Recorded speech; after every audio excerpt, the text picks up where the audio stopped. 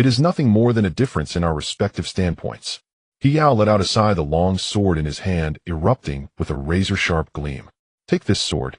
Hiao closed his eyes, and in that instant a sudden flash of insight arose as he uttered a low shout. Upon a field of crumbling ruins, two figures clashed. Dust burst into the air as motes of spiritual light scattered wildly. In terms of sheer strength, Hiao was inferior to Song Dong, whose cultivation had even been forcibly suppressed. Yet his swordsmanship had reached a transcendent realm. His sword light danced like a cold moon in the night. After several exchanges, Chen Shihao drew the sword that hung at his waist. The keen sword tip pointed straight at Hiao. Thunderlight, soaring dragon. Sword chi surged forth like a dragon in flight, filling the sky with radiant spiritual light. The sword rose then fell. Thrusts and parries, feints and piercing strikes. This was a duel fought purely through sword techniques. Elsewhere, Xia Jiao and the others made their move while Qin Chuxiao remained suspended in midair, still controlling the destructive thunder sea. Under that terrifying onslaught, the vast Tianhe Xinzong was annihilated.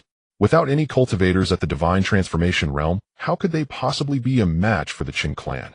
As expected, most were slaughtered and the sect was wiped out. The scripture repository was plundered, and even the spiritual vein beneath the ground was torn out. Atop the ruins of the sect master hall, two streaks of sword light were still colliding. In midair, the clash of magical power resounded without pause. Overwhelming might swept up the dust that covered the ground. Heaven and earth dimmed. A mysterious tortoise roared, and the cry of a dragon echoed through the sky. You are quite impressive. Despite the absolute gap in strength, Qin Chu bore immense pressure. His entire body had been battered until his flesh split and blood flowed. In the sky, spiritual resonances rang on and on. The aged divine transformation cultivator's physical strength was rapidly declining. His vitality was on the verge of being completely exhausted. What a pity. Regret flickered in the old divine transformation cultivator's eyes, dark death spots speckling his skin. This was after all a powerhouse of the divine transformation realm. Even after death, his body should have remained incorrupt for millennia upon millennia, to say nothing of such death spots appearing. This meant that his vitality had already been drained utterly dry. Now he was enduring solely on one final breath and an undying primordial spirit. By crossing blades with you, I have gained much. Qin Chu spoke in a deep voice. His martial essence trembled as he stepped forward, spanning 9 divine halos in a single stride, and unleashed a punch. As my opponent, you have my respect. Now fall into desolation at the very height of your extremity. Qin Chu made his move, the totem behind him also unleashing its power. His punch struck like the collapse of mountains and the rending of the earth, causing all things to tremble. The boundless martial essence solidified into tangible force. His aura was terrifying. When the punch passed, everything was reduced to nothingness. Thus this battle came to an end. All the years. In the air, Wang Kuan sighed softly and turned away. His expression was strained and unnatural. Clearly he knew this old divine transformation cultivator who had just been obliterated by Qin Chu. That man had been a figure from the same era as himself. Now worn down by the erosion of time, his vitality had dissipated. He had been ground to death by someone like Qin Chu, a cultivator who had only just stepped into the divine transformation realm. In the end, not even his bones remained. My thanks to all of you. Chen Feng turned around and clasped his hands in salute. These 5 Void Return cultivators were all top-tier members of the Tianan Immortal Alliance. Many within Tianhe Xinzong had undoubtedly been acquainted with them. Now seeing the sect fall before their eyes, they neither spoke up nor intervened. This was in part giving Chen Feng some face, or perhaps more accurately, a sign of their fear of Chen Feng's strength. Aside from Sheng Qing, the other 4 bore somewhat awkward expressions. Chen Feng paid them little mind and gazed softly toward the distant horizon. Someone is coming. Dong Ning had crossed an entire great province with difficulty to draw near to the Chen territories, only to sense the auras of several Void Return cultivators reappearing in Wenzhou. It made him briefly suspect that those old comrades were toying with him. Helpless, he had no choice but to give chase once more. When he finally arrived, he discovered that Tianhe Xinzong, one of the top powers of Wenzhou, had been annihilated. For a moment he felt dazed. Just how much had he missed? What on earth had happened? Greetings, fellow daoists. Entering the scene first, he clasped his hands in salute to the others. Then he turned his head to look at Chen Feng, this somewhat unfamiliar Void Return cultivator. Is this fellow daoist the cultivator who recently broke through to the Void Return realm? Dong Ning looked at Chen Feng, a trace of understanding flickering in his eyes.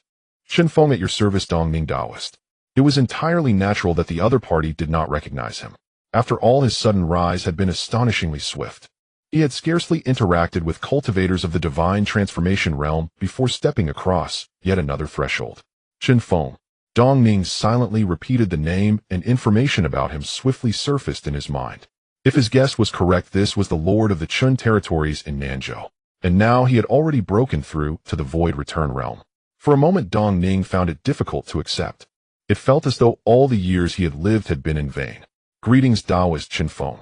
Daoist Chen Feng, you are truly astonishing, achieving Void Return in just a few short centuries. Dong Ning's face was filled with emotion. Inwardly, he could not help but think of how many years he had let slip by. He was already nothing but old bones. The two men shared a laugh, and thus became acquainted. Then Dong Ning's gaze grew heavy as he looked upon the surrounding wasteland. Tianhe had been reduced to a field of shattered ruins, its grounds nearly dug 3 feet deep. Daoist Chen Feng, why have you done this? He could not make sense of it, or top-tier power had been erased just like that. There is no particular reason. Those who offend my Chen clan shall be utterly eradicated, that is all. Chen Feng smiled, and waved his hand lightly as he spoke these words with calm indifference, causing the expressions of those present to shift repeatedly. In the end, they could only let out a soft sigh. Suddenly Dong Ning understood. After Lan Yu shared what he had witnessed of Tianhe Xianzong's deeds. He only shook his head slightly. Chen Feng's methods were far too radical, simple, and brutally direct. For tens of thousands of years, the 5 families and 7 sects had remained unchanged. Now with a single move, Chen Feng paid little attention to this old Void Return cultivator. The two did share a slight acquaintance.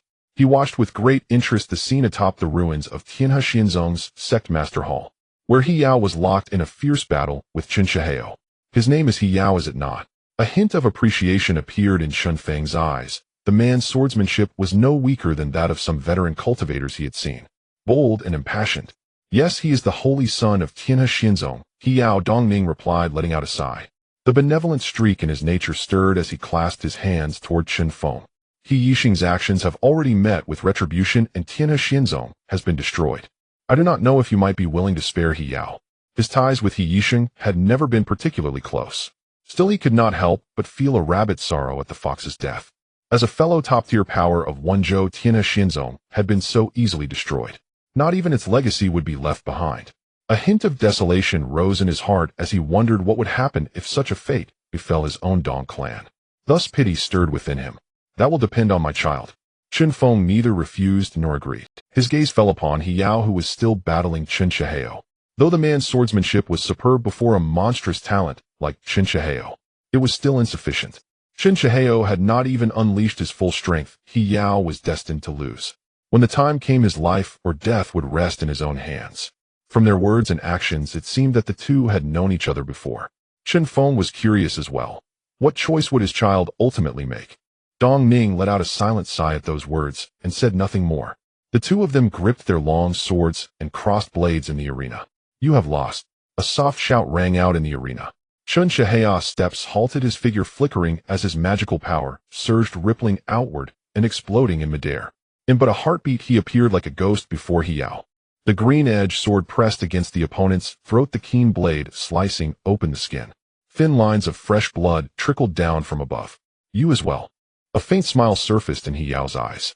His long sword was poised at the opponent's chest. If it advanced even a fraction further, it would surely shatter the heart and thereby annihilate the golden core.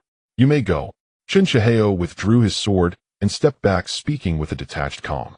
His own sword was swift, but the other's blade was no slower. Between them, victory and defeat were hard to distinguish. Moreover, the other had clearly possessed the chance to kill him, yet had not taken that final step. His own choice was born of mutual respect. As for the other side, what of him? His sect had been annihilated, his elders slaughtered, and yet he was still able to show mercy. He Yao felt a trace of astonishment and looked toward Chen Shihao. He had originally intended to kill him, but as a heaven-blessed prodigy and a fellow powerhouse on the path of the sword, compassion stirred within his heart. If he killed him, would he truly have avenged himself? No. Since he already knew what the outcome would be, his heart broadened in that instant. Go quickly. Sensing the confusion in the other's gaze, Chen Shihao waved his hand and turned away. I simply do not wish to lose a worthy opponent. Besides, you are quite impressive. With that, Chen Feng strode away. The Chun clan cultivators who had been encircling the area also dispersed their formation. They ignored He Yao and turned away to attend to other matters. In that moment, He Yao felt somewhat dazed. Gazing at the broken walls and shattered ruins around him, he gave a bitter shake of his head, slung his sword upon his back, and walked away in lonely silence. He walked on until his figure vanished into the afterglow of the setting sun. My thanks. Let us be off. Chen Feng waved his hand, gathering the surrounding spirit boats and the various Chen clan holdings. He swept them all away from that place, leaving only shattered ruins behind, and the powerful cultivators of Wenzhou standing there lost in thought. Dao friend Chen Feng, do not forget the battle of the sea and land prodigies. Because he was escorting so many Chen clan cultivators, he could not employ secret arts of the void. He could only lead the multitude streaking madly across the sky. The heavenly saint sect lay in almost the same direction as the Chen territory. Thus they traveled together for a time, and when they drew near Chen territory, they parted ways. Certainly, Chen Feng answered with a light smile. He had just been fretting over how to track down those brats of the Jiao people. Now someone had offered him a stage, and in doing so a world for the Tian'an Immortal Alliance. Feng Lang, when will you marry me? As they were about to part, Sheng Linmei clung to Chen Feng with reluctance, her voice soft. Given a bit more time, once Chen Feng broke through to return to Void, he would already possess the qualifications to come to the Heavenly Saint sect. After this campaign is over, I will come. Chen Feng smiled faintly, gently stroking her hair. Ahem. A dry cough sounded by his ear as Xia Jiao, being dragged along, looked at Chen Feng with some displeasure, an unreadable glint in her eyes. He was already an old senior, yet still behaving like this. After shooting back a dangerous look, Chen Feng said softly, "Let us head back first, and wait for me to come." Sheng Linmei turned back and pulled a face at Xia Jiao like a mischievous little girl. Xia Jiao's expression shifted slightly as she felt the air around them suddenly grow colder. Chen Feng could only hurriedly escort Sheng Linmei back to Xing Qing'er's side. Feng Lang, do not forget. You promised me. At the horizon, Sheng Linmei waved as her figure slowly faded from sight. Chen Feng let out a quiet sigh, his debts of affection were scattered across the sky. With his cultivation rising, he had not taken new wives in recent years, and his old partners, at home, had begun to reject newcomers. It left him in a difficult position, and he could only turn his gaze toward his children. The path of clan development is long and arduous indeed. Now then, tell me, how did you end up entangling yourself with people from the Heavenly Saint sect? After landing, Chen Feng delivered a brief address, then dismissed all his offspring. Once they had gone, Xia Jiao regarded Chen Feng with a smile that did not reach her eyes and pinched his waist in one hand. It is a long story. Having already broken through to return to Void, Chen Feng would hardly be affected by a bit of flesh pinching. He sighed softly and put on a look of deep tragic grievance. A long story. The corners of Chen Feng's mouth slowly lifted as his afterimage remained where he had stood, while in the next instant he appeared behind Xia Jiao and scooped her up in his arms. We have many days ahead of us, and let me tell it to you slowly. You villain. Xia Jiao let out a startled cry, suddenly understanding his intent. A blush spread across her face as she hastily said, "No, have Wainer and the others join us. Let us all have many days ahead together." After breaking through to return to Void, Chen Feng had become all the more fearsome. Xia Jiao felt a flutter of dread, her face growing redder and redder. When trouble arose, she without hesitation sold out her own sisters. That night a gentle breeze stirred. At the peak of ascending Immortal Peak, the demon thunder tree was undergoing a metamorphosis. After absorbing some of the thunderous power from Chun Chu's martial tribulation, its divinity began to collide, and with Chun Feng's aid it started to evolve. The demon thunder tree's entire body shifted from inky black toward a deep violet hue. Its aura grew even more solid, and its trunk became many times harder than most spirit treasures. The power of the formation linked to it likewise rose dramatically. After seizing the spiritual vein of the Tianhe Immortal sect, the Chen clan now possessed 2 6th-grade spiritual veins. They had over 20 5th-grade spiritual veins as well. With the density of spiritual energy greatly increased, children born in Chen commandery, now even if both parents lacked spiritual roots, had a high chance of awakening them. As for those whose lineage included even a single cultivator with spiritual roots, their descendants were almost guaranteed to be born with spiritual roots. Under such excellent conditions, their policy on childbirth changed once more. Every male cultivator of the Chen clan was now to father no fewer than 20 offspring in his lifetime. The women were left free to decide for themselves. At the same time, they vigorously encouraged men to marry into the Chen clan. For a time, the descendants of the Chen clan sprang up like bamboo shoots after a spring rain, hastening to blossom and bear fruit. It would likely not be many years before the population of the Chen clan doubled once more and cultivators would go from being merely common to being found everywhere. At the same time, the Chen clan established the Hall of Heroic Spirits. Any descendant who had rendered merit to the clan would, after passing on, have their name enshrined within the hall. This was not limited to cultivators alone. The mortal descendants likewise threw themselves into striving. If this world did not forbid the birth of things beyond its order, then according to Chen Feng's whims, even his mortal descendants would already be piloting towering constructs. Several more days and nights passed. In the far south of the southern province, the great sea surged and roared. The roar of the waves howled for tens of thousands of li. This was the message to Lingguan Daozhou that the war between sea and land was about to begin. At the same time, in the depths of the great ocean spanning one sea region after another, there stood an island encircled by massive walls with cultivators occasionally flying across the sky above. At that moment, a great sailing ship drew near the shore. At the top of the deck, a man wearing a straw rain hat with a bit of stubble on his cheeks and a long blade at his waist watched the islanders who had come to welcome him and smiled faintly. The sound of blades and swords being drawn rang out. Disembark. The Redland Dao Prefecture is lawless. Enslaving the people of Dao Prefecture, they are in deep waters and fire. A loud cry was followed by the clash of swords and blades. The sounds of weapons and spells colliding. Once again, it is you rebels damned. A roar echoed from within the city walls.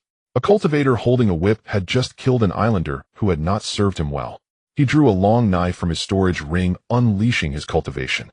Surrounded by commoners, they were obliterated under the aftermath. Outside the city, the might of the spells shook the air. Beasts. A figure stood tall in the sky. The long knife was unsheathed, engaging in battle with a wicked man. Chun Mu Yi looked at the corpses strewn across the ground, witnessing various inhumane means. Anger and sorrow filled his heart. For years ago, he had crossed the sea, enduring countless hardships and horrors, ultimately drifting to this maritime region. He was attacked by sea beasts and was ultimately saved by the human inhabitants of an island. There he taught them cultivation techniques, until the cultivator gang from the Redland Dao Prefecture set sail to pillage, searching for traitors, taking pleasure in taking lives, blocking news on land and sea. They arrived on the island where Chun Mu Yi resided, ultimately starting a battle. This led to reinforcements arriving for the enemy cultivators, and the islanders who had saved them were slaughtered. A massacre beyond comprehension. Thus, carrying the remaining islanders, they embarked on a drifting journey across the seas. The situation here was exceedingly complicated. Within the Redland Dao Prefecture, some commoners and small families could not bear the oppression of the entire Dao Prefecture environment, and others could not stand by and watch the rulers plunder. Leading their people, they set sail to seek a paradise beyond the world. However, the Redland Dao Prefecture was at the southernmost part of Tianlin continent. Blocked by chaotic seas, it had already become a land apart. It was very difficult for outside cultivators to reach this place. Similarly, the people of the Redland Dao Prefecture found it hard to escape. After learning about this information, Chen Mu Yi, who had received good instruction, became filled with righteous indignation and resolutely chose to stay here. At the same time, he also came into contact with several influential families unwilling to sink into corruption. Sea King, it's you. The wicked man with the knife recognized Chun Mu Yi's appearance. In the wanted notice issued in the Dao Prefecture, there was indeed such a person. Sea King, unknown origins, suspected to possess a mysterious cultivator's inheritance, a nascent soul initial stage cultivator. Crimes, killing servants of the Divine Radiance family, releasing evil citizens, and repeatedly destroying the Imperial Maritime Fortress. Bounty 800,000 middle-grade spirit stones. Keek. I did not expect that passing through here I could catch a fat fish. The wicked man twisted his neck, blood bursting forth from his body. His aura erupted violently, stirring up waves of turmoil. Wicked man. Chun Mu Yi looked at the cruel smile on his opponent's face, a hint of coldness flashing in his eyes. He had heard much about this person's deeds. It was simply outrageous, taking pleasure in killing while practicing the blood cauldron technique, using the life essence and the primordial yin of women as cultivation fodder. Submit obediently, and let me kill you. For the reward it will hurt less. The opponent was somewhat bloated with a face like a pig's head. Amidst the flab, one could vaguely see his evil grin. I heard the sea spirit is also on your ship. She's a renowned beauty in the Bibu Gulf. If you are Kik. Listening to the other's eerie laughter, Chen Mu Yi's coldness intensified, turning into a palpable killing intent. Wind cut. His body slightly bent, the cold light of the long knife reflected the power of the nascent soul attached to the long knife, and he stepped forward. The long knife swept through the cosmos. The fluctuations of magical power caused a burst of brilliance. Just a small trick, but I am a mid-nascent soul. The opponent chuckled, a large iron hammer coming forward. Bang! The long sword was violently shaken by the massive force, causing his arm to feel numb. The magical power was like light released forth. His dark hair fluttered, the straw hat soaring into the air. On the handle of the knife, blazing spirit fire ignited as it emerged. One could feel that the entire person was about to be melted by the high temperature. Blood spirit would descend. Chen Mu-yi flicked the long knife in his hand, turning around to slash with fierce flames. The raging spirit fire burned away the opponent's clothing and hair. The wicked man saw that things were turning dire, realizing the Sea King's power was greater than he had imagined, and reluctantly a flash of blood light appeared in his eyes. On the ground, the hard, stubborn stone was shattered. Countless blood-colored thorns, blood red and sharp above. It seemed to still be seeping blood, terrifyingly so. For a moment, the blood thorns were surprisingly unaffected by the spirit fire, cloaked in blood. They locked onto Chen Mu-yi from all directions. Once entangled, he would be devoured by the blood thorns, turning into nourishment. Horizontal knife. Chen Mu-yi's gaze revealed caution, mixed with some disdain. He flew backward, brilliant spiritual light bursting forth from his hand, slashing horizontally. The blood thorn was severed, but it lost vitality, writhing on the ground. Approaching Chen Mu-yi. Die! From behind a cold shout came a large iron hammer silently appeared. The might of the magical power was like a giant bear. Shaking the earth, all the surrounding houses were destroyed. Blood vines covered the ground. 5 spirits decision. Azure fire. Chen Mu-yi decisively activated the route of the 5 spirits decision. He bit his fingertip and in the air wrote several characters of fire with blood. Stepping forward, a bagua symbol stood atop his head. Bang!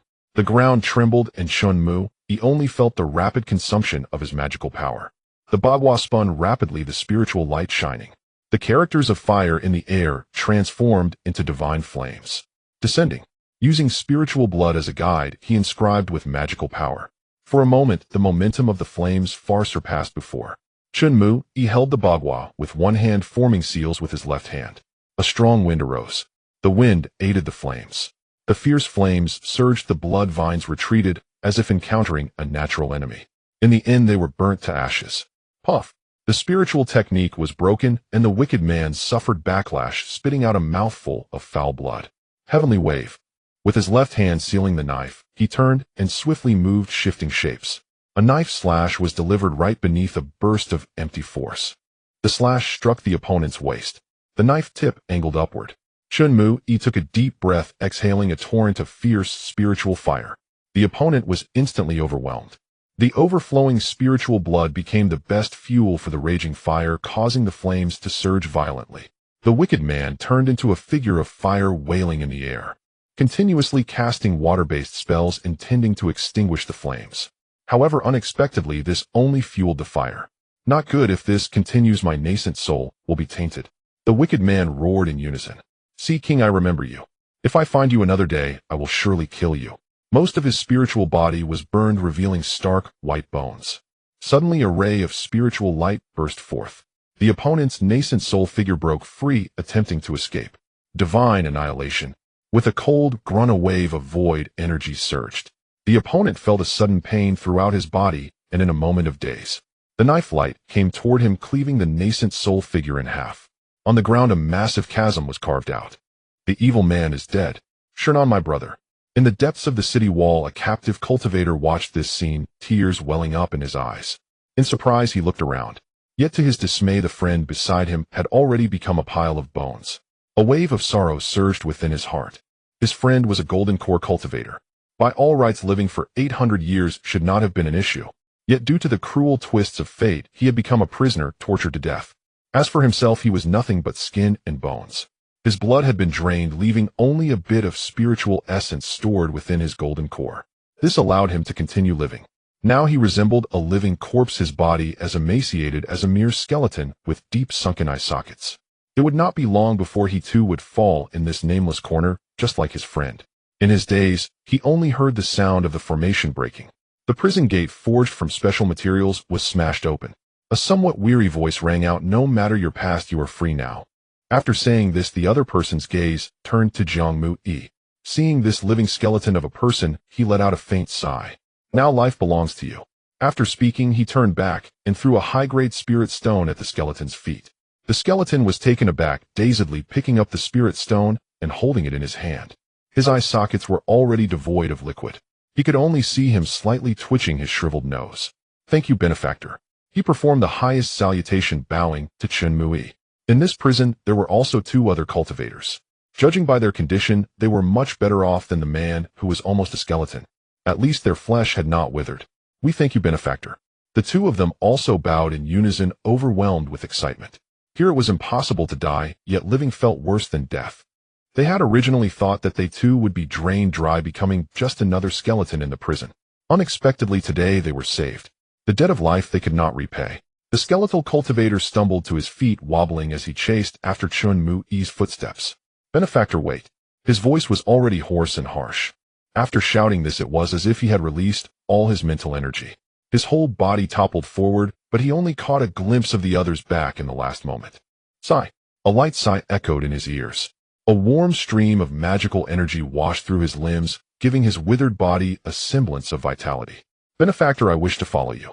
After the skeletal man regained consciousness, he quickly spoke, his eyes filled with longing and reverence. "Good." Chen Mu, he did not say much. Many followers on his ship had come this way. Such things were nothing new. The other 2 in the prison also quickly voiced their desire to follow. In their hearts, those like Chen Mu, strong cultivators who cared for the weak, were the true embodiment of great kindness. "Those who wish to follow me, come find me before sunset." Upon hearing this, several people's eyes glowed with intense vitality and excitement. At this moment, Chen Mui's followers had also arrived at the prison. Many were freed, and they shattered the concentration camp for mortals on the island. They were rescued. "Take them to the island of life." It was past noon, and the sun was slowly descending. Finally, they gathered the mortals and cultivators from the island. This place had once been a paradise. Yet now, after being found by the Red Earth Empire, each one had their spirits extinguished. The air was thick with death. The island of life. Is it the legendary Pure Land? Among the crowd, an elderly cultivator whose vitality had reached its lowest ebb suddenly burst forth with a shocking brilliance in his eyes, asking excitedly. "Indeed." Chen Mu, he smiled, his gaze carrying a hint of warmth. "Ha ha ha, I never expected to meet someone from the island of life in my lifetime. I have searched for the path of life for hundreds of years, and now finally." He did not continue, but turned to face the people behind him. "Children, did you hear? The benefactor comes from the island of life. Going there, we will no longer have to live in fear. It is the pure land of our Hongtu Dao prefecture." After speaking, a sense of relief appeared on his face. Looking at Chen Mu, he staggered forward a step. "I was originally the island lord here, or rather the patriarch of the Stone Clan. 10 years ago I was found by the tyrant's hounds, alas." A hint of sorrow appeared in the elder's eyes.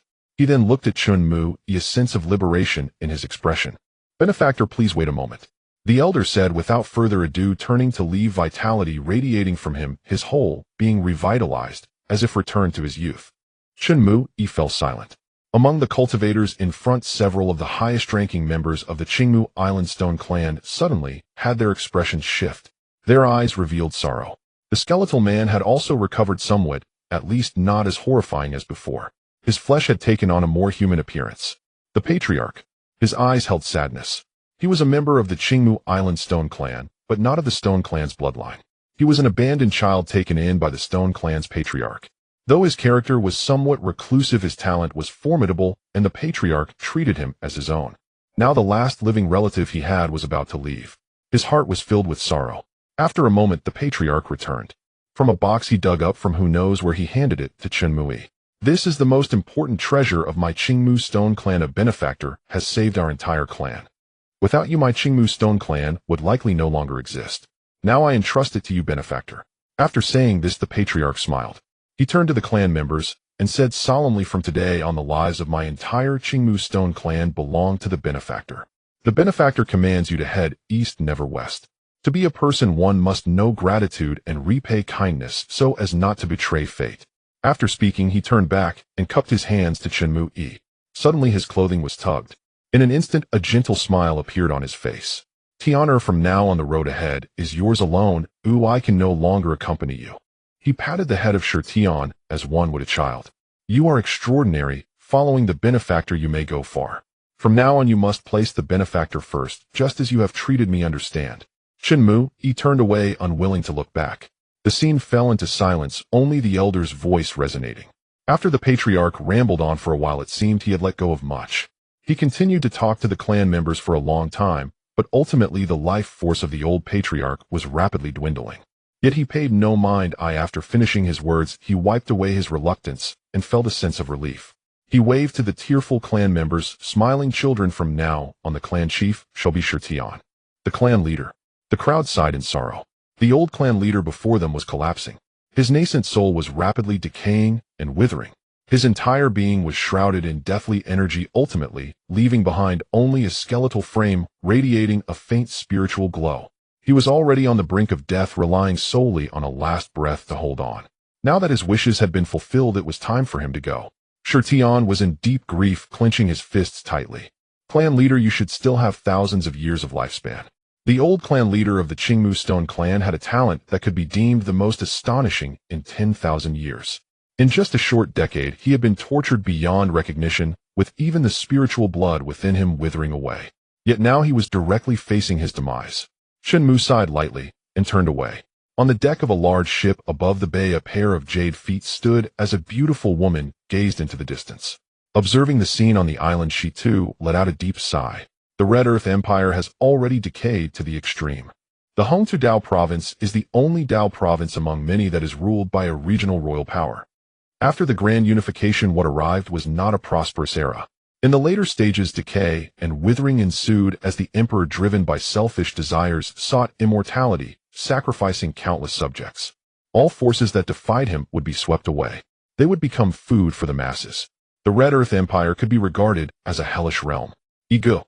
Under the setting sun, the shadow of Chen Mu walking along the shore was elongated by the evening light. The sea spirit waved enthusiastically. In the harbor, ship after ship set sail. Let's go. Chen Mu boarded the ship and spoke softly. Behind him followed a man with a resolute face. Shirtian firmly decided to join Chen Mu's crew, embarking on a journey across the ocean to train and rescue. Brothers, gather around. On the deck, Chen Mu assembled everyone. In just a moment, a team of 110 members, including sailors, was fully gathered.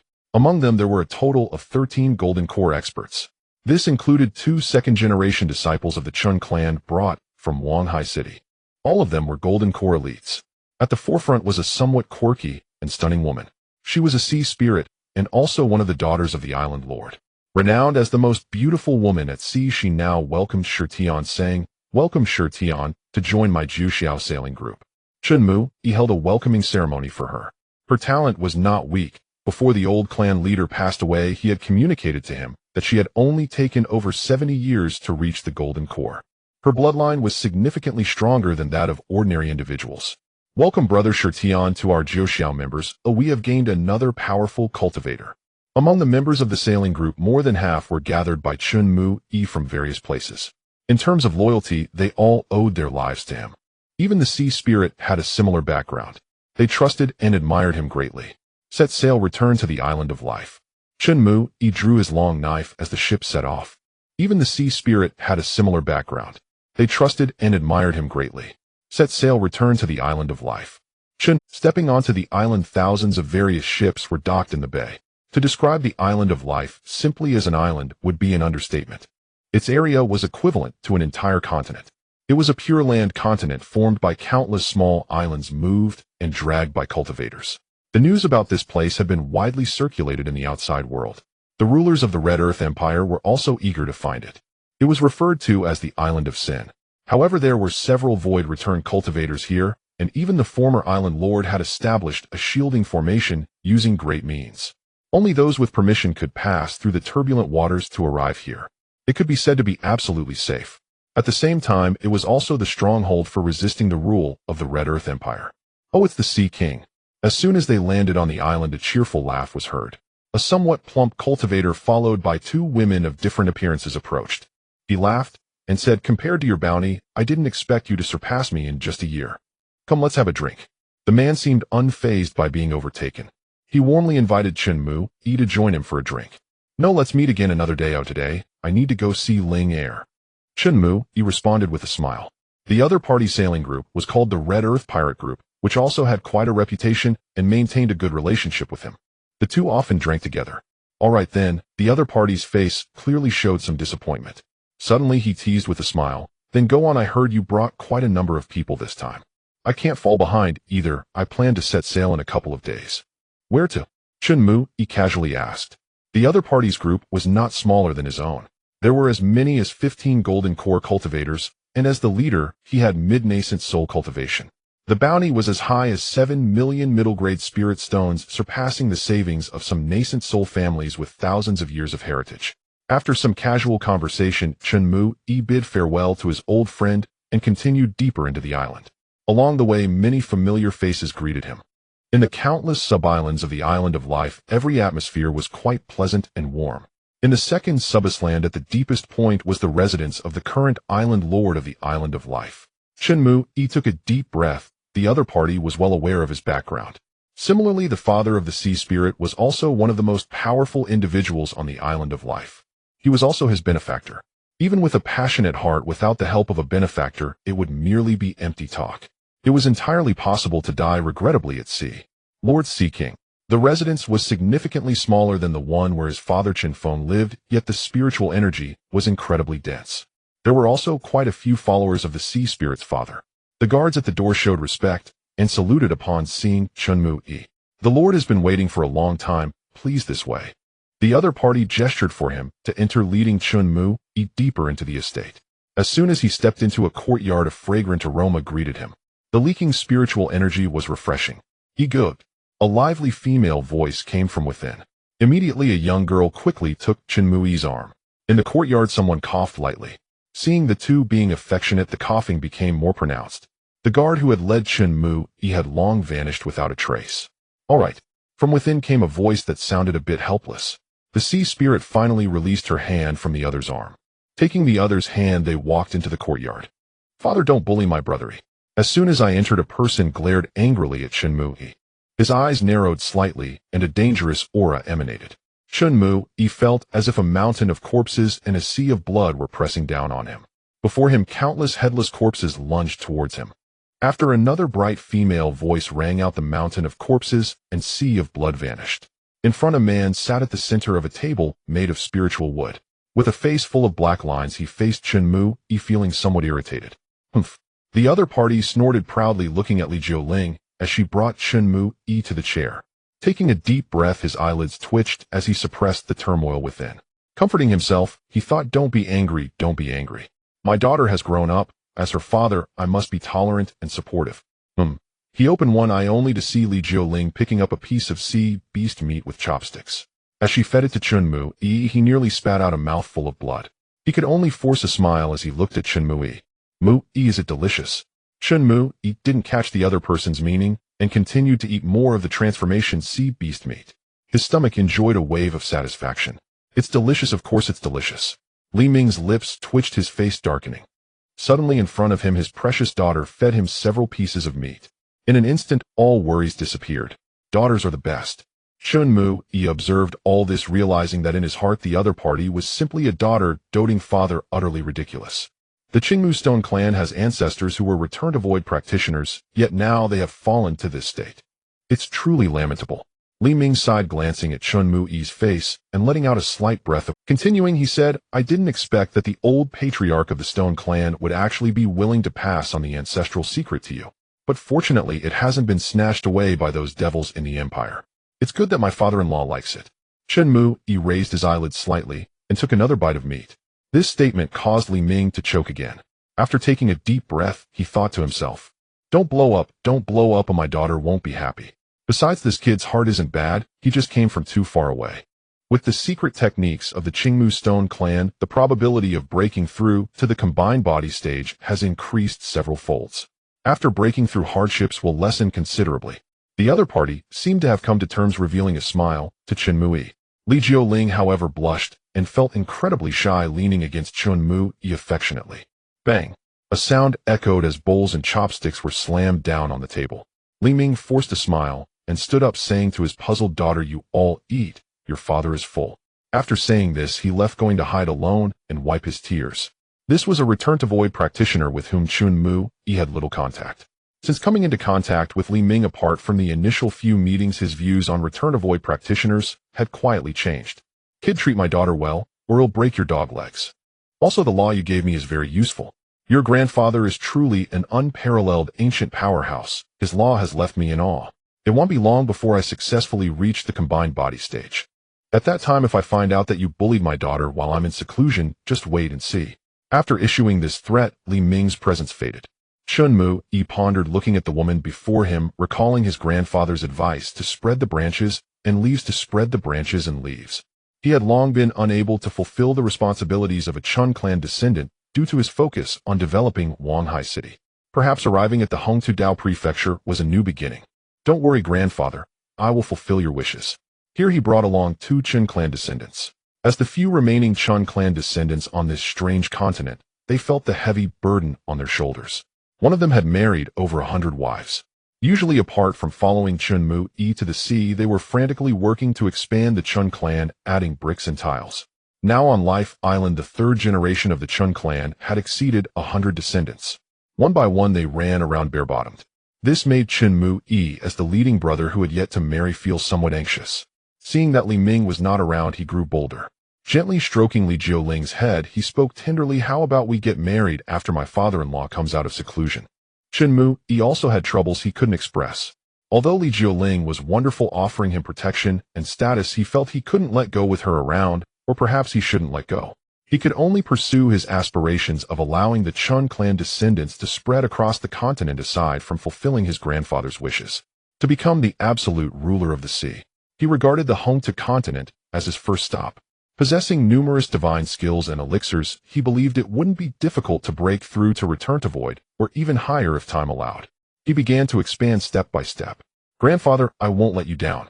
Chen Mu embraced Li Jioling's waist as the night gradually fell. On the 2nd island, the lights were bright. Hongtu Dao Prefecture, Hongtu Empire. Seaside City. This is the famous coastal city of Hongtu Dao Prefecture. At the same time, more imperial hunting dogs were stationed here, making bounties on the fugitive forces, families, and practitioners at sea. The evil male officer is dead. A ship resembling a ghost ship slowly approached the shore, bringing with it countless pieces of news. At the same time, there was news about Chen Mu. Do you know who did it? That old man of the Qingmu Stone clan is about to die. It's infuriating that someone has intervened. The Lord of Seaside City was incredibly furious. Before him stood the captain of the ghost ship.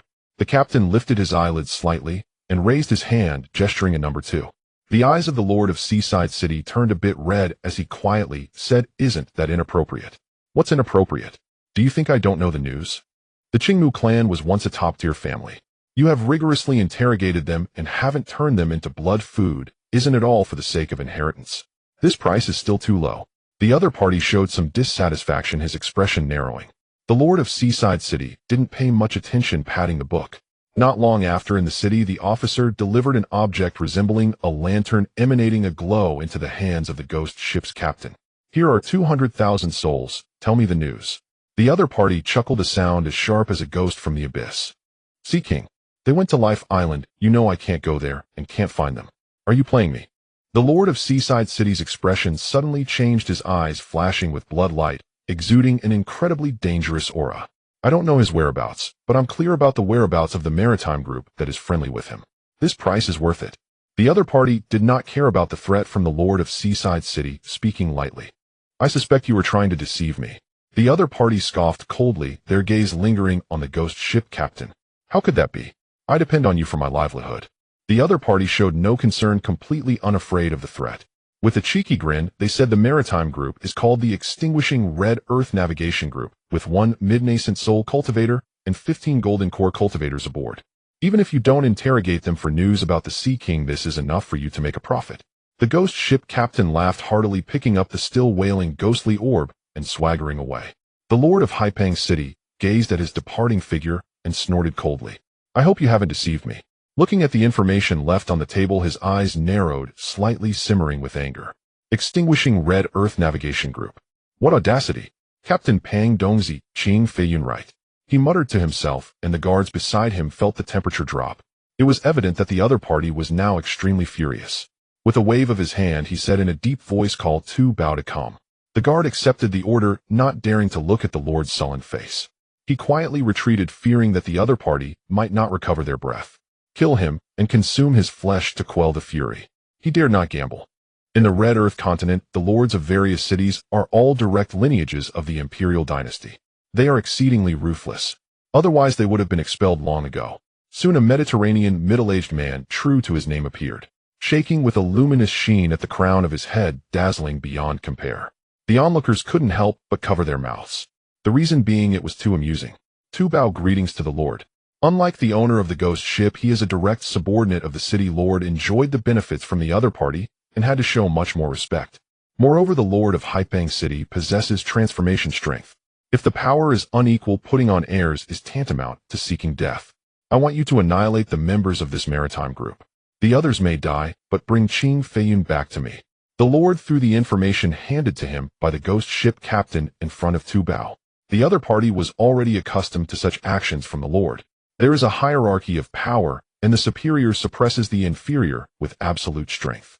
The weak revere the strong. This is the rule of the cultivation world in the Red Earth continent. Looking at the information above, the strongest is merely at the mid-nascent soul stage. For a moment, he felt somewhat disdainful. For him, at the peak of the nascent soul, annihilating this maritime group is as easy as pie. Rest assured, I won't shortchange you. After all, you are one of my trusted aides. The Lord knew how to wield both a big stick and offer sweet rewards. Understood. Tu Bao accepted the order and stood up. The smooth patch on top of his head shone under the light. In an instant it sparkled. The surrounding guards, along with the Lord of Haipeng City, all turned their gazes towards him. In that moment a sense of anger brewed within. Very displeased. Damn it, once I break through to the transformation stage, I will eliminate the damned old ghost restrictions. He cursed inwardly and stepped forward. If it weren't for participating in a previous operation, being ambushed by a mid-nascent soul cultivator, he would not have been inflicted with blood poison. This blood poison poses no other issues, merely a prick of hair on his head, filled with deadly malice. Even now, despite trying various methods, he has been unable to eradicate it. Only by breaking through to the transformation stage and undergoing a rebirth after shedding blood can it be completely eradicated. Now he has reached the peak of the nascent soul, just a little short on resources to break through to the next realm. This has led to a surge in the frequency of accepting tasks and actively taking on missions. 15 golden core cultivators would be enough for me to have a small meal. Looking at the intelligence in his hand, a bloodthirsty smile touched his lips. Among the forces within the Red Earth continent that collude with the Imperial Dynasty, almost every cultivator has practiced one or two demonic techniques. Here, after a life-and-death battle, the corpses belong to the victorious side. The entire Red Earth Dao state is akin to a place of fighting and raising insects. The weak prey upon the strong. If your cultivation is low and your strength is weak, you deserve to be consumed.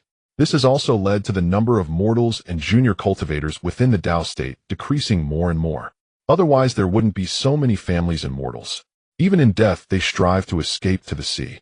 Of course, cultivators raised through such means won't be weak for long. It is said that within the royal family there is no less than one great being of the combined body stage, terrifying beyond measure. This has resulted in a vicious cycle of calamity with no successors. Meanwhile, within the royal palace of the Red Earth Empire, deep underground, there lies a vast blood pool akin to a boundless ocean. Countless vengeful souls have been buried here, and the entire imperial city is shrouded in gloom year-round. The stench of blood wafts for miles, the wails of vengeful souls, and the sounds of demonic creatures feasting on flesh echo endlessly. Ancestor, your descendants await your grand return to lead us out of the chaotic seas and to conquer the entire Tianling. In the center of the blood pool there stands a massive altar made of white bones. A middle-aged man clad in a red imperial robe has blood-red eyes. A faint prayer emanates from him. Unlike the imperial robes of the outside world, this one is different. Above, countless skulls and blood-colored demons are etched. It feels as though one has entered hell. Occasionally a few wraiths drift above the blood sea, wailing in despair. Inside there are powerful beings whose flesh sustains their souls. Day and night they are drained of energy by the altar, suffering immensely. Like madmen, they surge in the blood sea trying to escape. Yet they cannot break free from their shackles. Just as the emperor of the Red Earth Empire was praying, there were roars of powerful cultivators whose souls would not perish, emanating from all around the blood sea. The waves of blood surged, transforming into gusts of black wind, attacking the altar. Like terrifying, vengeful spirits akin to a bloody ghost king. Utterly chilling. Silence. The emperor of the Red Earth shouted coldly from the altar. The energy fluctuations stirred a ripple, extinguishing the remnants of the most boisterous spirit. You are all dead, behave yourselves. For the great cause of the empire your deaths are warranted. You should sacrifice yourselves for my empire. You should feel honored to disperse your souls voluntarily, allowing my ancestor to absorb them. Is that not so? The Emperor of the Red Earth cast a glance at the scene before him, a mountain of corpses and a sea of blood, remaining unmoved. Within the blood sea it seemed to boil. A wraith floated out, its soul stained with blood, adding a touch of ferocity. It was none other than the spirit that had been scattered by the Emperor of the Red Earth. Now it had once again utilized the energy of the blood sea to achieve rebirth. The purity of its soul had been tainted with a crimson hue. Clearly, if this continued, it would be completely assimilated by this blood sea. His eyes were filled with desolation devoid of anger, only hidden malice lurked deep within. Mi Qian, you beast.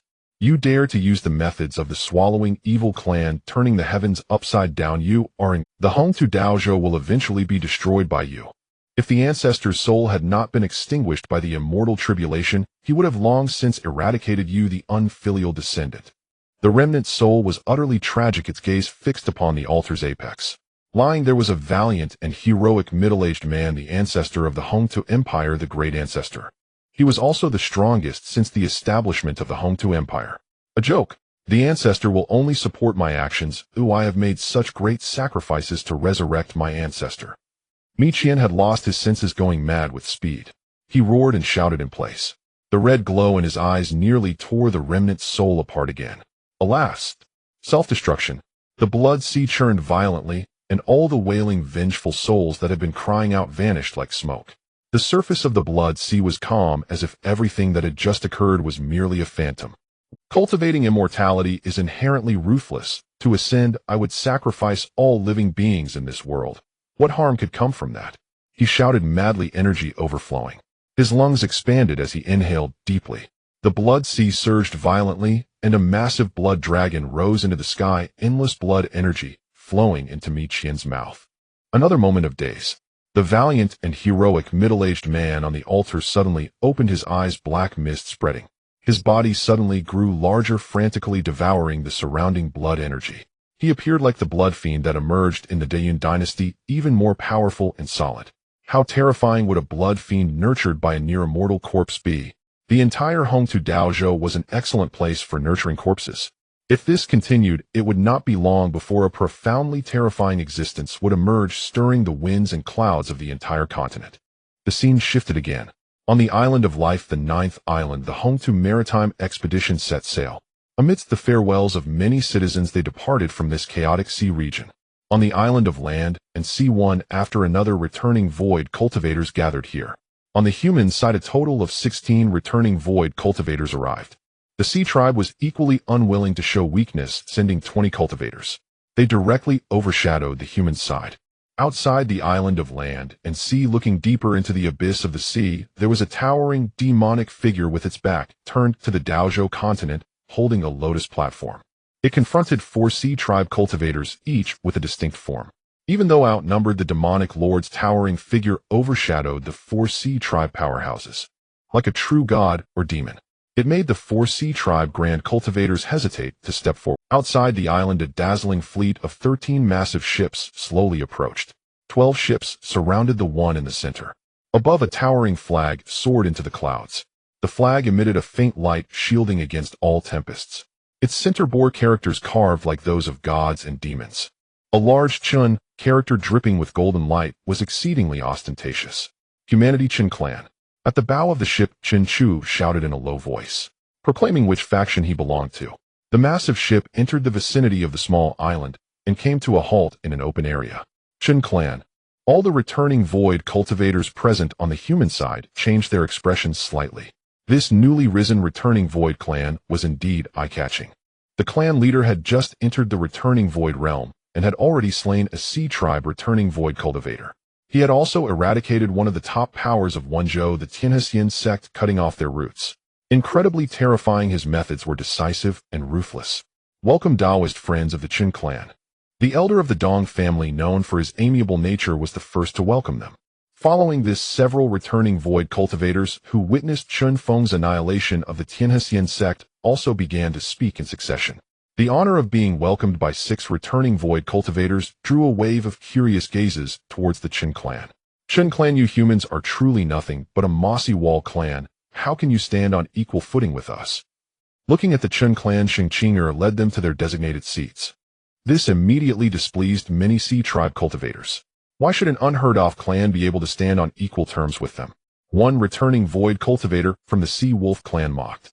The Sea Wolf clan, already at odds with the human race, would seize any opportunity for humiliation. The human returning void cultivators present were momentarily stunned. They all turned their gazes towards the position of the Merfolk clan. The human returning void cultivators present were momentarily stunned. They all turned their gazes towards the position of the Merfolk clan. Mouths tightly shut. 3 outstanding Merfolk cultivators, however, were fixated on the direction of the Chen clan. Their clan's priest had died in the territory of the Chen clan, which was a tremendous humiliation. Of course, it was kept secret, but these core disciples would still be informed. It was also to set a trap for other. After all, the Merfolk had lost 2 returning void cultivators over the years, severely wounding their vitality. If they could trap one, it would be worth it. They never expected that a clan would fall for it so soon. The human returning void cultivators shifted their gazes back to the direction of the Chen clan. This remark was laden with provocation. They believed that given Chen Feng's temperament, he would not endure it. The Merfolk were also waiting to see the joke of the Sea Wolf clan or the Chen clan. In their hearts they wished to shout, "Let them fight! Let them fight!" At the same time, the leading priest of the Merfolk squinted slightly, constantly calculating in his heart. After that esteemed one awakens, the Lingwen Daozhou will surely be reshuffled. For the benefit of my clan, we can harm others to benefit ourselves.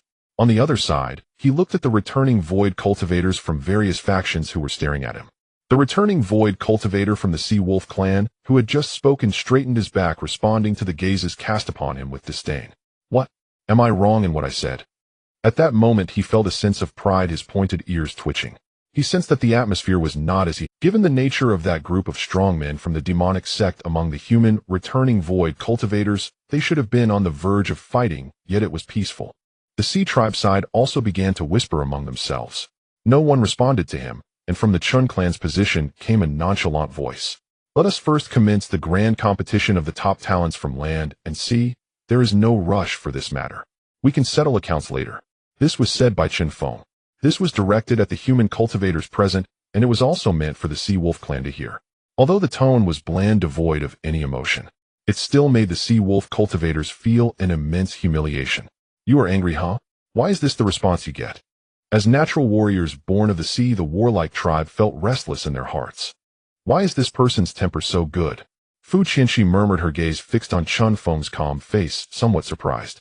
Then let's begin. In the human race's return to void, some could no longer wait. They had been preparing for this day for a long time. During this time, the demon lord of the heavenly sacred gate had even clashed with powerful beings from the deep sea several times. Their hands were also quite eager. Beside the ancestors of various return to void forces sat several young cultivators, all of whom were nascent soul practitioners. At the seat of the Blue Yu dynasty, Lan Yu was also accompanied by 2 cultivators, namely the Blue Book Princess and Lan Yi's offspring. All were at the mid-stage of nascent soul cultivation, which could be considered not strong. Qianqian, Chun Ruoshi, sitting upright on the platform, sensed an extremely familiar fluctuation of mana approaching her. She turned around in surprise, looking towards the direction of the heavenly sacred gate. There a woman in red was enthusiastically waving at her. Chen Ruoshi responded with a gentle smile. That was one of her few friends, Sheng Qianqian. This conference was a collaboration between the heavenly sacred gate and the merfolk of the Sea tribe to control the situation. They stood at the very peak of the central arena. On the stage, an older cultivator from the heavenly sacred gate was acting as the host. This was an old return-to-void practitioner who had existed for an incredibly long time. Many cultivators present recognized him or had heard of his legends. Sheng Kanglin, you're still alive? A surprised exclamation echoed in the air. That was the great commander of the Merfolk tribe and one of the controllers of this event. Little Mermaid, if your king is still alive, how could I possibly be dead? Sheng Kanglin gazed at him indifferently, his body appearing slightly aged. Yet his strength was restrained and his spirit was exceedingly vigorous, surpassing many of the cultivators present. Sheng Kanglin's words silenced the other party. Among them, a merfolk cultivator angrily shouted, "Who do you think you are? How dare you compare yourself to our king? Shut up." In the air, the great commander of the merfolk roared, his fierce aura pressing down on the merfolk transformation cultivator who had spoken. Too late. With a light laugh, an invisible force broke through. The energy that had originally confined the merfolk transformation was effortlessly shattered. That merfolk exploded on the spot, blood splattering everywhere. Strong individuals must not be insulted, Chen Feng said lightly, as if he had merely crushed an ant. His brutal attack shocked the entire venue. His strike was decisive and ruthless. The great commander of the merfolk had an extremely grim expression as one of his kin was killed right before his eyes. It was simply a humiliation. What do you want to exchange a few moves with this old man? Want to understand this old thing that you claim is already dead in your mouth? Chen Feng raised his eyes and swept over the great commander of the merfolk. The latter avoided his gaze, took a deep breath, and did not retaliate. Then he scanned the faces of every return to void outsider present. No one dared to meet his gaze. Chen Feng has become increasingly terrifying. The elder leading the Sea Wolf tribe's team wore a serious expression. Beside him, the cultivator who had previously provoked Chen Feng had a similar look. It was feared that the other party was not far from breaking through to the integration stage. No one present could overshadow him. The great commander of the merfolk closed his eyes and said in a deep voice, "All right, since you have already taught a lesson to the disrespectful, let us conclude this matter to avoid affecting the proceedings of this conference." The great commander of the merfolk, being a wolf exterminator, cast aside the incident of his kin being slain. He fixed his intense gaze on Chen Feng. His expression fluctuated as he secretly thought, if it weren't for my king's orders to prevent any disruption to the major event, I wonder how long you can remain arrogant. The great commander of the merfolk was not weak himself, being at the late stage of return to void. In terms of lifespan, he had already lived for tens of thousands of years like an immortal being. Even if Chen Feng was strong, he was merely at the peak of return to void. If all the return to void cultivators present were to join forces, they could easily defeat him. However, they could not do so now. In the Lingwen state, the demon race's strength was also considerable. Why did they not dare to frequently clash with the human race? Was it not because the latter's high-end forces were suppressing them? Integration stage cultivators are the key to determining the outcome of a racial war. Generally, they do not dare to engage in large-scale battles involving integration stage cultivators. Whichever side falls will result in absolute annihilation, potentially leading to the complete extinction of a race. Without complete certainty, they would not leave the words of those strongest. Before the fight even begins, those like them would be completely wiped out. This is the first confrontation of the sea and land prodigies. Each prodigy participating is a seed of their respective forces. Try not to cause any fatalities. Chen Feng began to give a speech before the start of the competition, narrating a series of rules and superficialities. In the battle of prodigies, there are differences in strength among them, and we cannot discern them well. Hence, the first match will involve draws among cultivators of the same realm and minor realm. The winners will advance and continue participating in the draw to face off against the two victors. After briefly introducing the rules, a group of cultivators from the heavenly sacred gate stepped forward. They carried various spiritual treasures and approached the forces to conduct assessments of their levels and strengths. The Chen clan had done the same before. "I have met Senior Chen Feng, blessings upon you." A relatively attractive female cultivator approached Chen Feng, carrying a glazed mirror. "No need for such formalities." Chen Feng nodded, examining the spiritual treasure in her hand. As a 6th-tier artifact refiner, he was capable of creating treasures suitable for return to void cultivators. The mirror in her hand resembled an ordinary spiritual treasure. However, its actual use was similar to a demon-reflecting mirror. The mirror in her hand resembled an ordinary spiritual treasure. However, its actual use was similar to a demon-reflecting mirror. As an artifact master, Chen Feng was able to discern a bit of its mystery. If it were anyone else, they would likely play with it for a long time without discovering its secrets. "Senior Chen Feng, which prodigies from your clan are participating?" The messenger from the heavenly sacred gate appeared very polite, quietly inquiring. Unlike their treatment of the Sea tribe, they did not directly use the demon-reflecting mirror haphazardly. As soon as the words were spoken, all 8 kings immediately turned their attention over. Their eyes were filled with eager anticipation. Chen Feng silently watched Qin Shufan, who was raising his fist. He wanted to slap him. What business did a mere foundation establishment cultivator have at a gathering of nascent soul cultivators? However, he was quite assured of his own offspring. At under 12 years old, he was at the peak of foundation establishment. It was simply terrifying. If he waited a few more decades, he might even participate in this nascent soul battle. "Feng, I will go." "What are you making a fuss about? Is it an error?" Chen Feng sighed helplessly. It was simply because Xia Jiao had stepped over. In his eyes, battle intent emerged and a chilling aura began to seep out. Xia Jiao's expression darkened as she swiftly approached, pinching Chen Feng's soft flesh. Forgive me for the laugh. Chen Feng smiled slightly at the envoy. Among the 8 kings, he looked at Chen Chu, who was raising his hand. He sighed slightly in his heart. Transforming into a spirit, one should not join the commotion. Chuling Ruashi, you two go. Chen Feng directly skipped his self-recommendation and began to command the troops. Chen Chuling seemed to have inherited the dragon's legacy, his physical strength reaching a transformative state. However, the opponent's bloodline power was leaning towards dragon blood. Even purer than a pure-blood dragon. Additionally, Chen Ruox's power. Chen Feng couldn't discern, but he was aware of the opponent's peak nascent soul cultivation. This was enough to explain everything. Moreover, there was the old lady accompanying him. Her strength was not to be underestimated. Father, I want to go too. I can challenge the nascent soul. Chen Feng smiled insincerely. Looking at the envoy, he chuckled lightly. Is the registration done? The envoy, after taking a seat. Chen Feng smiled insincerely. Looking at the envoy, he chuckled lightly. Is the registration done? The envoy, after taking a series of photos of Chen Chuling and the others, put away the mirror. Completed. Senior Chen Feng, I will take my leave now. The envoy was no fool. He glanced at Chen Chuho, and then at Chen Feng, whose facial muscles were twitching. He hurriedly fled the scene. Chu, your younger brother, is getting a bit carried away. Go. Make him. In the cultivation world, one must remember not to aim too high. If you haven't even grasped the golden core, how can you think about challenging the nascent soul? Chen Feng waved his hand, and Chen Chu immediately understood. Younger brother, let's go. Chen Chu lifted Chen Chuho, transforming his chi into a dragon riding a giant dragon as they disappeared. Within the Chen clan, the family tradition was pure. The elder brother teaching the younger brother was a beautiful scene. Chen Chufan silently lowered his raised hand and hid behind Chen Chushao. Chuling, remember not to fight to the death. If you encounter a powerful member of the Sea Tribe, retreat if you cannot win. That is not disgraceful. Losing your life is disgraceful. To be flexible is the hallmark of a true man. Do you understand? Chen Feng looked at Chen Chuling, who despite his strength still had some inadequacies. However, compared to the most monstrous geniuses among the Sea Tribe, his foundation was somewhat insufficient. He needed to consolidate. After all, Chen Chuling's realm was only at the early stage of nascent soul.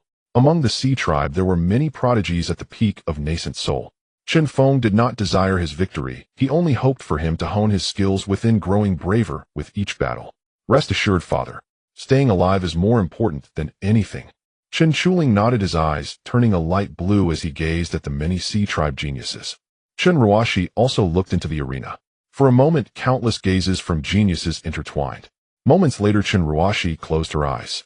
In a deep voice, she stated, Ling, if you encounter that person from the Sharkman clan with a shark fin after a few rounds of fighting, just admit defeat.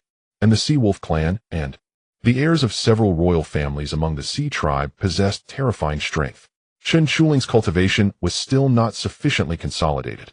Rest assured, Chen Chuling silently nodded. He also sensed several powerful auras. However, instead of feeling frightened, his battle intent soared. At this moment in the desert within the Hall of 10,000 Beasts, a giant demonic elephant stood before a cloaked figure radiating a red glow. Facing the overwhelming presence of the massive creature, he remained utterly still. King of 10,000 Beasts, I have made myself clear. If you do not make a move this time, there will never be another chance. A somewhat shrill voice emerged from within the cloak. The King of 10,000 Beasts bowed down, his crimson eyes fixed on the figure. I find it hard to believe the words of your evil master lineage. A gust of foul wind blew the cloak aside, revealing a face marked with patterns resembling tadpoles and a bald head. This was a human. In any case, I have already said what I needed to say. The Sea Tribe is prepared. The Demon Lord will surely die. The voice of the figure grew sharper, paying no mind to the King of 10,000 Beasts' subtle movements. Instead, he cooperatively removed the cloak. It was the face of a slightly green-skinned human cultivator covered in black tadpole-like patterns. However, the only thing in his eye sockets was a spreading evil aura. Upon seeing the figure's face, the King of 10,000 Beasts' pupils abruptly shook. How can it be you? This is my utmost sincerity toward you. After saying this, the figure put the cloak back on, indifferent to the King of 10,000 Beasts' thoughts, as he silently walked out from the enormous palace. TNN Immortal Alliance. If the human race were to unite, I would surely not be a match for them. TSK, TSK, TSK. After a moment, the King of 10,000 Beasts raised his foot and lightly stomped it on the ground. The entire hall of 10,000 beasts felt the terrifying tremor. All beasts gather. Is it just 2 states of land? Even as a member of the beast race, I still do not dare to trust the words of your evil master lineage. The king of 10,000 beasts' gaze pierced through the void, looking into the distance. At this moment, on a small island in the ocean, the information gathering had been completed. All parties of geniuses were ready. In total, there were 57 participants from various sea and land factions. Among them, exactly 100 nascent soul geniuses. However, the sea tribe had 10 more than the human tribe. Saint Chantian, right? This young master has taken a liking to you. If you lose, how about returning with me to become my lady? On the stage, the geniuses from both factions gathered. Among them, the young master of the Sea Wolf clan surveyed Saint Chantian with a frivolous gaze. The essence of a witch is deeply rooted in charm techniques. Even outsiders were captivated by her allure. Ridiculous. Saint Chantian was not angered and coldly uttered 2 words. In that instant, her eyes turned purple and a deterrent power rippled outward. Interesting. The deterrent force caused the young master of the Sea Wolf clan to pause. Then his face was filled with excitement. Little by, since you have your eye on this human girl, then let me have the beauty beside her. The young master of the Sharkman clan had a face full of mischief.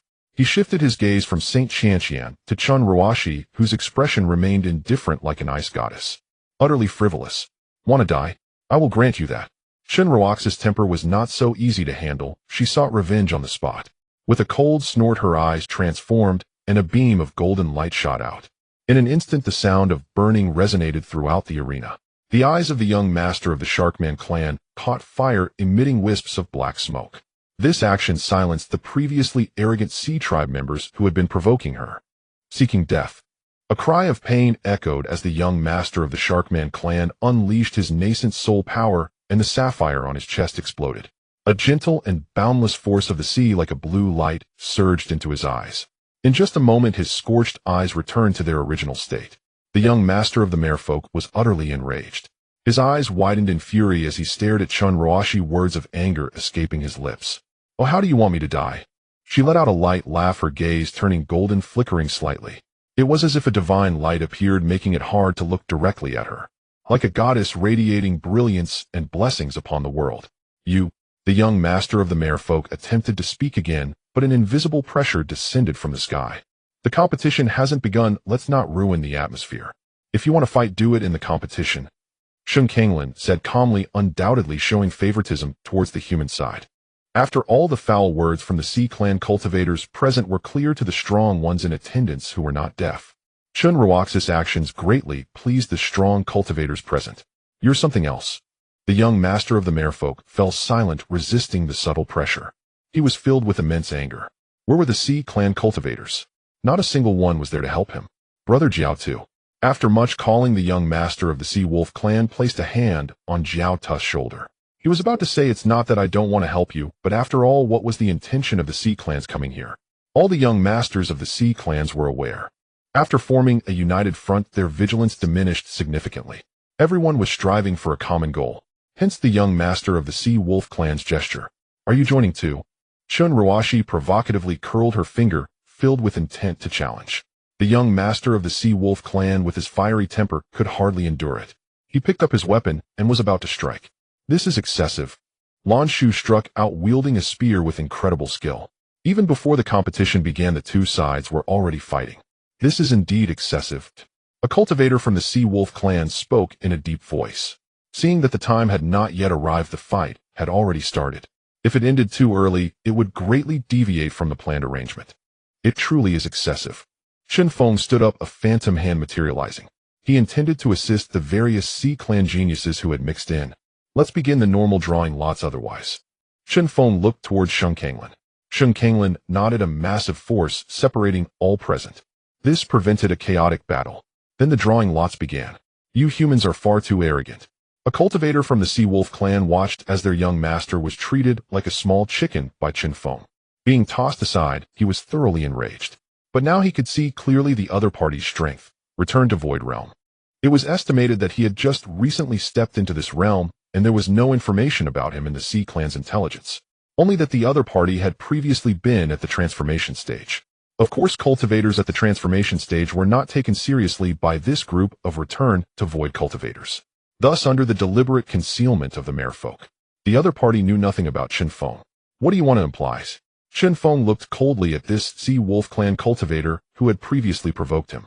You, a mere newcomer to the Return to Void realm, dare to act arrogantly here with me? The other party roared, the phantom of the sea wolf god appearing behind him. The sight was terrifyingly awe-inspiring. Just the mid-Return to Void stage. I truly haven't placed you in my eyes. Chen Feng stood with his hands behind his back, radiating golden light. Like a divine figure manifesting in the world, a towering shadow rose from the ground, overlooking all beings. You have some guts. Do you think there is no one in my Sea Clan? The Sea Clan side, all the Return to Void cultivators burst forth with their cultivation. In an instant, their magical powers resonated, creating a boundless wave of might. Silence. Chen Feng unleashed his full power, and the human cultivators also exerted their strength. The magical powers of both sides intertwined like the balance of good and evil, one divine and one demonic, with two opposing forces confronting each other. It's not yet time. A transmission was sent from the mouth of the merfolk's great chief to the explosive Sea Clan cultivators. The scene was filled with countless strong cultivators, all feeling a chill run down their spines. They feared that at any moment an unprecedented battle would break out. Their hearts raced with anxiety. The Sea Clan side looked similarly alarmed, their expressions shifting dramatically. With so many Return to Void cultivators acting simultaneously, the explosive aftermath could easily shatter everyone present. Chen Feng, you wouldn't want my Sea Clan to engage in battle with you right now, would you? The great chief of the merfolk spoke, his gaze slightly solemn as a trident floated in his hand. A blue light shot up into the sky, revealing it to be a spiritual treasure refined by a combined realm cultivator. Its power was terrifying. It suppressed all turmoil. Ha ha ha, what a joke. What is there to fear? Little did he know Chen Feng was not playing by the rules. According to logic, both sides should be exchanging some soft words now, making a big deal small and small matters trivial. Unexpectedly, Chen Feng held up a black lotus with the intent of destruction lingering. The energy within was enough to obliterate the heavens and annihilate all living beings before them. At this moment, the great chief of the merfolk looked incredibly grim. In an instant, he found himself in a dilemma. Unavoidably, he turned his gaze to the main characters involved in this matter, automatically overlooking the younger generation, focusing instead on Chen Feng and Lang Tong. How do you plan to resolve this? You cannot let your personal feud ignite a war between the sea and land. The great chief of the merfolk had no choice but to swallow his anger again. After all, he was not fully prepared yet. It was too early to erupt into a great war now. Many strategies had yet to be implemented. To ensure absolute certainty, he had to take a step back. A mocking expression appeared on Chen Feng's face. He understood in his heart. The demon lord had conversed with the leader of the Fishman clan, fully informing the higher-ups of the Holy Gate. What intentions the other party harbored were also crystal clear. Otherwise, they wouldn't be so rigid. They sought to take advantage of their inability to act and create a chain reaction from a single thread. To properly strike at the opponent's arrogance, best to take a few lives. Thus, Chen Feng set his sights on Chen Feng, an unexpected presence on the sidelines. Before Chen Feng could transmit how Chen Feng should act, the sound of a sword unsheathing echoed. Chen Feng raised a rusted long sword, pointing it at Lang Tong. In a cold voice, he declared, "He has repeatedly provoked my human clan, challenged my Chen clan. I cannot tolerate this. Cultivating immortality is ultimately for one's own contentment. I intend to fight him regardless of life or death." The chill emanating from Chen Feng suddenly erupted, and the surging sea surface was instantaneously frozen, transforming into a pure white expanse. The great chief of the merfolk furrowed his brow, focusing his gaze on Chen Feng. He was well aware of the other party's information. Not long ago, Baidu had died at his hands. He had quite a few calculations in his heart. If a fight must happen, your words have saved this elder from future concerns. If you seek death, it is not up to me. Lang Ting did not care about so much. Upon seeing Chen Feng's challenge, he felt a surge of joy in his heart. Before the battle commenced, he decided to first slay a void return cultivator from the opposing side. Such merits could undoubtedly add several grand strokes to his achievements within the clan. The leader of the Sea People displayed no visible emotions on his face. Yet in his heart, he was already overjoyed. This fool was exactly what he wished for. Whether Chen Feng died, or he died, it would be beneficial and harmless to the Sea People. Chen Feng, my friend, do not jest. Chen Feng looked at Chen Feng, who he knew possessed considerable strength. Just moments ago, Chen Feng had showcased extraordinary prowess. The momentum contained within was not the slightest bit inferior to that of an average mid-stage void return cultivator. This greatly broadened his horizons. However, even so, the risks were considerable. If not handled well, it could lead to disastrous consequences. Chen Feng waved his hand and smiled, saying, I am not afraid. Just a mixed-breed wolf. This statement ignited the fury of all the sea wolf cultivators present. Those who were still considering how to suppress Lang Ting now set aside their intentions. They wanted Lang Tong to properly educate this arrogant human cultivator before them to slay him and display the might of the sea wolf clan. Kill. Jiao Bao, let me fight. Lang Tong disregarded everything else, his claws poised for action. Another roar erupted, transforming into a giant wave. The roar was immensely powerful, as if it aimed to devour everything. Go ahead. The leader of the sea people did not attempt to intervene. The mid-stage void return cultivator from the sea wolf clan did not try to stop him either. He decided not to wade into these murky waters. Besides, if Lang Tong died, it had nothing to do with him. He was pleased to see it. The battle between the young prodigies had yet to begin, but the older generation's battle had already commenced. The human race must win. An unknown faction among the human race roared, and in that moment the various factions of the human race set aside their past grievances. They united, roaring in support of Chen Feng, the void return cultivators representing the pinnacle strength of a major force within the Lingwen Dao state. With only a few in the integration stage, the void return cultivators were the very peak. Their status was unshakable. As the void return battle commenced, it stirred the hearts of many. In the sky, the winds and clouds shifted. The two intentionally avoided the nearby islands, heading deeper into the sea. They continued until they were about 1,000 miles away. Human void return, you will die a miserable death. The giant wolf roared, causing monstrous waves to crash in the sea. The heavens seemed to be obscured.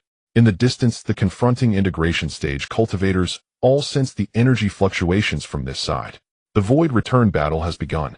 Has something gone awry? The several major integration stage cultivators of the Sea clan were all taken aback, sensing only the presence of two void returns. The stone that had been weighing on their hearts fell away. Interesting.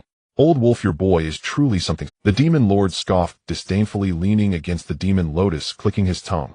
The several integration stage Sea clan cultivators all unified to avoid the demon lord's meddling, focusing intently on the fighting parties. The seawater churned violently, flowing backward. In just a moment of collision, hundreds of moves were exchanged. The ice dragon danced while the fire phoenix spiraled in the air. Countless sword lights slashed forth magical power, soaring through the skies, various magical attacks unleashed. Thunder rumbled down from above. Lang Tong could not approach Chen Feng at all. He was stuck on the outskirts. This is infuriating. He roared, gathering energy, the fluctuations of his magic resonating throughout the firmament. The phantom behind him also surged violently. The aura akin to world destruction reverberated once more. This strike was terrifying beyond measure. Even those thousands of miles away on the island turned pale at the sight. This was the killing move of the Sea Wolf clan, harnessing their internal powers and releasing them into the sky. The energy fluctuations shook the heavens and the earth. Not good. Chen Feng moved. Chen Feng's realm was, after all, only at the early stage of void return. The energy contained within the mid-stage void return was over 3 times that of the early stage. Having already achieved a qualitative change, how difficult it would be to counter it. Stay here and let them resolve their own matters. The mid-stage void return cultivators from the royal family of the 4 great seas rose up, surrounding Chen Feng. In their hearts, Chen Feng had already fallen into an absolute disadvantage. Chen Feng, my friend, I wish you luck. Chen Feng sighed, helplessly remaining in place. Heavenly suppression. Faced with the full force attack from the opponent, Chen Feng dared not be careless. The power of his bloodline erupted, and his entire magical power surged. With a roar, the winds and clouds transformed. A mouthful of essence blood was spat out, condensing in the void into a massive character of Zhen. Like a divine pen's rune, it suppressed the world. In an instant, the terrifying oppressive aura dissipated entirely. This rune consumed more than half of his magical power, a testament to its might. Go! Chen Feng formed a hand seal, and the talisman soared through the air. Suddenly, an energy river poured forth like a blue river, crashing against this confinement. With a thunderous roar, the dazzling brilliance danced. The light on the character of Zhen became dim as it was rapidly worn down. The void rippled, breaking free from the locked area. The 5 spirits' decision condensed, and a red dragon tore through the sky. Roaring, it carried endless flames, biting towards Lang Tong from behind, intending to dissolve him. Above, the waters of the ocean poured down. Lang Tong howled towards the sky, his magical power vibrating, an endless force of water surging forth, extinguishing the spiritual fire. True water. Chen Feng frowned. Soaked by the true water, he felt his magical powers operation slowed down a bit. Vastness. Great wrath, heavenly dragon. Realizing that the endless force of water was about to engulf him, he had no choice but to unleash a transformation into a Songlong, breaking free from the endless true water. With claws bared and teeth bared, he roared as he lunged towards Langtung, heavenly overturning 3 seals. Unite. In the air, one seal after another was cast, 3 seals overlapping. The magical power was consolidated and struck out violently. The radiance surged, a dazzling light, blinding in its intensity. Between heaven and earth, another tremor resonated. The immense pressure of magical power sent shockwaves radiating outward. The lower sea surface was blasted into a massive deep pit, with the seawater failing to return for a long while. Is he dead? Lan Yu noted this, side murmuring. The energy fluctuations unleashed by this strike were simply monstrous. After Langtung unleashed his full power, could he still withstand such a terrifying maneuver? Roar! Just when everyone thought Langtung was obliterated, a powerful wolf howl resonated through the heavens and the earth. A gigantic phantom illuminated half the sky, scarlet eyes fixed upon the golden light suspended in the air. Die! Haka Imia, the wolf god descends. This was the unique language of the Sea Wolf clan. The colors of heaven and earth changed. A deep blue monster clad in silver armor descended. Countless runes stirred their aura, rippling. A mouthful of fresh blood spewed onto the stone statue. In an instant, a chilling aura awakened. The surrounding spiritual energy was stirred and devoured. The essence of all things in the sea was disturbed and absorbed.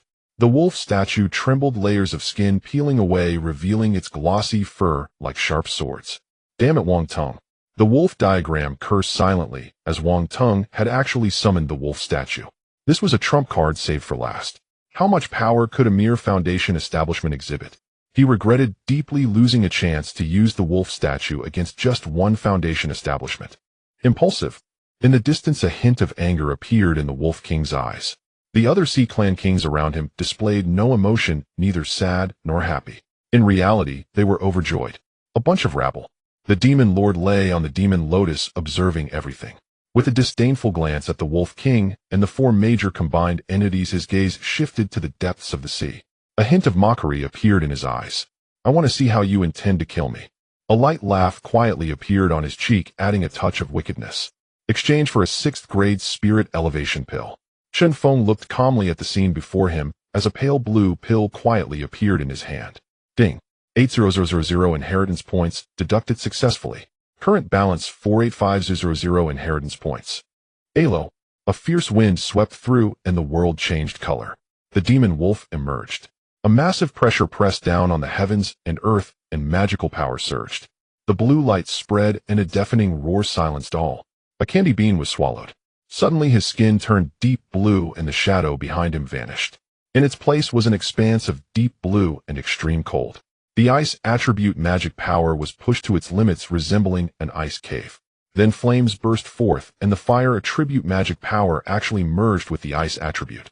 The 5 elements technique operated at its peak, with ice and fire swirling in the air. Like a vortex, they finally fused together. The flames were no longer scorching, but instead icy cold upon emergence.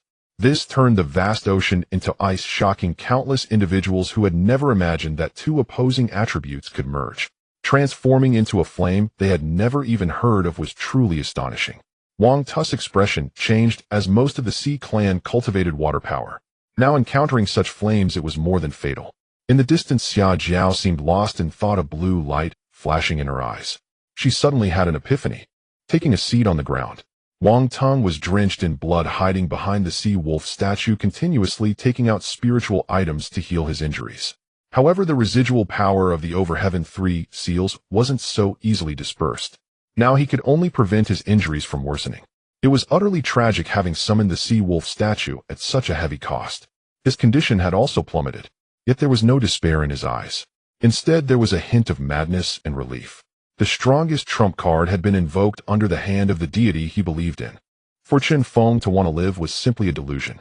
You think you can kill me with the means left behind by a failed tribulation? Transcendants, loose immortal.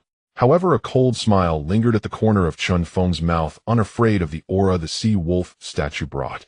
In the inheritance of the Southern Ming loose immortal, he had also learned about immortals. This sea area was the same the ancestor of the Sea Wolf clan was merely a failed loose immortal who met his end with regret. Presumptuous, how dare you insult my deity?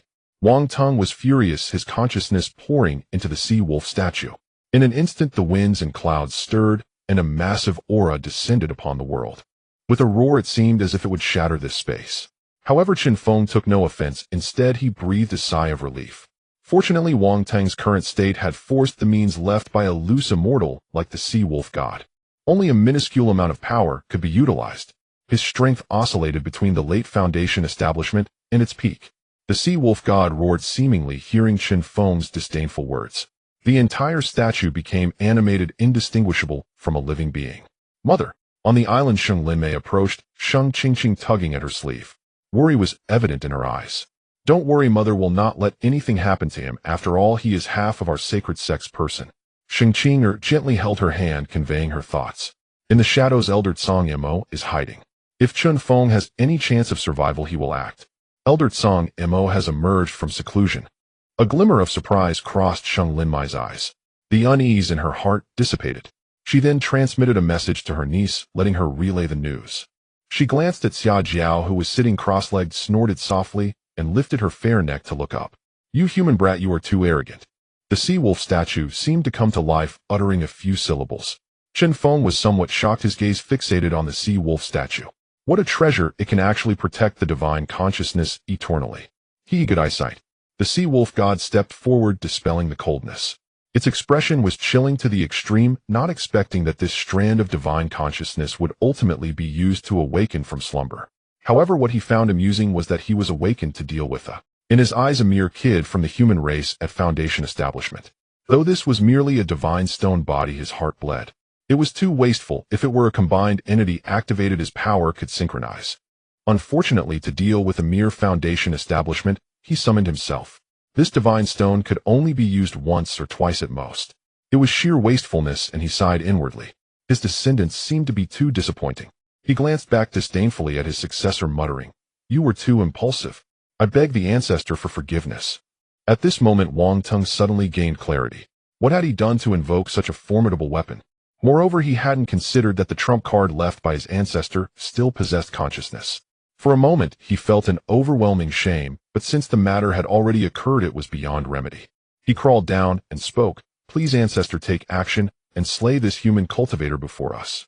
The Sea Wolf god did not seem to pursue further since he had been summoned. Then fulfill his descendant's wish. Speak, how do you wish to die?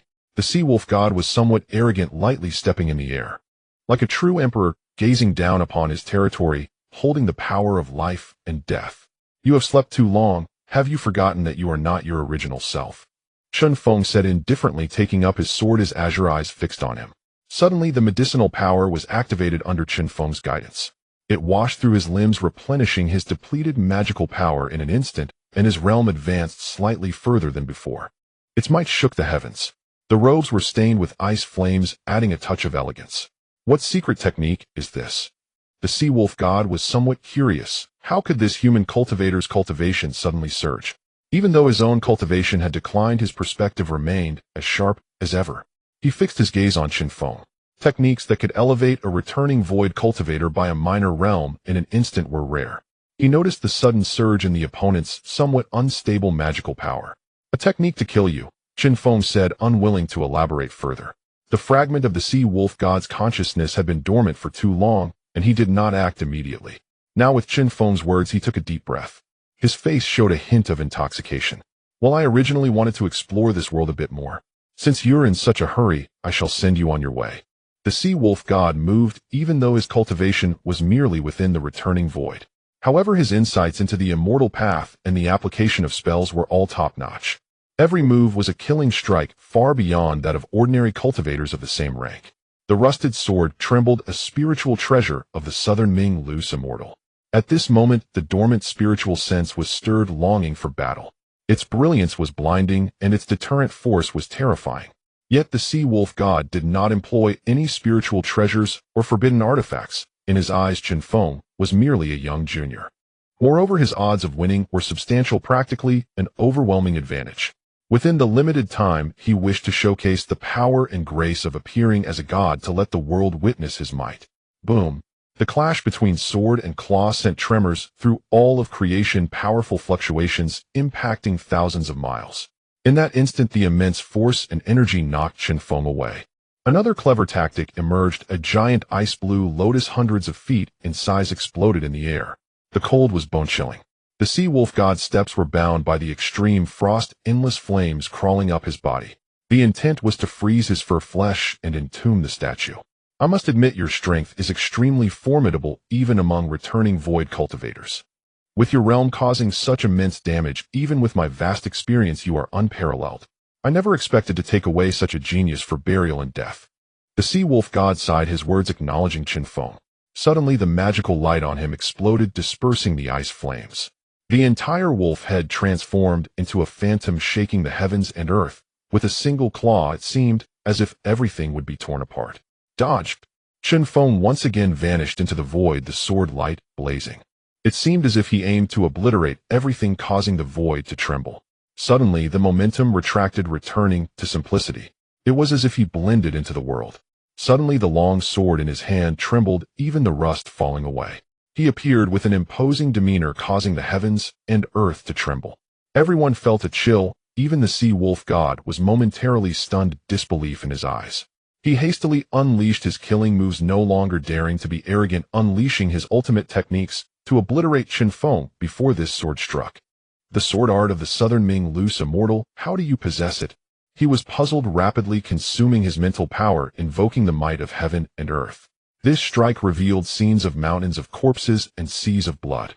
Countless strong cultivators and practitioners were annihilated under this move. Yet even so, the sea wolf god felt a chill in his heart. Slash. Heaven. At that moment, his momentum suddenly retracted, golden blood oozing from his arm, flesh exploding. An ordinary sword carrying the unstoppable might of thousands shattered the might of the heavens and earth, advancing forward. Suddenly the void before him revealed a scratch, faintly showing an incomprehensibly dark interior. In an explosive roar, brilliance erupted. Impossible, how can you have his inheritance? The sea wolf god shuddered, his phantom shattered, and the statue crumbled and fractured. The last fragment of consciousness, filled with unwillingness, was swallowed into the void. He never anticipated such an ending. The young human in front of him possessed such an array of techniques.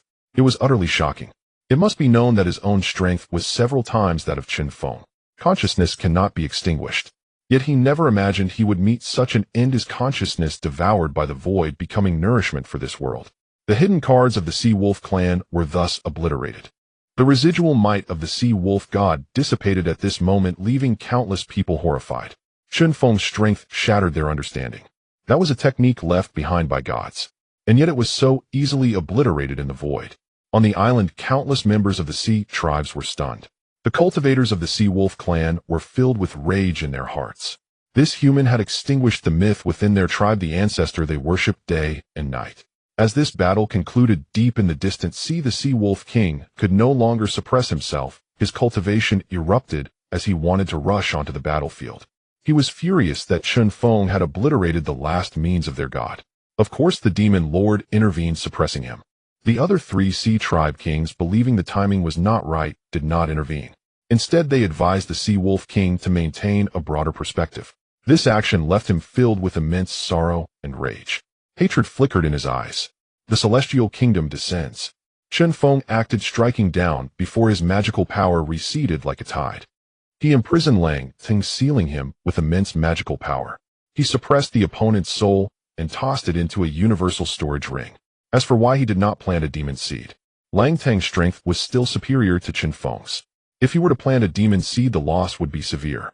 Once his breath stabilized, his own safety would be uncertain. He must maintain an appearance of strength and dominance at all times. Is there anyone who dares to disobey? Chen Feng returned to the island where the battle between sea and land was held, his gaze sweeping across the sea tribes. The once arrogant sea tribes lowered their heads, even though they knew that Chen Feng's current state was definitely not at its peak. However, they dared not take the risk.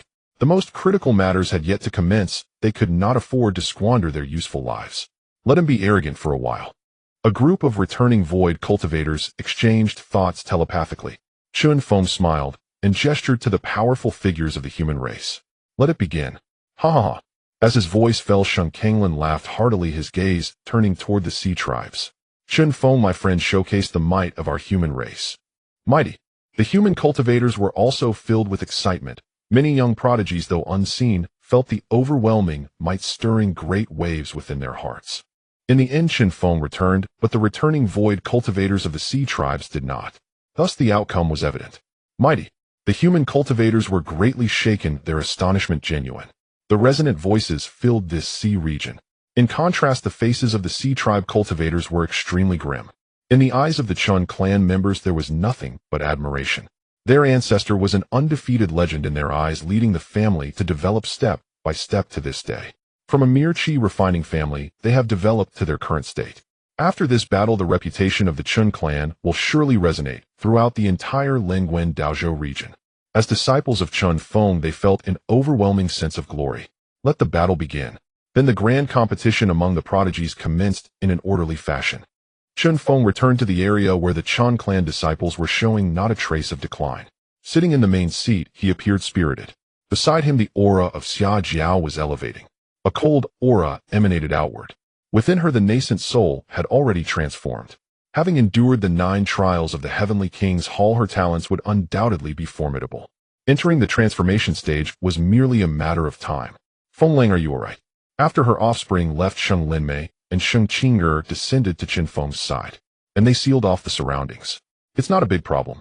Chen Feng smiled. However, Sheng Qing'er frowned slightly.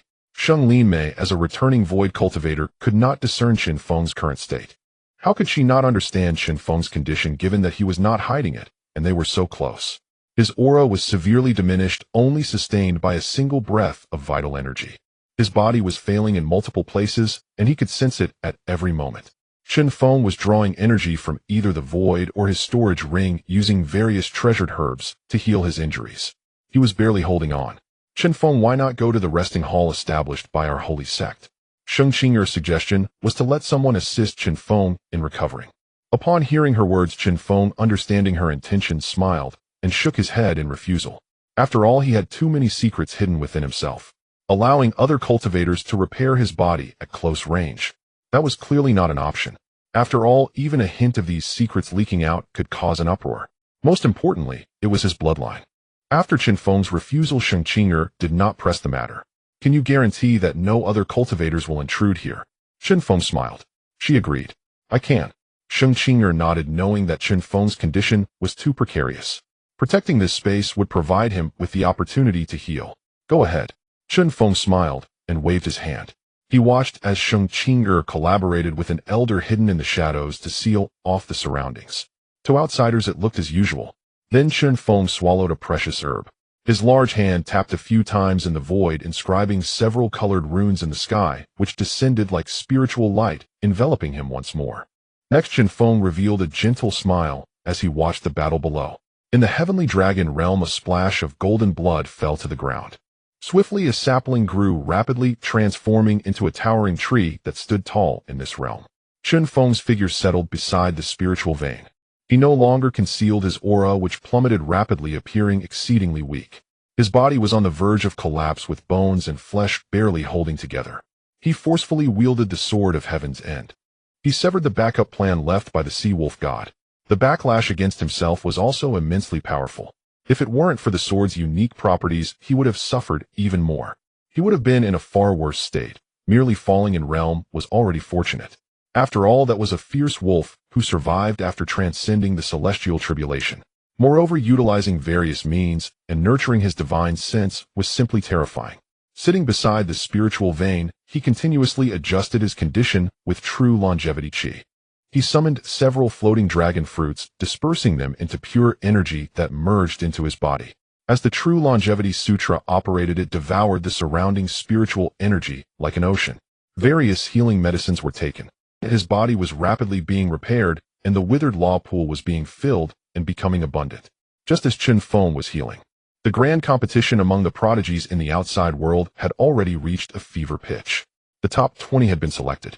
Chen Chuling, having too low a cultivation level, ended in a draw with a latest-stage nascent Soul Sea clan cultivator. On the human side, only 9 cultivators made it into the top 20. For a moment, the situation appeared somewhat dire. Why haven't all the members of the 5 great families shown up? Sheng Qianqian said solemnly. The decline of the human race weighed heavily on her heart. Among the 9 human powerhouses apart from Chen Ruoxi, all the others were prodigies of the holy sect. Chen, calm down. There have been some unforeseen changes on the Immortal Alliance's side. A voice transmission entered her ear. In the shadows, an old man in black robes blended into the surroundings. He was fixated on the swiftly moving undercurrents in the deep sea. If you can kill, then kill. Sheng Tsangma transmitted his voice to the prodigies present. At that moment, the several prodigies slightly furrowed their brows. In the shadows, they exchanged glances. Chen Ruoxi also seemed contemplative as Sheng Qianqian had revealed many secrets to her. Her father had also mentioned quite a bit on their way here. She knew what this implied. Therefore, she decided not to hide her strength. Now all that the Sea clan had left were elites. In Song Dong's eyes, demonic energy swirled as he focused on a Sea clan member in the crowd. He muttered, "I want him." Then the battle for the top 10 erupted. Sheng Qianqian faced the young master of the Sea Serpent clan, whose cultivation was also at the pinnacle of the nascent soul. Chen Ruoxi was quite coincidentally matched against the young master of the Sea Wolf clan. For a moment, doubts arose among the cultivators present regarding any potential manipulation behind the scenes. "Your father killed my clan's elder, and you slayed my clan's junior. You deserve to die." Wolf Candle directly transformed into his true form, his sharp fangs horrifying.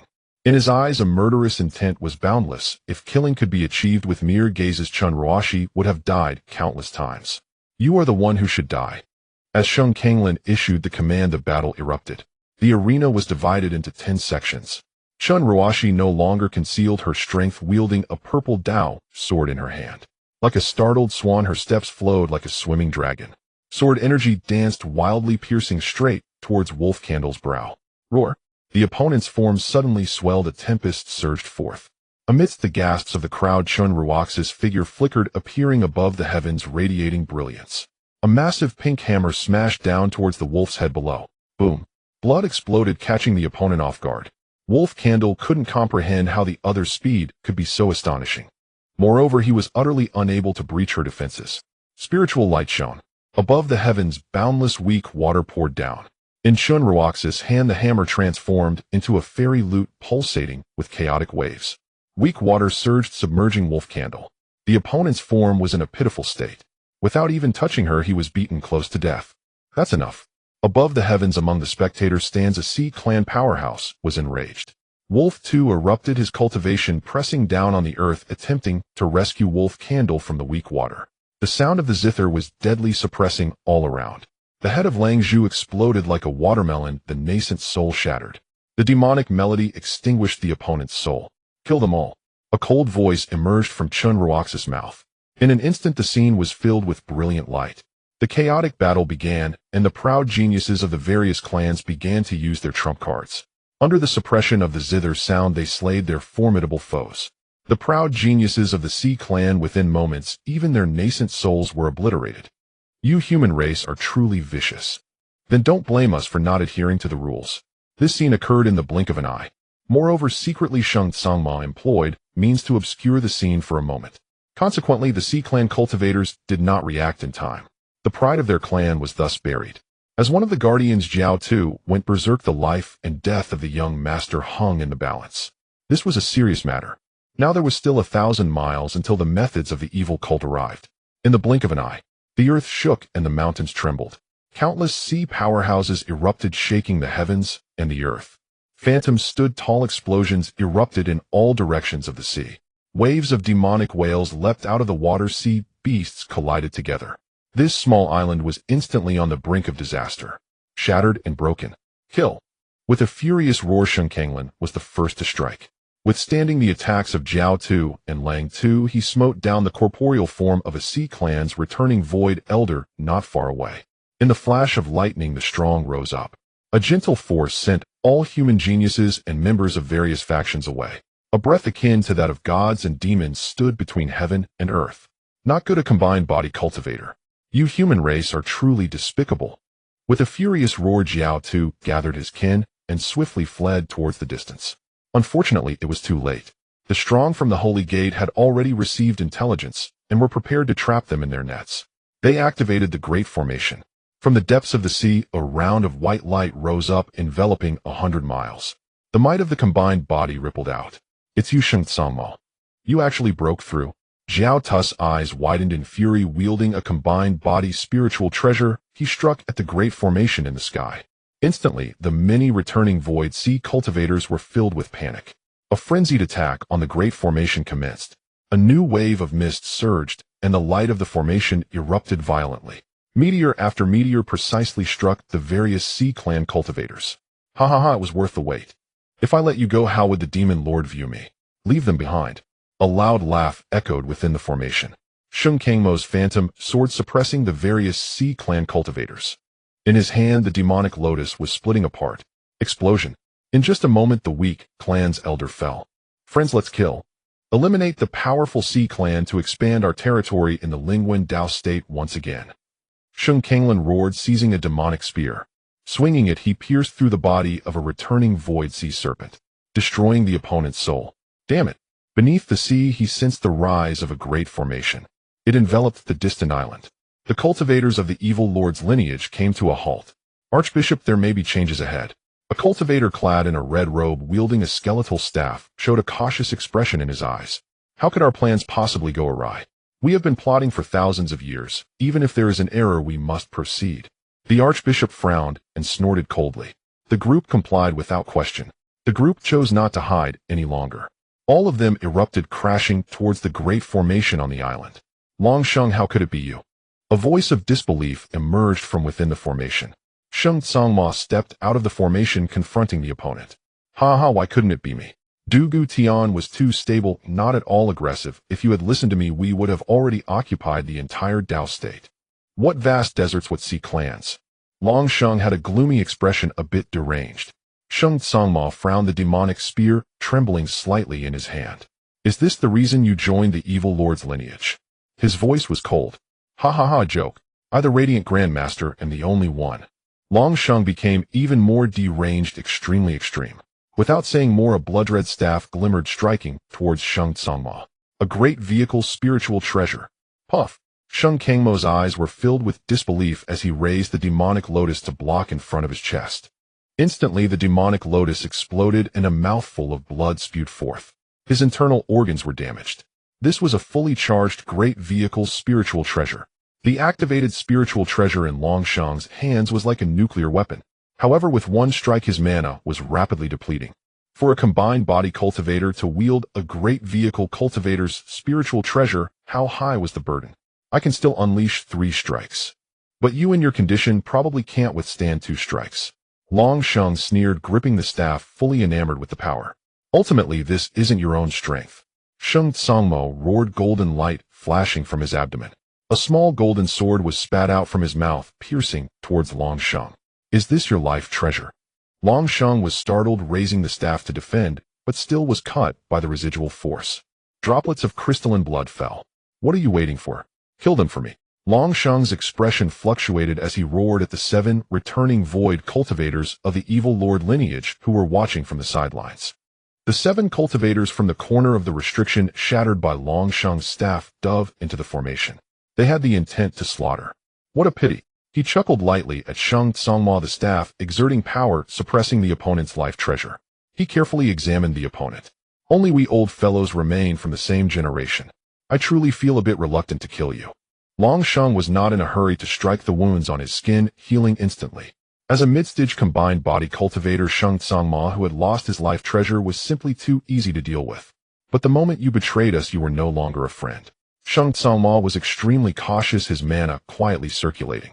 His eyes carried a bitter resentment. If you want to blame, Du Gu Tian. Longsheng spoke in a deep voice, a blood token appearing in his hand. Drop blood on it, and I will spare your life, and you can become a friend again. Facing his former friend, Longsheng's heart stirred with the desire to win him back. The holy sect is currently in dire need of people. If you join, you could obtain the position of archbishop. Not only are there great vehicle techniques, but also endless resources. He tempted. Different paths cannot conspire together. The resources you speak of are blood food, right? Sheng Tsangma snorted coldly, his entire body radiating with light as a flying sword shot out from his sleeve. It aimed directly at the opponent's head, wanting to behead him with one strike.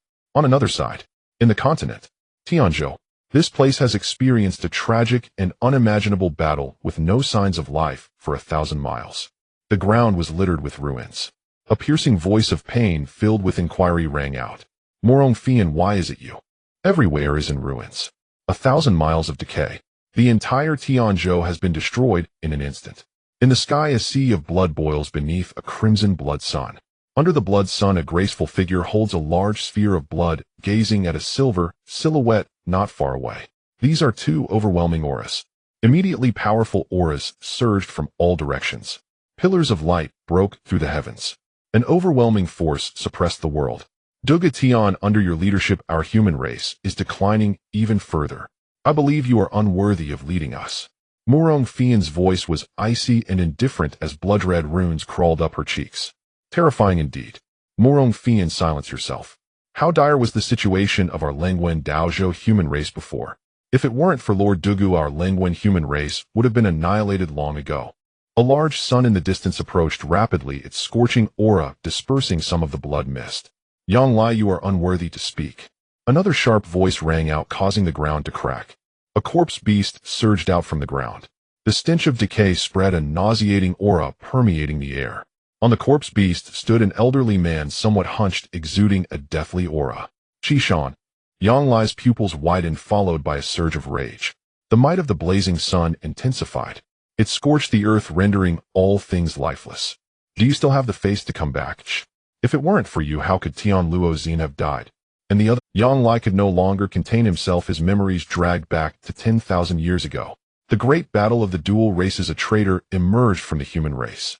Even now it remains the same. Once again the people from back then returned to wreak havoc. Lengwen Daozhou is too decadent. Qishan's voice was piercing, dense with deathly energy despite his immense strength. Yet he could not disperse the deathly aura, as if he had long been dead for countless years.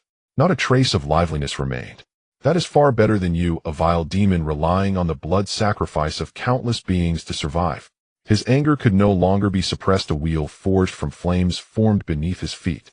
Dragging the blazing sun in his hand, he launched it towards the opponent. Yang Lai, do not be impulsive. In the distance Duga Tian called out urgently. Qishan's condition was far more troubling than he had anticipated. I cannot wait any longer. The circle of flames exploded, engulfing the surroundings in a blaze. Go assist him, Duga Tian said in a deep voice. In the sky a book of laws floated, manifesting boundless law light.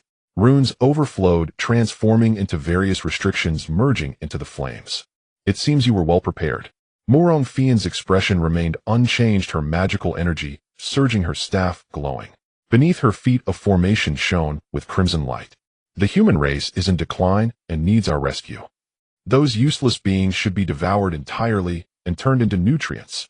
She roared, her eyes enveloped in blood light, veins bulging like a dragon.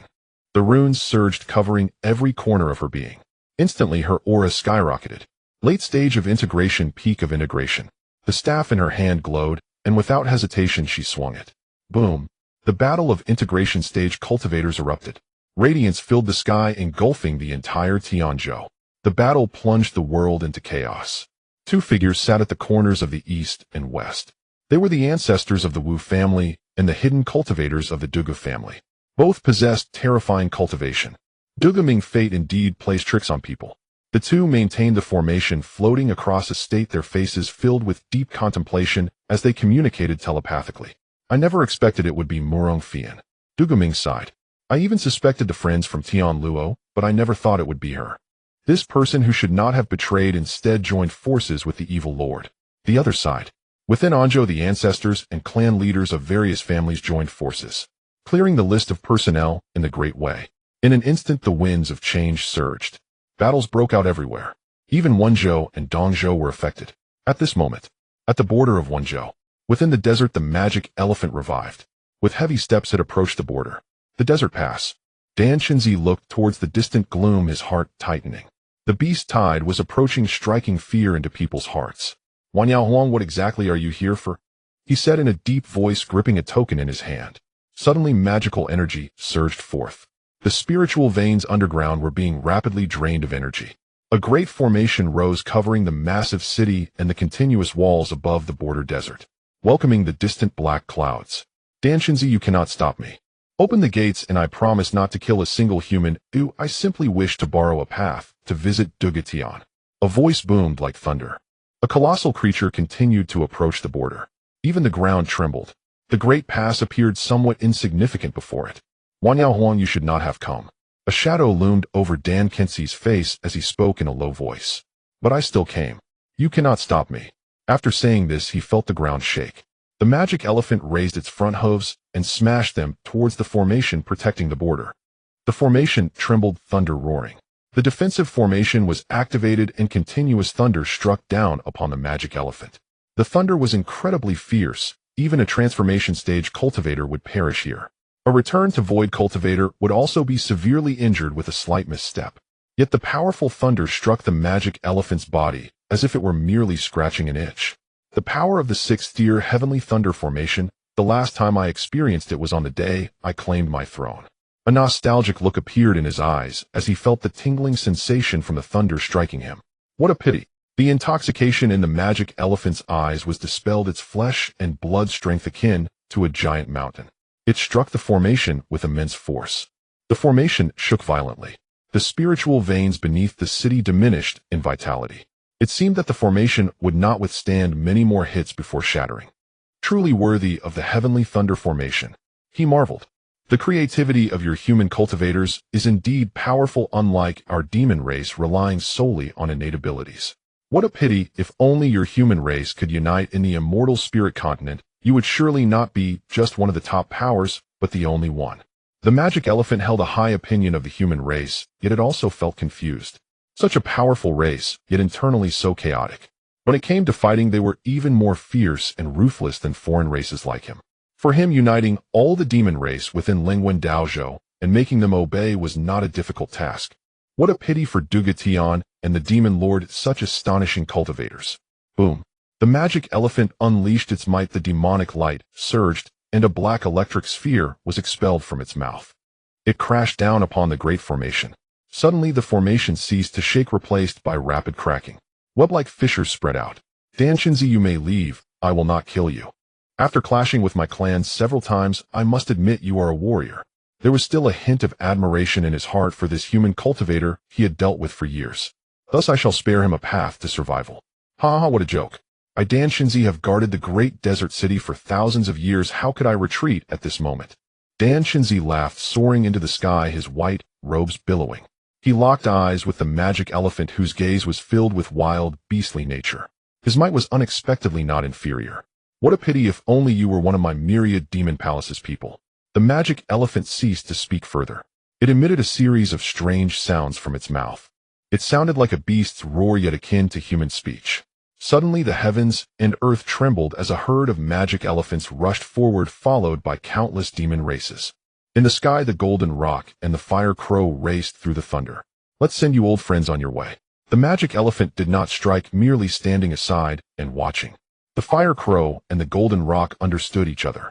With a flash like the wind and lightning, they locked onto Dan Shinzi.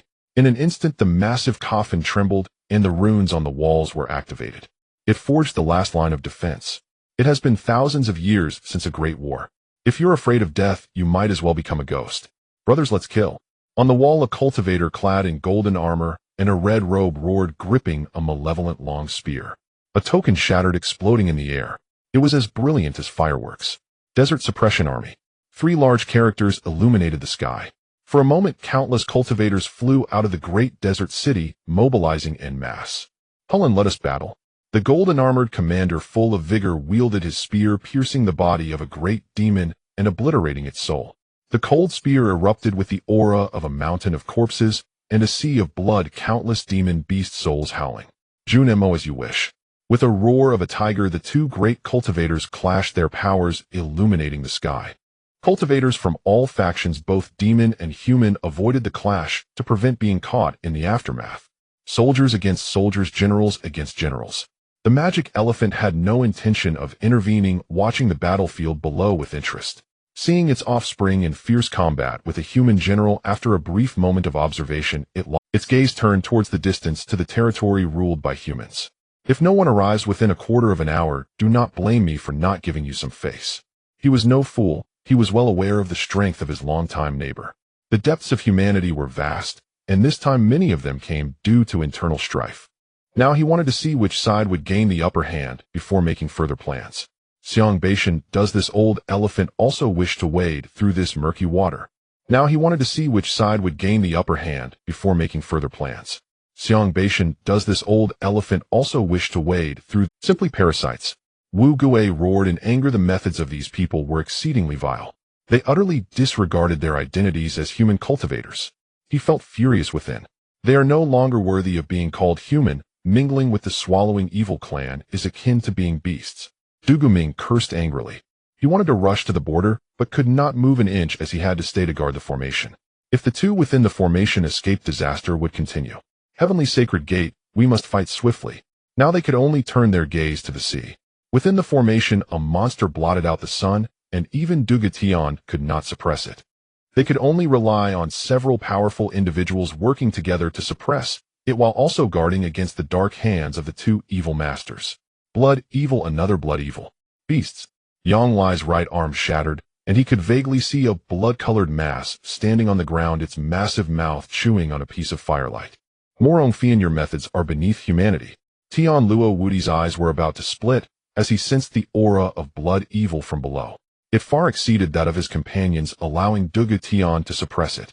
For a moment their advantage was driven back. They were at a stalemate, and there was even a hint of decline. There are too many useless people. Rather than letting them live in confusion, it's better to let them burn out their last glimmers. You do not know, after I surrendered to the true Lord, what astonishing secret I uncovered. Those people are nothing but pigs. They are merely our rations.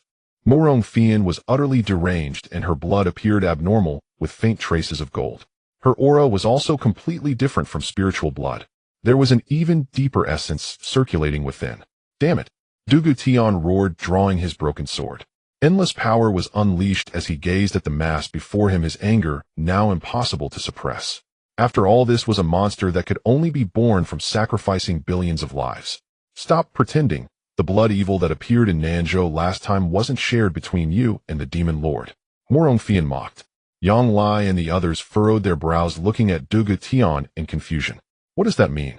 Yang Lai activated his divine power, but could not quickly heal his broken arm. There it seemed as if a layer of strange substance was obstructing his healing. Ha ha ha, he truly did not tell you. What a selfish person. Morong Fian sneered. Shut up. Dugu Tian suddenly exploded in anger, the light of his broken sword shining brightly. Fellow daoists, after this battle concludes, I will reveal everything I know. No need to worry. Dugu Tian's voice came through, and although Yang Lai and the others were curious, they did not ask more. After years of interaction, they had immense trust in Dugu Tian. The fierce battle grew even more intense. Blood filled the sky. Among it, crystal-clear blood flowed. On the sea, a battle had already come to an end. This area had been turned into an abyss, with the sea water not flowing here. At the bottom of the abyss, two corpses lay. Although they were already dead, an unwilling aura still emanated from their bodies. This caused the sea water to be unable to erode, creating a vacuum area. In the distance, two beams of blood light frantically fled, not looking back as they left the sea region. They even left the Lingwen Daozhou area, entering the depths of the endless sea. There it seemed that some strange existence was demonstrating, forcing the demon lord to abandon the idea of pursuit. In the abyss, the corpse of a half-wolf and a severed fishtail lay quietly. The demon lord was also a person of principles, kindly collecting the corpses of his enemies. Longsheng. He murmured, the magic lotus floating in the void, heading straight towards the island where the battle of heroes was taking place. There Sheng Tsangma's body was crumbling. Facing the fierce assault, he resisted tenaciously. Suddenly Longsheng halted, his eyes filled with. Chen Feng was rather interested in dissecting the body of an evil master's disciple, watching the blood flowing from him with a pensive expression. Let him go. Chen Feng was reluctant to kill him, grasping the neck of the redrobed cultivator. Small runes danced, sealing him. Impossible. Why does the fluctuation of your bloodline surpass that of the evil lord? The cardinal was filled with horror after Chen Feng activated the bloodline seal. A look of fear finally appeared in his eyes. But more than that, there was still a sense of confusion. You don't need to know. As the seal activated, the opponent's soul was imprisoned and suppressed. For a moment it was as if he were dead, carelessly tossed into the storage ring. It's over. Chen Feng clapped his hands, feeling a terrifying aura rapidly approaching. It was the demon lord. In the distance, the demon lotus soared through the sky, and with each step taken by the figure, Longsheng's movements slowed down. The surrounding seawater began to flow back, washing away the traces left by the earlier battle. The demon lord. A glimmer shone in Chen Feng's eyes. The pressure brought by the opponent was an overwhelming visual shock. Far greater than the first encounter, only now could he truly feel the ocean-like depth of the opponent's magical power. The enchanting aura intensified the pressure. Longsheng, you've survived by luck for so many years. Today you shall be punished. A calm voice came from the sky above. Then the sky was shrouded in darkness. Nothing was visible, not even the divine sense could break through the formation attempting to pry into the darkness, yet it vanished like a cow sinking into the sea. Suddenly in the darkness, a brilliant light burst forth, followed by a muffled sound. It was the sound of the opponent's great spiritual treasure exploding. Seeking to break through, the spiritual treasure self-destructed in a bid for survival. As the black mist dissipated, only the demon lord stood with hands behind his back, facing a pool of mangled flesh writhing before him. The onlookers suddenly recoiled. Longsheng was dead. A mid-stage combined body cultivator wielding a great spiritual treasure. Just like that, he was annihilated in the darkness. Let you return from whence you came. A hint of compassion appeared on the demon lord's face as he gently flicked his hands. As everyone wondered about the purpose of the demon lord's action of collecting the corpses, the remnants of the opponent's flesh entwined with the sea water were also drawn out together. In the air it bloomed brilliantly, transformed into countless clouds of spiritual energy blowing towards the southern state. Chen Feng. Yet Chen Feng remained silent after witnessing the demon lord's peak mastery of creation. Though his face maintained an expression of calmness, his heart had already exploded with turmoil. The sacred decision of creation, 1,000 people will have 1,000 outcomes, and each person's understanding will ultimately yield different results. The demon lord's sacred decision had already paved a new path. Senior Demon Lord. Hearing his own name called, Chen Feng's heart sank. He had no prior connection with the demon lord. Why now would he call out his name? What did he want to do? His first reaction was about his own bloodline power. No need for formalities. You are different from others. I have great expectations for you. The demon lord smiled faintly, forming a stark contrast to his previous cold demeanor. Hearing this unexpected statement, Chen Feng was momentarily stunned. Take good care of Lin Mei. After patting Chen Feng on the shoulder, twice the demon lord vanished on the demon lotus. Hearing this unexpected statement, Chen Feng was momentarily stunned. Take good care of Lin Mei. After patting Chen Feng on the shoulder, twice, moreover, a guess in his heart was confirmed at that moment. Truly a good father. Chen Feng slightly closed his eyes, looking towards Sheng Tsangma. Senior Tsangma, has the king of the merfolk fallen? Perished. The king of the sea wolves met the same fate. Sheng Tsangma nodded, gently, momentarily appearing somewhat despondent. His body was riddled with countless wounds. Now that the great enemy had been slain, the disaster eliminated. Senior Demon Lord, truly impressive. Chen Feng couldn't help but praise. 2 of the 4 combined body cultivators had thus perished. Another had fallen here. This was the strongest combat power of the Lingwen Dao province. Then good. Chen Feng silently nodded, crushing the token in his hand. The wind stirred, and the flying boat adorned with the Chen flag surged forth into the depths of the sea. At this moment, in the desert, the demon elephant felt something and gazed towards the horizon, letting out a sigh. A wave of spiritual pressure temporarily halted the battling cultivators and demon beasts around. Retreat, he said in a deep voice, his resonant tone echoing throughout the border of the desert. In an instant, countless demon beasts retreated like a tide. Why retreat? Danshenzi is about to die. Fire Crow protested. A gaping crimson hole opened in its chest. It looked horrendous. His old rival was finally about to be ground to death. Now you tell me to leave. Are you kidding me? The demon lord is coming. The demon elephant looked up at several demon kings, seeing the unwillingness in their eyes, and solemnly warned. The demon lord. Upon hearing this name, Fire Crow fell into silence. Silently putting away the spiritual treasure feather fan, it retreated along with the tide of beasts. Instantly, the desert city became a scene of devastation. Countless cultivators stood frozen in place at a loss as they watched all the demon clan retreat. For the departed hero gather. Return Desert Spirit Pavilion. Dan Shinzi, dragging his broken body, gazed silently at the suddenly retreating beast horde. The demon lord had arrived. A crucial battle often requires the appearance of the strongest to yield results. Yet after their strongest appeared, the demon clan chose to retreat directly. This filled him with an even greater thirst for power. If the demon lord hadn't landed, then he and the others would have been doomed. Given his current state, he wouldn't last half a stick of incense. Moreover, the strongest beast of the opponent had yet to appear. If not for the opponent's arrogance or concerns in their hearts, No matter how magnificent and sturdy the desert city was, it would have been destroyed. Dao friend Jun Mo. Dan Kinsey's voice held a touch of sorrow. On the corpse mountain buried under countless demon beast bodies, he saw a piece of blood-stained armor. Flesh and blood had long since vanished. He raised the bloodied armor high and shouted loudly, sending Dao friend Jun Mo off to ascend. Sending Commander Jun Mo off to ascend. The city trembled as countless soldiers shouted loudly. The sound resonated heaven and earth. After gathering the opponent's armor, he looked at the ruined surroundings, and sorrow welled up within him. The opponent had only been attacked by several return-avoid demon kings. His own strength was still too weak. In an instant his figure staggered. This battle had drained his life force. His law body was damaged. He didn't know how long it would take to recover. The demon lord concealed himself in the clouds, overlooking the earth. Letting out a faint sigh, he gathered his power with one hand. Suddenly, an invisible force surged into the enormous meat grinder in front of the city. With a rotation, flesh and blood were in motion. A light sound could be heard. The flesh was refined, turning into points of spiritual light, showering down on the surviving soldiers. He then took out the remains of the merfolk, king locking onto Dan Chinzi. After dispelling the malevolent energy within the flesh, it transformed into pure energy. This was infused into the body of Dan Chinzi, which was somewhat withered and broken. Suddenly Dan Chinzi's shattered body trembled.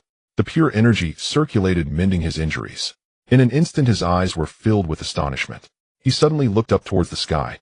"Thank you, esteemed demon lord, for your assistance. Oh, I am immensely grateful," he said in a deep voice. Watching the spiritual light descend from the sky, warming his body, his spirit felt greatly uplifted. He understood that this was a method exclusive to the sacred gates outside the Immortal Alliance. The one who acted was naturally the demon lord. Dan Chinzi felt the energy within him, knowing that not only could his injuries be healed. In the fierce battle earlier, he stepped forward into the realm of illusion. With the demon lord's blessing, he might break through his bottleneck. At that moment, he felt a surge of emotions. Tianju, demon lord. He had come from the place guarded by the witch ghost, slowly raising his hand, stepping in under the witness of the other. Immediately the formations began to shake. A piercing howl echoed, and even with the formations present it leaked out. It made people change color in fear. The lineage of the evil lord must all perish. On the other side, in the depths of the sea, this was the most central part of the Lingwen Dao continent's ocean. Here an ancient and powerful family resided. However, on that day, the protective formations of the merfolk were shaken. With all their might, they activated the formations. Countless bolts of lightning and water arrows shot toward the intruders. "Who dares to trespass on my merfolk?" A furious roar erupted, and a merfolk cultivator from the tribe broke through. Holding a trident, he came to settle the score. "From this day forth there will be no more merfolk."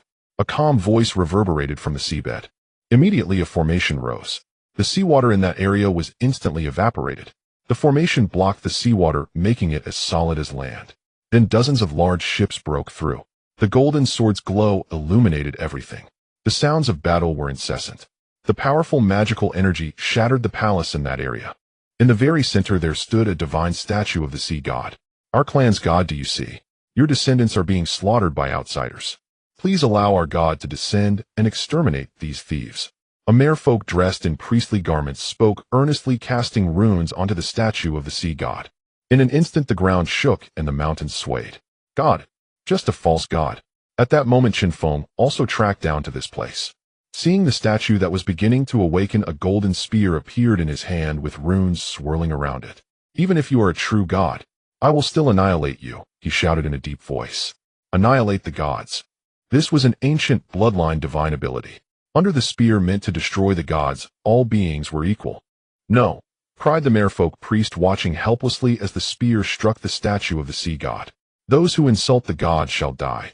The priest roared, his body exploding as he rushed toward Chen Feng with incredible speed.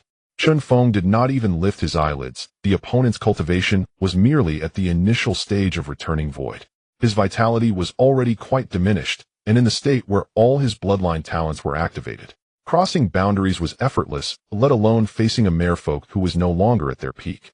With a flick of his sword, the runes of his immortal kingdom were unleashed. He pinned the opponent against a gilded pillar. "Human royal family," came a startled exclamation. "No, it's the human emperor." The statue of the sea god had not yet fully awakened before it was shattered, the divine will within it dissipating with an unwilling spirit. It should all come to an end. Another palm struck at a few merfolk attempting to sneak attack. He eradicated the opponents, and then tossed the old priest into a small dark room. With one hand, he reached for the earth vein. He grasped a 6th grade spiritual vein, and a look of doubt appeared on Chen Feng's face. He then probed deeper into the earth vein, pulling out a series of 6th grade spiritual veins. Suddenly he felt somewhat puzzled. Wasn't this supposed to be the descendant of the sea god? Not even a single 7th grade spiritual vein was found. Tisk, what a poor clan. Chen Feng secretly mocked. He did not pay it much mind. Being able to extract so many spiritual veins was already a significant gain. The opposing clan relied on the nodes of the seabed to establish their lineage, needing no high-grade spiritual veins. Moreover, as for 7th grade spiritual veins, Chen Feng had never heard of anyone possessing them within the Tian'an Immortal Alliance. They were exceedingly precious. 6th grade spiritual veins were already top tier. With a large quantity, a qualitative change occurred. After communicating with the heavenly dragon realm and sending these spiritual veins into it, he also plundered the opponent's treasure trove, quietly waiting for his children to act. With himself as the backbone, the casualties were kept close to zero. The merfolk clan was annihilated. The formations in the seabed slowly dissipated, and several spirit ships also began to move towards the surface. What was gained from this battle was more than just rich rewards. As one of the royal families of the seabed, their foundation was terrifyingly profound. They even found a great spiritual treasure. As for the spiritual veins, if all were transported back to the clan would possess at least 8 6th grade spiritual veins, not to mention the various others. This would definitely create a sacred land for cultivation. As for why not go to the Seawolf clan, he had already gained substantial advantages by taking the meat for himself. As the host of this event, the Tiansheng sect would leave the rest to others. A bloody storm swept through the Lingwen Dao continent. Together with the nearby seas, the Tiansheng joined forces with various major powers to venture out to extinguish countless races, elevating the prestige of the human race in the Lingwen Dao continent to its peak. The near seas were entirely human territory, and the deep sea areas were mostly acquired as well. The Tiansheng sect governed multiple different marine territories extending deep into the endless sea. After much turmoil, the Chen clan was also recognized by the entire Lingwen Dao continent powers, gaining immense influence. As the protagonist of this affair, he quietly developed, transforming Chen County into a fortress. The spiritual energy was exceedingly rich, already vaporizing in the core area, as if it were a celestial realm. Even in an unnamed small mountain, rare spiritual herbs could be found. Father, we received news from Dechu. Let us accept them and merge into one. Chen Shorin handed over a handwritten letter penned by Chu Tianhun to Chen Feng. Also, the border city at the junction of Wenzhou and our Chun territory is willing to be given to us. He then produced a map indicating a large city at the foot of the Chun Wenshan mountain range. This was a major city that served as a passageway from Chun territory to Wenzhou.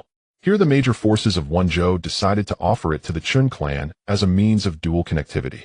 Chen Feng smiled and shook his head. Our path does not lie within Lingwen Dao continent. It lies in Wanghai City and even broader territories. Chen Feng's gaze was piercing as he looked towards Wanghai City, which had been rebuilt, now exponentially larger than before.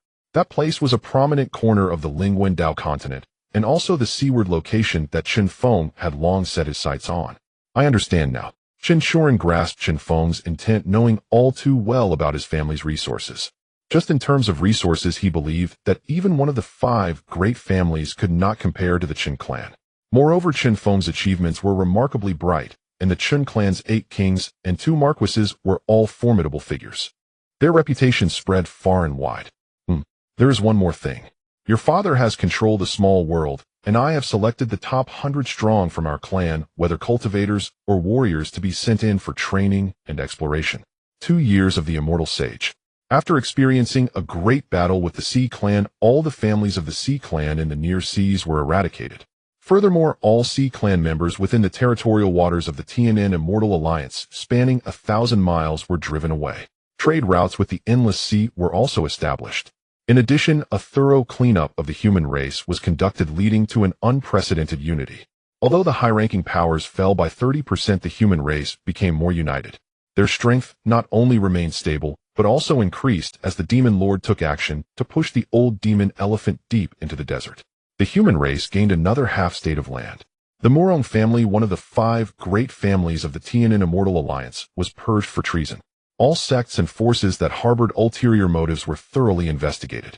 This led to a significant reshuffle among the high-ranking members of the Immortal Alliance. The Tiansheng sect took control of the Immortal Alliance, becoming a major shareholder. The Tian'an Immortal Alliance still exists, but has redefined its role in the entire Lingwen Dao state. Renamed the Immortal Sage Alliance, it now governs the entire Lingwen Dao state's human race. A new era was established, marking the first year of the Immortal Sage. Now 2 years have passed since the Great Purge. Due to special relations and outstanding contributions, the Chen family obtained an elder ticket from the Tiansheng sect, becoming one of the shareholders. The status of the Chen family also began to rise. This year is also the year of the marriage between the Chen family and the daughter of the Tiansheng sect, the Demon Lord's daughter. It is set for the day of early summer. In Chen's land, a towering palace was established beside the Tianwang Hall. The Tianlong Palace. As the third holy site of the Chen family, only those among the clan who rank within the top 100 in strength can enter. It is said that every clan member who enters the Tianlong Palace gains considerable rewards or enhancements. This has caused a rush among all the members of the Chen family. Unlike the Tianwang Hall, the slots for the Tianlong Palace can be contested, changing every decade. This is much better than the Tianwang Hall, which opens once every 100 years. For cultivators, a decade passes in the blink of an eye. However, for mortals, 10 years can bring about earth-shattering changes. Within the Tianlong realm, traces of many people have already appeared. Chen Feng specifically set up a designated connection point. The first batch of outstanding individuals entered and began to construct their own footholds at the starting point to explore this mysterious world. Gradually, Chen Feng also noticed this place and named it Tianlong City, which would be fully developed by the clan's younger generation. He then became a hands-off manager. In the Tianlong Palace, Chen Feng squatted beside the spiritual vein. This space was enveloped in dense runes, with new runes appearing from time to time. In place, the formations changed, seemingly calculating something. As a sixth-tier formation, master, fine sweat trickled down Chen Feng's forehead. His brain was operating rapidly, and the phantom behind him was flickering. Fusion, I refuse. He felt deeply unwilling as he sensed the restrictions left by Long Outyin on the spiritual vein mountain. An 8th-tier spiritual vein. This is indeed an 8th-tier spiritual vein. Deep beneath the Lingwen Dao state, there is only a 7th-tier spiritual vein connecting to the Earth's veins. This could establish a territory capable of producing great ascendant warriors. Just how powerful is an 8th-tier spiritual vein? Unfortunately, the restrictions left by a true dragon are far too formidable.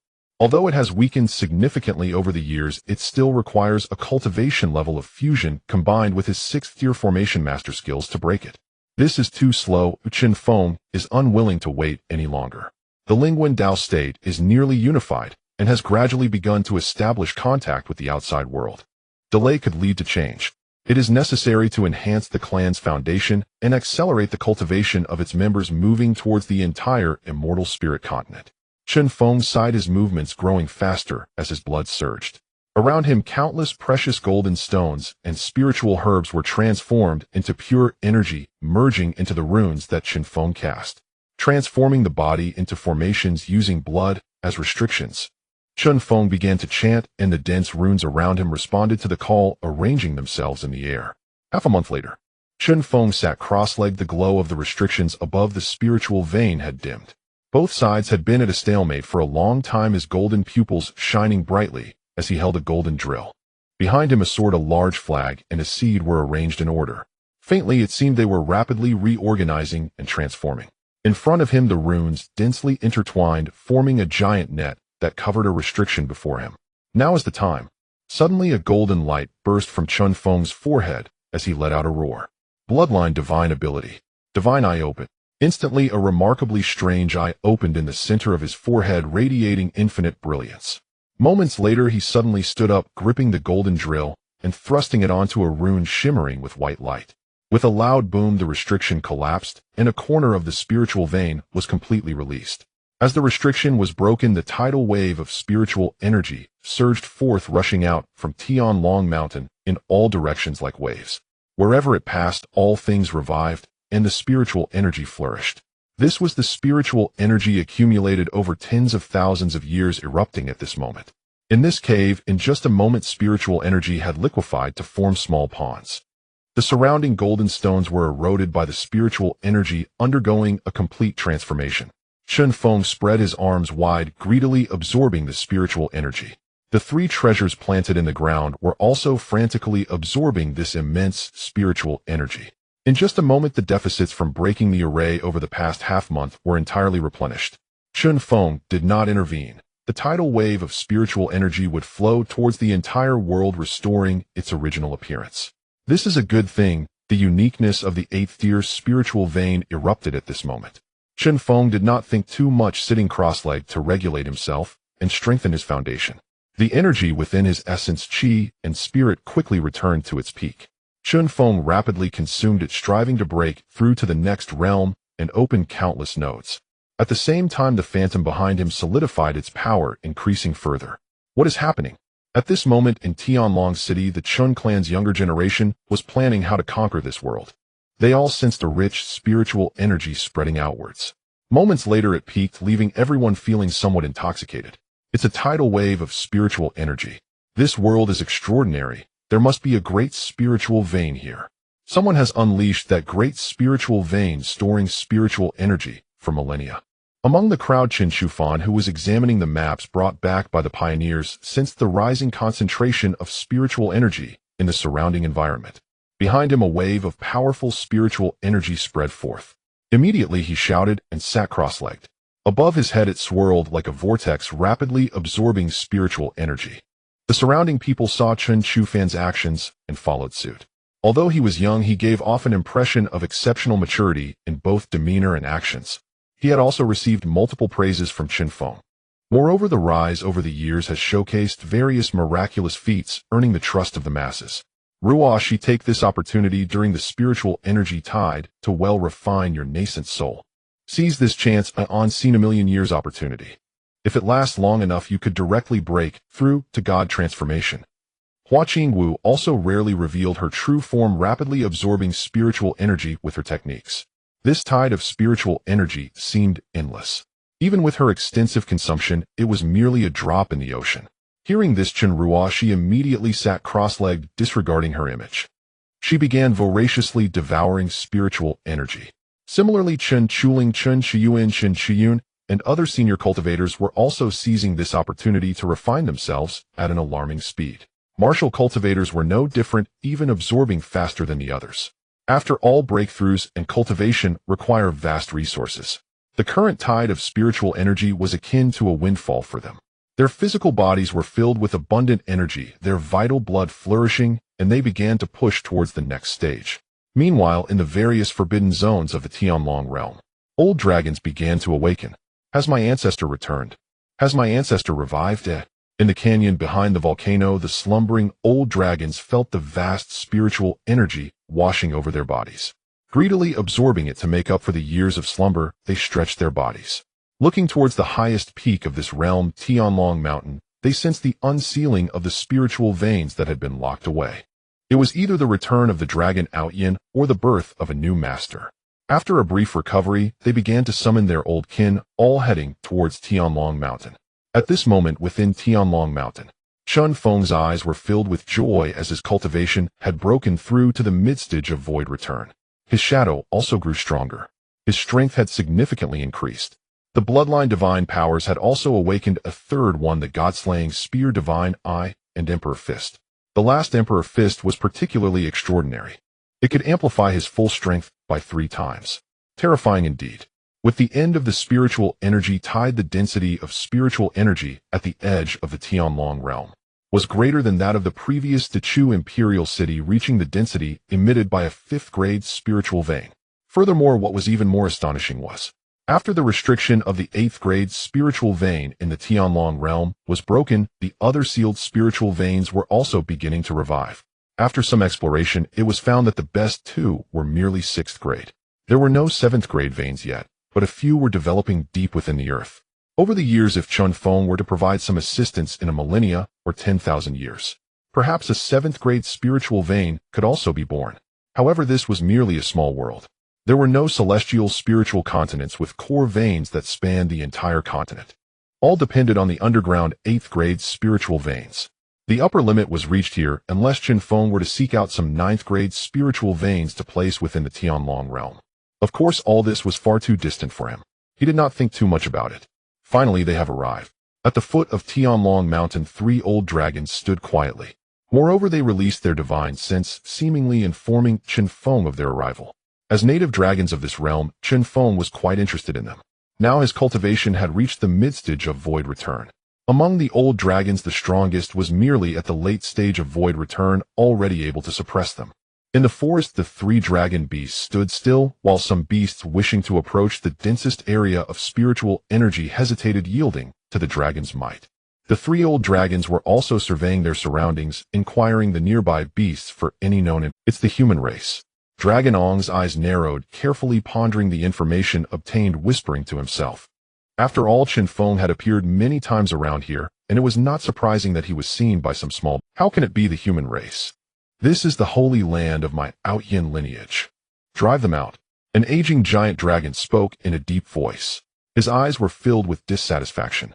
He felt this was an affront to the Tianlong realm, and likewise to his ancestor. This place is the backyard of Dragon Outyin. As the true dragon's domain, how could a mere human race take it away? Not good. He is able to break the restrictions left by the ancestor. Clearly his strength is not weak. Dragon Ong pondered for a moment and shook his head. Moreover, this realm does not seem to reject him. Perhaps he has received true inheritance and gained the ancestor's recognition. The old dragon's eyes sparkled as he contemplated. After years of slumber, his mind was still somewhat muddled. What are they discussing? While the 3 dragons were engaged in conversation, Chen Feng, possessing various powerful secret techniques, quietly appeared beside them, listening intently to the discussion of the 3 old dragons. Finally, upon hearing them mention how to strike against him, he couldn't help but interrupt their conspiracy, smiling as he waved at the 3 dragons. Who goes there? The 3 dragons, startled as if they had seen a ghost, jumped in fright. They distanced themselves, warily watching Chen Feng. No one among the dragons knew of this person's arrival. It was simply terrifying. However, when they discovered his cultivation was merely post-void return, their expressions changed dramatically. The 3 dragons exchanged glances, and without a word, armed themselves for battle. A breath of dragon fire was unleashed, instantly enveloping the area in a thick white mist. The surrounding mountains created a large pit, the temperature excruciatingly high. Just as the 3 dragons thought Chen Feng had perished as the smoke cleared, they found him smiling completely unharmed. Brushing off the dust on his body, he calmly said, "Why must we resort to violence upon first meeting? I am the master of the Tianlong realm. As beings of my realm, should you not bow before me? Dream on." The old dragon lunged at him, wind and clouds swirling, claws bared. Chen Feng merely looked at him indifferently, the smile on his lips unyielding. This old dragon was far too irritable. If it weren't for his own strength having increased, awakening these slumbering dragons during the god transformation stage, he would have had no good outcome. "You little wretched dragon, do you dare to devour your master?" Chen Feng chuckled, rising and slamming the dragon down into the ground. The array stirred, the runes arranged, imprisoning the dragon in place. "You are not our master." Dragon Ong shouted. Purple lightning, entwining a thunderstorm the size of 3 dragons, surged toward Chen Feng. Chen Feng showed no fear. The dragon's strength was at the late stage of void return. However, these dragons had been asleep for far too long, even with the replenishment from the spiritual energy tide. They were still not in as good a state as before their imprisonment, and were easily suppressed. "Why are you so powerful?" The last black dragon attempted to flee, but was caught by Chen Feng by its tail. "We are willing to recognize you as the lord of the Tianlong realm." The 2 dragons, seeing the black dragon battered and disoriented, were left gasping for breath. Upon catching sight of Chen Feng, they felt as if they were being watched by a demon. They quickly admitted defeat. What ancient dragons, what dignity! These were all mere illusions. Chen Feng looked at the 2 dragons with a smile, casually tossing the unconscious black dragon, sealed by his magic, aside. The 3 returning void elder dragons in the Tianlong realm were not particularly powerful. While they could handle ordinary returning void cultivators, encountering someone like Chen Feng was akin to courting disaster. In fact, the strongest among them, the purple dragon, was less powerful than the demon king in the outer desert. Life in the Tianlong realm was simply too comfortable. How strong could they become without any competition? They all relied on their own bloodline talents plus the excellent environment to achieve their current levels of cultivation. All 3 dragons were pure blood. There was still room for growth. Pure-blood dragon clans reached the returning void stage upon maturity, and those with stronger bloodlines could effortlessly enter the integration stage. That's more like it. Why all the fighting and killing, right? Chen Feng walked over enveloped in a refreshing aura, smiling as he patted the purple dragon's head. Killing intent suddenly flickered in Long Ong's eyes. He was a noble dragon. How could he allow a mere human cultivator to touch his head? However, I do not trust you all that much. Chen Feng's tone shifted, and a dark aura flickered in his eyes. With a single slap on Long Ong's head, the dragon's consciousness was plunged into chaos, causing him to faint. What have you done to Long Ong? The golden dragon's face was filled with terror as he saw Chen Feng, wearing a harmless expression, slowly stepping closer. Suddenly, the dragon's body trembled, chills running through him. I did nothing. You can try it for yourself. Chen Feng resembled a great demon. The golden dragon leaped from the ground, attempting to escape Chen Feng's clutches. It's useless. Just a few hundred meters up, he heard a voice full of laughter. Soon after, darkness engulfed him, and he plummeted towards the ground. 3 returning void dragons, not a bad catch. This time, planting the demonic seed cost him 200 years of lifespan. Yet the results were satisfactory. Although these 3 dragons were weak, they were still pure-blood dragons. Even on the entire continent, pure-blood dragons were extremely rare. Upon maturity, they reached the returning void stage, incredibly formidable. Even half-blood dragons like the purple fire could reach the divine transformation stage upon maturity, showcasing the strength of their bloodline. Of course, the dragon clans have different definitions of maturity. At the very least, they needed to be 2,000 years old to be considered mature. Accelerated by treasures is a different matter. What a terrifying talent this was. However, along with the advantages of their bloodline, the disadvantages were equally evident. Success and failure both stemmed from their bloodline. Once they reached the peak of their bloodlines, potential further advancement became as difficult as ascending to the heavens. After a stick of incense, the 3 elder dragons gradually awoke and respectfully lowered their noble heads. From now on, the safety of the Chen County will be entrusted to you to guard. Chen Feng nodded in satisfaction. How impressive was it to have 3 returning void dragons guarding the entrance for him? Had he asked them to do the same before planting the demonic seed, they would have laughed at him. Now it was different. They were all incredibly excited. Follow me out of the realm. Chen Feng spoke lightly, and a passage appeared. In the blink of an eye, they arrived at the summit of the ascension peak. The 3 elder dragons followed closely behind. Then Chen Feng spread his hand. Chen Feng spoke lightly, and a passage appeared. In the blink of an eye, they arrived at the summit of the ascension peak. The 3 elder dragons followed. Just below, a massive mountain gate passage formed. This was also the passage fortress for the entire Chen County. Chen Feng named it Dragon Gate. As a critical point for entering and exiting Chen County, the changes here startled countless people within. Merchants passing by and powerful representatives from various clans came to investigate. Then a loud shout rang out. In the sky, golden runes scattered surrounding the entire Chen County. Simultaneously, 3 massive mountains rose from the southern, western, and northern directions. Qinglong, Zhuqiu, Xuanwu, and Baihu. Chen Feng murmured. He planned to establish 4 entrances in the future corresponding to these 3 divine beasts or their bloodline races. They would need to be at least returning void beasts to guard them. By then it would be impressive and unique. The entire Lingwen Daozhou would have only one family, aligning with his vision of making Chen County the core sacred land of the Chen clan. From now on, the entrances and exits of Chen County will only open at the Dragon Gate. At the same time, the position of Chen clan's spiritual beast protector will be established. Immediately after, the 3 returning void dragons revealed their true forms, soaring high above Chen County. The sound of dragon roars shook the heavens and the earth, instilling fear and awe in countless representatives of various powers and merchants passing by. Returning void. This was the dragon clan of the returning void realm. Soon after, the 3 elder dragons landed atop the Dragon Gate mountain, lying there and absorbing the rich spiritual energy of heaven and earth. Incredible. I never expected the Chen clan to have such deep roots. A divine transformation cultivator from a distant overseas island commented in the ledger of the Chen County guest house. His body trembled. The shock from the earlier scene was too great. 3 returning void realm dragons acting as guardians for the Chen clan. Even the Tiansheng sect wouldn't dare to do such a thing, right? This made countless representatives from various forces who had come to investigate the Chen clan's true strength feel their hearts race and cold sweat pour. The reason for establishing the 4 spiritual mountains was also to bind the spiritual energy of the entire Chen County. This would make the spiritual energy within Chen County even more concentrated and pure. Before long, as the spiritual energy was contained and no longer leaked out, orders were issued, and the clan affairs pavilion began to operate. The craftsmen within the Chen clan were replaced by cultivators, and their efficiency was extraordinarily high. In just a short span of 7 days atop the Dragon Gate Mountain, a Grand Protector Hall was established, imposing and majestic. At this time, the 4 spiritual mountains in Chen County formed an overwhelmingly grand defensive position around the Ascension Peak. Half a month later, after the affairs of the Chen clan had fermented, the Immortal Saint Alliance was stirred. On the same day, no less than 3 returning void cultivators came to investigate the truth. Each one returned with a face full of astonishment.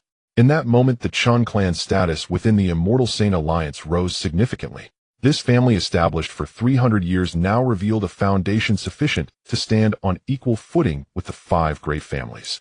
Meanwhile, deep in the desert, the Wan Yao Palace, driven deep into the desert, was where Xiang Batian listened to the intelligence brought by his subordinates, feeling somewhat troubled.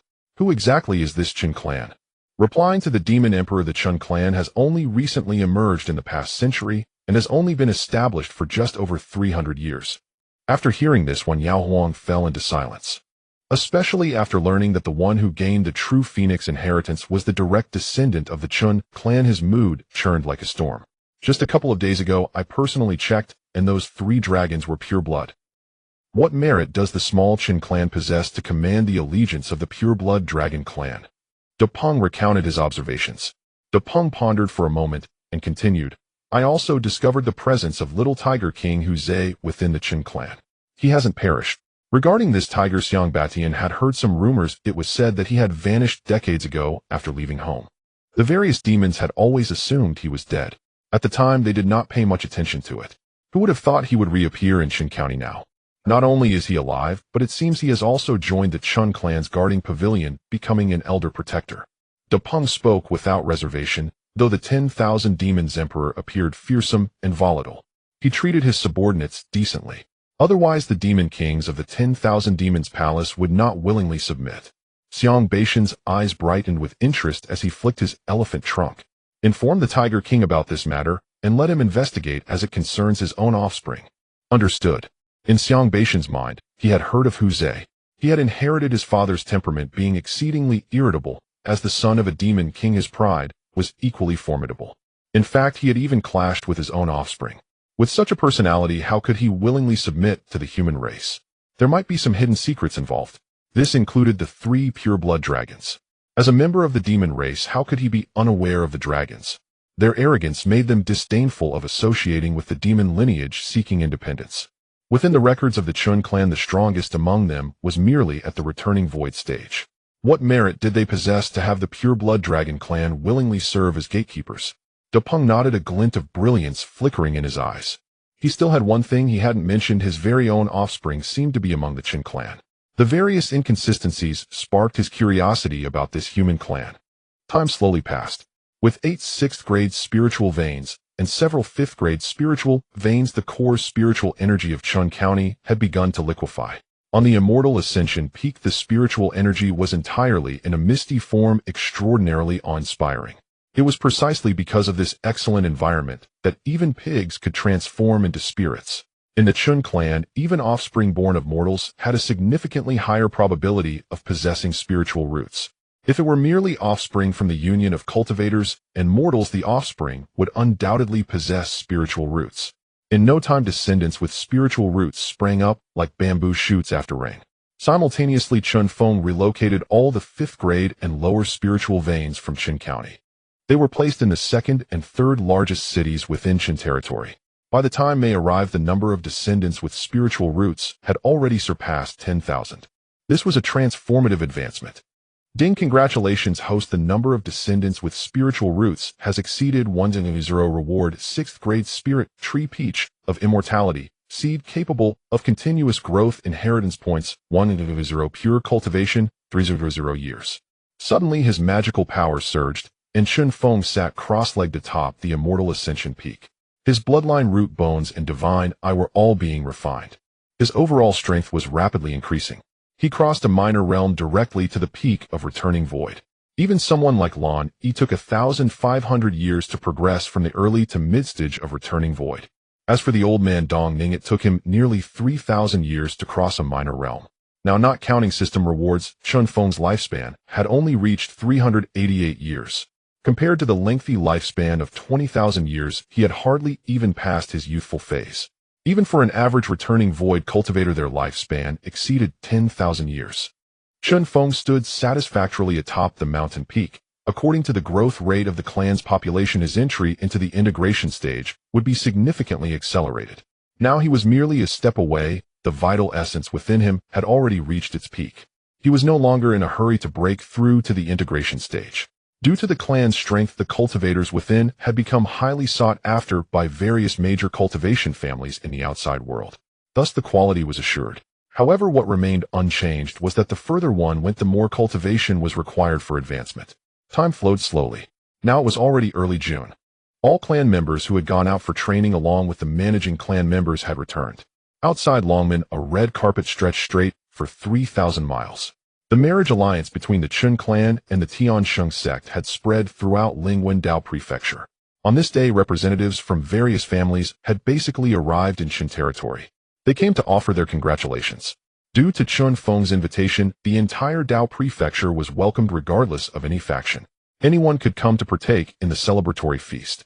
The number of attendees was unprecedented. Finally, dong, dong, dong. 3 resounding bell chimes echoed through Chen County, like a grand celestial sound. In the heavenly dome, Chen Feng's figure appeared atop Longmen. Ong! 3 resounding dragon roars erupted as a massive wedding carriage crafted from gold wood and exquisite spirit stones was pulled by 3 giant dragons soaring towards the sea.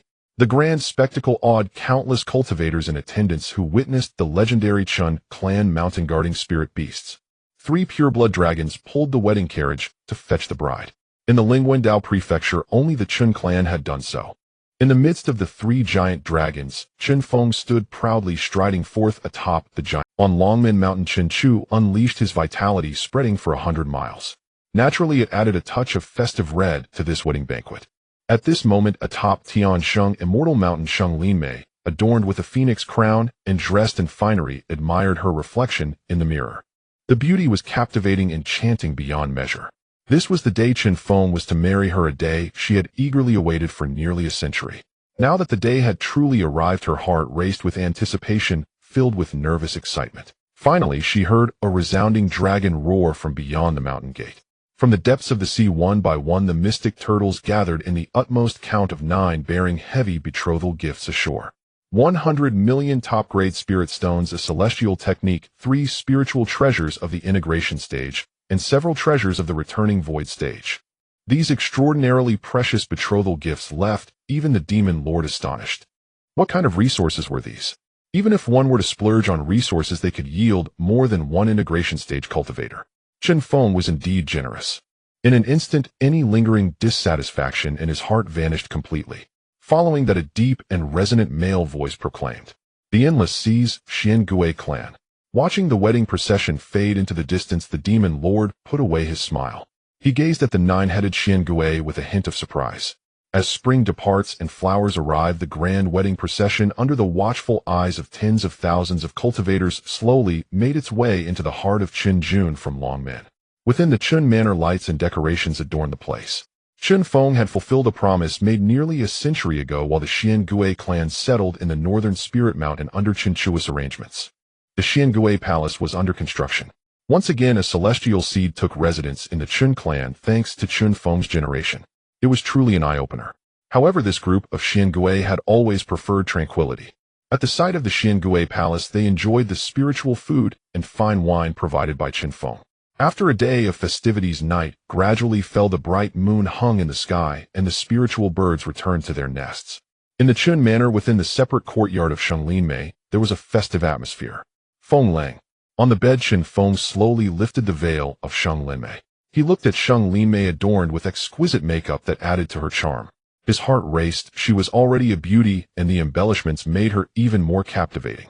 She looked even more beautiful. "Do you remember our first time?" Chen Feng said with a mischievous smile as he walked over and pinned her down. He whispered in her ear. Sheng Linmei was momentarily stunned. The first time. After a moment, her face flushed red as she thought Chen Feng was referring to their first meeting. After a moment, she finally reacted. Pretending to push against Chen Feng's solid chest, she shyly said, "You naughty guy. You're the naughty one, aren't you? Where's your mind wandering? I was talking about our first encounter." Chen Feng grinned, unable to resist teasing her as he saw he had successfully led her astray. He then flicked her delicate nose with his finger. Bad man. Sheng Linmei immediately realized he was clearly leading her in that direction. At that time she had indeed been a bit unruly. Looking back now it was almost embarrassing. Chen Feng sighed with a smile. Back then I was the fish, and you were the knife. Tisk tisk tsk. After saying that he raised his eyebrows. Back then he was indeed the victim. Today the roles had reversed. He pressed down on her, grinning. Today I shall sing as the turned-over lover. With that one piece of clothing after another fell to the floor. This morning the bow was fully drawn, ready to unleash its power. At the gate the spear was shot, hitting the target perfectly. It was truly breathtaking. The next day the melodious calls of spiritual birds echoed as the battle came to an end. Chen Feng achieved a great victory. From now on there was another lady in the Chen clan. After a long time passed, everything returned to normal. In the clan affairs pavilion Chen Feng met with Chen Wuzai. The other party's face had gained a bit of maturity, losing the youthful recklessness. Wuzai, the Wanghai city, is entrusted to you. Be sure to make it one of the 3 major seaports of Lingwindo Prefecture. Chen Feng said solemnly, his gaze serious. Now since the territory in the sea had been pushed deep into the endless sea exchanges with other continents, and sea races had increased. The human race of Lingwindo Prefecture also displayed extraordinary strength. In a short time, they entered into a honeymoon period with various sea races. Currently, there were already many sea races, even human races from the deep sea and merchant ships from other prefectures arriving in the Lingwindo region. The era of maritime trade had begun. The demon lord of the Tiansheng sect called upon various cultivators within the sect to build a giant sea city. This was to facilitate exchanges with various realms. The original team of the Immortal Alliance also established a great city in the northernmost sea area, as the southeastern outlet Wanghai City became crucial. Moreover, prior trade exchanges with other sea races turned it into a highly promising port. Chen Feng planned to transform it into the second city of the Chen territory. In an even grander gesture, he moved a 6th-grade spiritual vein beneath the city. The potential was boundless.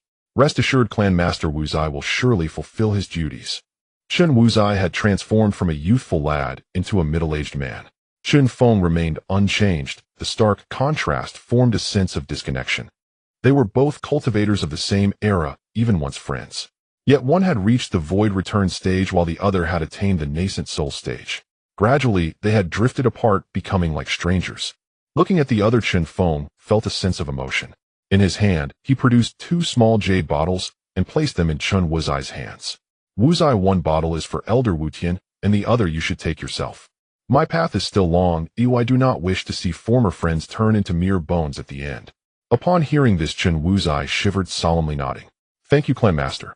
He said no more and turned to leave. He would do his work honestly and live as a decent person.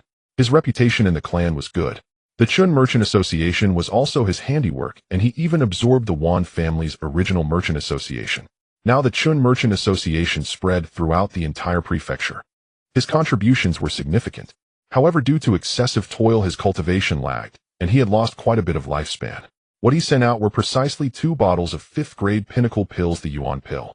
Time passed like a white horse passing through a gap. Another 5 years had gone by. It was a night of heavy snow. A special guest arrived in Xinjun. On the Immortal Peak, the 2 sat around a stove drinking wine despite the blizzard raging outside. Have you made up your mind? Chen Feng looked at his old friend with a complex expression. Chu Tianan. His strength was not weak. Relying on his innate talent, he had forcefully entered the mid-stage of the transformation stage, and now he was just a step away from the late stage. He had heard of the other party's rise from the ruins. Such determination made him re-evaluate his old friend. This was the prince who, relying on the pills he provided, had stabilized his position as a candidate for the throne. Chu Tianhun's face showed signs of inebriation, with snowflakes settling in his black hair, adding a touch of frost. I've made up my mind. He smiled freely, his eyes bright and spirited. I believe my path to immortality won't be to remain stagnant as a local emperor in Chu. He raised his glass and took a sip of the warm wine within. He exhaled a long breath, white mist escaping. This is the foundation of the Chu family for 10,000 years.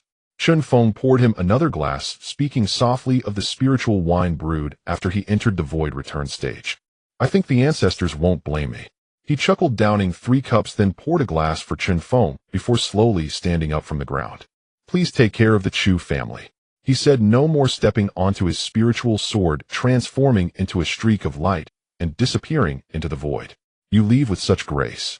Chen Feng chuckled and shook his head, finishing the spiritual wine before him in one gulp. The next day, a significant event occurred in the southern prefecture. The Dechu dynasty announced its dissolution. The Dechu royal family declared their allegiance to the Qin clan. Thus, the third major power in the southern prefecture became a thing of the past, leaving only the Chun and Lan clans facing each other across the land. In the 10th year of the Immortal holy calendar, Sheng Linmei gave birth to a son after 3 years of pregnancy. That night, the entire sky over Chen County was illuminated by golden light, with multicolored meteors streaking across. Meanwhile, at the peak of the Ascension Mountain, a willow tree growing on the edge of a cliff was struck by divine thunder. Master of the house, Sheng Linmei has given birth. It's a son. Chen Feng in Sheng Linmei's courtyard heard the midwife's narration. Instantly overjoyed, he waved his hand to reward her with a 5th-tier spirit pill. On the bed, Chen Feng looked at the somewhat weak Sheng Linmei. His heart ached as he continuously delivered streams of true longevity qi to her. He also scattered a few yulong fruits and several 6th-tier precious pills, infusing their essence into her body to enhance her qualifications while she was weakened from childbirth. Little troublemaker. Unlike other offspring, his son did not cry or fuss after birth. With big eyes, he waved his hands and feet at Chen Feng, babbling joyfully. 3 years of pregnancy had left Sheng Linmei a peak transformation stage cultivator in this weakened state after childbirth. His qualifications were indeed terrifying. Chen Feng placed his large hand on the child's body, his expression slightly changing. The innate human bloodline was surprisingly purer than his own. For a moment, Chen Feng doubted if this child was truly his. Feng Lang, Sheng Linmei, still recuperating, closed her eyes, placing her delicate hand on his, speaking in a remarkably gentle tone. We have a child now. Upon hearing this, Chen Feng smiled slightly. Yes, we have a child now. Feng Lang, I have no experience. You should name our child. Sheng Linmei said softly, thinking many years ago about what to name their future child. However, after much contemplation, she remained unsatisfied. Chen Feng gazed at her, gently pondering.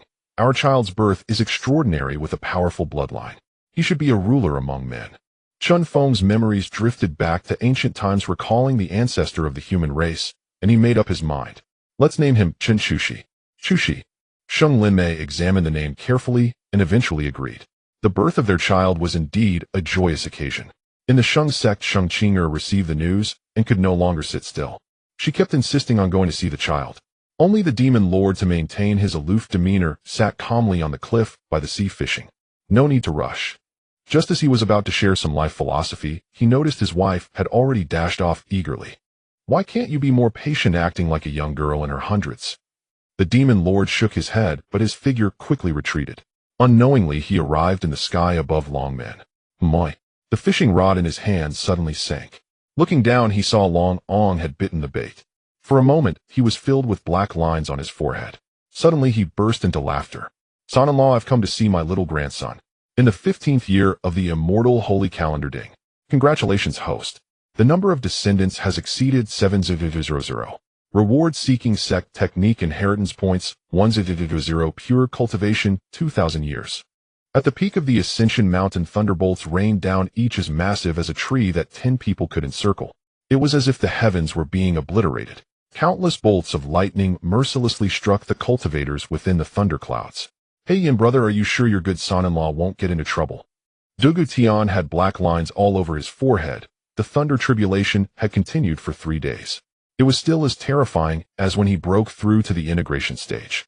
He had only faced 14 bolts of lightning as a mere formality during his own breakthrough. But for Chen Feng, this was clearly divine punishment. The demon lord couldn't gauge the situation, squinting as he focused on Chen Feng. The aura of the other party showed no sign of decline.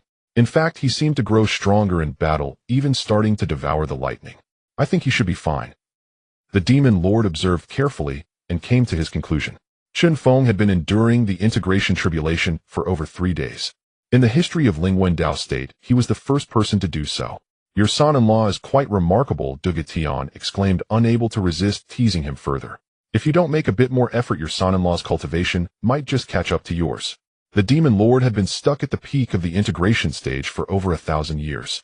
Though he had taken half a step forward, he was still some distance from true transcendence. Given Chen Feng's cultivation speed, he might actually catch up. At that moment, he felt a bit threatened.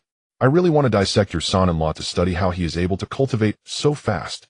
Dugu Tian felt a twinge of envy. Chen Feng's cultivation speed was simply astonishing. The demon lord raised his eyelids and snorted lightly, saying, "Do you think I don't want it? To cut open his body and see what secrets lie within. You're ruthless." Dugu Tian gave a thumbs up, impressed that the man before him could actually follow through. "Stop guessing. His creation, holy art, has already reached perfection during the transformation stage. Is it strange to have such achievements?" Hiss. Dugu Tian gasped in shock. He had seen the creation holy art of the Heavenly Saint sect and naturally heard the legends surrounding it. The second ancestor of the Heavenly Saint sect, that ruthless person who attained enlightenment in a single moment and ascended to the daylight. Comparing this made Chen Feng seem much more reasonable. At least he hadn't reached the terrifying level of daylight ascension. Enough talk, let me enjoy the view. The demon lord made a gesture to silence him and carefully observed Chen Feng's integration tribulation. He immersed himself in understanding, sensing the aura of the Tao. A realization began to dawn in his eyes. "Feng Lang, you must succeed." At the foot of the Ascension Mountain, countless cultivators from the Chen clan gathered. This was the integration tribulation of their founder, the first of the Chen clan. How could they not come to pay their respects? However, due to Chen Feng's barriers, they could only vaguely see a figure in white battling against the thunder. Unbeknownst to them, dusk was approaching. Suddenly a sword's cry rang out. The thunder clouds in the sky were cleaved apart by a sword, creating a deep rift, revealing the sun. The setting sun cast its afterglow, adding a touch of beauty to the gloom. Immediately after, Chen Feng's primordial spirit ascended, casting a massive phantom that illuminated the entire Chen County, resembling a colossal figure opening the heavens. The demon lord's eyes narrowed, a look of astonishment flashing within. It's about to succeed. The next moment, the primordial spirit trembled violently, exploding like fireworks in the astonished gazes of the crowd. The cultivators who had come to witness were shocked. At that moment, the demon lord's power erupted, wanting to rush to the Ascension Mountain, but he halted his movement in the next instant. They could vaguely see the fragments of the primordial spirit turning into luminous light, merging into the phantom.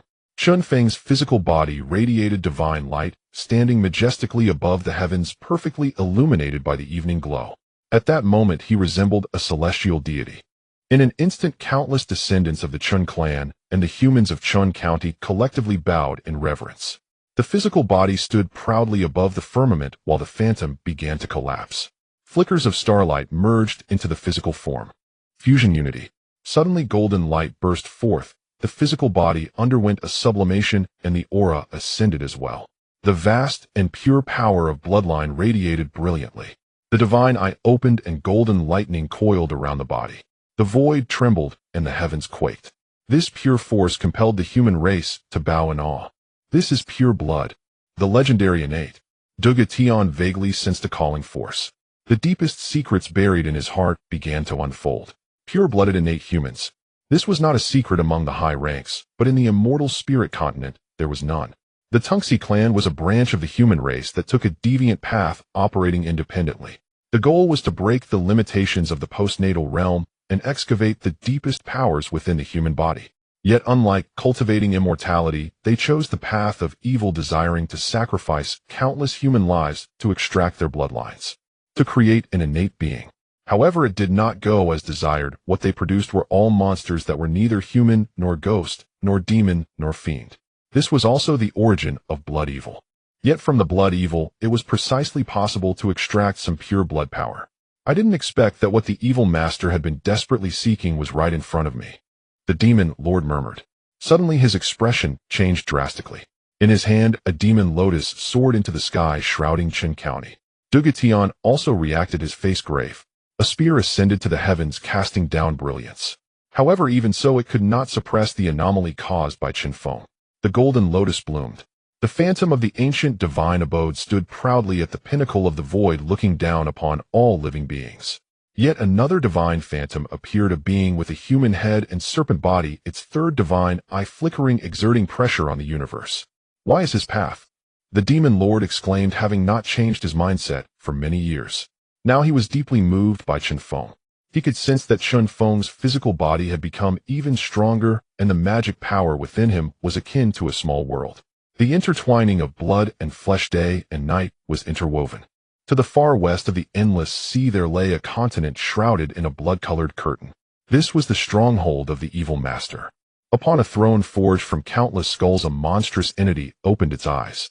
Within its gaze was a dense blood light with sharp teeth akin to those of a vampire. I can sense such a pure aura. It roared excitedly from the throne as the blood sea churned. To the east, the farthest east.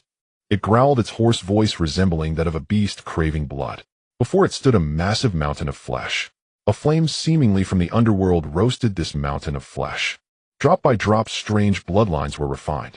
Subsequently, they were gathered by a skull using specially crafted spiritual treasures for secondary refinement. In the blood sea, billions of wronged souls wailed and howled. All living beings on this continent without exception were slaughtered and refined by the man on the throne. Did the halfway join our church a person named Murong Fian. The evil master with somewhat pale hair floated up and down. Suddenly, he found a piece of information. More than a decade ago, on the Dao province further east, there was a subordinate of his church who conspired to invite a certain figure to join the sect. It was said that this person was a crucial figure in that Dao province. Furthermore, he expressed his support. They could blood sacrifice the entire Dao province, extracting the bloodlines of all human beings, to achieve something great. Thus he agreed, and even dispatched a team of guardians to go out. As a result, from then on there was no news at all. Not even a trace was left. The soul jade also shattered like this. This incident led the evil master to believe that Nankin factions were untrustworthy.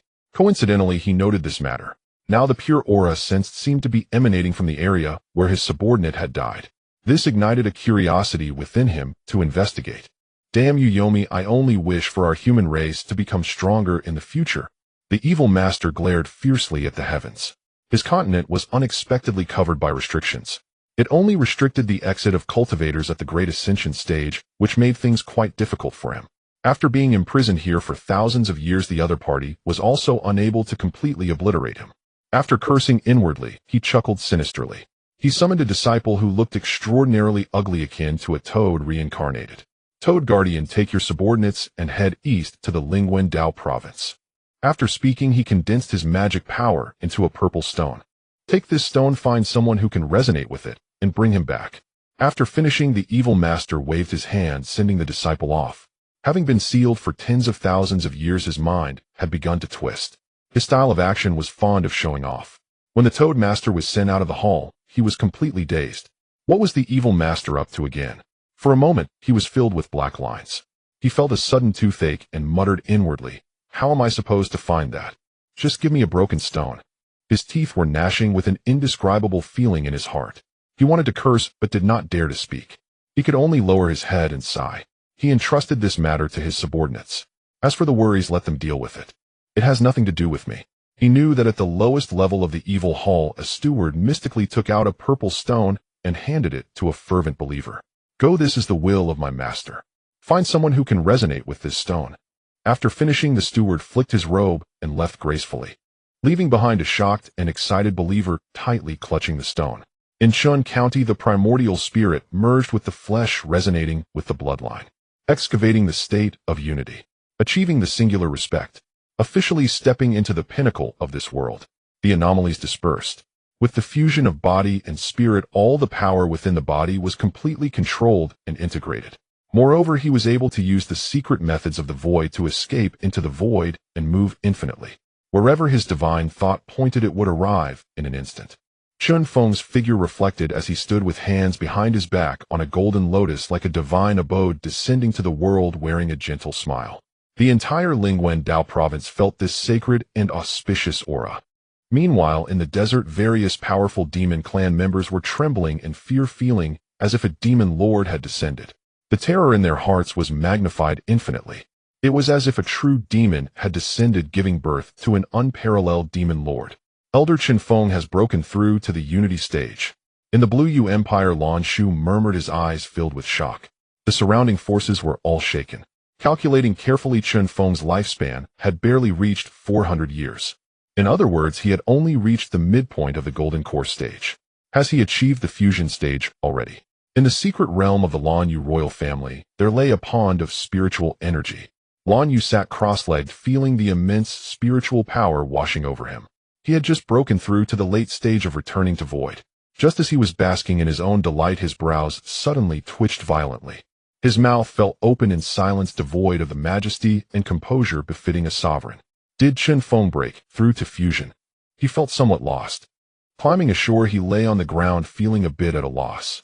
At that moment he realized that the gap between people could not merely be compared to a chasm. It was terrifying, utterly unreasonable. A fusion practitioner under 400 years of age. For a moment, he felt bewildered as the joy within him was dispelled. His lifespan had already reached 8,000 years. I truly deserve to die. Suddenly he slapped himself hard across the face. How can one be so self-satisfied with just a little achievement? How can one aspire to the immortal path? Comparing himself to Chen Feng, he felt that his entire life had been lived like some mere animal. He lay there for a long time feeling somewhat confused. The fusion realm was already at the pinnacle on the Xianling continent. All major factions, the masters of Xian Dao inheritance, were merely at the fusion realm. If one were to reach the higher stage of Mahayana, they would be touching the realm of immortality. Such a monster rarely appears for millennia. The most active and powerful top practitioners on the continent are merely at the fusion stage. Life is but a dream as if separated by an eternity. In Wanghai City, Chen Wuzai took a bow and raised his cup of murky wine, drinking it all at once. They were all seekers of the immortal path. Starting from humble beginnings, now the other party had firmly left him behind. He estimated that in this lifetime he would never catch up. In an instant, myriad thoughts flooded his mind, feeling incredibly heavy. What am I even thinking? He self-deprecatingly smiled, a hint of nostalgia in his eyes. To follow in his footsteps for a while, my life would be splendid enough. When I chose to follow him back, then it was indeed the right choice. He laughed heartily, the gloom in his heart swept away. Had he not met Chen Feng, perhaps he would already be a pile of old dirt, disappeared into smoke and dust. Now breaking through to the transformation stage was within reach. Oh, what was there to be melancholic about? Just focus on doing his part. Let me follow you for a bit longer. Suddenly the wine cup in his hand shattered, and he stood up solemnly. Holding the planning map of Wanghai City, he made some bold modifications. Cheers to the fusion experts. Cheers to humanity. The crowd's voices rose and fell like the morning and evening tides. From now on you may have to call Chen Feng your friend. Du Gu Tian teased, also thinking to provoke his old friend. Just then a cracking sound was heard. The demon lord suddenly stood up, swallowed by the demon lotus, transforming into a black egg. Another tremor, the giant egg quickly vanished beyond the horizon. Why bother arguing about facts? Even if it isn't true, now it will be in the end. Du Gu Tian smiled, indifferently glancing at Chen Feng. He nodded slightly to express his congratulations before vanishing into the sky. In his heart, he felt a sense of pride. How could he tolerate being surpassed by the younger generation?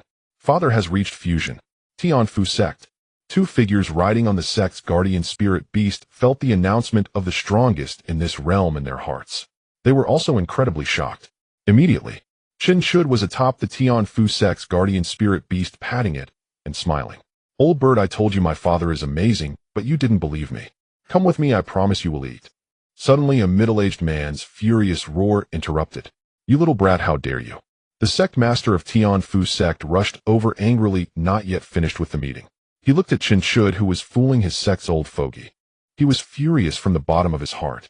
After causing havoc among the various factions in the sect, now he wanted to meddle with the guardian spirit beast.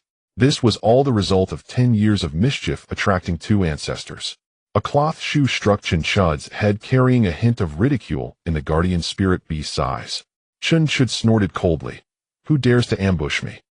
Sectmaster, aren't you in a meeting? Chen Shud turned back flamboyantly. He immediately met the sect master, whose face was as red as a cooked liver. At once he felt a chill all over. He hurriedly fled. While running, he did not forget to look back. Old bird, I will be back. I will bring you delicious food.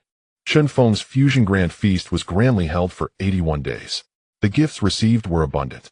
In Ling Wen Daozhou, the third faction's reputation was firmly established for the Chen clan. The disciples of the Chen clan were also quietly embarking towards the world and the distant horizon. For instance, the two brothers Chen Shuhong and Chen Shufan rode the rock bird to train in the endless sea. Chen Shuling took the dragon Ong and disappeared with the silver dragon at the shores of Wanghai City. Chen Ruashi and others also left one after another, heading towards the vast ocean. For a moment, Chen Feng felt like a solitary person. The second year of the Xianxin calendar. Heavy snow. On the Spirit Water Lake. A small wooden boat drifted in the center of the lake. One could vaguely see white mist rising. Dressed in a rain cloak, he sat by the stove brewing wine, tightly gripping a bamboo fishing rod. Surrounding him was a scene of white snow resembling a land of snow. In Chen County, the seasons never change. Snow piled high on top of the small boat, sliding down and falling into the water, creating ripples. Suddenly the bamboo rod moved. Got a bite. Chen Feng smiled calmly, pulling with force. A plump spirit fish landed in the cabin, flopping. In Chen County, before the courtyard belonging to Chen Shooting, suddenly a beam of golden light shot out from the dragon gate, soaring past and landing steadily before the door. On the snowy ground, a series of peculiar footprints appeared. Where it passed, spirit herbs broke through the snow surface, growing robustly. A creature covered in golden scales with a single horn atop its head and a tail like a dragon stood before Chen Shooting's door. The auspicious beast let out a light cry, radiating auspicious light, flowers blooming everywhere, resounding vibrantly. Xiao Jia, you came to pick me up. The person inside the door seemed to call out, pushing it open to see this auspicious beast. Humph. The auspicious beast raised its head, lightly nodding twice. But I haven't spoken to my father yet. Chen Shooting gazed at the towering ascension peak in the distance. He wanted the auspicious beast to wait for him a moment. Once we part this time, I don't know how many spring and autumns will pass. A hint of reluctance gleamed in Chen Shooting's eyes. Originally, he should have left several years ago. He had waited until now. The auspicious beast had previously taken a gentle step, dropping a spirit herb that resembled 9 different flowers fused together at the door. Transforming immortal herb. Chen Shooting exclaimed, looking at the auspicious beast, which had a hint of pride in its eyes, and kindly patted its head. With this item, I believe my father and mother will be satisfied enough. Moreover, my father is so powerful and mysterious. This boy. Chen Feng put down the bamboo pole in his hand, smiling. His mood was exceedingly pleasant. Is it a Qilin? His gaze crossed the void, settling on the auspicious beast before Chen Shooting's door. Whether in demeanor or form, it was identical to the legendary Qilin. In this world, the existence of Qilin is even rarer than that of pure-blood true dragons. Immensely rare and shrouded in mystery and power. Legends have always circulated. The emergence of a Qilin signifies great auspiciousness. And his offspring, Chen Shooting. It seems he has received the favor of the Qilin, or perhaps obtained some great inheritance. His fortune is extraordinary. You all, one after another, put immense pressure on me as a father. The pressure falls on me and my offspring seem quite ludicrous. True dragons, true phoenixes, reincarnated ancient powerhouses, exceptional talents, and great prodigies. It's simply terrifying. It makes me feel ashamed. If it weren't for the system, perhaps I wouldn't be able to become the powerful father behind these prodigies. I just lay down. Upon going out, I encountered someone and shouted, "My son so-and-so." After a moment of self-deprecation, Chen Feng extended a large hand. He grabbed a handful of yulong fruits along with a few precious pills. Merge. He exerted a slight force with his hand. The magical power circulated, and these items merged into the fat fish before him. Formation. The formation runes arranged themselves, and another burst of golden light illuminated the scene. Dense runes were inscribed on the fish's belly. He then placed 2 spiritual treasures and a jade talisman inside. With a flick of his finger, he precisely struck the ground before Chen Shooting. This Qilin brought such a precious gift, and I as a father cannot treat my child poorly on his journey. It's my father's aura. Chen Shooting was momentarily stunned as he picked up the fat fish. Go, the journey ahead is quite far. Take care of yourself. From the void, Chen Feng's gentle voice resonated. Father. Chen Shooting was taken aback, slightly dazed. His father has always been watching over him. He held the fat fish's mind swirling with thoughts. Is this father telling me that giving fish is not as good as teaching fishing? His mind raced with wild ideas. Since father has said so, then I shall go. He probably also fears that mother would be reluctant. Chen Shooting no longer hesitated, sitting sideways on the Qilin. Suddenly clouds and mist rose. In an instant the figure had vanished without a trace. Transforming immortal grass, what a grand gesture. After confirming that the Qilin had gone far, Chen Feng appeared before Chen Shooting's door, picking up the transforming immortal grass and examining it carefully. His heart was filled with astonishment. This item is as precious as its name suggests. If it were to appear on the continent, countless cultivators would flock to it. Transforming immortal, transforming immortal. Countless cultivators seek the ultimate goal, which is the word immortal. However, achieving immortality is no easy task. After the great ascension comes the tribulation. Attracting heavenly tribulations to cleanse oneself, depending on the cultivator's talent. At the very least, one must endure 3 tribulations to invoke the final tribulation for ascension. Crossing the ascension tribulation and ascending the immortal ladder is the true path to immortality. How simple it is. even for powerful and stunning cultivators like the Southern Ming scattered immortals. In the end, after crossing the ascension tribulation, they lacked the strength to ascend the immortal ladder. Helpless, they could only become scattered immortals suffering from Dao wounds and sitting in regret, becoming a grain of sand in the vast sea washed ashore by the waves. However, the transforming immortal grass can be used to refine the ascending immortal pill during the tribulation. It reduces the damage caused by thunder, replenishes deficiencies, and clears the mind. It can increase the chances of successfully achieving immortality. Of course, this is just one of the main ingredients in the ascending immortal pill. Well thought out. Chen Feng carefully put it away. Spring passes, autumn comes. Another winter 10 years later. In the 30-year cycle of the immortal saint calendar. In the family lord's hall. This is where Chen Feng comes to review the family affairs organized by the Clan Affairs Pavilion during his leisure time, along with various important news. The Hai Ming clan is auctioning spiritual veins. Looking at the information above in the endless sea, there is a marine clan force that is putting up a 6th grade spiritual vein from their clan. Of course, the final payment is not made with spirit stones. Instead, it is conducted using various items of equivalent value. The Demon Lord also possesses a formidable intellect. On Sacred Island, the auction house established by the Heavenly Sacred Sect. On its first opening, it dropped a heavy bombshell. 6th grade spiritual veins are exceedingly rare in the Lingwen Dao Prefecture. Duga Tian will probably not be able to sit still either, Chen Feng said with a smile. In fact, according to the intelligence, it is not just the Duga family. The other 3 major families, including the returning Void Forces, and even quite a few Transformation God Forces. They are willing to risk everything to acquire this spiritual vein. After all, such things are beneficial, and it is the most important foundation for the development of a force. Divine Yuan Immortal Flower. Chen Feng smacked his lips looking at this piece of information. The seller is a certain immortal island force in the endless sea. This is an 8th grade pill, one of the main ingredients for the Great Ascension pill, and is incredibly precious.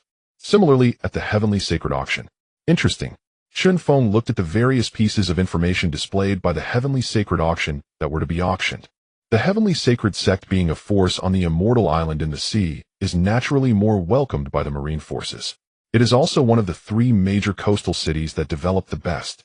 The long-term development of the family, supported by a powerful industry, is undoubtedly correct. Immediately, Chen Feng made his decision. He would auction off a few valuable items at the auction house in Wanhai City. In the entire Lingwen Dao Prefecture, there are only 3 7th grade alchemists. Besides Chen Feng, there are only 2 old monsters left. This is incredibly rare, therefore it is not surprising that the 3 major coastal cities are at the forefront of development. With powerful resources backing them, it would be difficult not to develop. Even the prospects for development in Wanhai City, as well as attracting marine clans and various overseas immortal island forces, are much better than those of Tian'an Immortal City. After all, Chen Feng is one of the only 2 7th grade artifact masters in the entire Lingwen Dao Prefecture. The other one is a cultivator from the Heavenly Sacred Sect, who is often away. With such a sought-after skill, development will certainly not be lacking. Chen Feng is well aware of this. Within the clan, 2 5th grade artifact masters have already emerged. In the alchemy room, the spiritual fire danced, and the fragrance of pills wafted through the air. 3 pills emanated light, exhibiting a rich and powerful aura. Chen Feng carefully stored them in a jade bottle. 7th grade spirit shaping pill. It enhances the soul magical power and accelerates the cultivation speed of integrated cultivators, improving their perception of the world. Moreover, it has no side effects. It is an excellent item for integrated cultivators wanting to break through to the next realm. Extremely sought after. Shuren sent these 3 pills to Wanhai City. After leaving the pill room, he found his eldest son. After years of cultivation, the white hair on his head had retreated. He now had a head full of black hair, looking spirited. Clearly, even if his talent is lacking even without a spiritual root, by continuously using spiritual objects and pills, he has pushed himself into the nascent soul stage. Understood. Chen Shuren put away the elixir. Chen Feng continued, we can utilize the resources from the clan's treasury to buy the Divine Yuan Immortal Flower at the Tiansheng Auction House. At the Tiansheng Auction House, Chen Feng was also tempted by the auction of the Divine Yuan Immortal Flower. After all, an elixir that could increase the probability of a breakthrough to the Great Ascension was akin to a treasure. Even Great Ascension cultivators would find it enticing. Even without a breakthrough, consuming a Great Ascension elixir still had its benefits. It was essentially a universal remedy. Understood. Chen Shuren nodded solemnly. After a brief tea time, a black dragon circled within Longmen. It descended in the core area of the Chen clan, floated for a moment, and then flew east. To have a dragon of the returning void realm act as a path protector for a mere nascent soul cultivator, or to serve as a mount, could only be done by Chen Feng and the Chen clan. At the summit of the Ascension Peak, spirit stones as large as small hills were instantly melted and consumed. The entire mountaintop area was covered with golden runes. These runes arranged in the air, forming various formations. They were then disrupted and reforged. Chen Feng was fully focused, and this continued for a whole month. The runes were directed to every corner, and the spiritual light enveloped the entire Chen territory. This was a grand unification of sensing and defensive formations. As long as there were cultivators above the returning void passing through the Chen territory, they would be detected by the sensing formation, which would initiate defense and counterattack. If there were malicious intent, the formation would autonomously activate to concentrate spiritual energy in one area to trap that cultivator. Combining the actual situation and joining forces with the thunder tree at the summit of the Ascension Peak, they could execute long-range strikes through the transition of runes. When the heavenly thunder strikes, death was inevitable for those below the Great Ascension. With the complete deployment of the Grand Formation, the entire Chen territory was incredibly secure. It could be deemed the safest region in the entire Lingwen Daozhou. After resting for a moment, Chen Feng's gaze turned towards the cliffside, where a willow tree struck by lightning stood. It has been over 30 years, and there hasn't been a single reaction. Chen Feng let out a slight sigh. This was the secret treasure that Chen Shuhua had passed to him. It contained a fragment of a celestial body waiting to be unsealed. Planted at the summit of the Ascension Peak, he hoped to use the rich spiritual energy to restore this fragment of the body. Moreover, this body part belonged to the spirit plant category. With a remarkably strong vitality, if it were to thrive again after nurturing, it would be an incredible gain. However, the outcome seemed less than desirable. Over the years, Chen Feng had also observed this lightning-struck wood multiple times. There was nothing extraordinary about it. Even the initial signs of life he sensed had completely vanished. It resembled a piece of dead wood. Chen Feng did not dwell on it much. He continued to cultivate it. He seems to be doing quite well. After completing the Sun Zong Shu, he utilized great magical power in conjunction with the Ziwei Do Shu to sense his scattered kin across the four corners, or those who shared significant karmic ties with him. Thus, after more than a decade of searching, he found Chun Mu Yi at the southernmost tip of the continent. However, it seemed that something was blocking the inquiry over there. Even the celestial technique of Ziwei Do Shu combined with Sun Zong Shu could only occasionally catch a glimpse of news regarding Chun Mu Yi. The other party was evidently doing well, and even over there he had quite a number of kin resonating with his. Otherwise, without such a strong connection of bloodlines, it would have been difficult to break through the restrictions at Chun Mu Yi's location to find him. This kid. Chen Feng smiled contentedly. After 3 years, he had once again detected the other party. He discovered that at the southernmost point of the continent there were descendants related to him. The number had significantly increased, surpassing 1,000. Chen Feng praised him rarely. He was delighted that Chun Mu Yi remembered his careful teachings.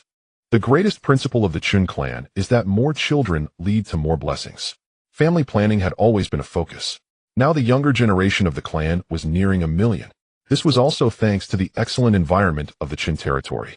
At the southernmost branch, Chen Feng speculated that if this trend continued in 100 years, it would be effortless to exceed 10,000.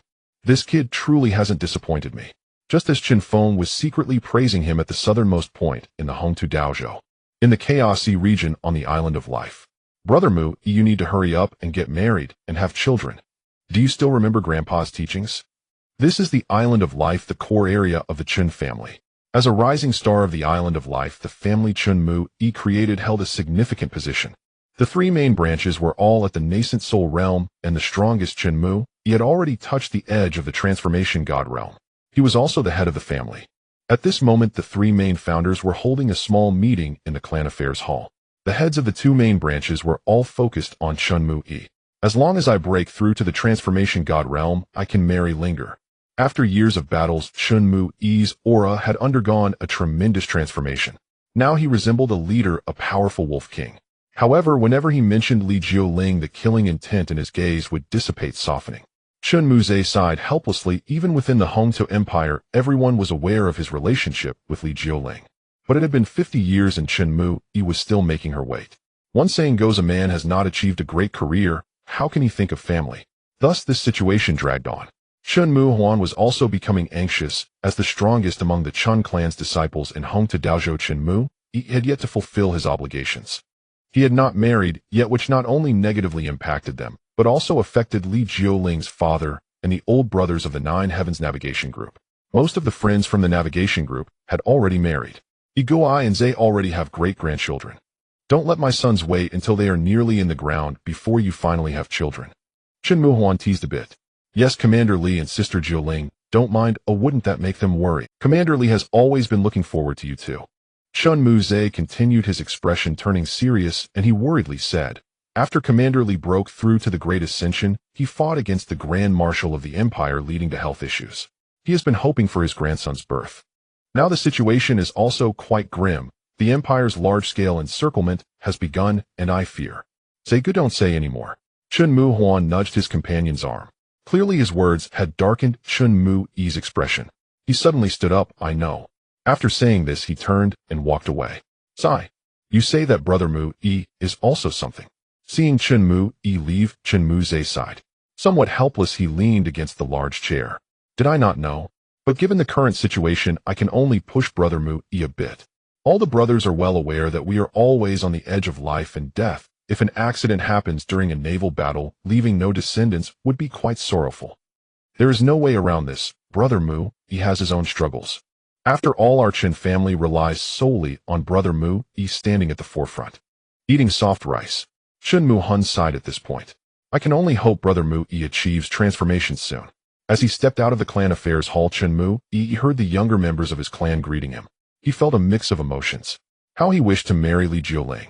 However, his strength was insufficient and his status on the island was still too low. Now the figure of Chen Feng appeared in his mind. He was a powerful support, fearless even if the sky were to fall. If only Grandpa were here. These years of experience have made him realize how difficult it is out there. If it weren't for the resources left for him by his grandfather in Wanghai City. How easy it is to develop to this point. In an instant he understood the challenges faced by Chen Feng. One person supporting such a vast force. Grandpa, how did you do it? Chen Mu-yi looked up at the sky, which was now night. Unlike before in recent years, there have been too many wars breaking out in the seas. In the Red Earth Empire, the instances of bloodshed were gradually increasing. The moon in the sky had been stained crimson. It was incredibly eerie, as if separated by a lifetime. How long has it been since I last saw the cunning moonlight of Qin Di Zhong? Chen Mu-yi closed his eyes and took a deep breath. This moon here is not the moon of my hometown. I, Chen Mu-yi, am not weaker than anyone. He roared within, his feet shaking as countless fallen leaves rose into the air. With another turn, he took 2 steps and disappeared into the night. On the back mountain of the Chen family, Chen Mu-yi stood alone on the cliff, gazing into the distance. Ego, I knew you would be here. A voice like silver bells in winter rang in his ears. After more than 50 years, the sea spirit Li Jioling had shed much of her youthful innocence. She had matured significantly, adding a few more charms. Her cultivation had also reached the peak of nascent soul. Linger. Chen Mu-yi turned around, his loneliness evaporating, revealing a warm smile. Yes, I have someone I want to pursue, and I have my own ideals. Chen Mu-yi smiled, tightly embracing the beautiful woman. I am so glad to have met you, Linger. Chen Mu-yi spoke softly, and upon hearing this, Li Jioling hugged him even tighter. Did Zedi and the others say something again? Li Jioling's heart tightened. She naturally knew that Chen Mu-ze and Chen Mu-li had visited Chen Mu-yi tonight. For all these years they had been worried about her and Chen Mu-yi. Although it was well-intentioned, how could she not understand Chen Mu-yi's heart? Linger, I will not let you down in this life. After a long while, the first rays of sunlight of dawn fell upon the two. As the sun rose, all things revived. Suddenly Chen Mu-yi trembled all over, his aura continuously rising. I have comprehended. Don't worry, Linger, I will marry you. Chen Mu-yi let go of her and looked at her gently. He then took a step back. Void become me, I become void. Shock. Ha ha ha. In this life I shall not be weaker than anyone, nor shall I fail to live in this world. A hearty laugh echoed as he stepped into the void. His figure gradually became ethereal, disappearing from Li Jioling's sight. He gooked. Li Jioling's heart tightened as she looked around, finding no one. Even Chen Mu-yi's aura had vanished. She grew anxious, looking around, her divine sense probing in all directions. After a moment she saw a ripple 2 miles away.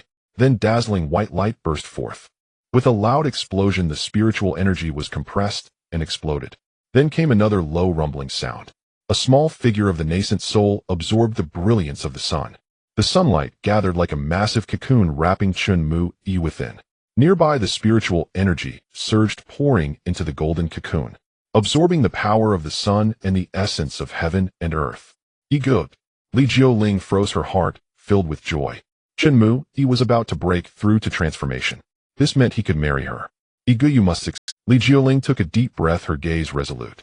A small flag blossomed in the air, rippling with spiritual energy. In no time, the light waves dispersed. Divine light rippled, infinitely radiant. Divine, I am myself. Unlike ordinary breakthroughs, Chen Mu-yi's nascent soul separated from his physical body. Soul figure emerged. Divine light rippled, infinitely radiant. Divine, I am myself. Unlike ordinary breakthroughs, Chen Mu-yi's nascent soul separated from his physical body. The nascent soul figure did not return to the body, enjoying the brilliance of the sun. In another instant, Chen Mu-yi's body moved. He opened his mouth and swallowed the nascent soul figure, golden light spreading within his abdomen. Don't have an accident. Li Jiuling was startled, momentarily in a daze. Chen Mu-yi's body directly opened its mouth and consumed the nascent soul. Instantly, she was frightened, her face paling. This was the first time she encountered such a situation. For a moment, countless pieces of information in her mind did not align with what was happening before her. Father. In her hand, a green jade token was pulled out. Li Jiuling raised it. With a forceful finger, she was about to crush the life-saving trump card left to her by her father. Linger, no need. In midair, Chen Mu-yi spoke. At that moment, his face was extremely ferocious, surrounded by a burst of white light. Inside him, the golden light and white light clashed in his abdomen. The waves rippled. Seeing her beloved unharmed, she let go of the jade token in her hand, nervously watching Chen Mu-yi as he gradually transformed, cleansing the impurities within his body, refining himself. But this process was naturally painful. Of course, the rewards were boundless. Time passed quietly, until the next day the first ray of sunlight shone in. Chen Mu-yi trembled all over, his gaze hiding a purple glow. I succeeded. He exhaled a long breath of turbid air, his face filled with joy, using the first ray of purple chi to complete the final step of transformation, igniting the divine factors within his body. His strength could now surpass many at the same level. Accomplished. The gloom in Chen Mu-yi's heart vanished. Linger, I succeeded. I can marry. The news of Chen Mu-yi achieving transformation spread widely. The members of the Nine Heavens Navigation Group were overjoyed. They flocked to the Life Chen family to meet Chen Mu-yi. At the same time, Li Jiuling's father also learned of the news. Throughout the entire second island, waves of excitement spread. The Chen family almost lit up in celebration. 2 months later, Li Ming also emerged from seclusion. Today is a day of great joy. Li Ming sat at the head seat, watching the couple below bowing to him. The slight unease in his heart dissipated like smoke. He was immensely satisfied with his son-in-law. Of pure lineage with commendable talent and skills, he possessed both courage and wisdom, perfectly suiting Li Ming's expectations. Most importantly, the other party was of modest stature, even establishing a foothold on the island of life. Viewed from the side, it could also be seen as Chen Mu-yi marrying into the family. Naturally, he felt elated. Congratulations to brother Mu-yi and sister Jiuling. May the lovers finally become a couple. The wedding was set in the center of the second island, with heaven and earth as witnesses, with parents as witnesses, and the subjects of the island of life as witnesses. A grand wedding ceremony was underway. The Nine Heavens Sailing Group and other friendly sailing disciples came to celebrate. Suddenly, laughter rang out once more from the heavens. Ha, I'm a bit late. That girl Jiuling has indeed found a good husband. A gray-robed elder with white hair and youthful features descended from the sky. We have met the first island master. The newcomer was none other than the strongest person of the island of life, and also its original guide. The first island master, Chu Chong. It is our honor for a friend to attend my daughter's wedding. Li Ming stood to greet him, for they were both teacher and friend. Also, as a top cultivator of the island of life, he was a pillar of strength. Chen Mu-yi. Li Jiuling pays respects to Uncle Chu. Under Li Ming's indication, Chen Mu-yi also changed his address. Having met this legendary figure, good. Chu Chong stroked his long beard, appearing immensely pleased. In his hand appeared 2 rings.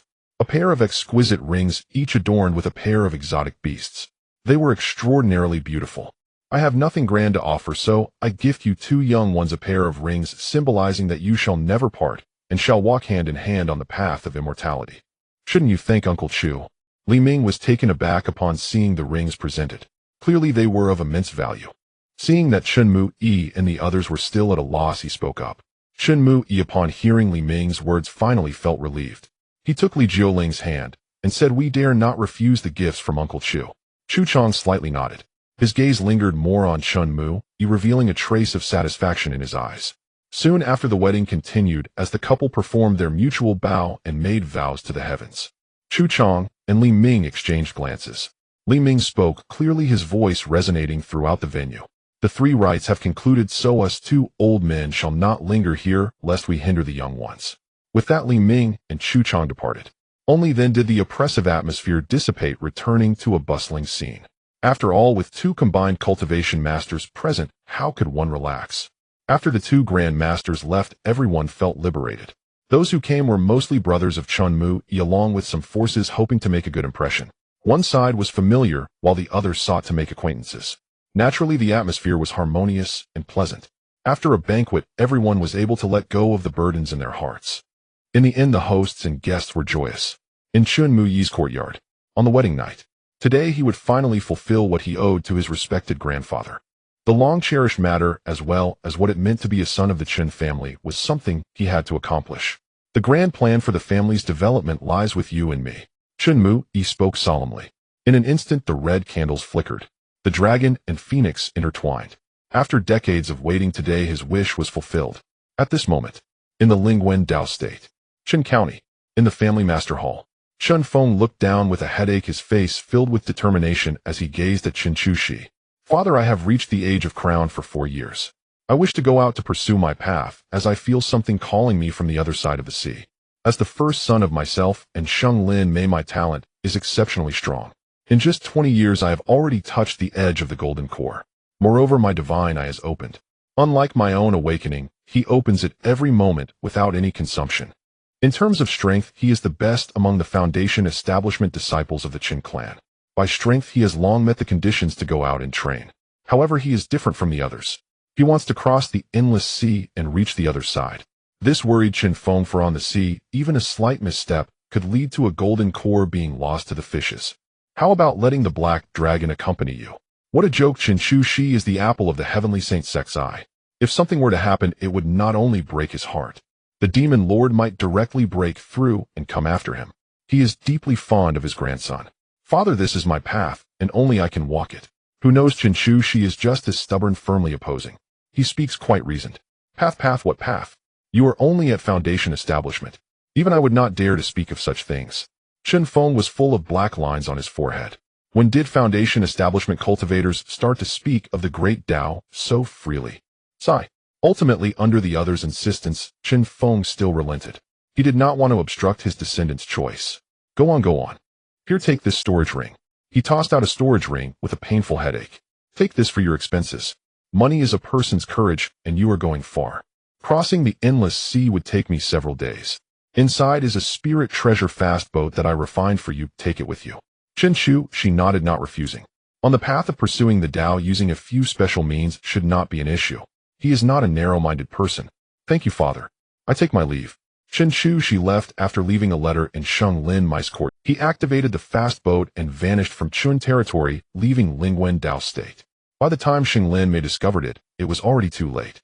Alas, again I am left alone. Silently following for a while over the endless sea, Chen Feng sighed, allowing the fleeting light before him to pass, sending off his son across thousands of miles. "I can only send you this far. Come back alive." After murmuring a few words, he turned and left. At this moment, all his descendants had basically gone out. Only a few young ones who could barely speak remained in the clan. Cultivating to a certain level, one becomes increasingly distant from familial bonds. Chen Feng deeply empathized with this sentiment. Even Xia Jiao had followed her beloved granddaughter. Chen Feng sat at the seat of the city master, holding 3 fruits in his hands. He quietly placed them on the table before him. No disasters publicized outside. The Chen family auction house has released the Yulong fruit. Finally, he could take out a small part of his secret treasure from the shadows. With strength, it could be placed in the open. The dragon fruit. Are you sure the dragon fruit has appeared again? In the endless sea, the leader of the Tian Shui clan bore a hint of astonishment. He was all too familiar with the dragon fruit. He had once consumed it himself, and its effects were extraordinary. It was precisely due to it that his position as clan leader was secured. Without the dragon fruit, he would never have reached the Great Ascension stage. It allowed the Tian Shui clan to have a place even in the depths of the endless sea with unmatched strength. The Tian Shui clan originally belonged to the sea serpent lineage. By a twist of fate, he obtained a dragon fruit, which enhanced his bloodline power. After countless years of struggle, he had only just reached his current realm. Unlike Chen Feng, the other party relied entirely on the assimilation of the dragon fruit.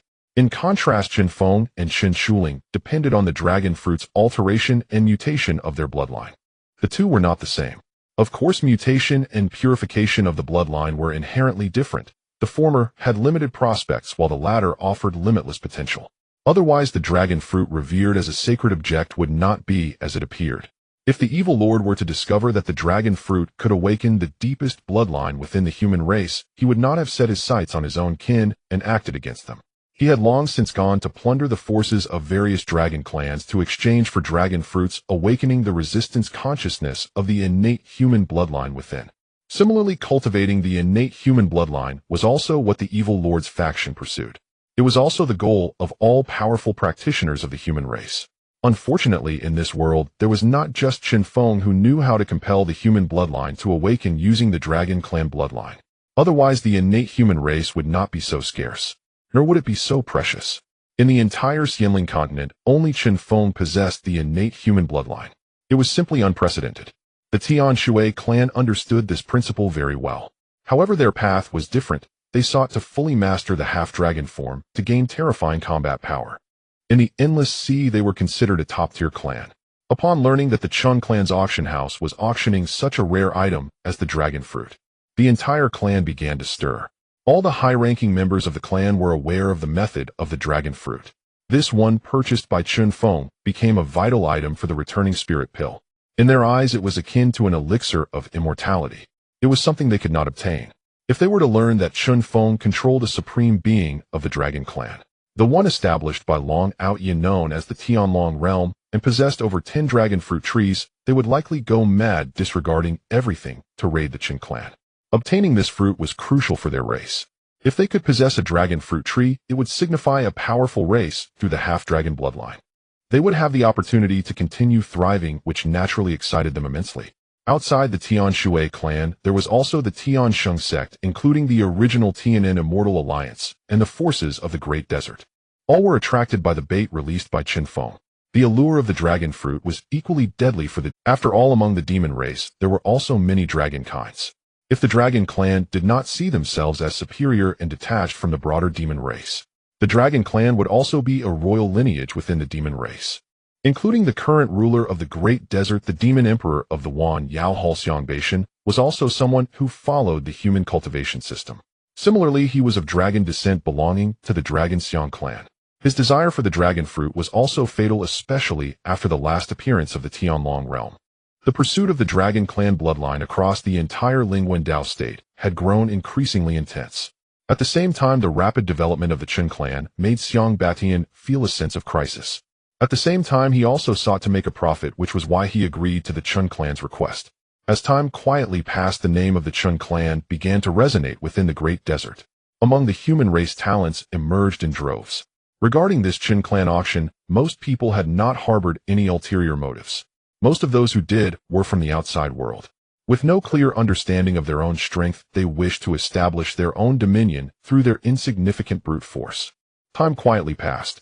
This time at the Chen clan's auction, the number of attendees was vast, exceeding even the Tiansheng Immortal Islands auction of 8th-tier items. At this moment, within Wanghai City, through maritime trade, the city had acquired a new island, gaining a new 6th-tier spiritual vein. It became the most suitable city for habitation in the entire Chen territory, except for the most prosperous Chen County, receiving continuous praise. At this time, the Chen clan's auction house was in full swing. The auction began. All the powerful forces entered the arena, including the Tian Sheng sect, the Dugu family, the Tian Luo family, and the Wan Yao Hall. These well-known forces, without exception, all gathered to support the event, creating a lively atmosphere. Initially, Chen Feng had been worried about the lack of attendees. But after his efforts, the Chen clan had become increasingly prosperous. The Chen clan's auction was also of great significance in the eyes of various races. Now all the major forces had gathered together, not just for the dragon fruit, but also for the 7th-tier pills concocted by Chen Feng. and for the seventh-tier formations arranged by Chen Feng, which made countless forces admire. Naturally, Chen Feng also benefited immensely. As time passed, the spacious auction hall was filled to capacity. On the stage, Chen Jiangjiang was passionately explaining. As one of the few stunning beauties within the Chen clan, she had been taken from Chen Wuzhai by Chen Feng to serve as his granddaughter. Chen Feng cherished her deeply. Chen Jiangjiang's first appearance stirred up a great wave among the crowd. Many young clan members regarded her as their dream lover. Even several ancestors of various forces intended to propose to the Chen clan. However, they could not even pass the test of the 3 elder dragons of the Dragon Gate. Thus things ended without resolution. The first auction item was a 7th-tier spiritual treasure crafted by Chen Feng, a spatial sword treasure. It was exchanged for a 5th-tier spiritual vein and a supplementary 8th-tier pill for the Great Ascension pill. In an instant, the crowd erupted. Countless items were brought out for trade. In just half a day, all trading amounts had already recouped their costs on the first day. This surprised Chen Feng greatly. Soon after, another Great Ascension scripture was brought out. It was a trophy from a cultivator who had come from overseas. Time quietly passed, and the value of the auction items gradually increased. As time progressed, one could see a graceful figure on the high platform reflected in the minds of the crowd. Chen Feng showered immense love upon his granddaughter. Thus, Chen Jiangjiang became the dream lover of countless outstanding talents from various factions. After Chen Jiangjiang's appearance, the entire venue erupted in excitement. Finally, they arrived at the third-to-last auction item, a 7th-grade pill supplemented with the Yulong Dan. This pill was specially formulated to elevate the cultivator's realm. Therefore, when this pill was announced, the crowd went wild. The Yulong Dan, when consumed by a returning void cultivator, can lead to sudden enlightenment. For those below the peak of returning void, it can increase the breakthrough probability by 5%. For those at the peak, it can increase the probability by 2%. Starting bid: 10 million top-grade spirit stones. As Chen Jiangjiang spoke, the entire venue was ignited. The ancestor of Tian Luo raised the price of this pill single-handedly. A 6th-grade spirit vein's income over 10 years was only 5 million top-grade spirit stones. Moreover, the expenses of various returning void factions were enormous at 500 top-grade spirit stones. Being able to save 500,000 was already a great gain. Unexpectedly, the ancestor of the Tian Luo family opened with a bid of 10 million top-grade spirit stones. Chen Feng also underestimated the value of this spirit vein. However, when it was raised to 1,100,000 top-grade spirit stones, Chen Feng was taken aback. Chen Feng also underestimated the value of this spirit vein. However, when it was raised to 1,100,000 top-grade spirit stones, Chen Feng was taken aback. Unexpectedly, before he could strike the trading hammer, there was immediately another bid. However, the other party's requirements were 1,500,000 top-grade spirit stones alongside absolute control over the 6th-grade spirit vein and the Yulong Dan. For a moment, Chen Feng's face twitched slightly. What kind of arrogance is this? Chen Feng did not expect that even after living for 400 years, he would still encounter such audacity. Seeing the other party's frivolous demeanor, Chen Feng felt displeased. He noted the backing of the other party's forces and silently estimated. Finally, just as the matter was about to conclude, a sudden voice rang in his ears. From the depths of the endless sea, a voice belonging to the Jin family of the endless sea echoed. 20 million top-grade spirit stones, and I also require the auction attendant to return with me to my clan along with an opportunity for everlasting friendship with the Chen clan. As the ancestor of the Jin family spoke, Chen Feng was momentarily stunned. It was unbelievable. Why would such arrogance exist in this age? Immediately, he couldn't help but ask, what kind of arrogance is this? Little did he know, as soon as he said this, the other party became furious. The Jin family lashed out at Chen Feng, angrily cursing, "If I had no idea what your clan was, I might have truly fallen for your tricks. How long has your Chen clan even been developing? Even if your clan head has broken through to the combined body stage, in my eyes, you are merely a moss-covered wall." The person from the Jin family was extremely arrogant, leaving Chen Feng momentarily stunned. He had never encountered such arrogance before. He immediately spoke up, "Do you have anything to say?"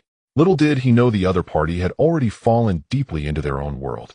Several powerful beings in the carriage began to disembark. They surrounded the other party.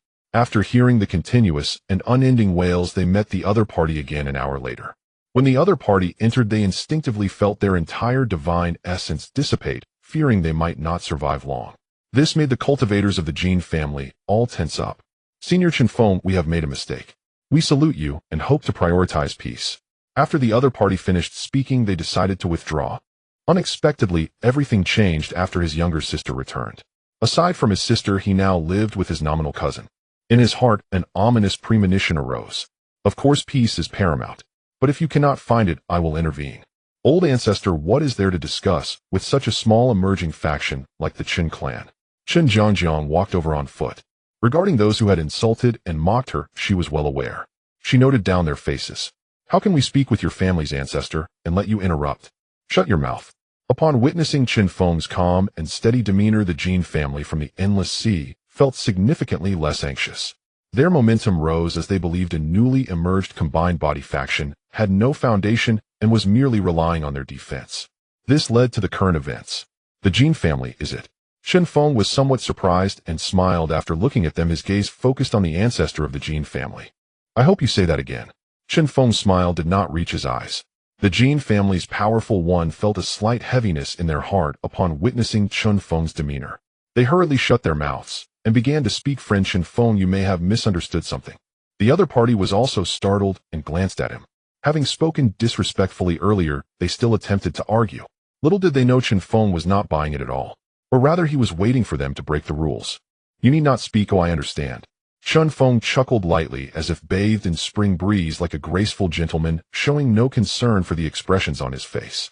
They thought Chen Feng's determination and patience were like this. Just a mere new faction.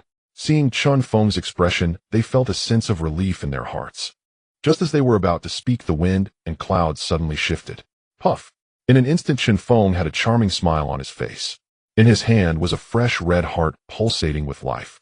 Is that my heart? The ancestor of the Jin family didn't even perceive the pain. Looking at the heart pulsating in Chen Feng's hand, he was first stunned. Just as he was about to speak, Chen Feng slightly exerted force with his hand. The heart instantly exploded. In an instant, the cultivation of the Jin family ancestor rapidly regressed. A mouthful of fresh blood was spat out, and their primordial spirit was shattered in an instant. The indestructible divine essence within them was also being worn away continuously. In just a moment, the other party's aura vanished without a trace. The entire venue fell silent. The Jin family of the Endless Sea became an example for Chen Feng to deter others, establishing an impression in the hearts of everyone. For a moment, it was calm and peaceful. After this incident, various factions became much more obedient as time quietly passed. The Yulong Dan was auctioned off for an astronomical price obtained for a 5th-grade spirit vein and 500 top-grade spirit stones. The buyer was a sect known for its wealth in the entire Lingwen Dao province, the Tianfu sect. The crowd did not marvel for too long. In the hearts of the powerful present, they all had an understanding of the Tianfu sect's financial strength. They could also comprehend. The second-to-last auction item was revealed, the pure Yulong fruit, 3 in total. It exploded the entire venue. Even the combined body cultivators were somewhat tempted. After all, the Yulong fruit was known to be a panacea capable of enhancing one's aptitude and cultivation. The more the better. Likewise, no one dared to cause trouble. The tragic incident of the Tian Shui clan was still fresh in memory. Numerous cultivators sensed that the Chun clan had sent powerful beings to the depths of the Endless Sea. Everyone was well aware of what they were going to do. The respect towards the Chun clan increased, and there was less. Where did the Chun clan obtain the Yulong fruit? In the VIP seats, the force from the Endless Sea, known as the Nine-Headed Worm clan. They gazed longingly at the fruit held by Chen Jiangjiang on the stage, eyes filled with desire. In an instant, their blood surged, eager to take action. They aimed to seize this item of great allure from the female cultivator's hands. However, Chen Feng acted first, feeling a sense of decisive ruthlessness. Without considering the strength of both parties, they felt uncertain. The Nine-Headed Worm clan was already a well-known force in the Endless Sea. Outwardly, they promoted the Nine-Headed Worm clan as a dragon blood race. Their strength was not weak, with their strongest member being a fusion-stage cultivator. The number of Nine-Headed Worm cultivators was vast. The insect tribe was among the fastest in reproduction. However, due to their unremarkable appearance and some members of the Nine-Headed Worm being vicious and extremely unpleasant, they were not well liked in the Endless Sea, as their need to support a large population led to resource scarcity, prompting them to engage in some unsavory dealings. 10 million top-grade spirit stones. A cultivator from the Sea Serpent clan was the first to offer a bid. The Sea Serpent had intricate ties to the dragon blood lineage. The dragon blood within them was also more concentrated than in other dragon blood creatures. The Yulong fruit was a sacred item that could purify their dragon blood. Of course, such items were rare and hard to come by. It was estimated that only the purebred dragon lineage possessed them in this world. Thus the Sea Serpent clan yearned for it immensely. The newcomer was also an elder of the Sea Serpent clan. You think 10 million top-grade spirit stones can secure the Yulong fruit? The Nine-Headed Worm clan and the Sea Serpent clan were inherently at odds. They raised the price again. Even if they couldn't obtain it themselves, they did not want the Sea Serpent clan to have it. 15 million top-grade spirit stones. They raised the price again. Even if they couldn't obtain it themselves, they did not want the Sea Serpent clan to have it. 15 million top-grade spirit stones. Soon after, a foreign force named the Yulong sect, after a moment of hesitation, quoted their price. The Yulong sect offers 18 million top-grade spirit stones, hoping for some favor from fellow daoists. As the formation in the VIP room was disrupted, a middle-aged man clasped his fists and addressed the crowd. It's him. Damn it. The Nine-Headed Worm clan's expression darkened upon seeing this man. Elder Juchio, what should we do? In the VIP room, Jukia's face darkened, and the accompanying personnel also showed fierce expressions, their gazes directed towards the Yulong sect. Oh, which little worm dares to glare at me? A derisive laugh echoed from Yulong Tianlia's mouth. His gaze seemed capable of penetrating the formation, spotting the nine-headed worm cultivators within. Aren't you afraid he'll crush you underfoot? Yulong Tianlu. You are being reckless. I've tolerated you for too long. Seeing the opponent's madness, Jochio could no longer hold back and actively dispelled the formation. He revealed himself, glaring at Yulong Tianlu. Undercurrents stirred as several factions from the Endless Sea began to grow restless. Yulong Tianliu, I didn't expect to encounter you here. Your disciple isn't dead, right? Meanwhile, the formation in the Sea Serpent clan's VIP room was also opened by the opposing force. The figure of Jiao Ba appeared, although in human form his body was adorned with dragon scales and a single horn atop his head. Like armor, he wore a proud smile on his face, his eyes filled with resentment. Oh, I wondered who was competing with me for the Yulong fruit. Turns out it's a worm. Jiao Ba shifted his gaze from Yulong Tianlu to Jochio, eyes glinting with mockery. Jochio, as a member of the insect tribe, felt a pang of toothache. He sensed the aura of the Sea Serpent clan long ago, but was taken aback when the opponent appeared, choosing to openly provoke both parties at once. I knew the Yulong fruit would attract you. Yulong Tianlia's expression slightly darkened as the forces present all turned their gazes, including Chen Feng, who also showed a hint of interest. Let them fight, any damage will be compensated. Jiao Ba keenly sensed something, his gaze abruptly fixing on Yulong Tianlu. Jukia's expression changed drastically, and in an instant he considered using secret techniques to escape. In his mind, he envisioned countless scenarios, contemplating every possible outcome. Suddenly he exclaimed, so the Yulong fruit here is a bait set by your Yulong sect to lure us dragon blood races into a trap for a massive catch. What a sinister plan. Juchio cursed. In an instant, Jiao Ba's expression shifted slightly, and he hurriedly summoned a dragon horn entwined with strange patterns. He was filled with wariness. At the same time, he turned his gaze towards the stage, now suspecting that the Yulong fruit obtained by the Chen clan was merely a ruse to attract them into a trap. Truly a masterful chess move. What did you promise the Chen clan to have them work for you? Jiao Ba was filled with trepidation, his scales standing on end. What? I came here for the Yulong fruit as well. Yulong Tianlia's face twitched slightly. He almost believed their deductions, while his sect's 100,000 troops lay in ambush at the entrance. Moreover, among the dragon blood creatures present, only the Sea Serpent is worthy. How could a worm of unknown origin make me set a trap for a few worms? Yulong Tianlu spoke, his words dripping with mockery. They might be interested in the Sea Serpent clan, but for the nine-headed worm, they had no interest whatsoever. You say the Yulong fruit isn't yours. Jiao Ba didn't believe it, holding the dragon horn with utmost vigilance. The audience was equally astonished, and no one continued to participate in the auction, watching the three factions. Especially the forces from Lingwen Daozhou, although they had been open for 30 years, were still curious about these races and forces from the depths of the Endless Sea. They continuously sought information, trying to understand.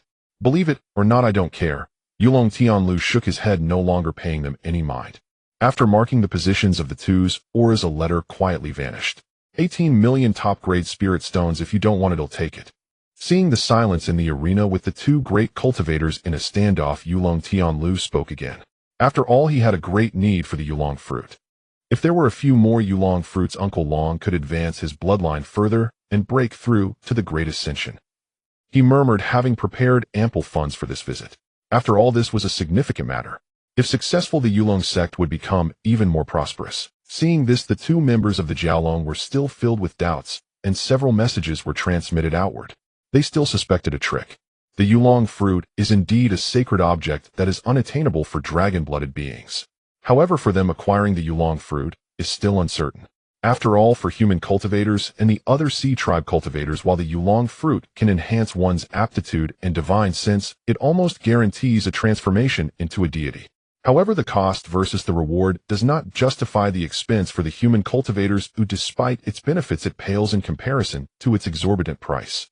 The several combined cultivation practitioners present also calmed their hearts. After all, the price was simply too steep despite being a panacea. Unless it were a zero-cost purchase, there would be stronger individuals who would rush to seize it. If it were not a necessity, they would not force the issue. Thus, the first Yulong fruit was auctioned off at a relatively low price, falling into the hands of Yulong Tianlu, which surprised everyone for a moment. Originally, he thought that winning the Yulong fruit would require a considerable price. Unexpectedly, it was obtained so easily. This is truly a bad turn of events. Chen Feng slightly shook his head and looked down at the stage. However, the Yulong fruit being auctioned for a sky-high price was also beyond his expectations. 18 million top-tier spirit stones. This was significantly higher than the Yulong pill. The value of a 6th-grade spirit vein was only around 50 million top-tier spirit stones. This meant that 3 Yulong fruits equated to 1 6th-grade spirit vein. For a moment, Chen Feng fell into silence, watching the Yulong fruits being harvested one after another in the Tianlong realm, lost in thought. The preciousness of this item lies in the fact that it requires the blood essence of a true dragon-level being to cultivate.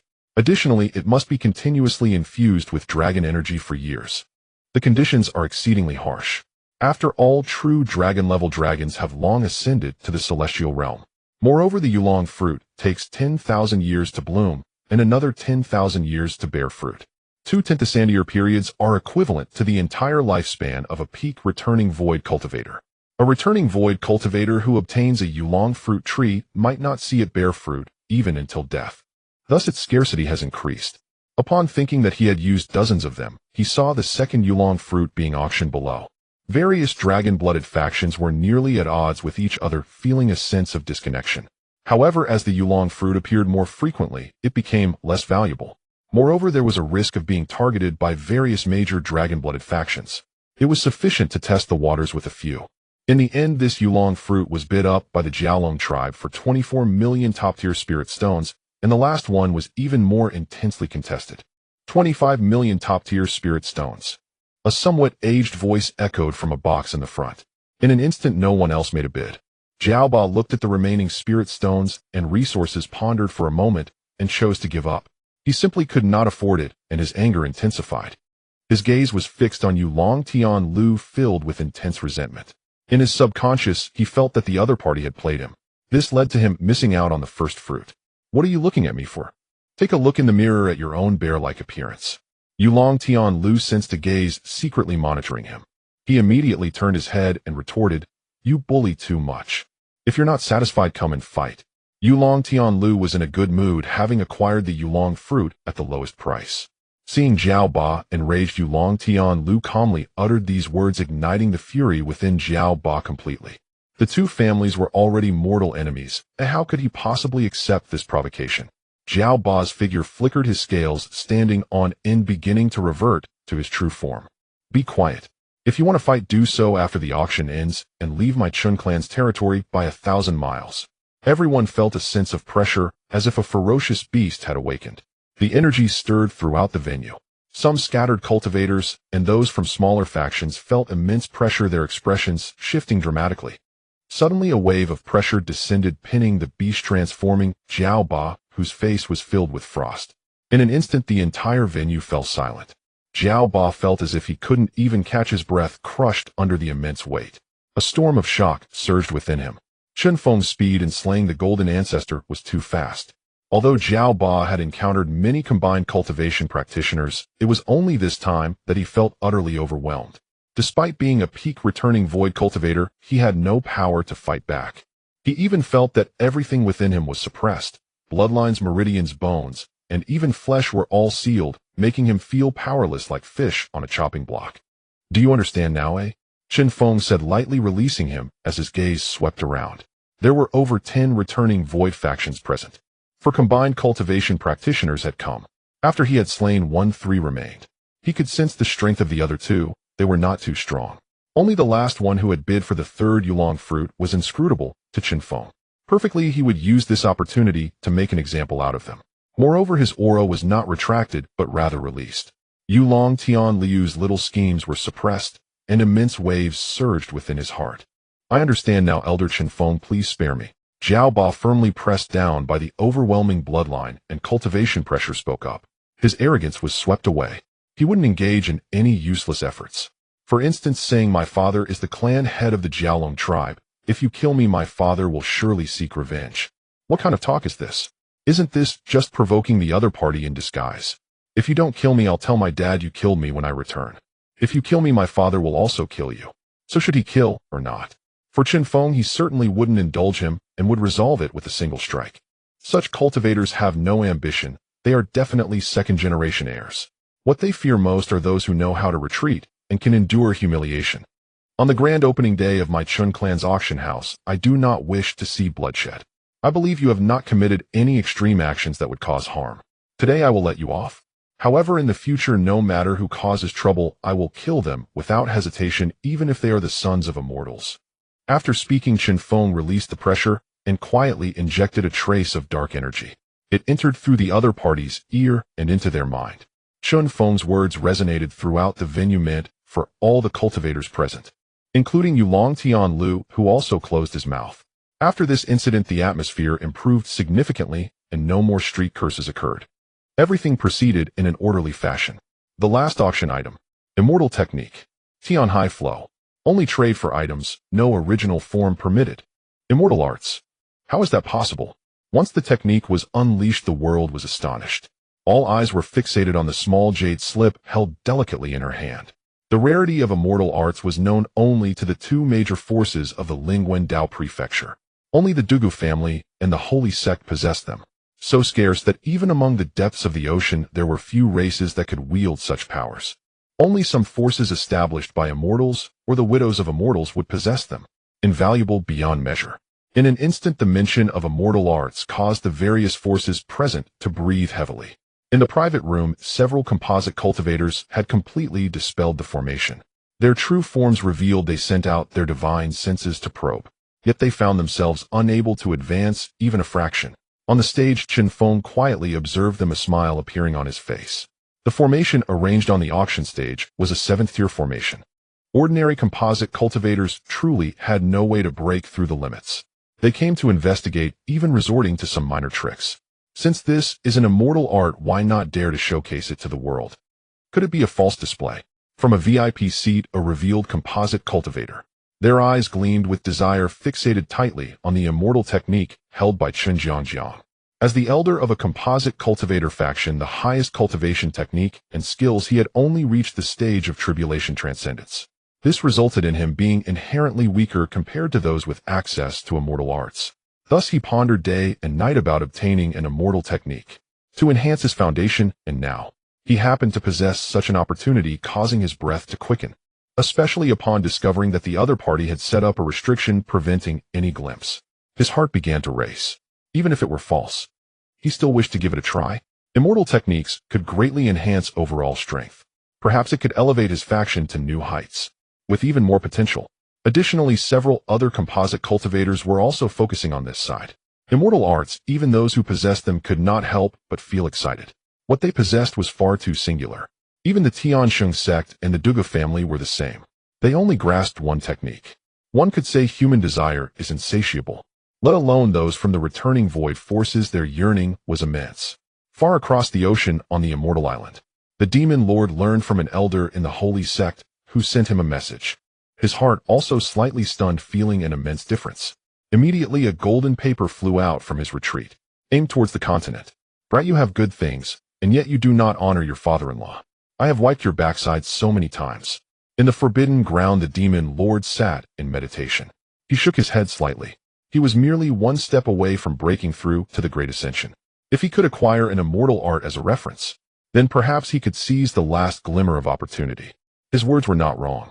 All the actions that Chen Feng had taken, including robbing the Merfolk clan, These matters had all fallen upon his shoulders. After all, with such a vast cake in the Sea tribe. Initially, the Chen clan was merely a returning void force. No matter how much potential it had, it still fell short. Moreover, many forces on the continent had clearly expressed their dissatisfaction due to this. They wanted Chen Feng to share some of the spoils. However, this matter had been suppressed by the demon lord beforehand. At this moment, Du Gutian also received the news, looking towards the east with some astonishment. Unexpectedly, Chen Feng actually possessed such a treasure. False display. What a joke. Our Chen clan does business based on integrity. Would I ruin my family's reputation? Chen Zhangjiang showed no fear of the other party's momentum, standing tall and confronting. Then is this real? The island master of the abyssal immortal island narrowed his eyes slightly. He did not expect that a little girl at the nascent soul level would dare to directly face his pressure, calmly conversing with him. Otherwise, Chen Zhangjiang slightly exerted force with both hands. The magical energy radiated from the jade slip. Instantly, the magical energy transformed into golden lotuses surrounding her. The pathway flowed around them. The power of the immortal path manifested before the eyes of the crowd. This made the other composite cultivators who were just about to speak all hold their breaths.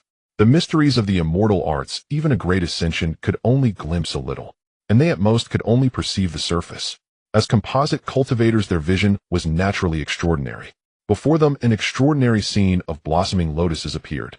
In their eyes, it resembled surging waves where myriad laws competed. Such an extraordinary sight was naturally not to be underestimated. In their hearts, they understood much. Most likely, this was the immortal art. In an instant, countless thoughts began to stir. The island master of the abyssal immortal island, unable to suppress himself, immediately bid 30 million top-grade spirit stones plus 2 6th-tier spirit veins. Once the words were spoken, the atmosphere in the venue erupted. What a grand gesture! 30 million top-grade spirit stones. This could not simply be measured by a single spirit vein. After all, excessive mining of spirit veins would cause immense damage. 30 million top-grade spirit stones, even the inventory of a returning void force wouldn't contain so much, let alone the addition of 2 6th-tier spirit veins. After he placed his bid, the entire venue was ignited. A cultivator whose appearance resembled withered vines and old trees, clearly possessed an alien lineage, immediately spoke up. Old ghost of the abyss, this is an immortal art. With only this bit, do you think you can acquire it? What a laugh. The ancestor of the hating clan spoke. Immediately, he gestured with his hands for a 100 million top-grade spirit stones plus 1 6th-tier spirit vein. Once this was said, countless cultivators were stunned. 100 million top-grade spirit stones could easily purchase an entire nation. Yet it was merely for an immortal art of unknown function. Just as a group began to bid fiercely, Chen Zhangjiang finally spoke, her crisp voice resonating through the venue. Immortal arts are not for sale. In an instant, some silence fell. The still bickering factions became calm at once, quieting down. They looked over with faces full of confusion, almost to the point of losing their minds. You tell me it's not for sale. What is the reasoning behind this? Are you not playing with us? The elder of the abyss first took action, frowning. Then several other composite cultivators also looked over. In their hearts, they had already calculated. All right, the old ghost of the abyss has attracted the Chen clan's elder, allowing us to seize the immortal art, which saves us some effort. The cultivators present began to harbor thoughts of taking advantage of the chaos. In their hearts, they nearly called out to incite both sides to fight, so that they could reap the benefits. Under the gaze of the crowd and the cultivators, Chen Zhangjiang slowly said, "This item is not for sale as stated by my clan's elder. Only exchanges for items of value." Upon this statement, there was some silence in the venue. What kind of valuable items can we offer to exchange for this immortal art? The ancestor of the Haida family spoke, his gaze fixed intensely on the jade slip of celestial arts on the platform, filled with an insatiable desire. Their Haida clan was known for their extraordinary longevity. If they could acquire another celestial technique, it might yield even more powerful beings, adding to their diversity. In succession, several ancestors of the combined entities, along with representatives of some unified forces, began to voice their thoughts. I do not know about this matter. All you need to do is bring valuable items to exchange face-to-face with my ancestor, from which suitable items will be selected for exchange. Chen Zhangjiang interjected, "Of course, treasures and precious materials take precedence." In that moment, the eyes of the crowd sparkled with excitement. No rules. Wasn't that the biggest loophole?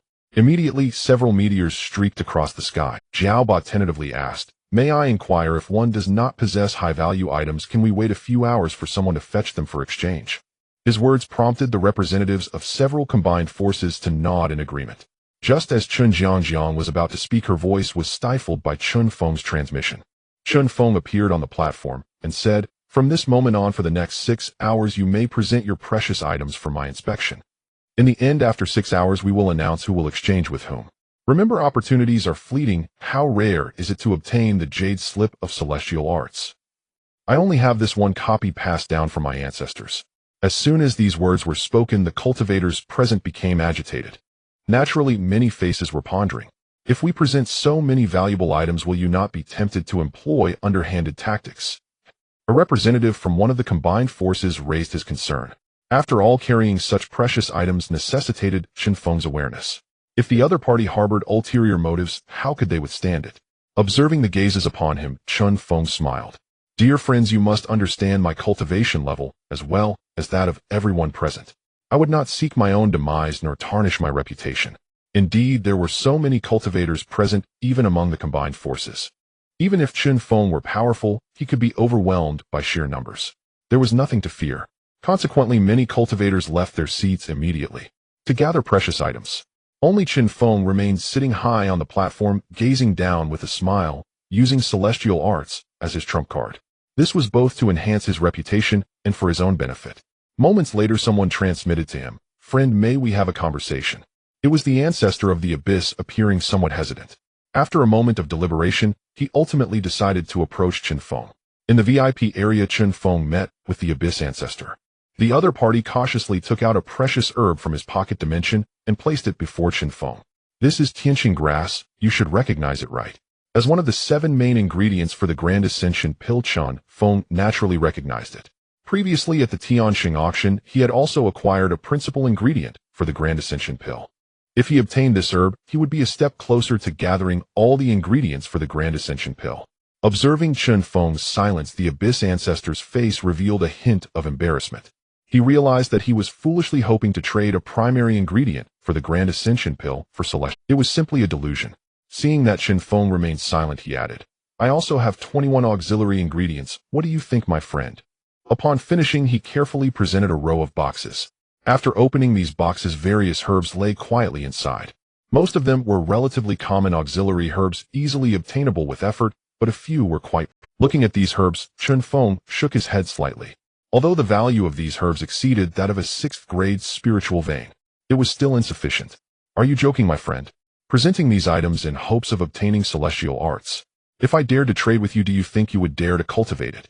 Chen Feng's words resonated in the abyss ancestor's mind.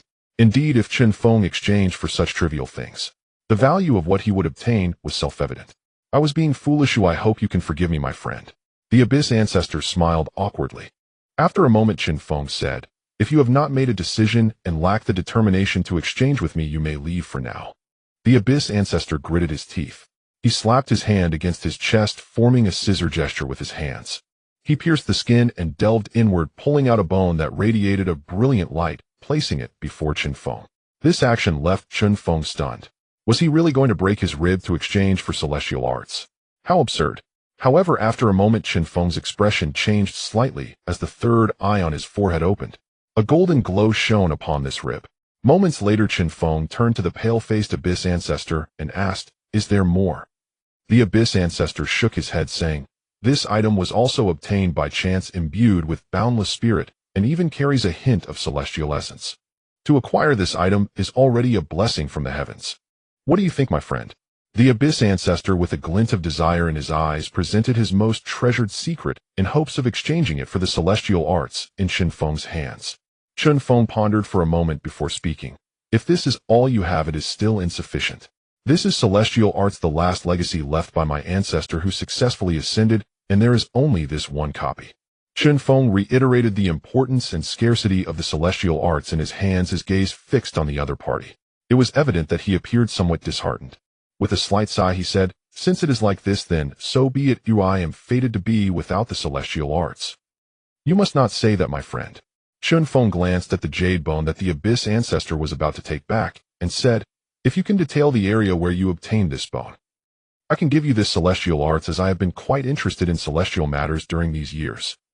Initially somewhat dispirited, the Abyss Ancestor's spirit was lifted upon hearing Chen Feng's words, his eyes gleaming with excitement. A practitioner does not speak falsehoods, Chen Feng stated calmly. Off. The Abyss Ancestor paused, scanning Chen Feng, but did not think much of it. He hurriedly drew symbols in the air, linking them into a line to create a vast map of mountains and seas. He then inscribed it onto a piece of beast hide and handed it to Chen Feng. Here you go. However, my friend, if you go there, do not blame me for not warning you. This place is extremely chaotic, and in the chaotic sea region, there is a certain abyss that even the royal families of the endless sea would not dare approach. It's nothing. Chen Feng smiled as he took the beast's skin, examining it carefully. The other party was also a straightforward person. Seeing Chen Feng take it, the Abyss Ancestor looked at him with a hint of impatience. However, he remained silent. After a moment, Chen Feng said with a smile, "Friend, you are a straightforward person, so this deal is settled. The matter of the immortal arts is of great importance, so please return immediately after taking it." The Abyss Ancestor nodded slightly upon hearing this. Chen Feng's words were indeed correct. Since they were exchanging now, there were still 6 hours left. After 6 hours, even if others found out he had been exchanged, he would no longer be traceable. However, Chen Feng's straightforwardness made him somewhat suspicious. After all, everything was going too smoothly. System exchange for a replica of Tianhai Flow. Ding, 1000 contribution points deducted successfully. Following the sound of the system notification, a jade slip appeared in his hand. Silently, another strand of dark energy quietly seeped into it. I apologize, this is for an additional layer of insurance. Chen Feng thought to himself, wearing a friendly smile as he handed the jade slip to the other party. You can inspect the goods first. After saying this, the jade slip slipped from his hand. Even if the Abyss Ancestor appeared calm under the divine eye, the slight tremor of the Abyss Ancestor was still detected. It was evident that the other party had been anticipating this item for a long time. Pleasure to cooperate. After a brief glance, he felt even more excited. This technique was undoubtedly several tiers above what he had been practicing. After taking a deep glance at Chen Feng, he hurriedly left. Fearing that Chen Feng might change his mind and reclaim it, he erased all traces of his presence as he left. He also left numerous false traces of energy nearby. Extremely experienced, he ensured that no one would be able to track his intentions. Even if Chen Feng sought him out now, he would already be unable to find his true whereabouts. It's a pity you encountered me. Chen Feng shook his head slightly, a flicker of demonic light dancing in his eyes. Utilizing the precious immortal art, he expanded all his information channels. As the other party carefully examined the jade slip, he also took the opportunity to let a trace of demonic energy slip in. After all, immortal arts were exceedingly precious. Chen Feng needed to ensure some risks.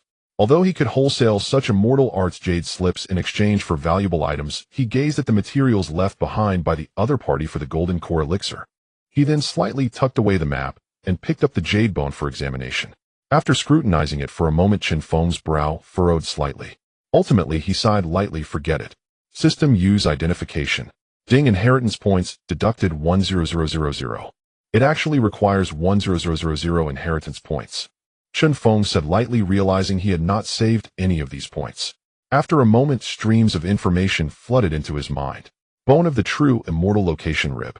Originating from the battle 100 years ago in the endless sea Tianhai Abyss, where the true immortal battled the lord of the swallowing evil clan, the true soul was damaged and the corpse was buried in the Tianhai Abyss.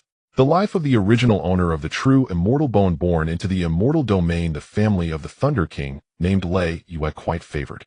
Information is unclear. Lacking a complete body or divine soul cannot be identified. Ultimately perished in the Tianhai Abyss. Moi. Chen Feng's forehead throbbed, and his divine soul shouted at a mass of true text, here we go again. The last time he identified Long Outyin, it was the same as now. It was either insufficient cultivation or inadequate materials. Fortunately, the system had no physical form. Otherwise, the furious Chen Feng would have smashed it to bits. That's enough. Chen Feng took a deep breath. Obtaining partial information about a true immortal for 100 inheritance points was sufficient. After all, it was fundamentally not something of the same tier. Moreover, Chen Feng also read something even more terrifying from it. True immortals could descend to the lower realms, and on the immortal spirit continent, there were actually existences that could rival immortals. One must understand that true immortals in the upper realms also held significant status. To think there were such terrifying existences on the immortal spirit continent made him feel a bit shaken. He originally thought that scattered immortals were the strongest beings in this world. Lord of the Swallowing Evil Clan. Chen Feng silently noted this name. It seemed that whenever the Swallowing Evil Clan appeared in this world, there were no good outcomes. Be it the evil lord lineage or the blood evil, they were all perplexing existences. The higher one stands the more one feels the oddity of this world. Southern Ming Scattered Immortal. Chen Feng took out a token inscribed with the characters Southern Ming. The immortal light above, even after tens of thousands of years, had not been extinguished. After breaking through to the void return stage, he could vaguely sense that this token was pointing in a direction. Perhaps there lay the other treasure locations of the Southern Ming Scattered Immortal. However, he had not had the opportunity to go out treasure hunting all these years. On one hand, he worried about whether his forces could protect the legacy of the Southern Ming Scattered Immortal. Even a golden core cultivator would likely be tempted. The remnants left behind from the sea wolf god witnessing his display of the 3 cuts to ascend. If that could shock them into a state of weakness, then it indicated that the Southern Ming Scattered Immortal was likely an exceptionally remarkable figure among the Scattered Immortals. After carefully putting away the immortal bone, Chen Feng turned his gaze toward the outside world. In just a moment, another core formation cultivator came to his door, wanting to exchange with Chen Feng. Endless Sea, Astral Sea Region, Tuoba family. I am Tuoba Li. Greetings to you, friend. Looking at the string of prefixes from the other party, Chen Feng gave a friendly smile. I am Chen Feng of the Chun clan. Greetings to you, friend. Truly, my friend Chen Feng is a prodigy. I heard you just celebrated your 400th birthday and have achieved such accomplishments which I greatly admire. Tuoba Li immediately began to flatter him, leaving Chen Feng somewhat astonished. Not one to strike those who offer a smile, Chen Feng was somewhat familiar with the place Tuoba Li mentioned. It was another region ruled by a different Dao state. As for other news, Chen Feng had no way of knowing. You overpraise me, let's not waste more time on pleasantries, let's get straight to the point. Seeing that the other party wanted to continue speaking, Chen Feng hurriedly interjected. Tuoba Li looked slightly surprised but laughed heartily. You're also a straightforward person, so I won't say much more. After speaking, a treasure chest landed. Tuoba Li opened it to reveal 3 spirit treasures of the core formation stage. The materials were numerous, all 7th-tier precious materials exceedingly valuable. The price of this chest would easily equate to 2 6th-tier spirit veins. That might not be enough, Chen Feng said. As a 7th-tier artifact master, he wasn't particularly interested in spirit treasures. He turned his gaze towards Tuoba Li, hoping to see what else he might produce. This is just the initial offering, there is more to come. We the Tuoba family are well aware of the rarity of celestial arts. With that, he carefully took out a jade box from his bosom. Above it lay several layers of restrictions. He looked at Tuoba Li, peeling them away one layer at a time. After much effort, he finally opened the jade box. Inside, a golden stone was revealed. It resembled a spiritual fish, vividly alive with a flowing essence. It seemed as if it were a living creature. I did not expect you to possess such a treasure. The Holy Spirit Stone TSK Tisk. This item is quite rare. Chen Feng clicked his tongue, staring incredulously at the stone within the jade box. The Holy Spirit Stone, born from the transformation of heaven and earth, comes in several types.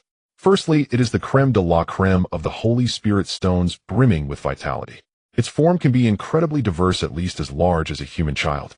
Nurtured by heaven and earth after tens of thousands of years, it is fully transformed from death to life, and upon birth it is at least at the great ascension stage. Furthermore, it does not require the tribulation transcendence and can ascend directly to the celestial ladder. Of course, this process takes an extraordinarily long time and is fraught with potential disasters.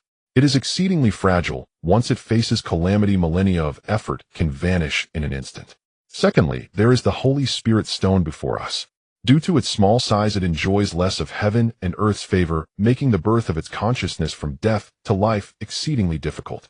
In the eyes of a successfully reincarnated Holy Spirit, these weak Holy Spirit Stones are akin to inferior products.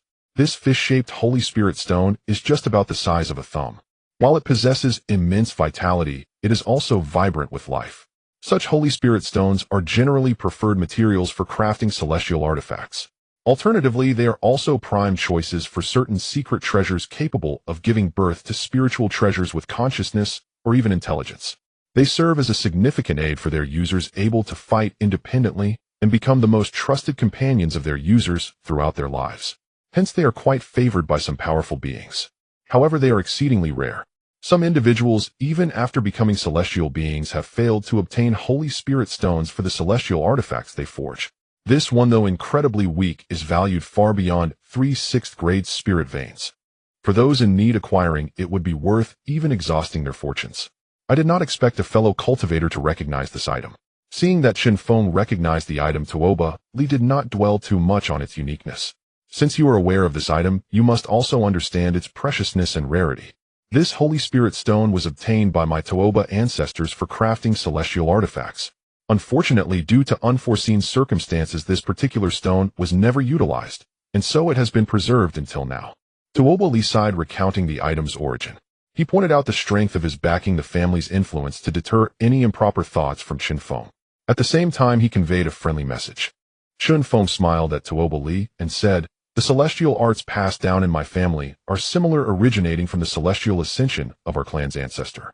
It is a pity that we descendants have not lived up to expectations, and no one has ascended again save for one scattered celestial elder who exhausted his life's power but could not recreate it." Chen Feng briefly mentioned this, focusing on Tuoba Li's face.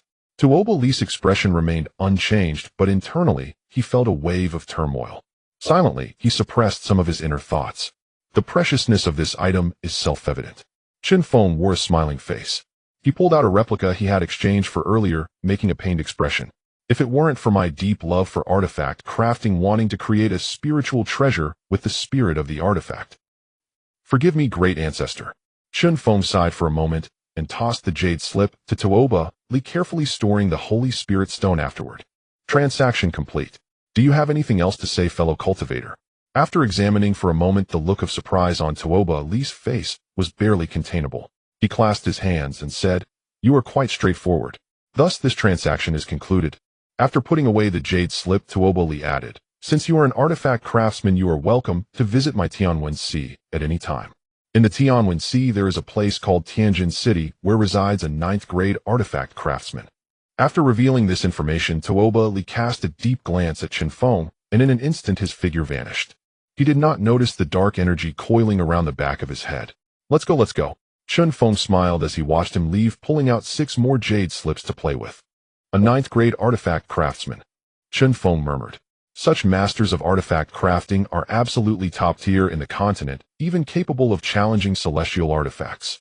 Their own cultivation must at least be that of a scattered celestial being." After quietly noting down these names, 4 more core formation cultivators arrived, reaching a transaction with Chen Feng. They even gathered all the materials needed for the Great Ascension Pill and obtained 2 9th grade elixirs. They were slightly weaker than the transformation elixir, but still extremely impressive. Elixirs above the 9th grade can be collectively referred to as semi-celestial medicines. In fact, these 2 items are also among the auxiliary materials for the transformation elixir. 78 more items are needed to complete the collection for the transformation elixir. After sending off the last core formation cultivator, Chen Feng looked at some returning void refinement cultivators and quietly returned the items they offered. Just as he was about to conclude this trading session and end the auction, a dark turtle came ashore. "Senior Chen Feng." He looked at the transformed dark turtle behind the VIP room. A senior figure of the Dark Turtle clan, a core formation grand cultivator, respectfully saluted Chen Feng. This was due to the relationship with Chen Chu and the legacy left by the old Dark Turtle. In regard to the extraordinary figure praised by the former lord, he harbored boundless respect. "What brings you here, Xianming?" Chen Feng had little knowledge of the Dark Turtle clan, only aware that they were a race with deep ties to his 3 sons. They had even left 3 Dark Turtles to guard the spiritual mountain in the northern area of Qin County. Consider them as small shareholders. He had previously asked them if they needed anything, but all had been declined, leaving Chen Feng feeling somewhat uneasy about taking advantage. Now, with Xianming coming ashore, it was clear he had something to ask. "Senior Chen Feng, is the celestial art you auctioned still available?" "Yes, it is." Chen Feng did not hide it, re-exchanging a stamped letter and handing it to the other party. This action left Xianming somewhat at a loss, astonished by the gesture. "Take it. Your Dark Turtle clan has assisted greatly." Xianming could not help but marvel. "No wonder you are the one admired by both the ancestors and the former lord. Your style of conduct commands respect. Originally, I thought I would need to explain and provide something in return. After all, these are standard procedures, especially given the preciousness of celestial arts." I did not expect that Chen Feng would give it directly, without a second word. However, now that he had obtained the celestial art, Xianming continued to explain the reason. "Not long ago, a race that had an intimate relationship with my clan's ancestor, the Dragon Turtle clan."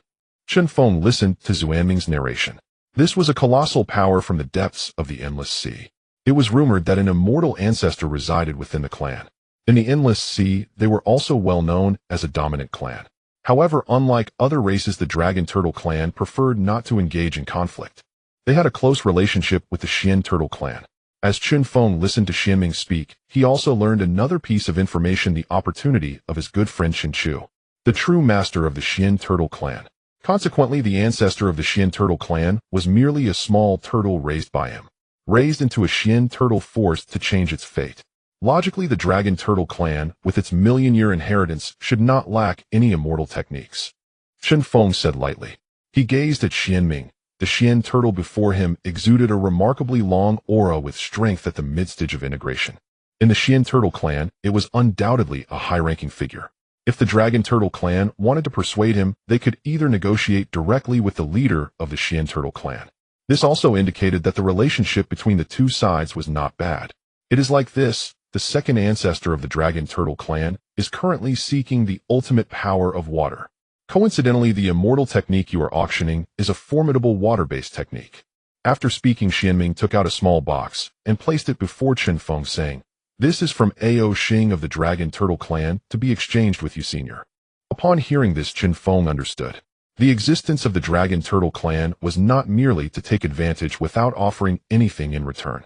Instead, they were leveraging their relationship with the Xian Turtle clan and himself along with the item for exchange. This made Chen Feng consider it preferentially. After saying this, Chen Feng, filled with curiosity, opened the brocade box.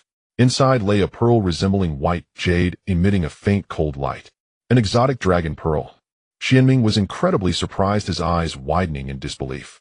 "I didn't expect the Dragon Turtle clan to produce this dragon pearl," Xuanming said. "An exotic dragon pearl." Chen Feng examined the pearl, holding it in his hands. The surface of the pearl was flawless and exquisitely beautiful. Within it seemed to be a prison containing endless coldness. Astonishingly, even having reached the integration stage, he still felt an overwhelming chill. Chen Feng had a premonition that if this dragon pearl exploded, the coldness contained within could instantly freeze him. At the very least, the surrounding waters near Wanghai City would turn to ice and snow. "Is this a dragon pearl from an ice-type dragon?" Chen Feng spoke, reluctantly parting with the pearl. This dragon pearl was most likely a legacy left behind by the elder of the Dragon Turtle clan, who failed his tribulation 1,000 years ago. Xuanming continued speaking to himself. Without hesitation, Chen Feng took out an intact jade slip of the Tianhai Flow inheritance and placed it in Xuanming's hands. "I accept this trade." Chen Feng suppressed his delight. This dragon pearl was extremely useful to him. He could even sense the ice spiritual root within him pulsating. Because it was an inheritance item, all the malevolent energy within had been completely cleared. It was exceedingly pure. Chen Feng speculated that this dragon pearl inheritance was at least from the great ascension stage, yet it emitted not a hint of leakage. Most likely because the ice attribute spiritual root, or the cultivation path for ice, was too difficult, leading to a lack of successors. After all, the Dragon Turtle clan was known for fire and water, the two most common attributes. The ice attribute, on the other hand, took an entirely different path. Why tread a new road when there was a well-trodden path ahead? "Thank you, senior." Xuanming performed the human cultivation ritual, bowing deeply. "This is what Ao Xing told me, if the senior agrees to the trade. The Dragon Turtle clan can also invite you to witness the day of the tribulation of our two clans." This was a significant gift. That was a great ascension dragon turtle undergoing tribulation. Moreover, it was a dragon turtle ascending to the immortal tribulation. Often the tribulation ascension of elders was kept highly confidential. If anything went awry, it would bring about lethal harm and changes. Chen Feng had not expected the Dragon Turtle clan to have such boldness. He simply agreed. He took out a Fuhai seal jade slip and handed it to Xuanming. Without waiting for the other party to speak, he activated the grand formation, ejecting Xuanming, and proclaimed the result loudly. "Thank you all for coming, the Tianhai Flow." Without waiting for the other party to speak, he activated the grand formation, ejecting Xuanming, and proclaimed the result loudly. "Thank you all for coming, the Tianhai Flow has been taken away by an unnamed force. This auction has also concluded perfectly. A thank you all for attending. Today being November, a time for good things to come in pairs from now on. Every year in November, all items from the Wanghai City Chen clan's commerce will be at a 10% discount. After finishing, the various forces who had initially felt disheartened suddenly regained their spirits. Was there such a good deal? Wasn't this akin to charity? Listening to Chen Feng's narration, countless people felt invigorated. Many forces had not been able to acquire any items in this auction. Having come with so many resources, they had not spent any spirit stones. Hearing Chen Feng announce that the Chun clan's commerce would offer a 10% discount, a wave of purchasing frenzy began. Furthermore, many forces rushed over upon hearing the news. It was bustling. At this moment on Abyss Island, the Abyss ancestor took out a jade slip and pressed it against his forehead. After a moment, beads of sweat appeared on his face. A voice of delight erupted and light rippled. He was extraordinarily excited. Finally, having started from humble beginnings, he finally possessed an immortal technique. This allowed him to aspire for further advancement. However, what he failed to notice was, in his moment of great joy, a wisp of black gas took advantage of the opportunity. Deep within his consciousness, a seed was buried. The Dragon Turtle Clan. Thank you, Shuaming, for your assistance. Oh, I am deeply grateful. A gigantic dragon turtle, as large as a small mountain, was conversing with a Xian turtle of similar size before him. No need of our clan has always had a good relationship with yours, and Chen Feng is also a respected cultivator. At that time I told him, and Chen Feng didn't ask much, directly handing me the jade slip. You must know that this is the last legacy left by his ancestor. Xianming sighed. We will remember this kindness. Ao Xing solemnly nodded. After speaking, Xianming turned and swam toward the clan's direction. Second ancestor. Before long, Ao Xing swam past the forbidden area, arriving at a massive ocean trench. Inside, a faint treasure light shimmered. A gigantic eye emitted a soft glow. A dragon turtle so large that it could not be discerned by the naked eye surfaced. After receiving the jade slip and completing the information transfer, his eyes were filled with astonishment. He sighed. This technique is infinitely exquisite. At the very least, it is a creation left by a celestial immortal who has taken a step beyond the immortal Tao. The dragon tortoise said little, absorbing the power of the techniques right there. Occasionally, it would let out an exclamation of awe. Unlike those who had attained the integration stage, being close to immortality allowed it to glimpse deeper mysteries. It naturally understood how powerful and rare this technique was. Even Ao Bing's dragon pearl pales in comparison. This time I owe the Chun clan a karmic debt. The second ancestor sighed. Having reached his level of cultivation, he was already able to grasp some concepts of causality. When I transcend my tribulation, I will return. A gentle force like flowing water pushed Ao Xing away. Outside the forbidden area, Ao Xing took a long time to recover. He was filled with confusion. How could a force with only integration stage cultivators possess such power? It's the first time I've seen those self-proclaimed purebloods humbled to serve as gatekeepers. Even after so many years with many celestial beings born, they still cannot make these proud beings bow their heads. I'm truly curious about how such a small force can hold such allure. Numerous speculations arose in his heart, yet in the end he shook his head. Sometimes it was better not to think too much nor to pry into certain matters. Things he simply could not contend with could lead to his demise. Never mind, I should find a place to sleep. Finally, after much contemplation, Ao Xing decided to find a place to take a nap. Meanwhile, in the astral sea in the fire domain. As one of the most powerful Tao states, not only was the area vast, but the concentration of spiritual energy was also much higher at the deepest part of the Tao state. It is one of the top 3 segments of the earth veins where countless spirit veins are nurtured. Furthermore, 9th-tier spirit veins have emerged with high-quality spirit stones, holy stones circulating. In the realm of immortal families with sects rising everywhere. Here strength is paramount and various forces intertwine. Kunlun's secret realm. Chen Chuhua carrying a giant sword arrived at the second largest city in the fire domain. In the true fire city, the city lord was a revered figure of the void return stage. The terror of his strength was immense. Merely being the master of a city made him a grand cultivator of the void return stage. In a tea house, Chen Shua sat at a window-side table savoring tea while listening to the conversations of various cultivators around him. In the center of the tea house, there was someone resembling a storyteller. His strength was remarkable, actually a golden core cultivator. What he spoke of were not tales, but information from various sources. To obtain some news, one could spend a few spirit stones to invite him for a cup of tea.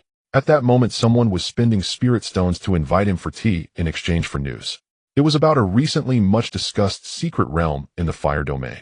It is rumored that the Kunlun secret realm existed millions of years ago, during which true immortals could still descend to the mortal realm.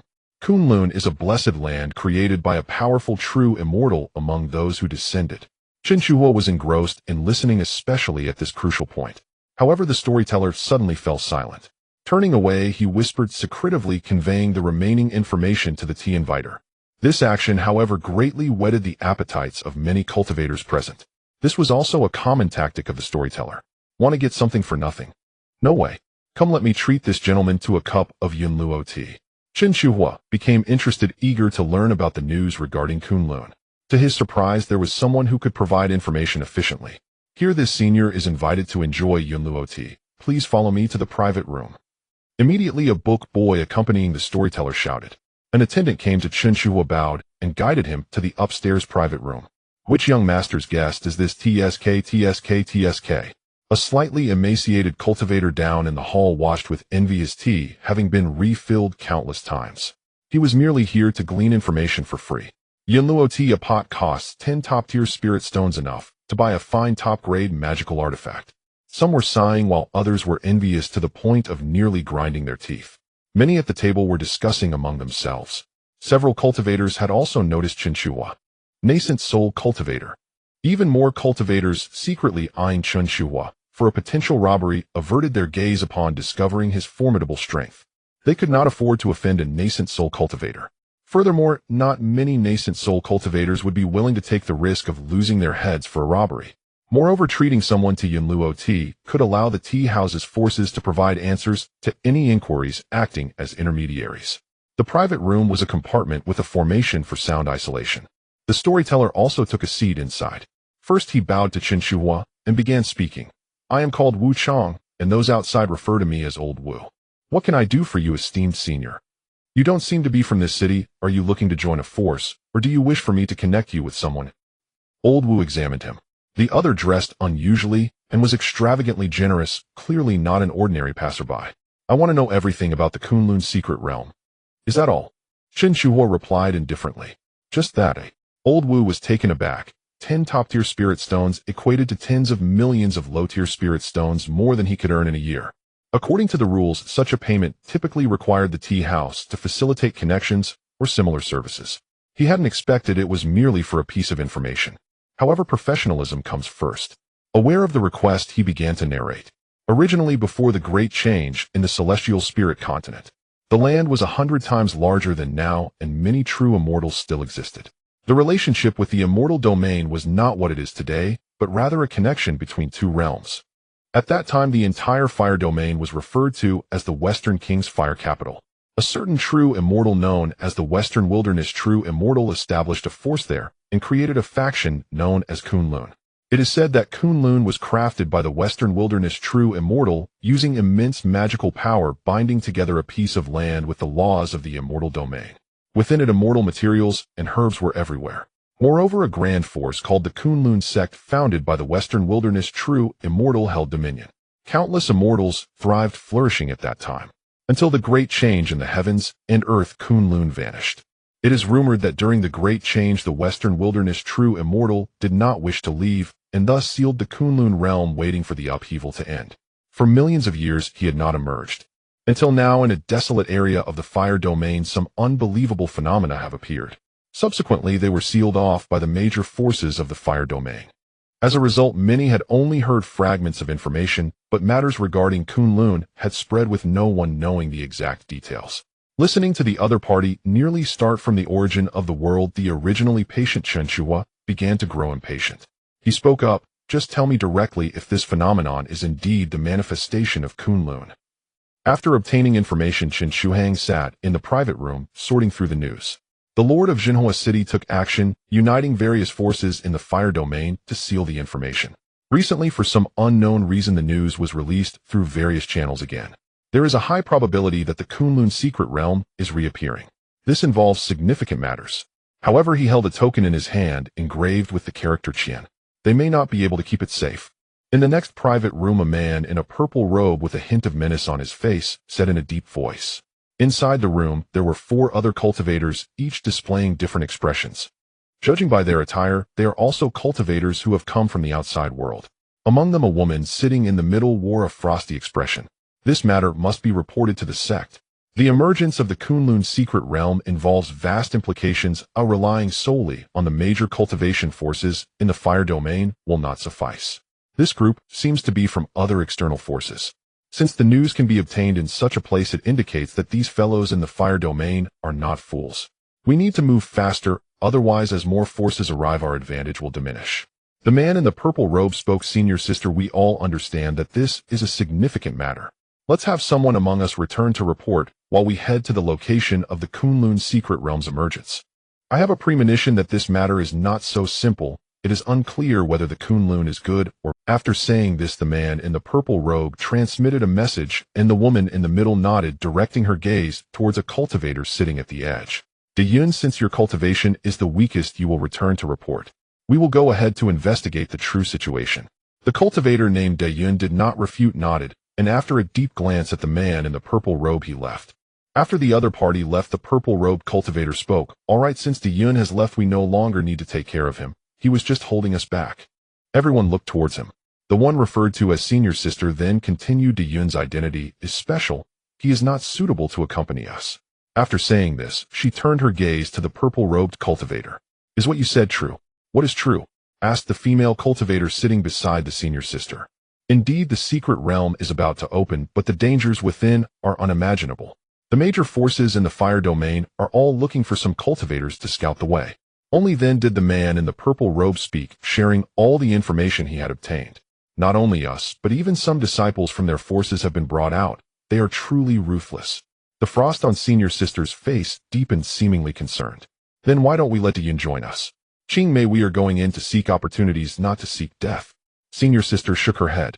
Dayun's strength is only at the golden core stage. There are countless dangers in Kunlun. How could bringing him along not hinder everyone? Letting him go back is also for his safety. After saying this, she stood up. Let's go.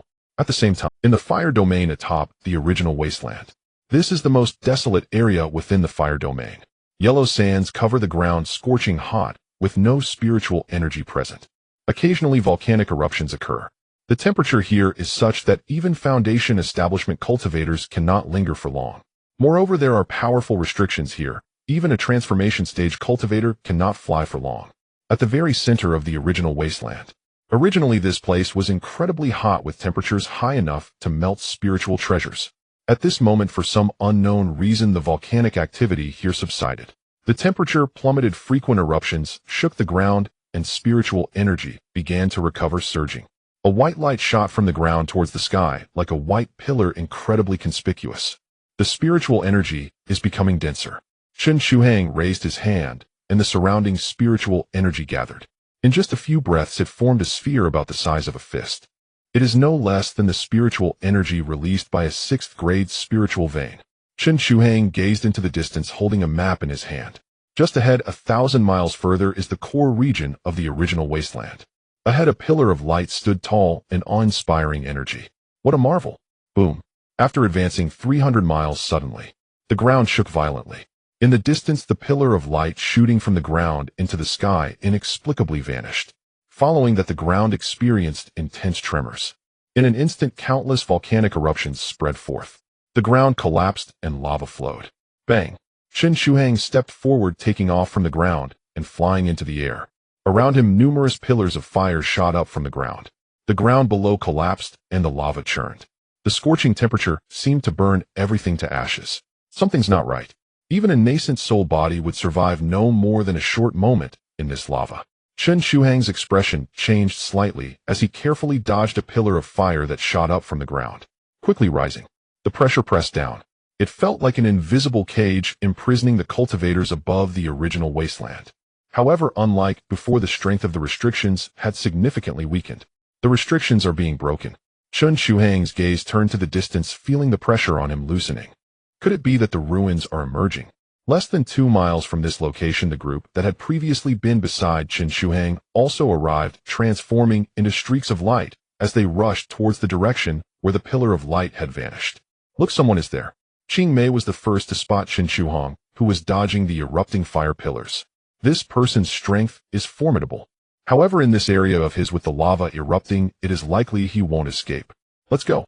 The leading senior sister merely glanced at Chen Feng's situation. Coincidentally, the ground where Chen Feng was located was severely collapsing, with lava merging with the dense spiritual energy. It was incredibly fierce, as if it were the end of the world. The probability of escape was extremely low. Suddenly a phoenix-like cry resonated. A red figure broke through numerous lava pillars, transforming into a massive bird. It rushed towards the center area. Senior sister. Qing Mai's mouth dropped open. The cultivator who had just been sentenced to death moments ago transformed into a large bird and soared away. I was mistaken. The senior sister shook her head as the group continued on their journey. After breaking free from the collapsing area, Chen Feng did not change his form, and the wings formed from his mana flapped vigorously, flying swiftly ahead. At this moment, at the center of the area, the Lord of Jinhua City and numerous cultivators were employing great magical power to try to conceal the strange phenomena occurring here. Yet the ground continued to collapse endlessly. The tremors were unceasing.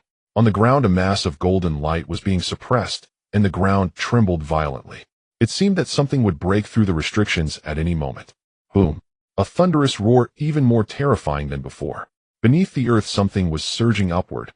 Uncontainable, unstoppable. Fall back. Huo Wuheng bellowed, retreating at blinding speed. Roar.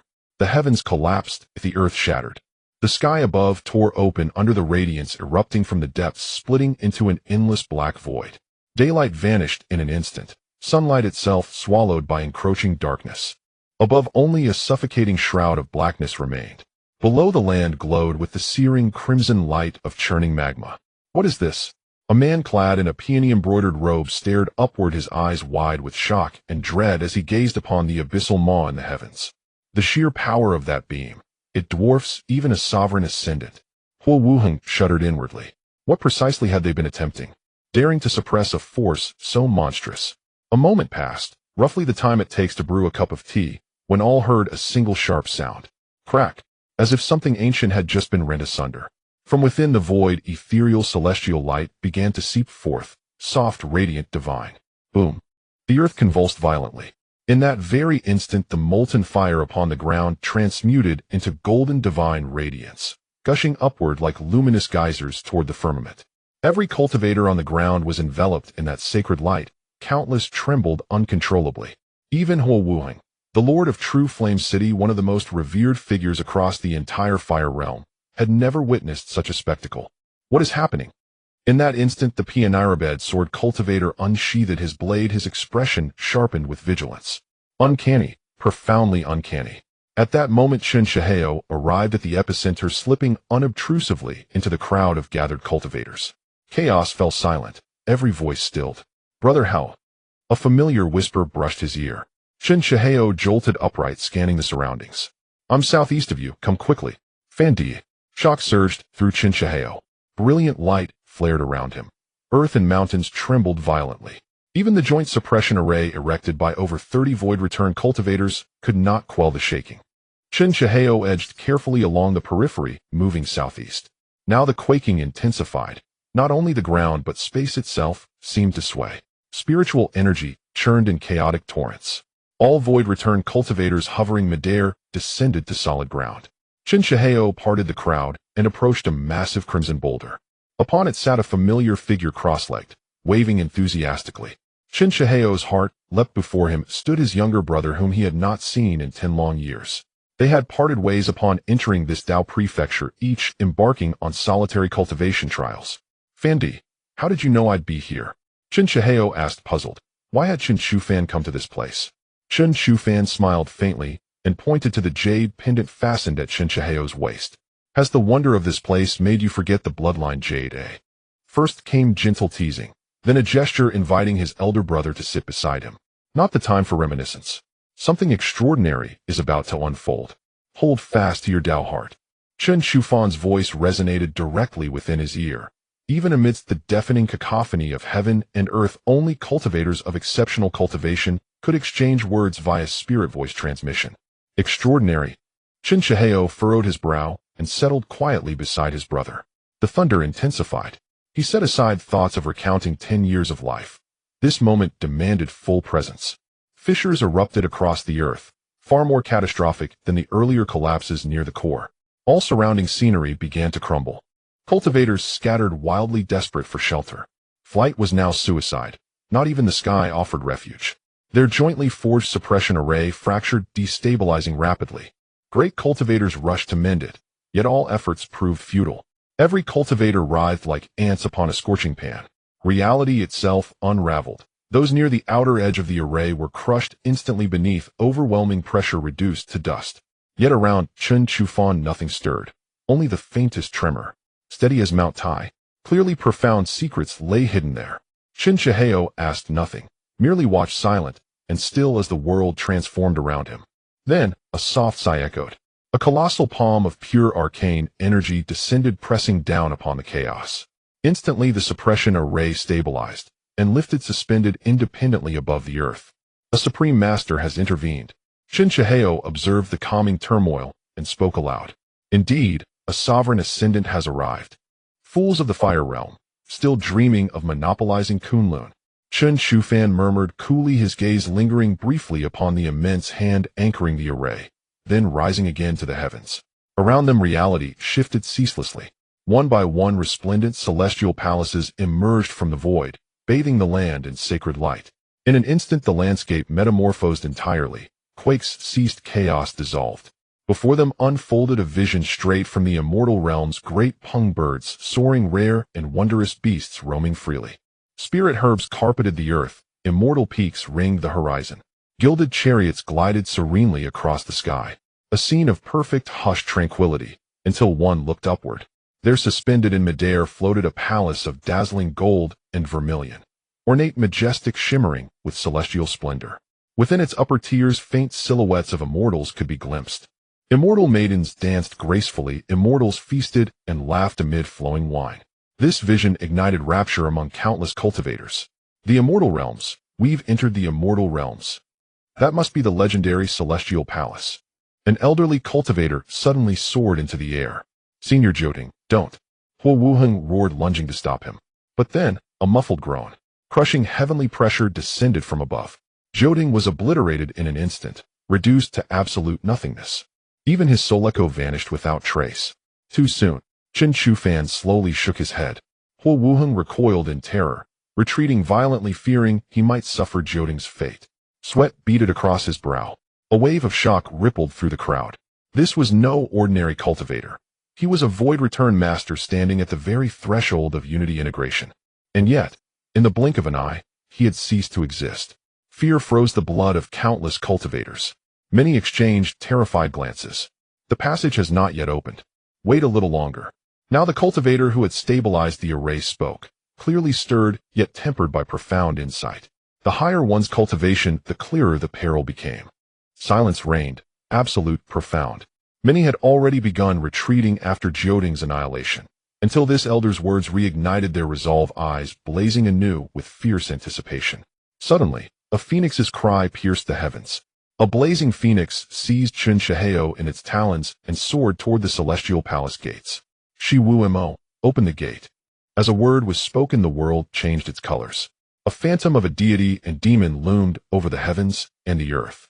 The voice thundered like a shocking clap of thunder uttering a true word. Once again a moment of daze ensued. Suddenly the sky spun and the earth tilted. In the blink of an eye they had already entered the palace. What met their eyes was not the prosperity seen from the outside. Instead it was a scene of decay and desolation. The ground was covered with a layer of dark red soil imbued with a terrifying power. This was a vast square where even the remnants of walls could be seen. One could still glimpse the previous prosperity. In the center of the grand hall stood a massive statue of a deity. Unfortunately, it was impossible to discern its true appearance. At the waist of the statue there was a smooth cut. It seemed to have been severed by a sharp weapon. Aside from the central statue, numerous scattered stones and human-like figures surrounded it. The demon stone statues were all headless. The atmosphere around was exceedingly mysterious. Chen Feng's eyes were filled with vigilance, not daring to take a step forward. Step where I step, came the voice of Chen Feng echoing in his ears. Seeing him stride forward with a peculiar gait, Chen Feng followed his footsteps toward the center of the square. At that moment beneath the palace, countless people began to stir, eager to fly in and explore. Immediately many cultivators soared into the sky, yet they were slaughtered by the might of the barriers. What kind of divine being is this? A great vehicle cultivator gazed towards the heavenly gate behind, which seemed to guard a deity or demon. Elder, what should we do? Can we really enter this Kunlun? The one speaking was Huo Wuheng, looking earnestly towards the sky. However, every time they looked up they could feel an unfathomable pressure descending upon them. Wait! The The great vehicle cultivator, unwilling to say more, sat down on the massive stone where Chen Feng and Chen Shuho once stood. With closed eyes he rested, and after a while at the edge of the sky, several rays of light flashed. Before long, several figures arrived. Greetings, ancient tree daoist, what is the situation here? The newcomers were 4 great vehicle cultivators. The 4 stopped next to the ancient tree daoist, gazing into the sky. The overwhelming sense of pressure was incredibly intense. The barrier above remains unbroken, suppressed by the divine sense of ancient cultivators left behind. They do not allow us to ascend. The ancient tree daoist shook his head, producing an array plate. Previously, 2 nascent soul cultivators entered Kunlun using some unknown means. The ancient tree looked at the constantly vibrating compass in his hand, perplexed. Minghua daoist, when did Mingyun come? The ancient tree directed his gaze at the cultivator dressed in black among the 4. The ancestor is still wandering the seas. I have received a response to my message and will arrive soon. Minghua said, his eyes sparkling with excitement at the appearance of the palace in the sky. His heart was filled with exhilaration. In this world it was tough to ascend to immortality, but if he obtained the inheritance of ancient immortals and glimpsed what is called the small immortal realm of Kunlun, perhaps he could discover the path to immortality in this world. If this were the case, millions of years ago, we great vehicle cultivators would have already ascended. This Kunlun might possess means that allow us to tread another path. The ancient tree sighed. He had been trapped in the great vehicle stage for countless years. He hesitated to take the next step to accept the baptism of the thunder tribulation. He could only fix his gaze on Kunlun. Perhaps, Minghua said, indeed, condensing a sphere of light in his hand. Since someone can break through, I shall test the means of Kunlun. I refuse to believe that after disappearing for millions of years, it can still be as powerful as recorded. The long sword whistled as Minghua soared into the air, resisting the pressure as he approached the immortal gate. Is this the might of a great vehicle cultivator? The gaze of Huo Wuhan was filled with envy. Previously, his own companion had barely approached the immortal gate and was obliterated. Now this great vehicle cultivator had actually reached the threshold of the immortal gate. Another wave of energy ripples surged forth, the sound of thunder continuously resonating. It seemed they were engaged in a confrontation. In a short while, the 4 great vehicle cultivators acted simultaneously, vanishing into the protective barrier. The sound of thunder grew louder. The heavens and the earth trembled.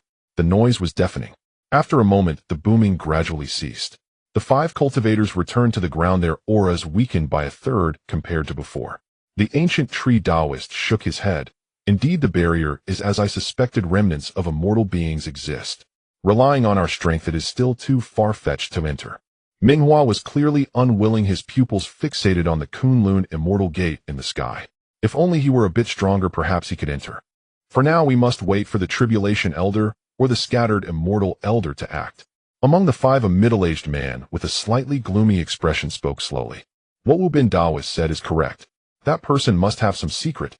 The ancient tree daoist's eyes sparkled with brilliance, and visions of the true phoenix breaking into the immortal gate surfaced in his mind.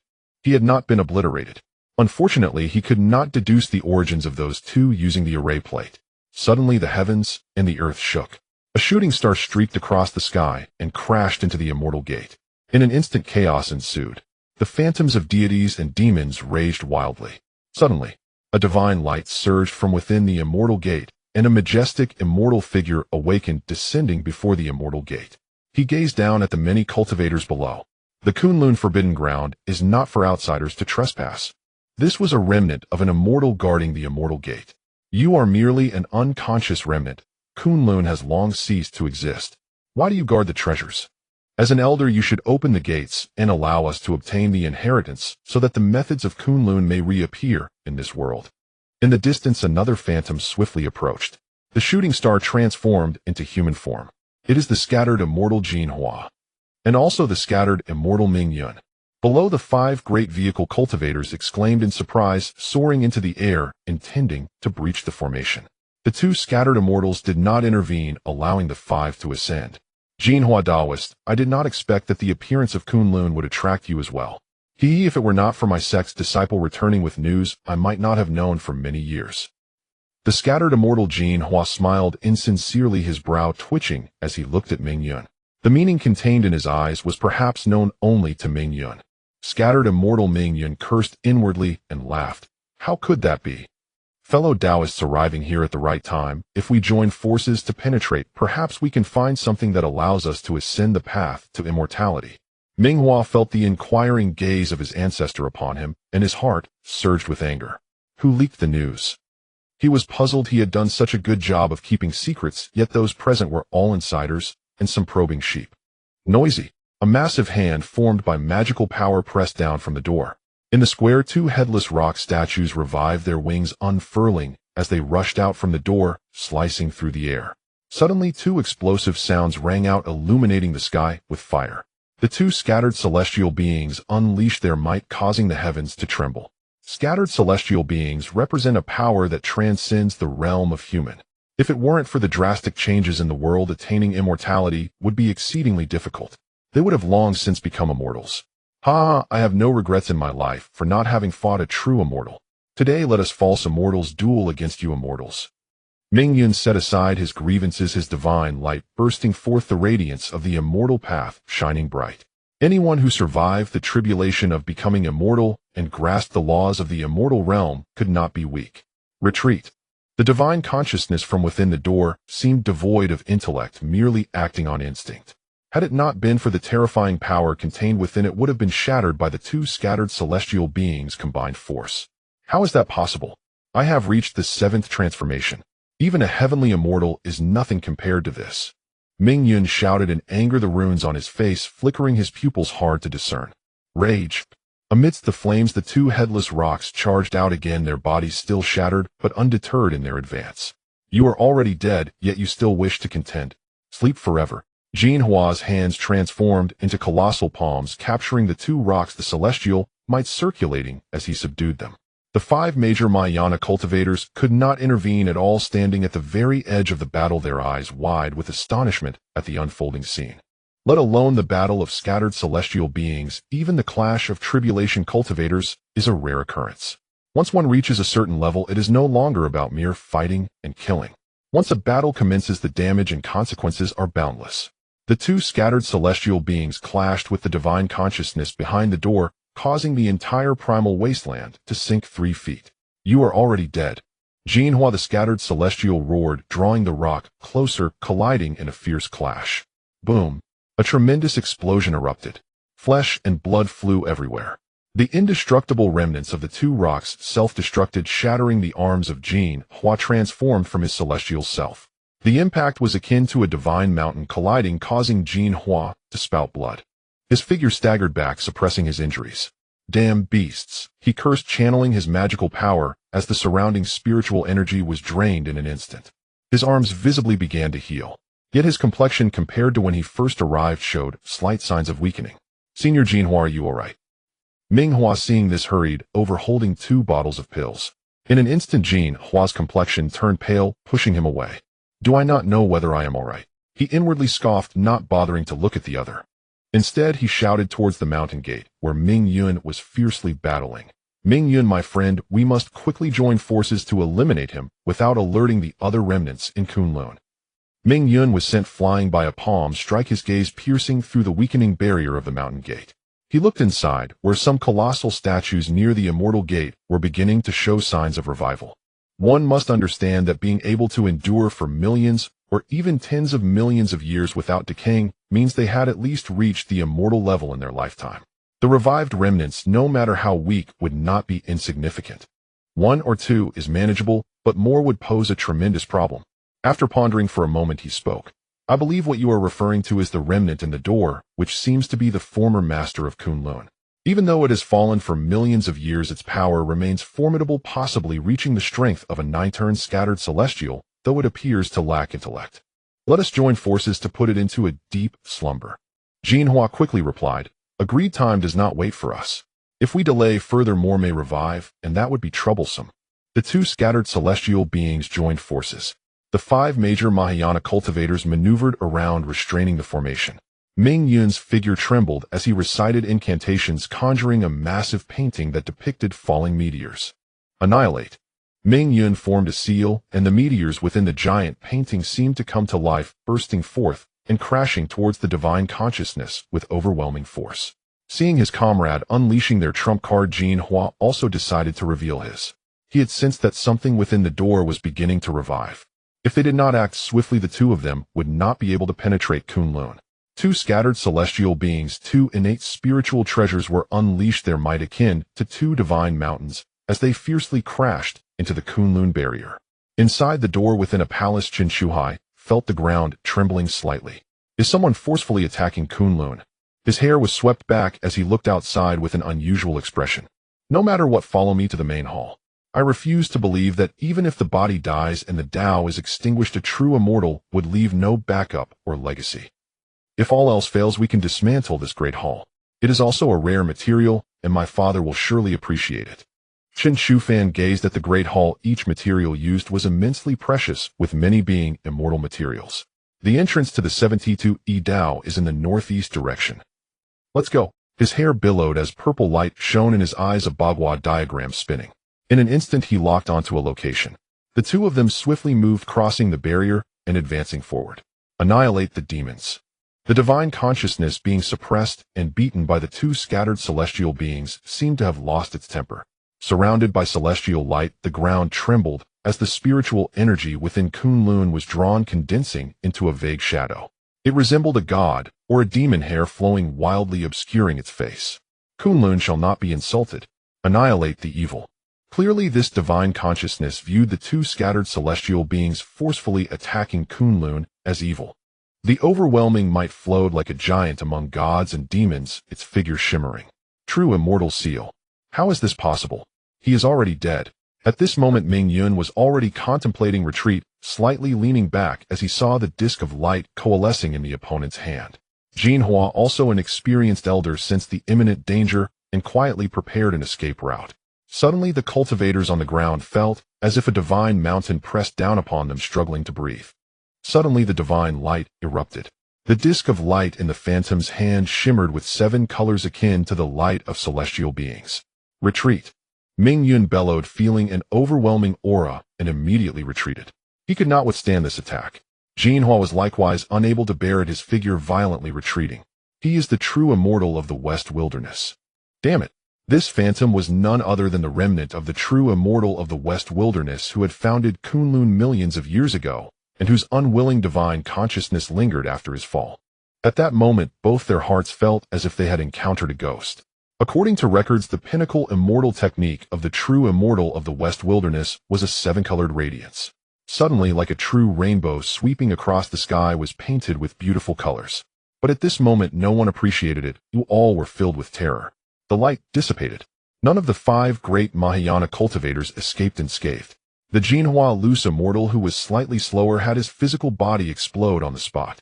Ming Yun spat out a mouthful of blood, suppressing his injuries. He looked towards the direction of the immortal gate. At this moment, there was no movement at all. The residual shadows seemed to have exhausted all their energy after launching the final blow, and thus collapsed. Ming Yun wiped the blood from the corner of his mouth, not daring to step forward. Not far away, a pile of flesh gathered, and through an unimaginable process reformed into human shape. The Jinhua loose immortal was not dead, but his cultivation had dropped a level. His face was devoid of color, resembling a corpse. Ming Yun, my friend, this place is far too strange. The Jinhua loose immortal dared not advance further. If he died again, it would truly be the end. At the same time, the person named Lingbao stood protectively in front, filled with vigilance, wary of Ming Yun. Let the group of cultivators below go first to scout the path. I can no longer sense the aura of that remnant existence. Ming Yun frowned, looking down. A group of cultivators stood dumbfounded, staring blankly at the sky above. The fluctuations caused by this strike were beyond their comprehension. Hey you! Ming Yun shifted his gaze away from the Jinhua loose immortal. He knew that the current Jinhua loose immortal was like a cat, with its fur ruffled. Even speaking could not allow for much communication.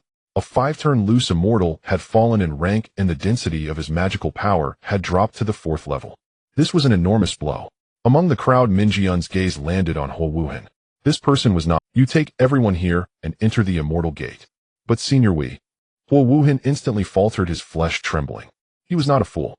There was great terror inside the gate, and now he regretted it immensely. Why did they have to stir up trouble in search of great opportunities? Did he have the ability? Now he was being ordered by a true figure of the immortal spirit cultivation world, a mere loose immortal, to enter the immortal gate and seek death to scout. How can this be? His face turned pale. Moreover, he did not possess this capability. Based on strength, there were many present whose power was comparable to his. If I say it can be done, then it can be done. Mingyun simply stopped pretending to be an otherworldly expert. Everyone present witnessed the battle of wits against the terrifying existence within the immortal gate. What needed to be done now was to let them go up the scout, or rather to send them to their deaths. Everyone present was an old hand who had lived for hundreds, thousands, or even tens of thousands of years. Could they not understand his meaning? It was better to use force than to use softness. After his words fell, Huo Wuhan appeared utterly defeated, his lips pale. What is this all about? He felt immense regret in his heart, but there was no way back. He steeled himself. Like a tiger, kneeling, he bowed to the other party. The person before him was among the top tier in the continent. Even a drop from a fingernail could benefit him for a lifetime. The bold would thrive while the timid would perish. After all, it was all the same death. Let's do this. He suddenly knocked his head down 9 times. Senior, I lack strength and fear. I cannot command everyone to work for you. He suddenly raised his head, a flattering expression on his face. The nearby crowd originally thought Huo Wuhan would respond boldly. They did not expect such a scene. Many cultivators began to curse inwardly. It was too embarrassing. He was supposed to be one of the top cultivators in the fire domain. He had no pride at all. Let me do it. Many cultivators felt bitter even if they could not obtain anything from Kunlun. Even a hint of what the loose immortal revealed could bring great benefits. Ha, Junior, you are quite interesting. Mingyun laughed heartily, originally thinking the other party would refuse. At that moment, he had the perfect reason to strike first to scare the monkey, thus intimidating the cultivators present to willingly join the gate. He did not expect the other party to be so perceptive. I grant you this sword pellet. Those below the Mahayana can be slain if they do not submit. After speaking, Mingyun rubbed his hand in the void. A pellet surrounded by the light of golden weapons slowly descended from the air. Seizing the opportunity, Huo Wuhan caught at his heart, filled with excitement. With this treasure, he could dominate the entire Dao province. He had made the right bet. Thus he bowed down immediately. I, Huo Wuhan, am honored to serve you, senior.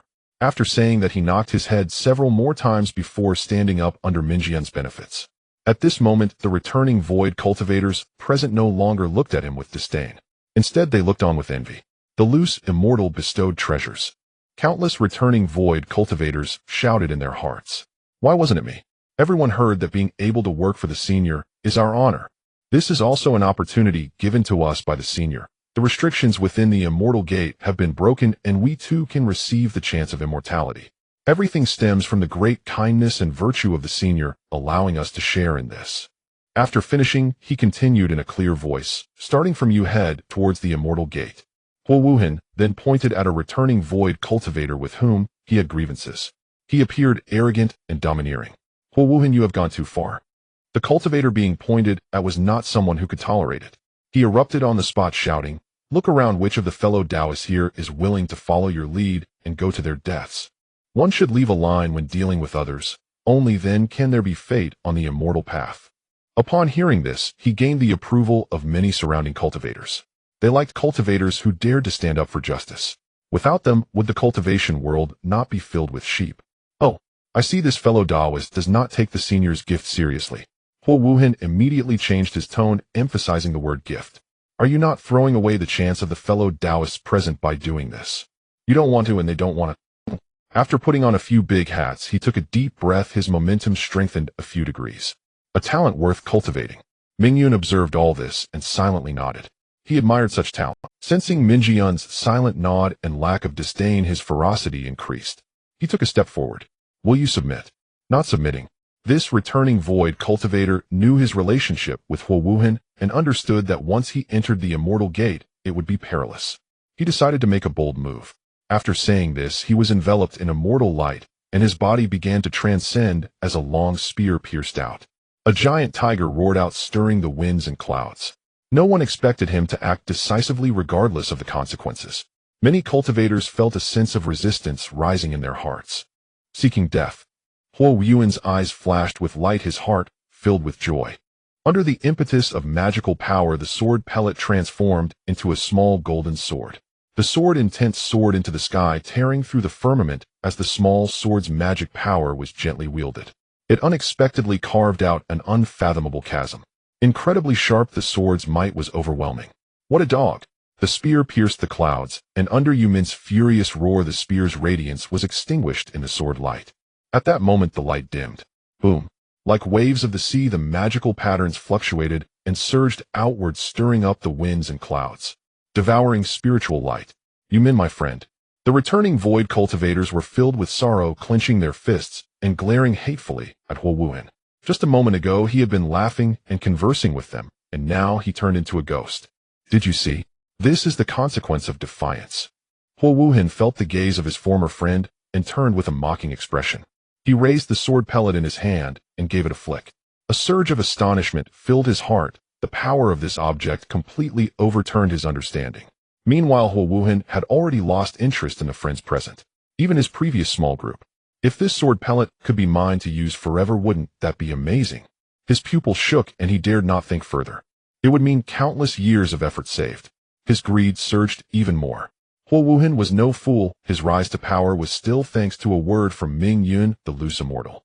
Having already offended all the cultivators present, it was better to continue and reap more benefits.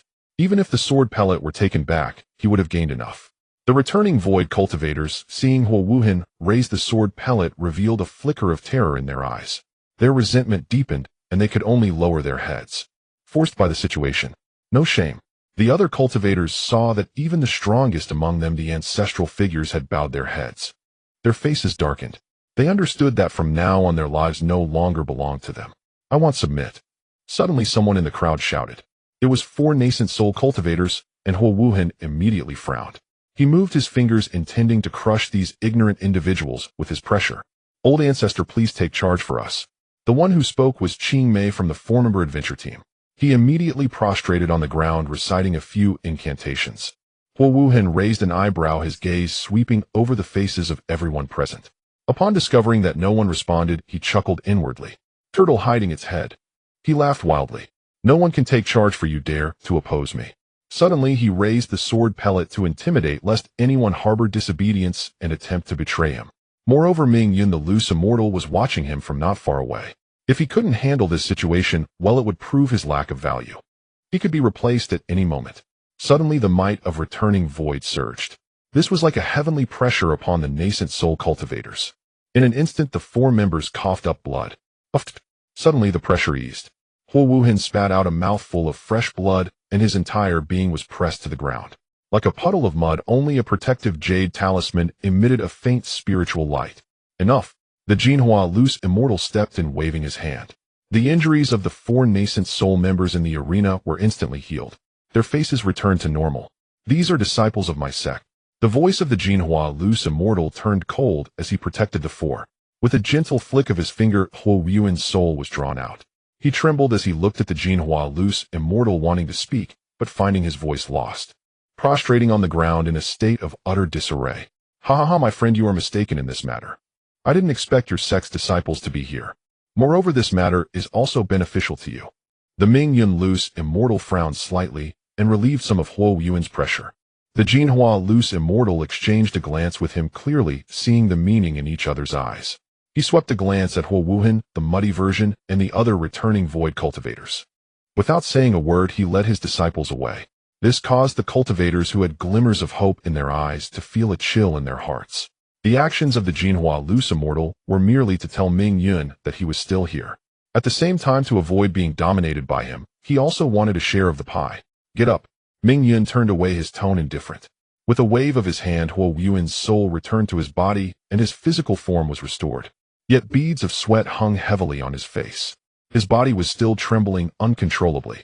He bowed to Ming Yun, saying, "Thank you, senior." At the same time, he was astonished. His restored body felt more vital. This must be a method of Ming Yun's. After this battle, Huo Yuan's arrogance had diminished considerably. After turning around, he re-established his authority. After slashing a returning void cultivator, he pressured the remaining cultivators present. He stepped onto the immortal gate. Despicable. All are just a bunch of scum.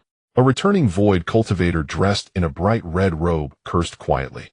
With a resolve to face death, he gritted his teeth and stepped into the gate. Inside there was no reaction. There was no pressure at all. Upon entering the gate, the person was momentarily stunned, looking at the statues filling the square and the fellow travelers who had yet to enter. His face changed from despair to joy. Ha ha ha. Heaven is aiding me. I Xing Riyun have such an opportunity. Huo Wuhan blame your foolishness. And you two sanctimonious fools. Xing Riyun cursed angrily, gripping the water heart tightly. With a wave of his hand, the entire immortal gate was surrounded by his innate spiritual fire. Dead friends do not die with me. Array rise. He drew out 3 long swords from behind, positioning them at both sides of the gate. At this moment, the formation activated. Ha ha ha, this is a gift from me to you. Opportunities are all mine. Xing Riyun laughed heartily, leaving enough high-quality spirit stones to operate the formation. He cautiously began to feel his way into the square. Outside the immortal gate, Huo Wuhan sensed that there was no fluctuation within. Frowning slightly, he kicked the second-ranking God Transformation Cultivator. Pointing at the gate, he shouted, "You go." The God Transformation Cultivator trembled, glancing back nervously. Weighing his heart, he considered that moving forward might mean death, but it could also be a path to life. Retreating was not an option. He looked at the golden small sword that Huo Wuhan held to intimidate. Taking a deep breath, "Everyone, I will go first." He recklessly moved toward death. With a loud shout to bolster his courage, he then stepped into the immortal gate. Boom! The light of spiritual fire surged out from within the gate, followed by a clamor of metal. Moments later, a corpse was flung out from the immortal gate. This made everyone's brows twitch. Huo Wuhan quietly took a few steps back, standing behind the crowd with a wary expression. Indeed, something is amiss.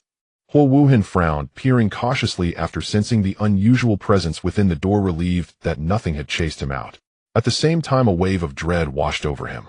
If he were to lead everyone directly inside, he too would end up like the remains they had just encountered, erased from this world forever. Suddenly, while Huo Wuhan was still contemplating his options, he felt a chilling aura approaching from behind. Instantly, he felt a prickling sensation at the back of his neck. It was Mingyun, the scattered immortal, who was now visibly displeased.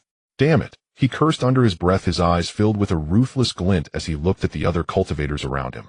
Gritting his teeth, he decided to take a bold step.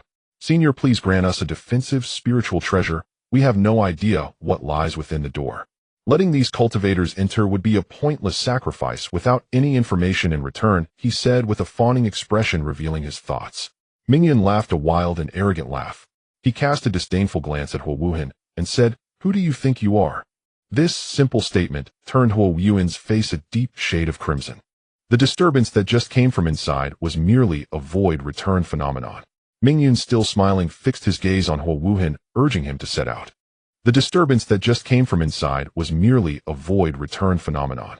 Mingyun, still smiling, fixed his gaze on Huo Wuhan, urging him to set out. "Master, this seems unwise." Huo Wuhan shuddered, suddenly lifting his head. What was the difference between this and sending himself to his death? "Go or die," Mingyun commanded. "Don't disappoint my expectations." As he spoke, he patted Huo Wuhan's shoulder, twice a wisp of divine thought attaching itself to him. Huo Wuhan raised an eyebrow and took a deep breath. "I understand now." He realized that while he might be called a spokesperson in less flattering terms, he was merely a dog ready to die for Mingyun at any moment. He wasn't a fool. Faced with the potential for life and death, he still chose the former.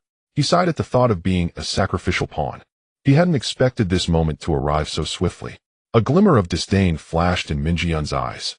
Huo Wuhan had lost his value, and the aura coming from within the door was incomprehensible to him.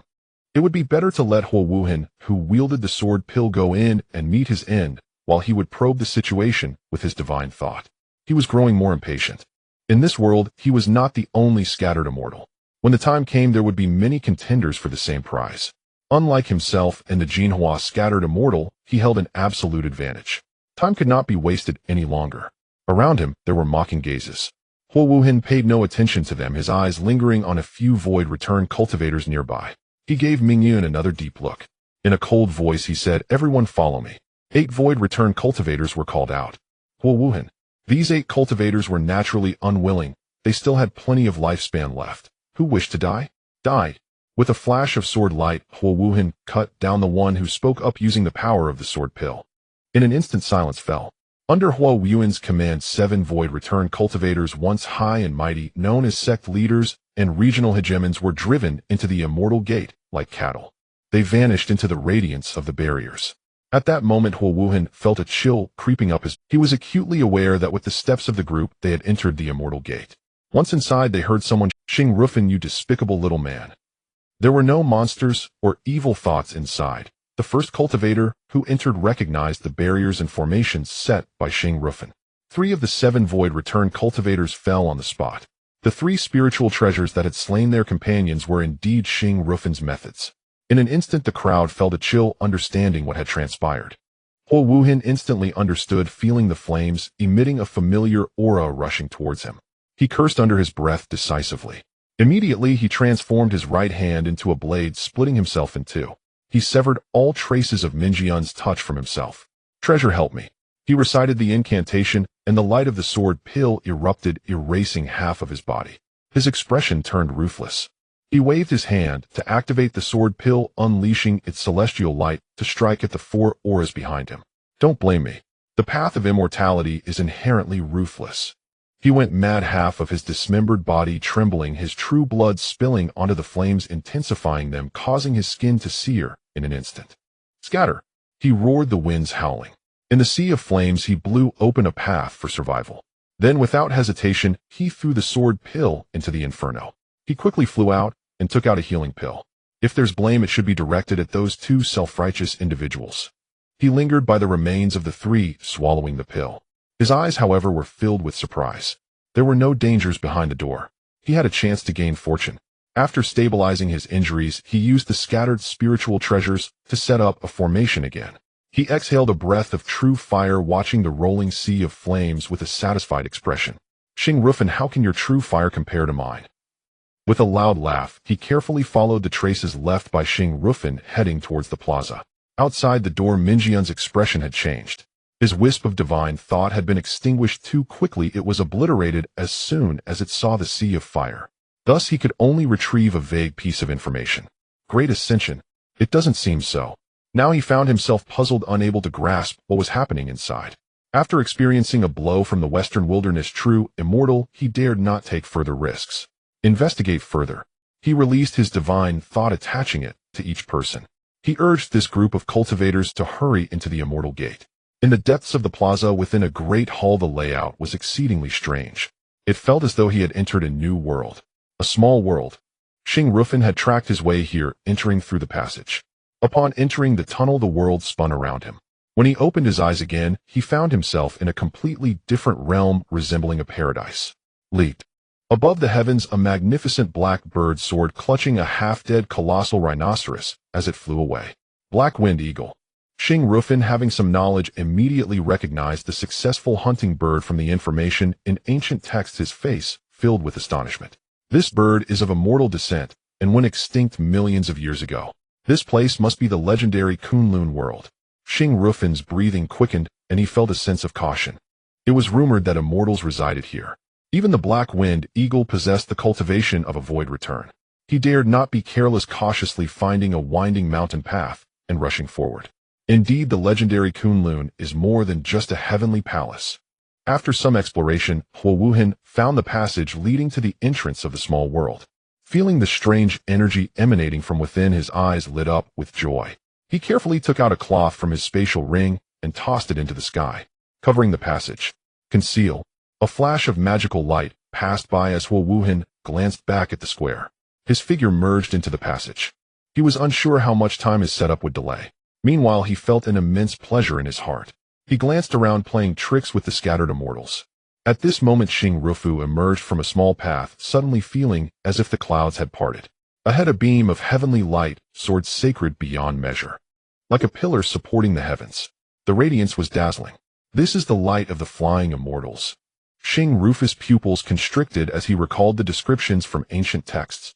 It is said that before Kunlun concealed itself from the world, it manifested on earth. In the central celestial palace of Kunlun, the pillar of flying immortals blossomed, reaching into the immortal realm. This served as a pathway connecting the 2 realms.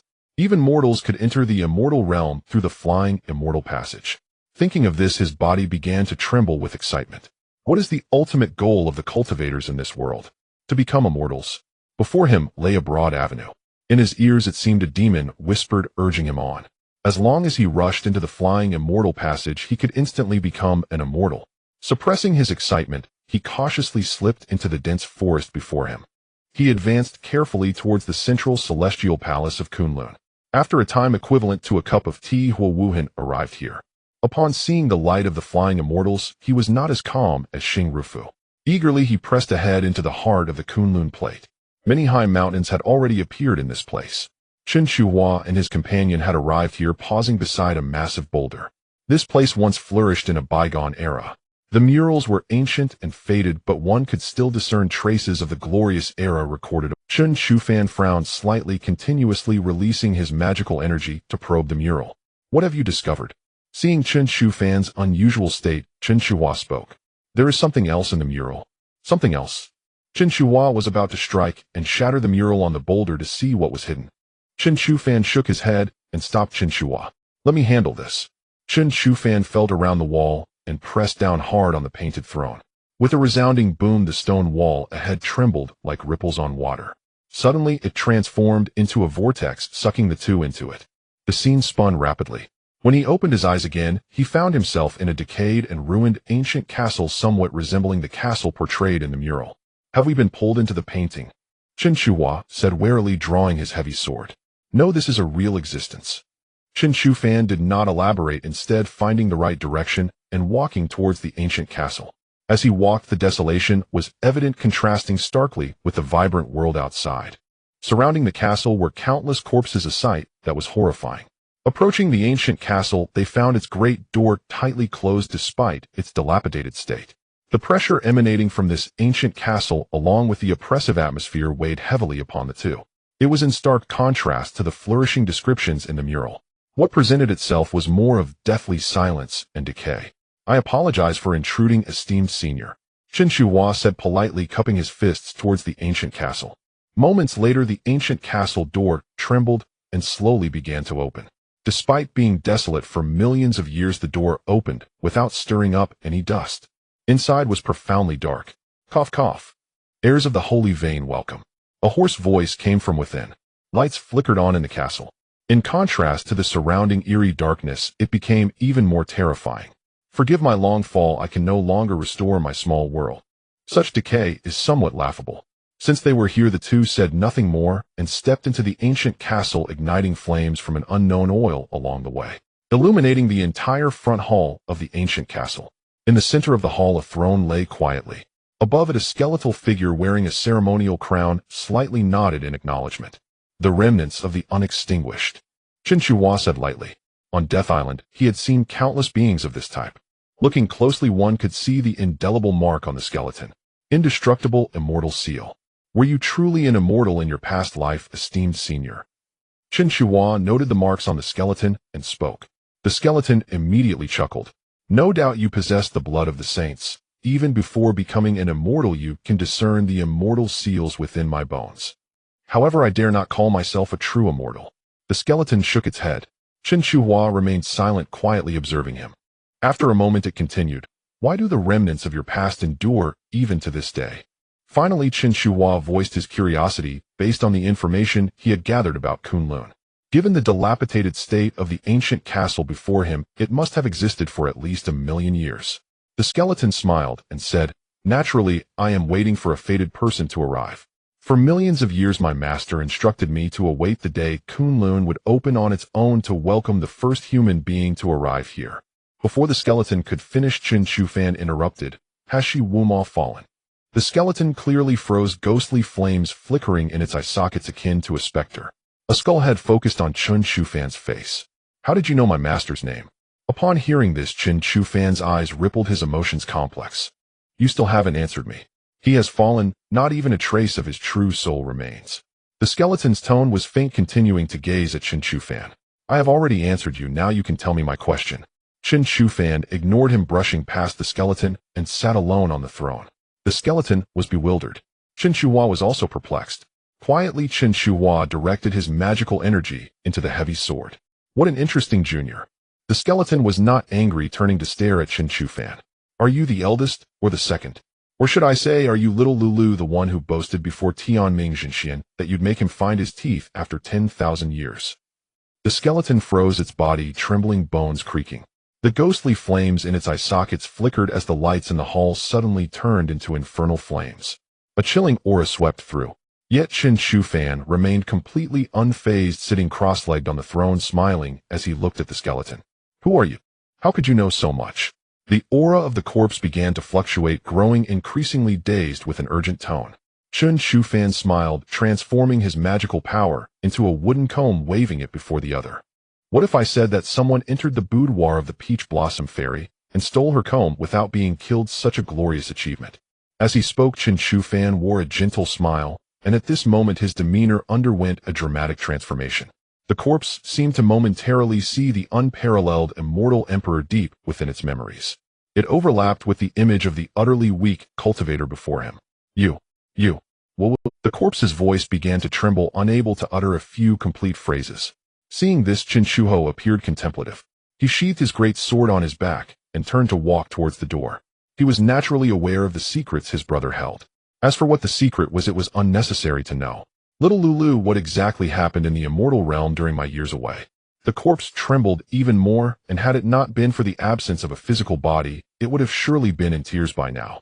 Ancestor, after your departure, my Tianqing immortal domain was attacked by foreign demons, and then beset by Xianxiao and Tianxiao immortal domains, who conspired with the foreign demons to completely conquer it.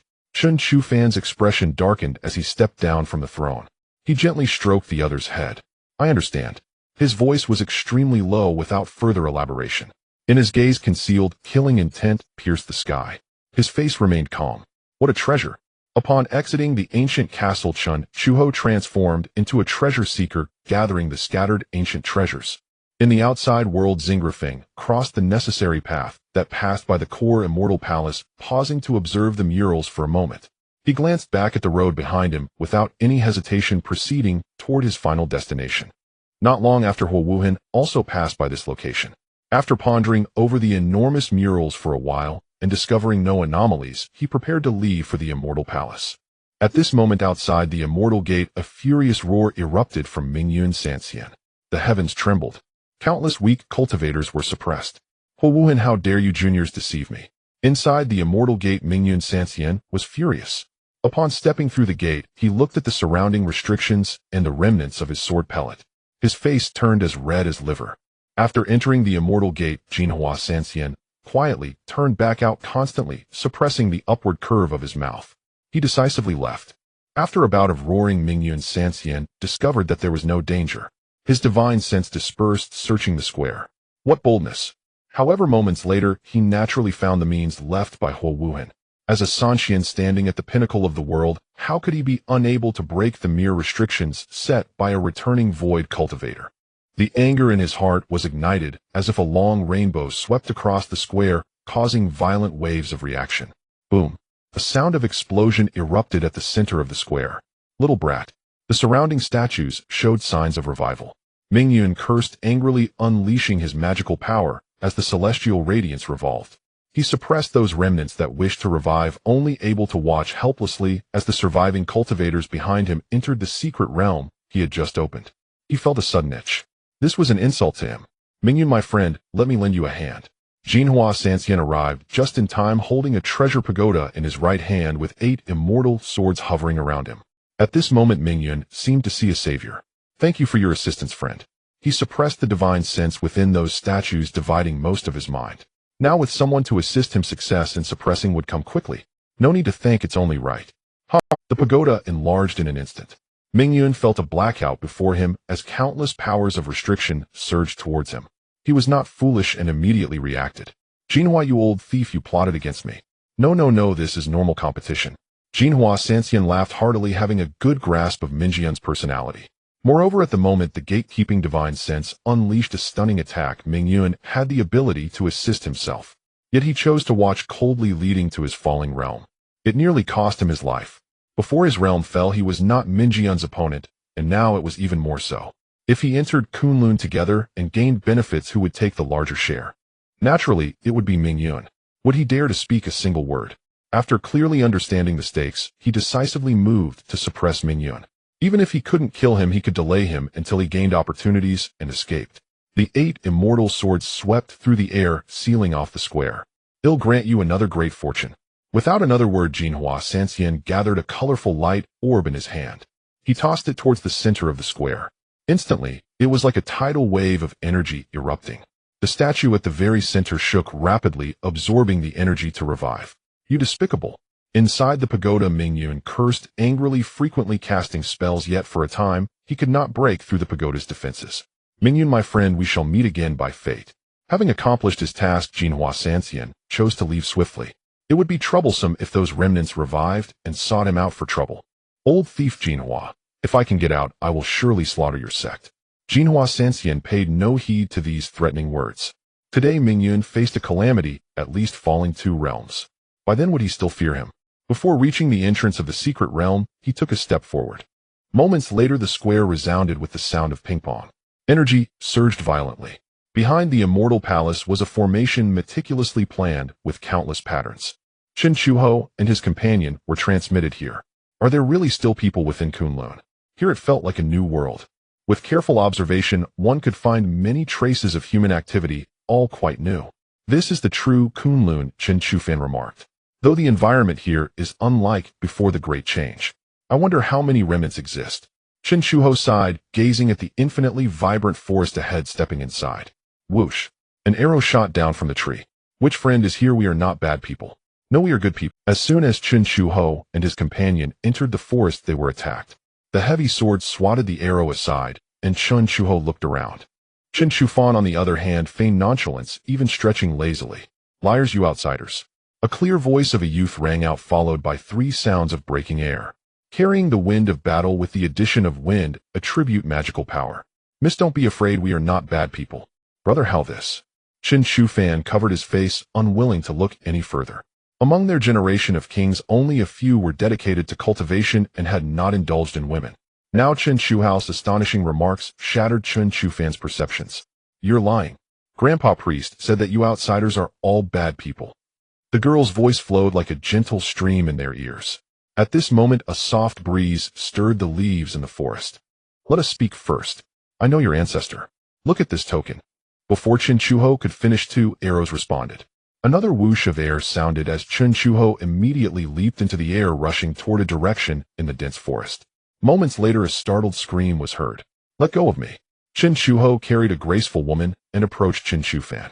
Without a shred of gentleness, he tossed her off his shoulder. You. Smack.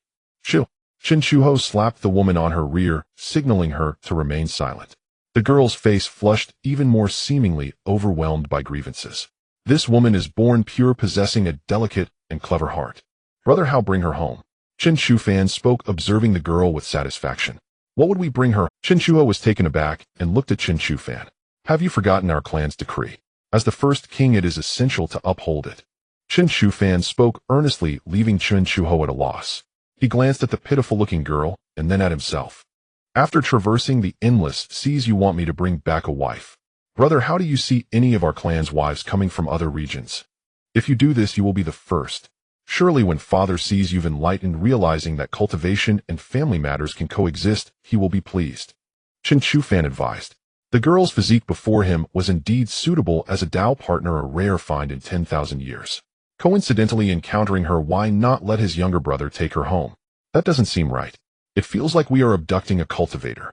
Chen Chuho waved his hand, pointing in a direction. I've traced her path, she went this way.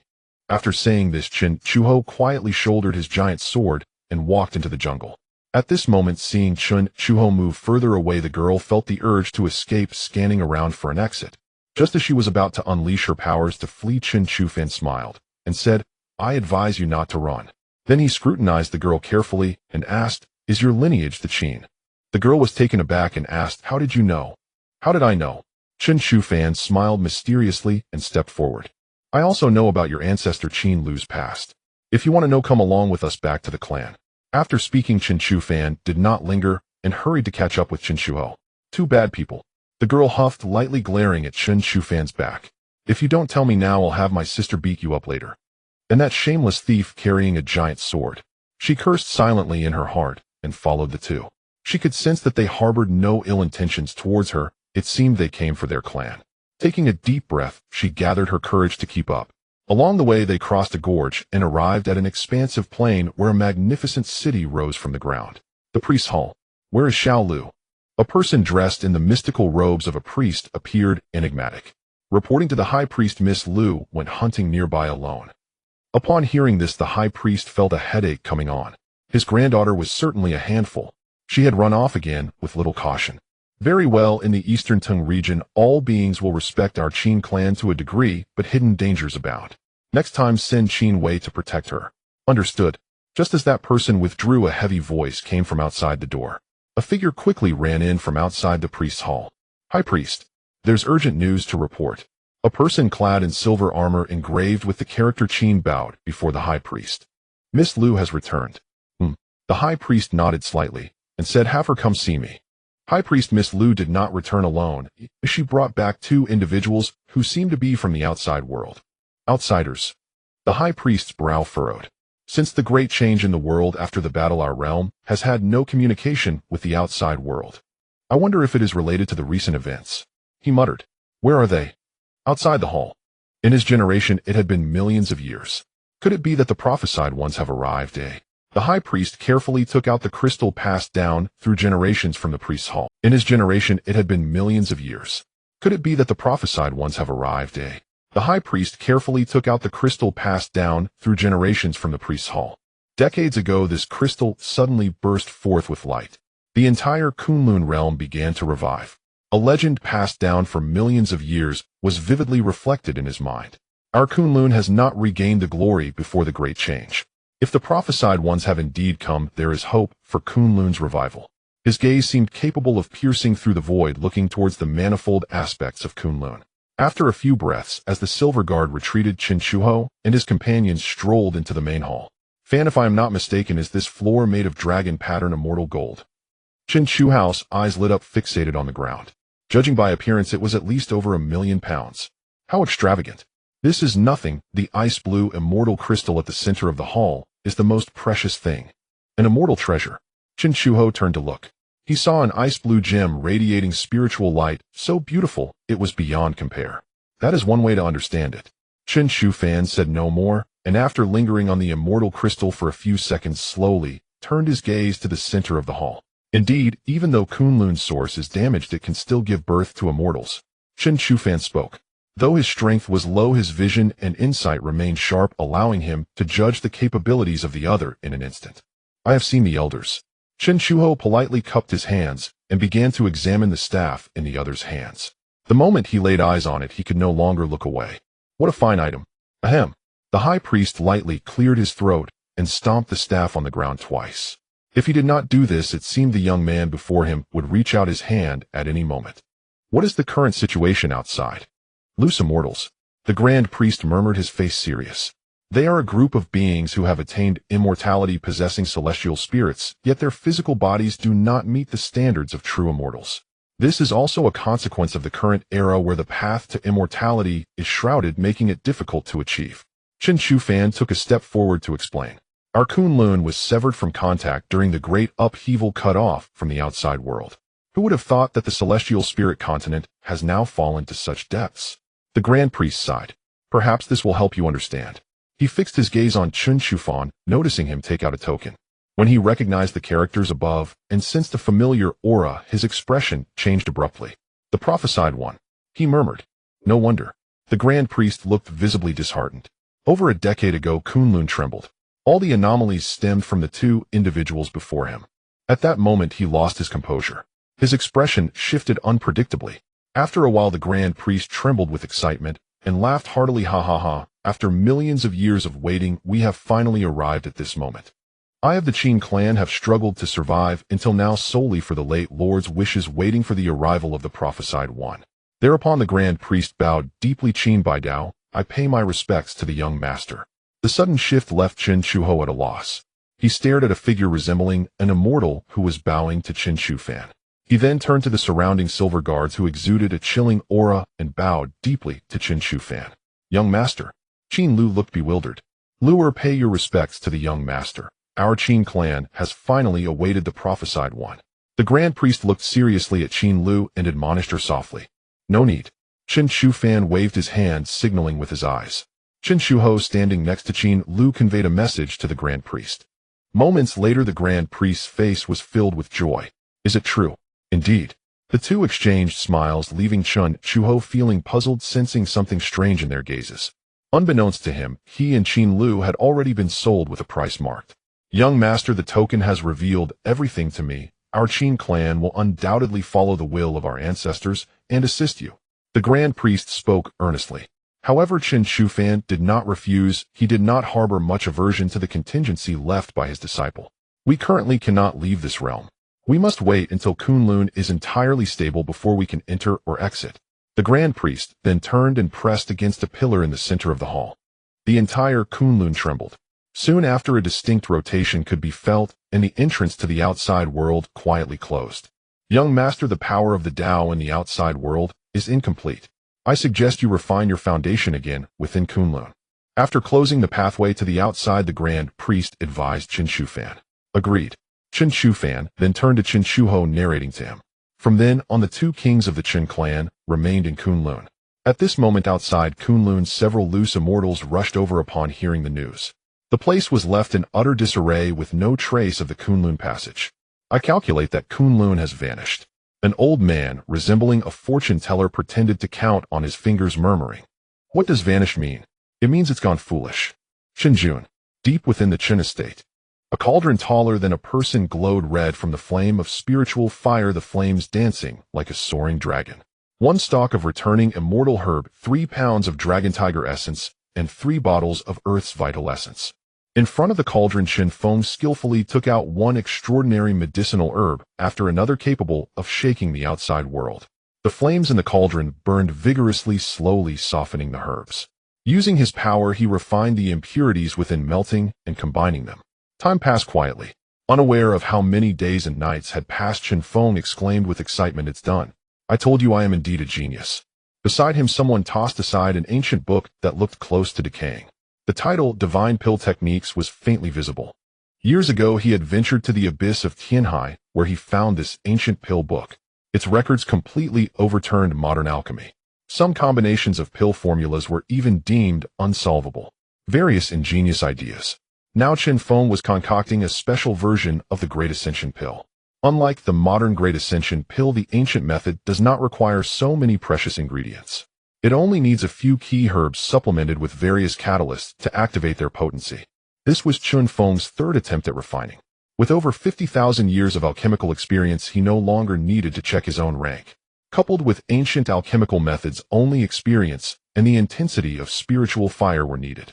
At this moment, atop Longshan, 2 old dragons trembled, their eyes fixed on Chen Feng's alchemy from 100 miles away, filled with hope that he would succeed. Similarly, the guardian beasts on the 3 spiritual mountains shared the same thoughts. Otherwise, they would be bled dry. Concentrate. As the power circulated, the cauldron trembled lightly. Flames soared into the sky, and the sounds of dragon roars and tiger howls echoed from within the cauldron. Quiet. With a light shout, a powerful hand pressed down on the cauldron. The pills inside were slowly taking shape. At this moment, Chen Feng dared not be careless. This was a 9th-tier pill, the pinnacle of the continent. A Great Ascension pill which was hard to come by. In the outside world, countless people would flock to it. A single Great Ascension pill could compel an advanced fusion realm cultivator to serve you. Meanwhile, outside the door, a beautiful woman quietly stepped forward. Around her, it seemed as if snowflakes were shimmering. Xia Jiao returned, her pure, white long dress swaying gently. After 10 years away, her longing surged like a flood. From her appearance, it seemed she had dressed for a long time, her hair elegantly styled, her willow leaf brows lightly drawn, and the rouge on her cheeks added a touch of charm to this ice mountain. Her eyes were filled with longing as she peeked through the crack in the door, holding her posture without a hint of weakness. "Lady Xia Jiao, my ancestor is refining a precious pill, and specifically instructed me." Chen Xingxing stepped from behind the scenes, stopping Xia Jiao, who was about to quietly push the door open. It seems I came at the wrong time. A hint of disappointment flickered in her eyes as she couldn't see her beloved person at the first moment of returning home. At that moment, Chen Feng's voice came from within. "No, you came at just the right time. Come in." A smile appeared on Xia Jiao's face, and Chen Xingxing quietly withdrew. The door opened. Chen Feng in the courtyard was covered in beads of sweat the size of soybeans. Clearly, this alchemy session was exceptionally strenuous. The flames in the furnace rolled, and the high temperature spread uncontrollably. The balance of yin and yang was about to be disrupted. "Jiao, it's been a long time since we last met. I didn't know you would come to visit me, the left-behind husband." Chen Feng first teased lightly, dividing a portion of his mind to focus on Xia Jiao. Xia Jiao was bound at her waist with a green corset which highlighted her slender waist, making it seem delicate and fragile. Upon closer inspection after 10 years of absence, Xia Jiao had gained an otherworldly charm, her chest resembling two towering peaks. As Chen Feng gazed at her, he felt momentarily entranced, captivated by her beauty. Feng. Xia Jiao looked at Chen Feng with affectionate eyes, wanting to throw herself into his embrace. I need you to help me with alchemy. Chen Feng spoke firmly. Xia Jiao was momentarily taken aback, lightly biting her lip, displaying a demeanor of wanting to refuse, yet unable to do so. It made Chen Feng's heart itch. After not seeing each other for a decade, the other party had grown even more alluring. Even Chen Feng, whose Dao heart was as steady as a rock, couldn't help but feel stirred. Channel a trace of ice essence and introduce it into the alchemical furnace. Now Chen Feng had to exert all his strength to control his power for alchemy, and his mind was also constrained. He couldn't spare a trace of ice essence. The two had been as close as glue for hundreds of years, their thoughts already intertwined. Immediately a trace of ice essence infused into the alchemical furnace. Suddenly the furnace shook violently. It seemed on the verge of exploding. Calm down. Chen Feng shouted angrily, and a shadowy figure behind him transformed into a small person jumping into the sea of flames. Xia Jiao was also channeling her power to stabilize the ice essence, preventing it from being disturbed by the raging flames. United in heart and soul, they worked together in alchemy. Finally, the fragrance of the pills permeated the air, even making Chen Feng feel somewhat restless.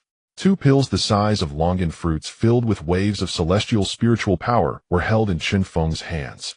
The pills were full of spiritual essence, and if not for the hindrance of the heavenly Dao, they would likely have transformed and fled at the next moment. It worked. Chen Feng exclaimed joyfully, pulling Xia Jiao close and kissing her fiercely on the lips. Jiao, you truly are my lucky star. Chen Feng laughed heartily, finally succeeding after 3 attempts at alchemy. Husband, what kind of pills are these? Why are they so enticing to me? Great Ascension pills.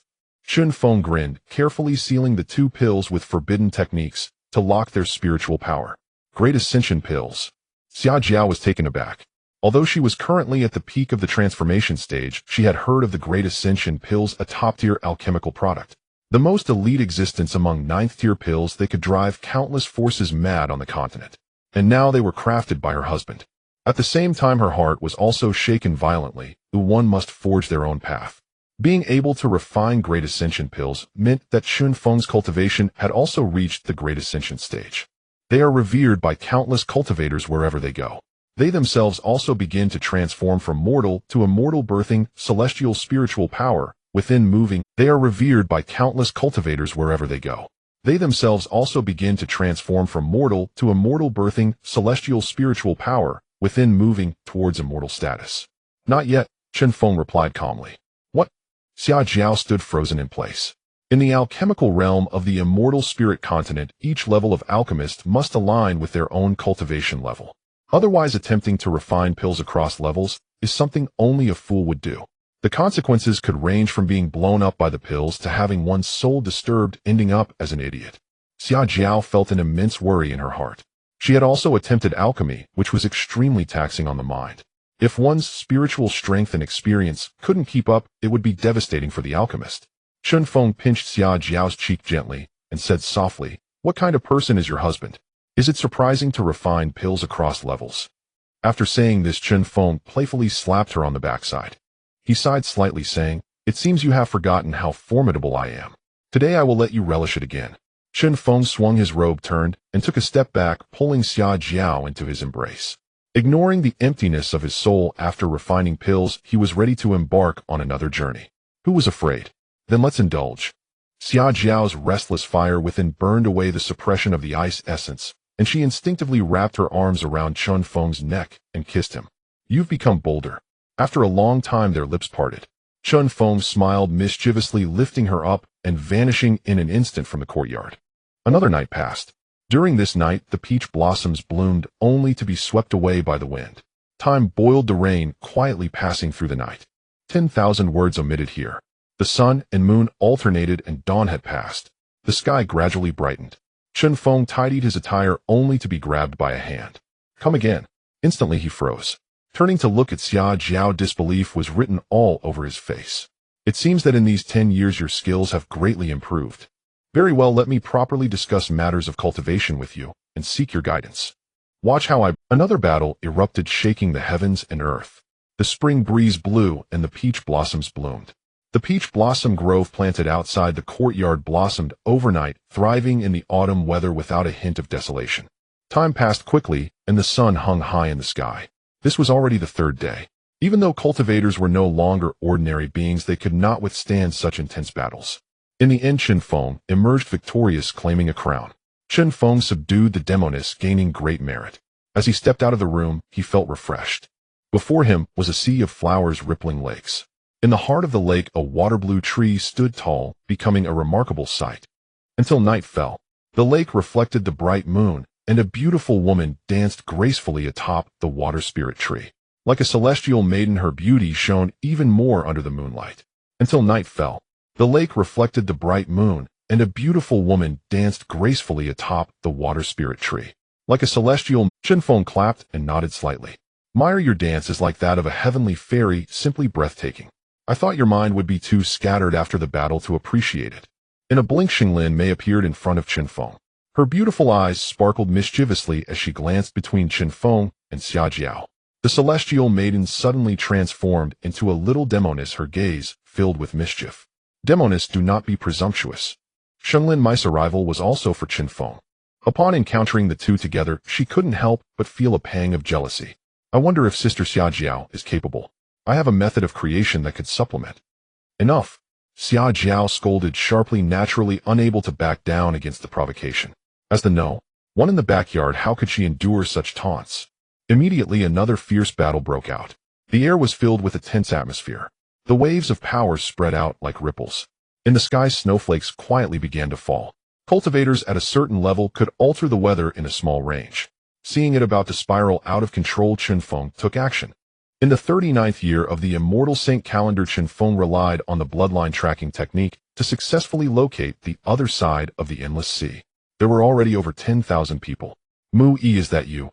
On the Immortal Ascension peak, Chen Feng gazed across the sea, a hint of emotion flickering in his eyes. However, the heavenly secrets there were chaotic. Being able to pinpoint a rough coordinate was already due to the feedback from a considerable scale of bloodline power. Unlike before, it was no longer vague. Father, Chen Shu, who had come from Kanglan Daozhou, descended upon the Immortal Ascension peak riding a ghost-faced black turtle. A gust of strong wind was stirred up. Indeed, after traveling for over 20 years, you have carved out your own martial path. Chen Feng's eyes brimmed with satisfaction. Unlike before, the current Chen Shu had a restrained aura, and there was nothing unusual about his physique hidden beneath his robe. Even though he had already reached the fusion realm, he could only vaguely sense the terrifying energy contained within Chen Shu's body. Thanks to my father's guidance, martial arts can lead one to find their true path. Chen Shu nodded solemnly, his gaze filled with deep respect. He had always admired his father since childhood and regarded Chen Feng as his object of pursuit and role model. Father, you are looking younger every day. Chen Shu observed that time had left no trace on Chen Feng's face, only the aura of a scholar, as if he were an ordinary person. He knew that over the years Chen Feng had single-handedly shielded the family from storms, enduring countless tribulations, which was why the Chen clan had come to be as it was today. Ha ha ha, you rascal. Chen Feng chuckled, pointing to the direction where the bloodline power was sensed. The reason I called you back is for a certain matter. What is it? Chen Shu's eyes brightened, raising his head with a flash in his eyes. It had been many years since Chen Feng had assigned him a task. On the other side of the sea, I sensed a rich bloodline aura, at least 10,000 descendants of the Chen clan. They must have escaped several years ago when Wanghai City was destroyed, forced to drift across the seas. Even though Chen Feng's tone was very casual, Chen Chu could sense the implications behind his words. The matter of Wanghai City had always been a small concern for his father. And within the Heavenly King's Hall there had always been an ethereal throne. Does father mean for me to bring them back?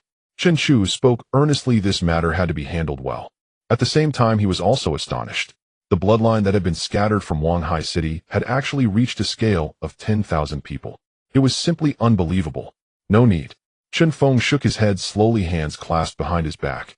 The Chen clan has already spread across the 4 seas and 8 directions. Let the children take root and flourish in various places. The current situation of that branch in the distance is still unknown. Without the support of the main lineage, there will surely be numerous problems and challenges. Chen Feng's expression changed, his eyes shining with divine light piercing through the heavens. He was well aware of the difficulties faced at the beginning of the family's establishment. Without systematic assistance, it would undoubtedly be extremely difficult. At the same time, Chen Feng was certain that Chen Mu he must be in that small branch. With his talent, rebuilding the clan would not be difficult, but without resources to develop the family, it would be incredibly challenging. What does father mean? Chen Chu already had some guesses in his heart. He himself had risen from the weakest times of the family, working hard to earn some spirit stones, sacrificing his time for martial studies to open a martial arts school, engaging in some lowly dealings. The branch on the other side of the sea must have been living much harder. Take some resources to support them so that the branch can develop more smoothly and establish contact with the branch. And instill fear in the small and weak. My Chen clan cannot be bullied. Chen Feng's aura surged violently, his figure appearing infinitely tall, his gaze piercing the heavens. It seemed as if he wanted to clear away the illusions and look towards the distant small branch. Notify the Heavenly King's Hall, contact the various princes, and pay attention to the coordinates. Once you arrive, release the accurate coordinates. As for the Ling Pavilion, just take the Xian Gui clan along. Understood. Chen Chu clasped his fists, took a step back, and leaped onto the black turtle, entering the Chen residence. Within the Heavenly King's Hall, the call to arms was initiated. In an instant, the entire Chen clan began to tremble. In the Tianlong Hall, the sound of dragon roars resonated. A massive black dragon soared into the sky, bearing a giant stone statue, flying towards the endless sea. In an instant, spiritual light began to gather within the clan, and the black turtle ascended into the air. The clan was shaken, and excitement filled the air, wondering if a war was about to commence.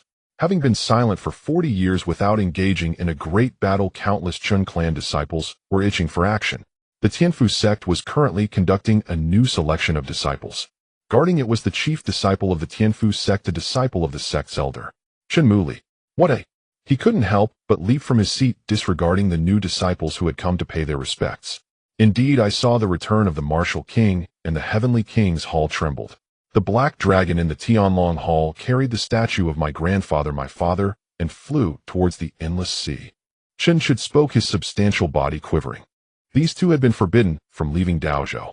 Their past actions had made them extremely hated by all major forces in Daozhou, including those of the Demon Clan. Having been silent for decades and not doing the things they loved, Chen Mu Li held an ancient yellow small array plate in his hand covered with star patterns. Who isn't? Chen Chud took out his feather duster, unable to resist waving it a few times in the air. Did our grandfather not notify us? Chen Mu Li frowned slightly, pushing aside the cup of tea beside him. Normally, in times of war, disciples like them from the first and second generations would always be the first to learn of news. Now, why was only the Heavenly King's Hall moving? Are we not of a high enough rank? Chen Mu Li pondered for a long time before saying these few words. Who cares about that so much? The black dragon has the coordinates I set up, but we can just follow it. Chen Chud raised his eyebrows, revealing a lewd smile. We'll be beaten to death by grandfather for this. Chen Mu Li shook his head repeatedly, expressing refusal. Who cares? Let it be. We have already transformed our spirits. Crossing the endless sea is no problem. I've stayed here long enough. Chen Chud hastily continued. Chen Mu Li was also greatly tempted, looking at the disciples around him, who were staring blankly at each other, and then at the elders nearby, who were casting inquiring glances at him. Damn it, let's do it. Suddenly, he slammed the teacup in his hand down onto the ground, startling several nearby disciples, as the usually gentle and refined senior brother suddenly transformed. This is bad. An elder not far away quickly got up, fully aware of what these two ancestors were up to. Understanding their intentions, he immediately became anxious. He wanted to stop the two. But how could Chen Chud and the others' escape techniques be easily blocked? Before they could even touch a hair, they disappeared. It's over these two ancestors. The elder of the Tianfu sect wore a face reflecting his distress. The escape techniques of Chen Chud and his companion had reached the pinnacle of perfection. Similarly, the two were the most dazzling talents within the entire sect. Additionally, they possessed exceptional backgrounds. Though merely the chief disciple in the eyes of everyone in the sect, their status was no less than that of the sect master. This is also why, despite their notorious reputation among major forces, they remained revered within the sect. In fact, there were many disciples within the sect who regarded them as idols. Secretly, they had established an organization called Nine Gates dedicated to archaeological research. Report this to the sect master. There's no other way. The elder sighed helplessly, a spirit talisman appearing in his hand. He tapped it a few times in the air, sending a rune accompanied by the talisman flying deep into the sect. I announce that the disciple selection is over. Someone will come to take you into the gates. After saying this, the elder hurriedly left. leaving behind a group of bewildered disciples. After a moment, a golden core cultivator soared into the air among the disciples. A flag embroidered with 9 gates waved in the air. 9 gates is recruiting. The first organization of the Tianfu sect is recruiting. This was followed by a scene of chaos. Level 3 intelligence. In the Kanglan Dao prefecture, in a highly secretive territory, Chen Ruoxi was here to comprehend the methods left behind by Hua Qingwu. Surrounding her was a pink mist of spiritual energy. Suddenly, Chen Ruoxi, who was in deep contemplation, opened her eyes. She sensed a connection with the Heavenly King Palace, and information was being conveyed. Along with a coordinate. Tiannan Wei 3,700 miles east. She murmured, tossing out a red orb. It flew towards the direction she mentioned. In the territory of the deep-sea dragon clan, Shen Chuling also woke from her meditation and instructed her followers to investigate the coordinates transmitted from the Heavenly King Palace. At the summit of ascension, Meyer returned to Heavenly Saint Island to find your father. Give him this pill. The sky was dim, and lightning surrounded the peak, resembling a forbidden ground. At that moment, an extraordinary beauty stood on the cliff, receiving the jade vial handed to her by Chen Feng. She held it firmly and nodded solemnly. Go on, Chen Feng said calmly. He had prepared this Great Ascension pill for quite some time. The Demon Lord had been stuck at half-step Great Ascension for nearly 100 years. He was always lacking a bit of celestial spiritual energy, which triggered the transformation of the bloodline within him. I hope my blood can assist you. Gazing at the rolling clouds in the distance, he whispered softly. The Demon Lord's divine transformation was likely elevated to a terrifying realm, causing the bloodline within to regress and acquire some innate human characteristics. However, the integration was not complete, which might explain why he had been unable to break through for so long. Now Chen Feng had specifically refined it using his own blood to merge it with the purest spiritual vein energy from the heavenly dragon realm. May you succeed. In the cultivation world, one could never fight alone. Although individual strength was paramount, relying solely on oneself could be exhausting and lead to many moments of helplessness. Thus, comrades became even more important. Otherwise, there wouldn't be so many organizations, sects, and families in existence. On Heavenly Saint Island, Chen Feng, oh Chen Feng, you truly astonish me. How am I to repay you for this? The Demon Lord held the pill sent by Chen Feng, feeling the abundant energy within, which surprised him. Great Ascension pill. At this moment, the sun was setting. The afterglow cast a crimson reflection on the sea, and the sunset was breathtaking. Fish leapt across the water's surface. Stuck at a bottleneck for 100 years. It would be false to say he didn't wish to break through. Now Chen Feng had brought him an opportunity. It's hard to repay such kindness. The Demon Lord took a step forward, igniting the energy within him. Glimmering light surrounded his body, swirling as his aura steadily rose, reaching a peak, but unwilling to break through. Within him, golden light erupted, radiating a holy brilliance. Yet a wisp of demonic energy surged from his body, clashing with the sacred light. The two powers intertwined, with neither able to gain the upper hand. This led to him being continually pulled and unable to break through. This is the consequence of my own actions. Creation is boundless, yet it can also offend heaven. Today, let's settle this. Suddenly, the Demon Lord's aura erupted, causing the heavens and earth to change color as tides surged. He sought to rely on his own strength to forcefully break through. The entire Heavenly Saint Island trembled as the protective law enforcers came out. It's the Demon Lord, he's attempting to break through. Everyone protect against any mischief. The Holy Tsang Mo roared, his figure transforming to stand tall in the sky, suppressing the entire Heavenly Saint Island. His presence struck fear into any miscreants. The commotion here had already been noticed deep in the sea. Is something happening on Heavenly Saint Island? The Haiten clan, the Flying Immortal Island, and various major forces looked toward the direction of Heavenly Saint Island. Among them, there were certainly those with ill intentions. The Demon Lord is impacting the Great Ascension realm again. This time it seems even fiercer, as if he is going all out. Let's go take a look. Does the Great Ascension attract heavenly tribulation? In Heavenly Saint Island, Shang Qinger gazed at the now darkened sky, her brow slightly furrowed. Logically speaking, Great Ascension is a transformation from mortal to immortal, granting cultivators the characteristics of immortals. In ancient times, Great Ascension cultivators could directly enter the immortal gate and access the immortal realm.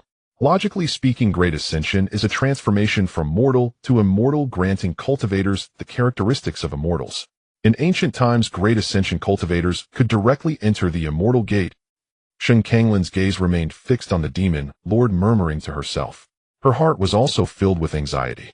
Why had the demon lord not said a word and directly attempted to transcend tribulation? The forces from the Sea clan and the endless sea.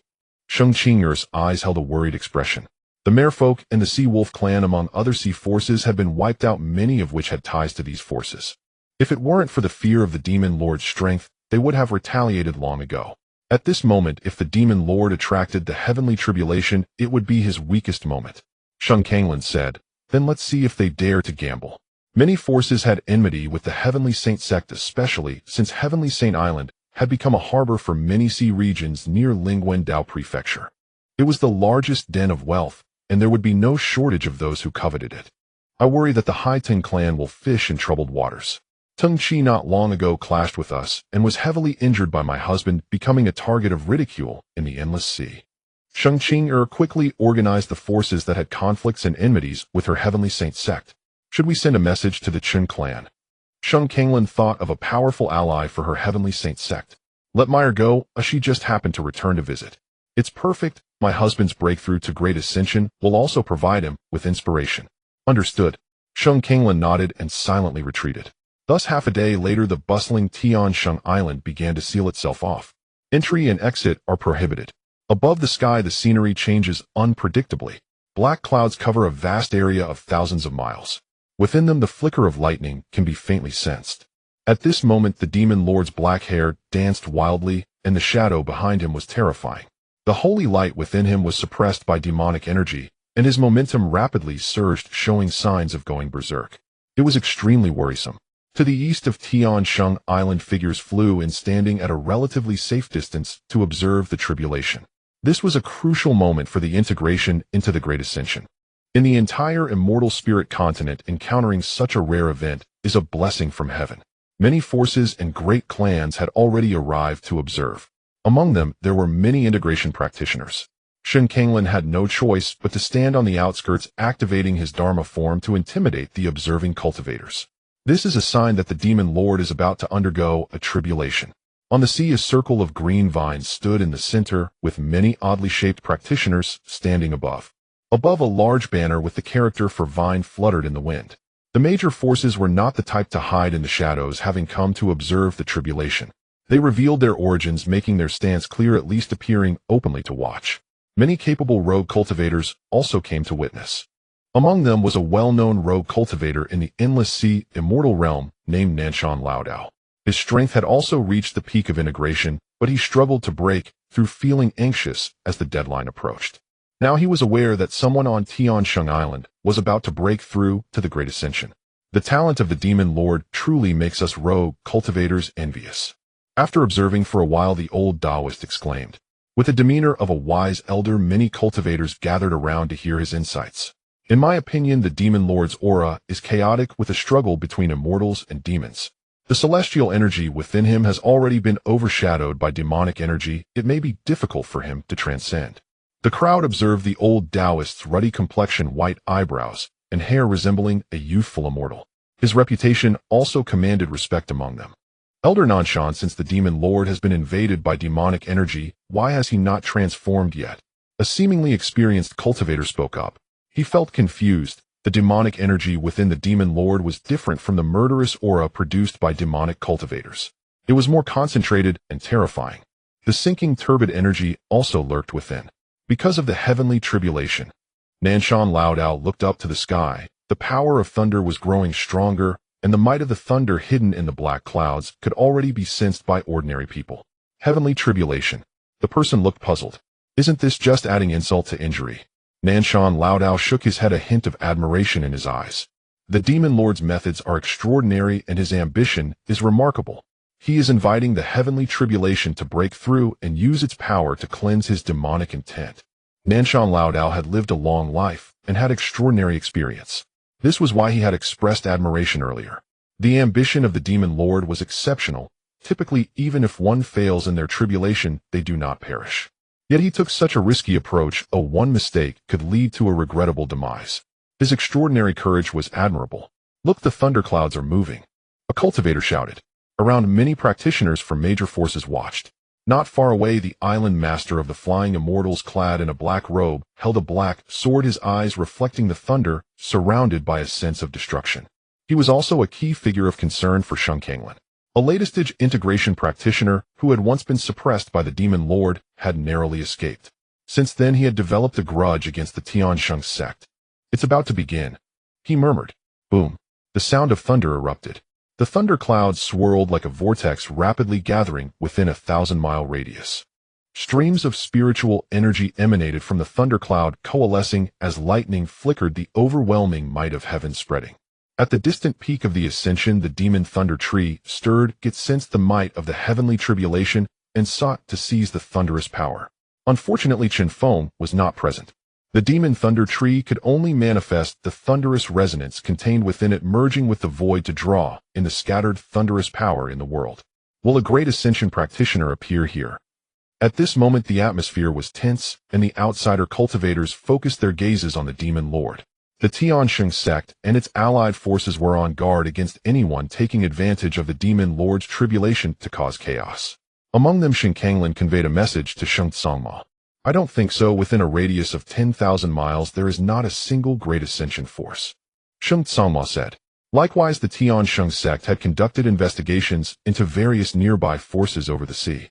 At the scene, 10 integration practitioners had already gathered, yet not a single great ascension practitioner could be seen.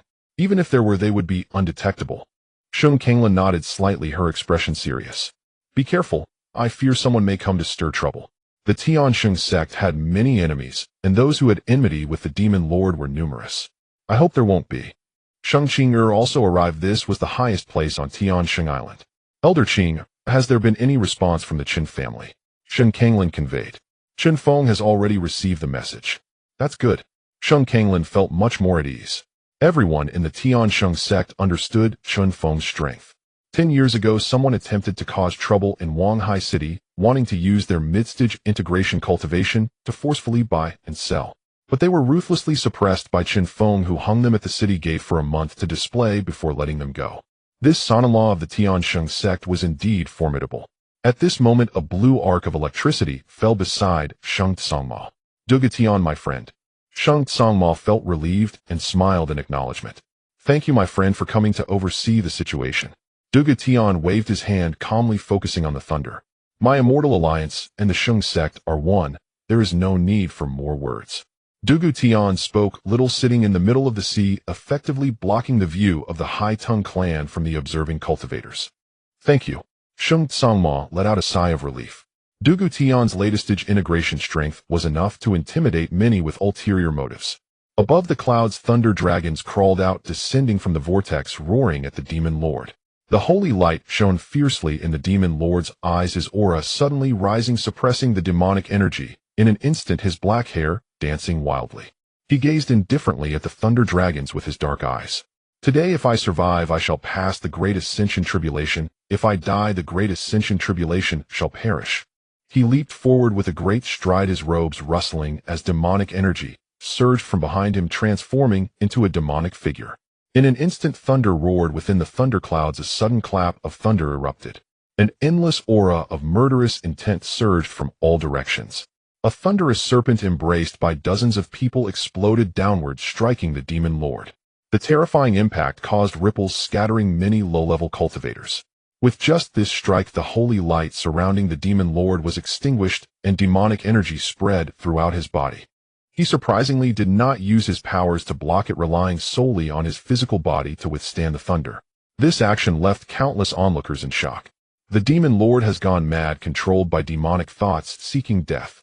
The old daoist from Nanshan exclaimed, instantly losing his composure. He wanted to fly forward to observe the demon lord's tribulation closely. "Friend, do not move." A deep male voice sounded as a giant gate of the Tianke descended, blocking the old daoist from Nanshan. The old daoist's face flushed with shame. Indeed, the demon lord was undergoing a major tribulation, yet he wished to intrude and observe. It was only natural that he was stopped. "I was being inconsiderate." After saying this, the old daoist from Nanshan returned to his original position, fixated on the clouds above.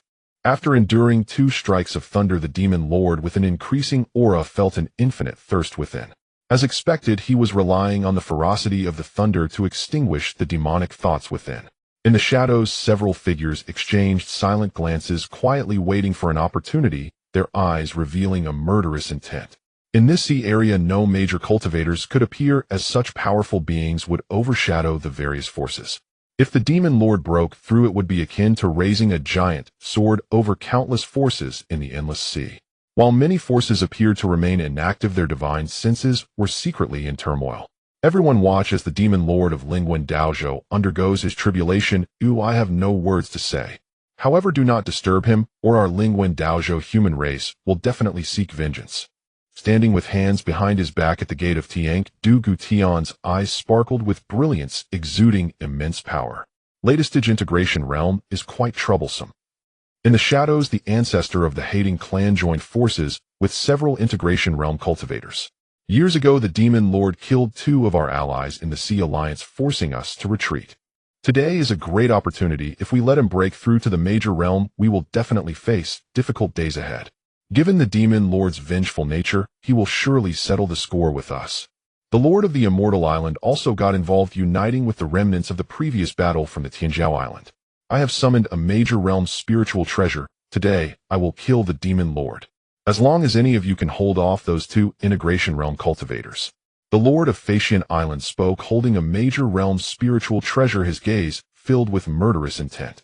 Originally, he had already broken through to the peak of integration realm, but the demon lord had seriously injured him in the past, causing his cultivation to stagnate. 4 of us may not be enough. Do not forget, within the Lingwen Daozhou human race, there is also a troublesome Master Chen. The ancestor of the Huading clan spoke, having had dealings with Chen Feng, spending a considerable amount of resources to obtain a celestial technique. Who said we only have 4? The lord of Facian Island laughed. Moments later, 2 more integration realm cultivators joined. These 2 are the lord of Abyss Island and the chief of the Haiqing clan. Greetings to both of you, friends. The ancestor of Huading clasped his hands, as both their strengths were not lacking, being above the mid-integration stage. 6 integration realm cultivators are enough. The ancestor of Huading chuckled, a wild grin on his face. In that case, the lord of Facian and the 2 friends will go to kill the demon lord. They'll keep an eye on Chen Feng, while you 2 restrain Du Gutian. Upon hearing this, the lord of Abyss Island slightly frowned, his gaze fixed on the 2 integration cultivators who had escaped from the demon lord's grasp. Both had strengths in the mid-integration stage, and were not weak, capable of restraining Du Gutian. So who will hold down Sheng Tsang, Mo? Since the lord of Abyss Island was present, it indicated he had done his homework. I must clarify, I will only act once for the payment you offer. If there is danger, I will retreat immediately. Clearly, he did not wish to risk his life. Not long ago, he had suffered a loss from the celestial techniques in Chen Feng's hands, leading to a depleted treasury. Otherwise, he would not have taken on this private job. Can that old daoist from Nanming be brought over? The ancestor of Huading focused his attention on the old daoist from Nanming, who was a peak integration realm cultivator. If he could join, capturing the demon lord would be almost guaranteed. I asked him, but he demanded a major realm pill. Upon hearing this, the ancestor of Huading fell silent and did not bring it up again, instead turning his gaze to the sea frog ancestor who had previously escaped from the demon lord. Sea frog friend, can you hold down Sheng Tsang, Mo? Yes. The sea frog ancestor nodded, stating that Sheng Tsang Mo was only early integration and he could handle him easily. In that case, the other friend will switch with the lord of Abyss, with the lord of Abyss restraining Du Gutian. Soon after, discussions adjustments were made. The lord of Facian would act as the main force, accompanied by 2 integration realm cultivators to ambush the demon lord, while the ancestor of Huading kept a watchful eye on Chen Feng. The ancestor of Abyss would restrain Du Gutian, and the sea frog ancestor would hold down Sheng Tsang Mo. Once the plan was settled, everything began to unfold. The thunder grew more ferocious. 70 bolts of thunder had already fallen. The following thunderclouds were gathering, as if preparing a grand strike. At this moment, the demon lord's body was shattered and his spirit was damaged, with faint golden blood dripping.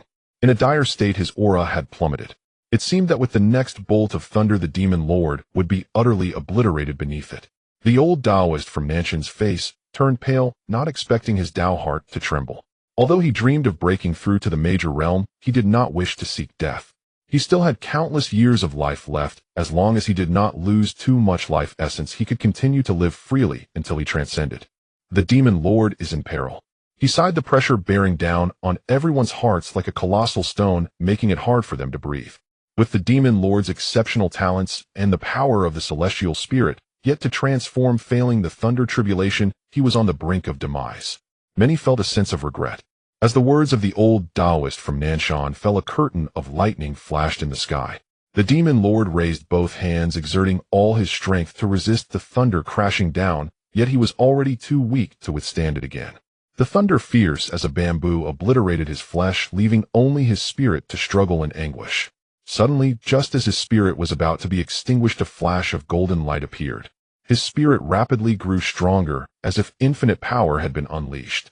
Facing death, the demon lord spread his arms wide, welcoming the baptism of thunder cleansing him. His spirit was expanding while his flesh was slowly coalescing. Break, and then establish. What determination!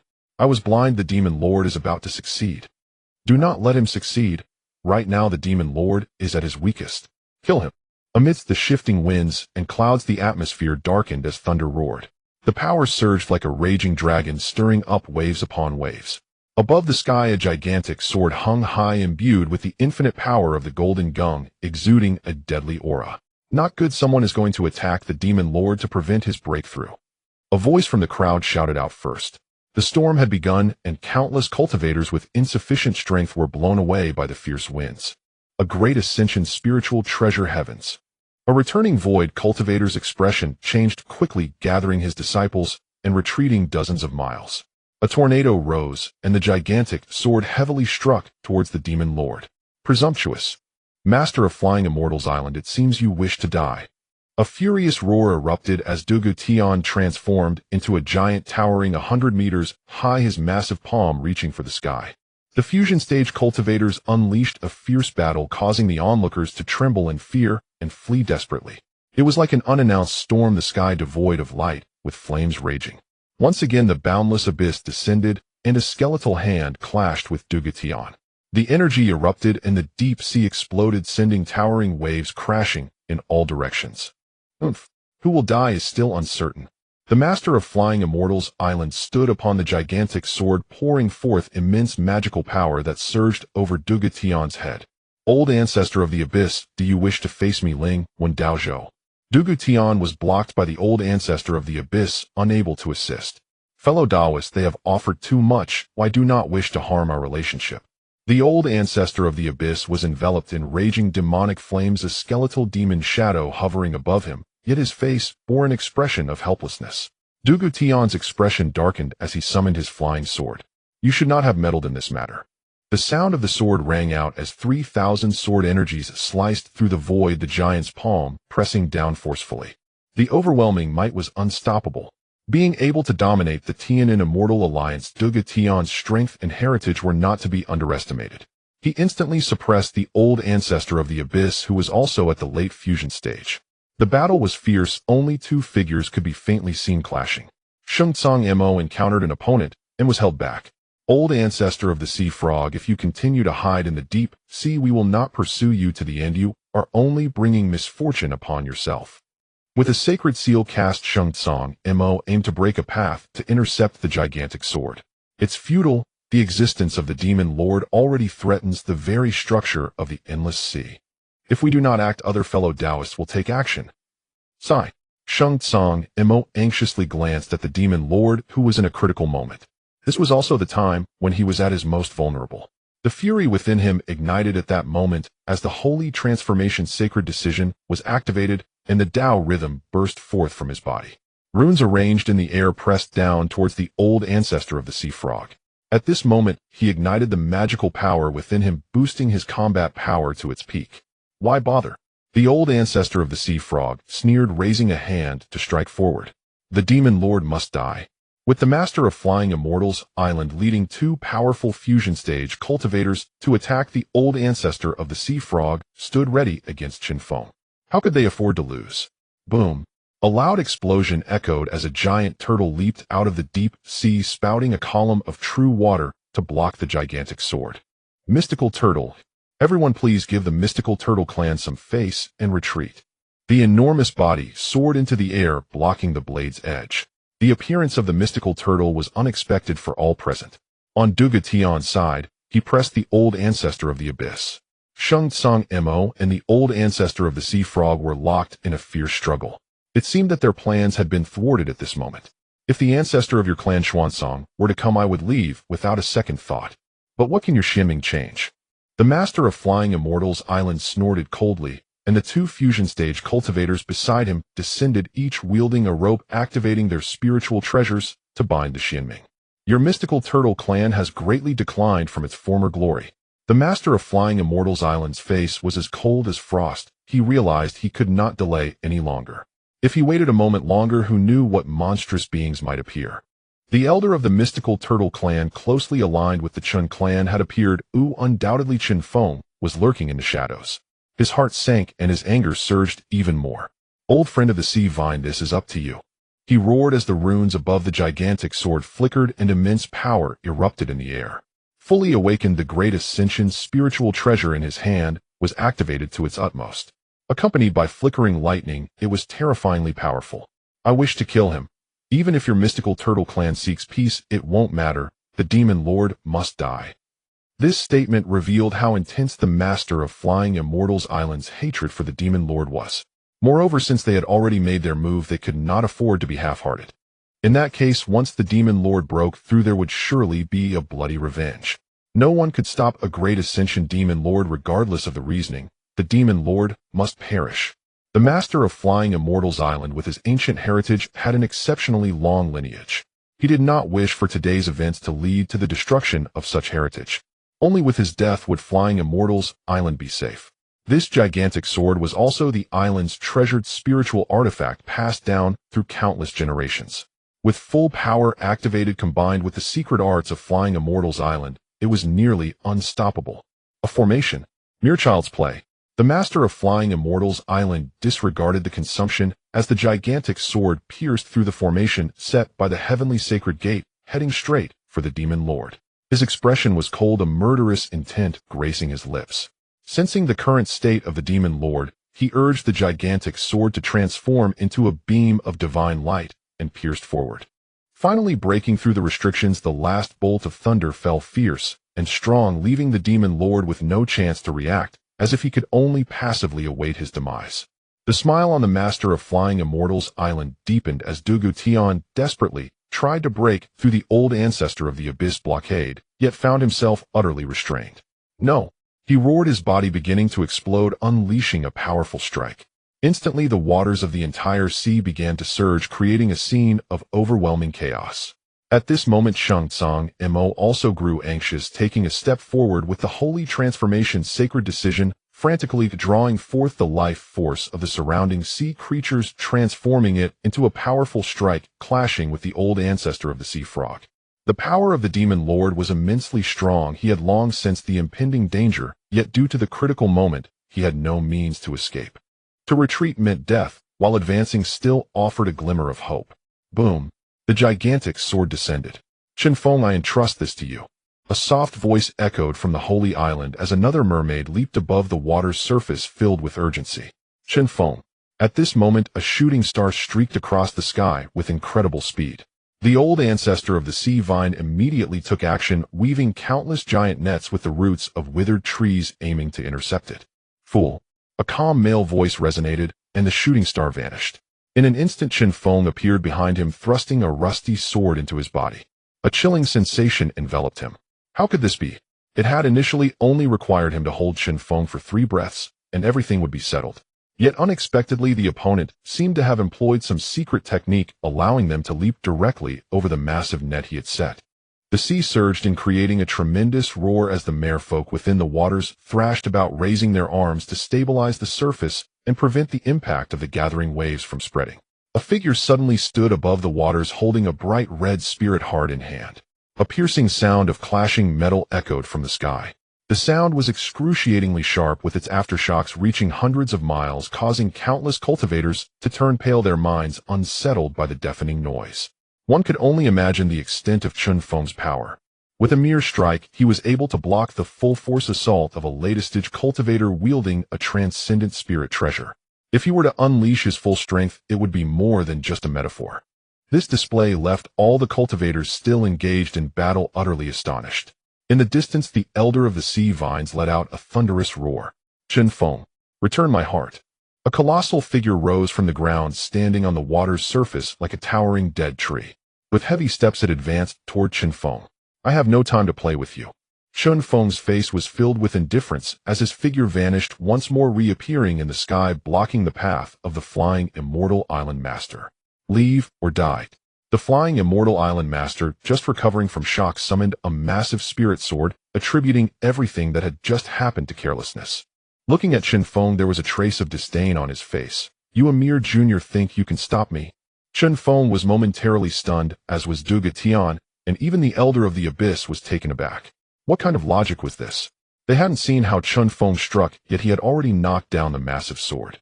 The Elder of the Abyss felt uneasy and began to contemplate a way to escape. He no longer engaged in combat with Duga Tian. Junior, are you talking about me?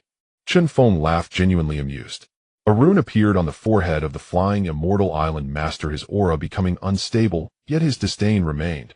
You are but a lucky fool, who I have lived for 50,000 years. How could all my methods be something you can comprehend? Get out of the way, or I'll kill you too. Killing you would be effortless. I disdain to waste breath on a junior. The flying Immortal Island Master wore a cold smile amidst a whirlwind of dust, his gaze fixed solely on the Demon Master. Currently, eliminating the Demon Master was of utmost importance. Immediately, he swung the massive sword down toward Chen Feng. Instantly, the skies shifted. The Elder of the Sea Vines arrived with countless vine tendrils flying forth, attempting to drag Chen Feng into the sea. Chen Feng felt extremely displeased. Suddenly, a killing intent surged, golden light illuminating the heavens and earth, suppressing the aura radiating from the flying Immortal Island Master. Then died. Chen Feng moved, his entire body shimmering with golden light as a fiery shadow flickered behind him, transforming into a golden deity wreathed in flames that charged forth, trampling on the void, scorching the air as he passed. Bang! The flying Immortal Island Master raised the massive sword to block as the series of spell sequences exploded, shielding against the torrent of flames, yet he was violently shaken by the backlash. Junior, it seems you have more than just a knack for sneak attacks. You possess some real strength, so I can no longer spare you. The flying Immortal Island Master's eyes darkened as he felt a rush of magical power erupting from Chen Feng's body, causing him to feel a moment of dread. He immediately stopped his arrogance and secretly transmitted a message to the Elder of the Sea Vines to flank Chen Feng. You only have a sharp tongue. Nearby, Chen Feng spoke coldly, leaving a trace of his divine sense to keep an eye on the Demon Master as he stepped forward, activating the 8 trigrams formation, continuously unleashing killing intent. This Chen Feng is incredibly strong. In the distance among the onlooking cultivators, one latest-stage cultivator's eyes were filled with astonishment. You die? The flying Immortal Island Master, enraged, launched an attack, his body shimmering with light as the massive sword trembled violently. At this moment, the Elder of the Sea Vines also unleashed his technique, with countless blood vines ascending, looking utterly enchanting, seeking to strangle Chen Feng. A fierce battle erupted, the sea boiling. All cultivators were forced to retreat from the tremendous aftershocks, as the battles among several latest-stage cultivators had not erupted for over 1,000 years. The expression of the old daoist of Nanshan grew serious, as he was the highest cultivation presence present. He could approach the periphery of the battle without being affected, thus observing the situation most clearly. Beside him, there were several latest-stage cultivators also watching. Among them was a somewhat sinister-looking man who seemed eager to try his hand at the secret treasure that Duga Tian had produced. I advise you not to entertain any ill thoughts. You cannot bear the consequences of the Demon Master's reckoning after his breakthrough. The old daoist of Nanshan kindly reminded him, then returned his full attention to the magical fluctuations soaring across the battlefield. Chen Feng hadn't even used a spirit treasure, engaging in fierce combat with 2 latest-stage cultivators barehanded, yet he did not fall behind. This sight immediately left the old daoist of Nanshan awestruck. Fighting against 2 latest-stage cultivators in a joint assault without relying on external forces was practically unheard of. On Duga Tian's side, he was also pressing his advantage, growing more valiant in battle. Only Shang Tsang Mo's momentum had declined, ultimately still being somewhat lower in realm, thus being suppressed, only able to maneuver with the aid of the formation. You will be a dead man. Demon Master, assist me, I am willing to bring the flying Immortal Island under your command. Suddenly, the flying Immortal Island Master let out a cry to the heavens. A sudden turn of events occurred. On the horizon, demonic energy surged, obscuring the sun, as a figure shrouded in demonic energy descended, accompanied by a cackling laugh. Kekekek, this is what you said. The flesh and soul of one about to enter the Great Ascension is quite the supplement. With a sinister laugh, the demonic figure attacked, their claws reaching for the demon master. I hear you are called the demon master. You have quite the audacity. Today, I'll make sure you fall under my control. Kekekek. The demon child struck his peak latest cultivation, suppressing the entire battlefield upon his arrival. Kekekek, what are you? Do you think you are from the Soul Temple? A voice of scorn escaped Chen Feng's lips, leaving the demon child stunned. The flying immortal island master revealed a face of wild joy, laughing. You brought this upon yourself, ha, daring to insult the demon child. Even the elder of the sea vines wore a look of schadenfreude. Before him stood a fierce figure, a cultivator exceedingly close to the Great Ascension, and a demonic cultivator of immense strength, of whom he had heard even rumors. Unexpectedly, the flying immortal island master had connections with such an existence. Seeking death. The demon child was enraged, looking at Chen Feng with a face full of scorn, striking at the core of his inner fury. Clang! The sound of a sword rang out as the demonic claws were suddenly cleaved in two. The rusted sword had been guarding the demon master's front all along, vibrating as its blade intimidated the enemy. A celestial treasure. Suddenly a greedy glint flashed in the demon child's eyes, fixating on the rusted sword. A celestial treasure. The surrounding cultivators all held their breath. This is indeed a significant matter. The value of a celestial treasure is boundless, and its ability to enhance a cultivator's combat power is equally infinite. Once fully awakened, even a mortal could effortlessly slay a Great Ascension cultivator. The formidable power is evident. However, celestial treasures are the weapons of immortals. The energy required for complete revival is immense. Even now, Chen Feng can only harness a minuscule portion of its might. Yet it is already powerful enough. A Great Ascension spiritual treasure under its blade is like a child facing an adult. As the veil of the celestial treasure is lifted, nearby cultivators are all stirred. Evil thoughts arise.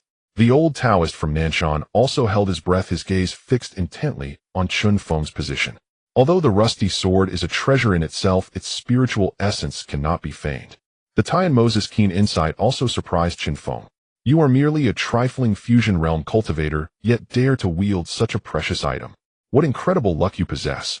The abyssal ancestor was equally astonished, and as he recalled Chen Feng's auction of celestial techniques, greed began to swell within him. Unbeknownst to him, a wisp of dark energy was quietly corroding the depths of his soul. The greed in Tian Moses' eyes was almost palpable. It seems this won't end well. Chen Feng spoke calmly, no longer pretending, as golden runes illuminated his body and the power of his bloodline erupted. The pressure overwhelmed the heavens and earth, akin to an ancient sage. A fierce wind arose and the sea churned violently. The mermaid in the waters bore an expression of terror unlike that of pure-blood human beings. This humanoid life form with its other bloodline could perceive the terrifying energy contained within Chen Feng's body, that divine sense of overwhelming suppression. The wind surged. A sudden upheaval occurred. The sea vine ancestor, held down by Chen Feng's great hand, let out a muffled groan. The wind surged. A sudden upheaval occurred. The sea vine ancestor, held down by Chen Feng's great hand, let out a muffled groan and spat out a mouthful of spiritual blood. The spiritual light within the rusty sword burst forth, and the mottled rust began to fall away, restoring its true form as a celestial treasure. This was a contingency laid down by the southern bright, scattering immortal, now beginning to collapse. Chen Feng no longer suppressed it. His strength was now sufficient to bring certain matters to the surface. Ha ha, indeed a celestial treasure. This item rightfully belongs to me. Sheng Mozu, once I secure the celestial treasure, in return I will surely kill you. Tian Mozi paid Chen Feng no mind, although his opponent was somewhat extraordinary. For someone like him, a half-step Great Ascension cultivator who had already birthed a trace of celestial spiritual power, Chen Feng was merely insignificant. First I must deal with this troublesome foe. He also took note of the demonic lord who was solidifying his form, locking onto the greatest threat. He immediately bypassed Chen Feng and rushed into the void. Even with Chen Feng wielding a celestial treasure, he was not a concern. As long as he dealt with the imminent Great Ascension cultivator, everything would fall into place. Senior Chen Feng, on Saint Island, Shenkanglin urgently called out. Heavenly transformation, 3 seals. Unity. Chen Feng entered the form of a dragon enveloped in sacred light, as murderous intent coalesced into 3 great seals. In a flash, the 3 seals merged and slammed hard into Tian Mozi, shattering the black mist. One could see a shadow plummeting from the sky. You dare. A roar erupted as Tianmozi was drenched in seawater, the demonic flames igniting. In an instant he burned a massive pit into the ocean above. The black mist dissipated at that moment, revealing his form. His face was arrogant, with delicate eyebrows. In his eyes the demonic flames surged as he swiftly approached Chen Feng, launching a fierce strike. He initiated a lethal attack, his might intimidating all around. Chen Feng's black hair danced wildly as electric light burst from his eyes, the sacred light shaped into a massive hand to confront the strike. A seal collided with a palm. In that instant the magical energy surged, the sea rolled violently, and countless waters evaporated, visibly lowering the sea level. The surrounding waters followed the inertia like a torrential river, flowing back in terrifying and thunder. Tianmozi staggered back a step. The great seal shattered, and his body was cut by the golden energy, blood streaming forth. Impossible! What is the energy within you? Tianmozi was utterly bewildered. He had fallen to a lower tier. How could this be possible? His combat power was among the top in the celestial spiritual continent, and many who had perished at his hands were peak fusion realm cultivators. Moreover, he had used his killing move according to Chen Feng's strength. It was certain death. Not only Tianmozi, but the flying immortal island master and the sea vine ancestor were in the same plight. Chen Feng's body gleamed brilliantly, a celestial light emerging. His gaze lightly regarded Tianmozi. You are weak, utterly unworthy of a challenge. He spoke calmly, yet to Tianmozi it was like a thunderclap. He was belittled by a mid-fusion realm cultivator. How could he dare? Immediately the demonic energy erupted as a fierce demon crawled out from his spine, radiating a menacing light. Seeking death. Chen Feng's gaze shifted, and the rusty sword sliced through the sky. A withered vine was split in two, falling onto the sea, spiritual blood splattering everywhere. With a single strike the sea vine ancestor was cleaved apart. Sea vine ancestor, I am severed. Oh! A shriek echoed as a massive black fish in the sea bit down on the sea vine ancestor, dragging him toward the periphery of the battle. How could Chen Feng allow that to happen? Moreover, the sea vine master was not yet fully deceased. Even the rusty sword could only wield a small fraction of its might, and it was still a challenge to slay a cultivator half a tier above himself. However, if one to two strikes should suffice. The sword energy surged wildly. In mere moments, all that remained on the sea were countless deep channels and two lifeless bodies. I will first deal with these small fries, then slowly play with you. Chen Feng glanced back at Tianmozi, a smile gracing his lips akin to a friendly neighborhood boy. Yet in the eyes of the sea frog ancestor that gaze resembled a devil of unspeakable malice. No. As the sword light swept by the divine souls shattered, and the sacred warehouse seized the opportunity, reducing the surroundings to a mere atmosphere of devastation. The sea frog ancestor fell. The fusion realm cultivators had begun to perish. Another mid-fusion realm cultivator, sensing the retreat, immediately halted his attacks and stopped encircling Xianming. As magical energy surged, he prepared to flee. A sword of the bright moon rises. A bright moon, unknown when it had hung in the sky, was approaching this cultivator at an exceedingly strange speed. Quick dodge. From afar the flying immortal island master felt a chill spreading from his bones, his soul trembling. He saw the bright moon transform into sword light as his ally was gruesomely dismembered. Not good. Tianmozi also moved, no longer allowing Chen Feng to annihilate the remaining encircling cultivators. The flying immortal island master also rushed toward the demonic lord, aiming to slay him. Unexpectedly the two began to join forces. They could no longer be underestimated. It was terrifying. The situation had undergone a dramatic reversal. Chen Feng's strength has advanced once again. St. Chinger sighed. Given time, that former transformation stage youth could actually slay a combined body cultivator. Given a few hundred more years, wouldn't he become an immortal? This Chen Feng is truly terrifying, said the old daoist from Nanshan. However, he should not be a match for the seasoned cultivator Tianmozi. Yet unexpectedly the next moment overturned his understanding. The heavens and earth shook violently, and Chen Feng vanished into the void. When he reappeared, a scream from the Lord of Flying Immortal Island echoed. A blood-soaked arm was flung into the air, disintegrated by sword light. In that instant the Lord of Flying Immortal Island felt a pang of terror. What kind of secret technique could silently breach the restrictions and catch him off guard? If he reacted even a moment later, he would have feared for his life. At that moment he was afraid. Before the demon lord, the glint in Chen Feng's pale golden eyes radiated boundless killing intent as the rust on his sword rapidly peeled away.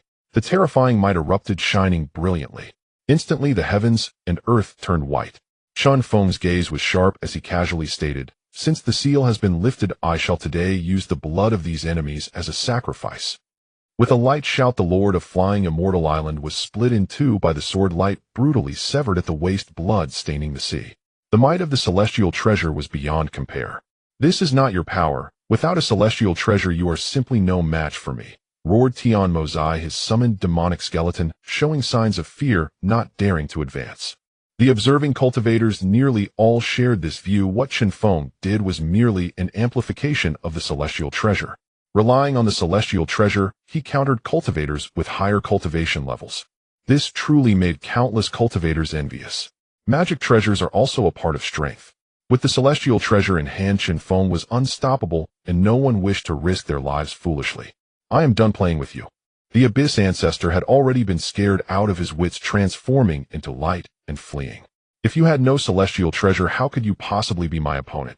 You have the audacity. I'll put away your celestial treasure, and let us fight again. Tian Mozai was pushed back, caught in a dilemma. He did not expect that Chen Feng could unleash the power of the celestial treasure. Had he known this would happen, he would have left early and plotted in the shadows. Unfortunately, now it was too late. TCH. If one cannot succeed, do not blame the road for being unsteady.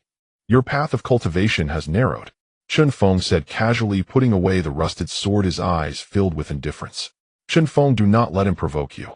Dugu Tian hurriedly raised his voice. It had been a favorable situation where all Chen Feng needed to do was slay Tian Mozai, and everything would settle. Now he had put away his greatest support.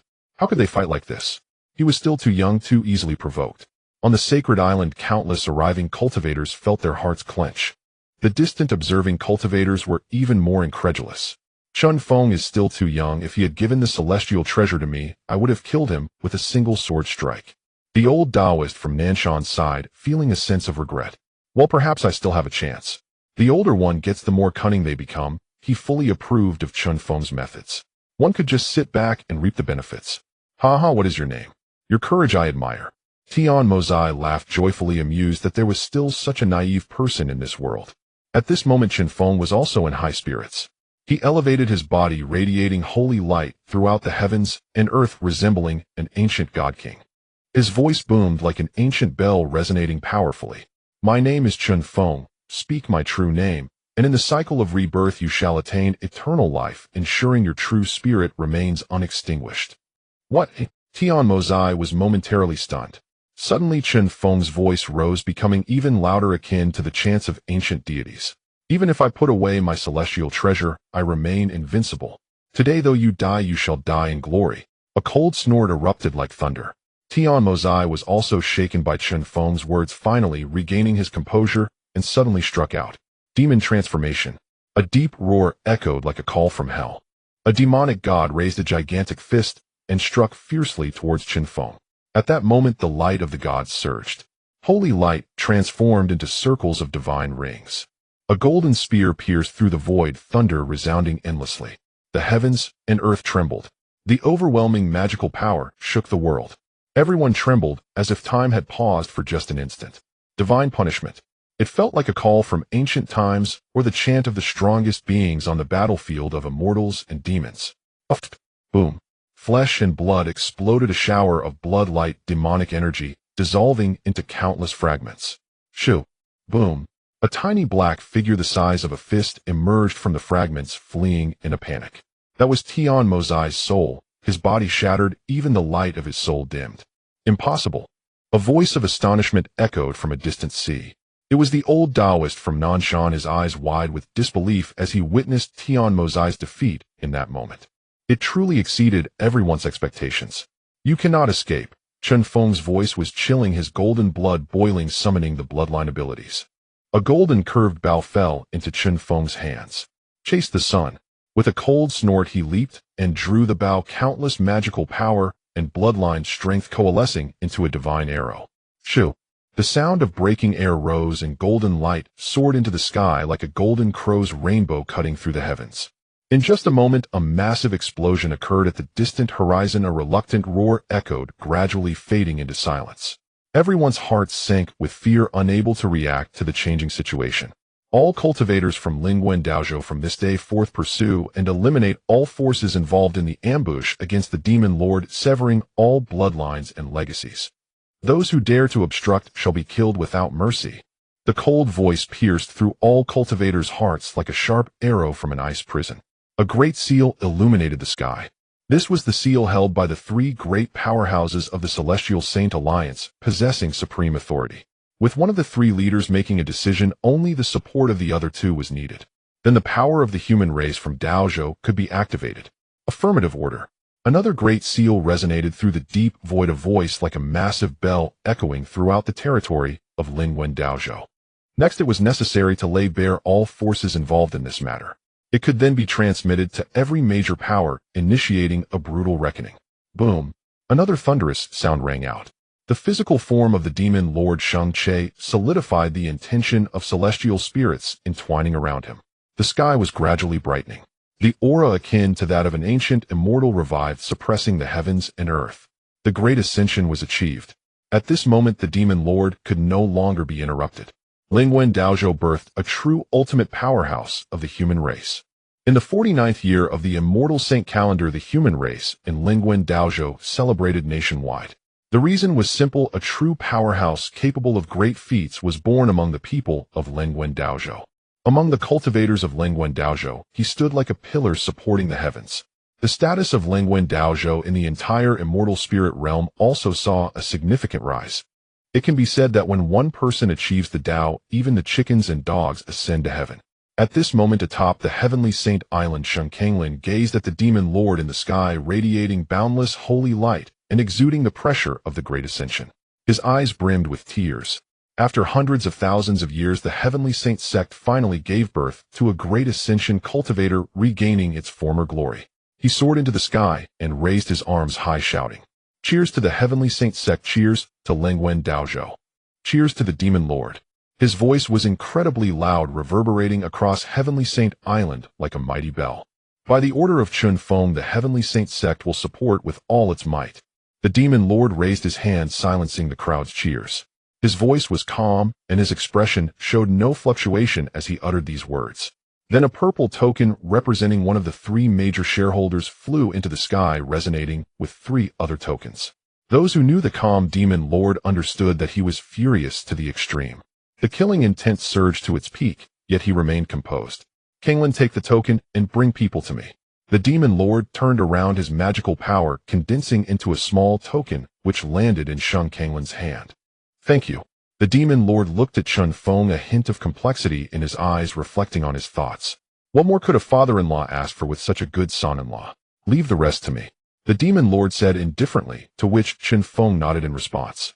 It seemed the demon lord intended to take action personally. This was also good. Having just broken through to the great ascension, it was natural to show his might. For himself, for the heavenly saint sect, and for Lingwen Daozhou, he had to do this. It should be noted that the demon lord was also one of the three commanders of Lingwen Daozhou, and now that he had broken through to the great ascension, his status was even more unassailable. "Leave the soul of the abyss ancestor to me," Chen Feng's voice rang out. He wore a completely harmless smile, causing those around him to feel a chill. The demon lord did not question it. He owed Chen Feng a great debt of gratitude. This small matter would naturally be handled. With a light sound, the demon lord transformed into a stream of light and vanished. Immediately after, a roar erupted from Heavenly Saint Island. One spirit boat after another pursued the traces left by the demon lord. The entire scene fell silent. Everyone understood what the demon lord was going to do. In the future, several major forces would disappear in the endless sea, once powerful overlords. At the same time, in the east, a new star was rising. Among the various Daozhou, Lingwen's ranking could at least be raised several places. Watching the demon lord head west, Chen Feng smiled. The rusty sword soared into the sky, issuing a loud declaration. "Those not afraid of death can come find me and seize my sword. Remember, if I'm still alive, your family forces will turn to ash." These words doused the thoughts of nearby cultivators with a cold shower. Indeed, Chen Feng's strength was already unparalleled beneath the Great Ascension. Trying to seize his sword was akin to seeking death. Had they not seen the demon child's soul be extinguished, with several latest-stage integration cultivators meeting a tragic end? Among the cultivators present, the strongest was merely at the integration stage. Now, even Great Ascension cultivators would have to weigh their strength before attempting to seize the immortal sword from Chen Feng. As for those scattered immortals, as enlightened masters, they typically would not shamelessly descend to seize the belongings of juniors. Moreover, these scattered immortals generally possessed their own immortal artifacts. However, there would still be some shameless individuals who would come. These had to be guarded against. The southern mountain scattered immortal sighed and watched with a hint of envy as Chen Feng departed. What a pity. Alas, I have no fate to possess such an item. After Chen Feng walked far away, he quietly left the crowd, continuing his search for his own great ascension opportunity. The breakthrough of the demon lord left him envious beyond measure. Among the crowd, several integration cultivators were quietly conversing, occasionally bursting into heated arguments. On the way back, Chen Feng deliberately slowed his pace. As he approached the inner sea of Wanghai City, he noticed that no one was following him. He felt a slight sense of loss. Fishing failed. He sighed. He had hoped to enlist several powerful individuals for his family's defense. Never mind, never mind. That's enough. In the dragon realm, 2 snow-white pearls emanated an aura of mystery, absorbing the essence of the dragon realm's spiritual veins. Suddenly, several strands of black energy began to swirl around the pearls slowly. Like a drop of ink falling onto a white paper, the entire sheet was gradually dyed black. In the 41st year of the immortal Saint calendar, ding. Congratulations to the host. The number of descendants has surpassed 1 million. The family population has exceeded 1 million, officially becoming a major clan.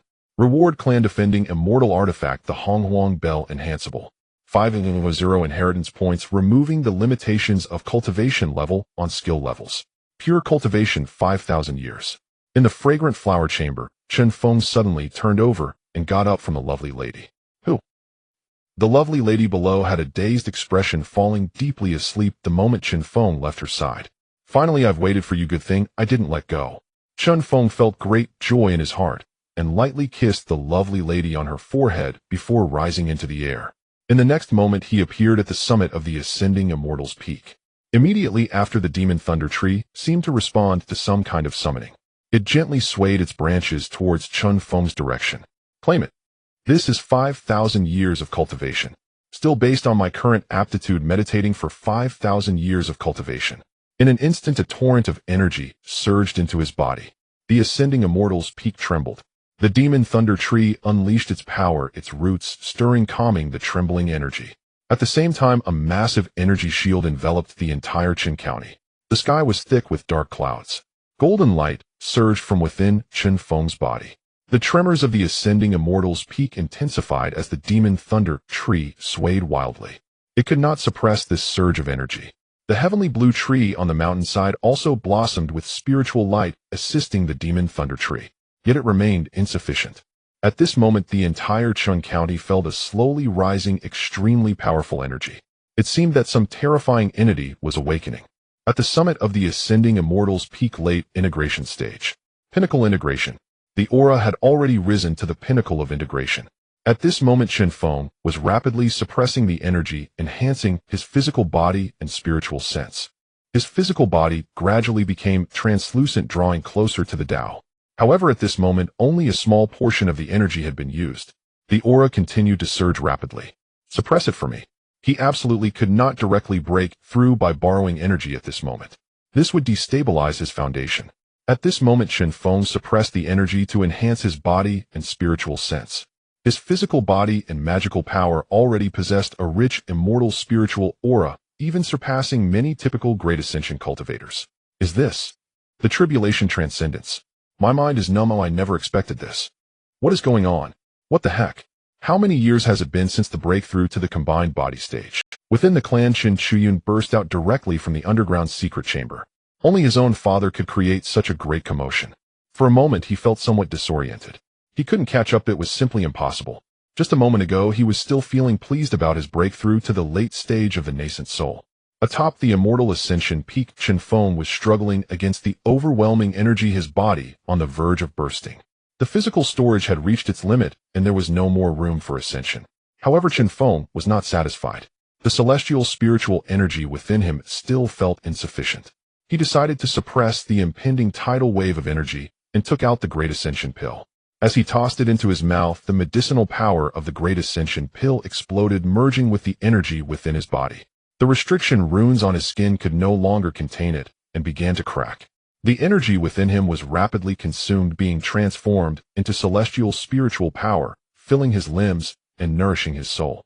The power of his bloodline was also churning madly, absorbing energy. Finally, several days passed. A muffled sound echoed. Like a great sun, exploding golden light scattered like ripples. The rusty sword trembled, cleansing the last bit of rust from its hilt. The words "become an immortal" came to life. The immortal sword excellent. At this moment, as the anomaly receded, Chen Feng grasped the immortal sword, cleansed by the energy within. A satisfied expression appeared in his eyes. The sword was named "Become an Immortal." Originally, Chen Feng had believed it to be the Southern Ming sword, but he did not expect it to have another name. These two words carry great karma. Chen Feng sighed, quietly tucking the immortal sword at his waist. The original sheath is no longer worthy of you. He patted the sword at his waist, glancing at his refining experience. He had accumulated over 40,000 years of experience, now freed from restrictions. Now he had even reached the level of a 9th-tier refiner. One step further would make him a legendary immortal-tier refiner. System: convert all 97,000 inheritance points into refining experience. Now, looking at the balance of inheritance points, it had exceeded 1 million. He decided to use up the entire remainder. After the system's notification sound, he forged divine objects in the void with spiritual fire, illuminating them, and infused them with the essence fire of the great sun for refining. In the final step, Chen Feng took out the Holy Spirit stone and gazed at the sword sheath taking shape in the great fire. Let this be my first step further in the path of refining. Determined, he threw the precious material originally intended to be remelted into the immortal sword, the Holy Spirit stone, into the fire. Using celestial spiritual energy, the sword sheath gradually took shape. A total of 10 days had passed. At this moment, the sky was thick with thunderclouds. With a deafening crash of thunder, a purple lightning bolt as thick as a water barrel struck down fiercely upon the newly formed sword sheath. It's done. Once the lightning faded, Chen Feng sighed in relief, lightly beckoning. A purple gold sword sheath fell into his hand. The treasure possessed a natural elegance, exuding a faint life force, establishing an imperceptible connection with Chen Feng. A faint celestial resonance emanated from the treasure. If only half a step.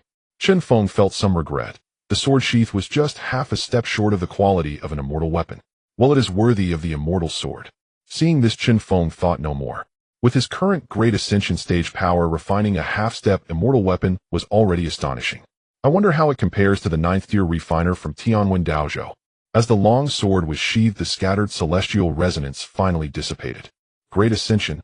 Chen Feng's gaze deepened as he looked toward the distant sea of clouds. In the chaotic sea region surrounding the island of life. This is the place. Standing with his hands behind his back upon the Shuanghui, he gazed at the distant islands scattered across the horizon. Chen Shu felt the pulling force from the bloodline jade in his hand. This place is far too chaotic. Even with my father's guidance, it took 2 years to find it. I never expected that in a corner of the continent there would be this world. He looked at the cluster of islands before him. As he approached, it was clearly a barren land, pitifully small in size. This made him doubt for a moment if he had found the wrong place. But the tremor from the bloodline jade was unmistakable. Seeing that he had found his destination, Chen Shu disregarded everything else and headed toward the place where the bloodline's pull was strongest. At the same time, he took a deep breath, a hint of compassion in his eyes and a tinge of sorrow in his heart. If this truly is the place, it would be where the smaller branch of the Qin clan resides. Then how miserable must the smaller branch of the Qin clan have been living in such hardship. Moreover, Chen Shu was among the firstborn in the 2nd generation of the clan. Having watched his father grow up, he couldn't help but feel a sense of guilt for this nephew and the bloodline that had. Fortunately, my father found this place and sent me here.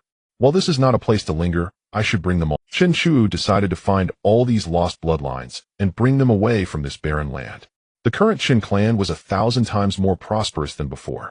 With a feeling of unease, he gradually approached the rocky islet.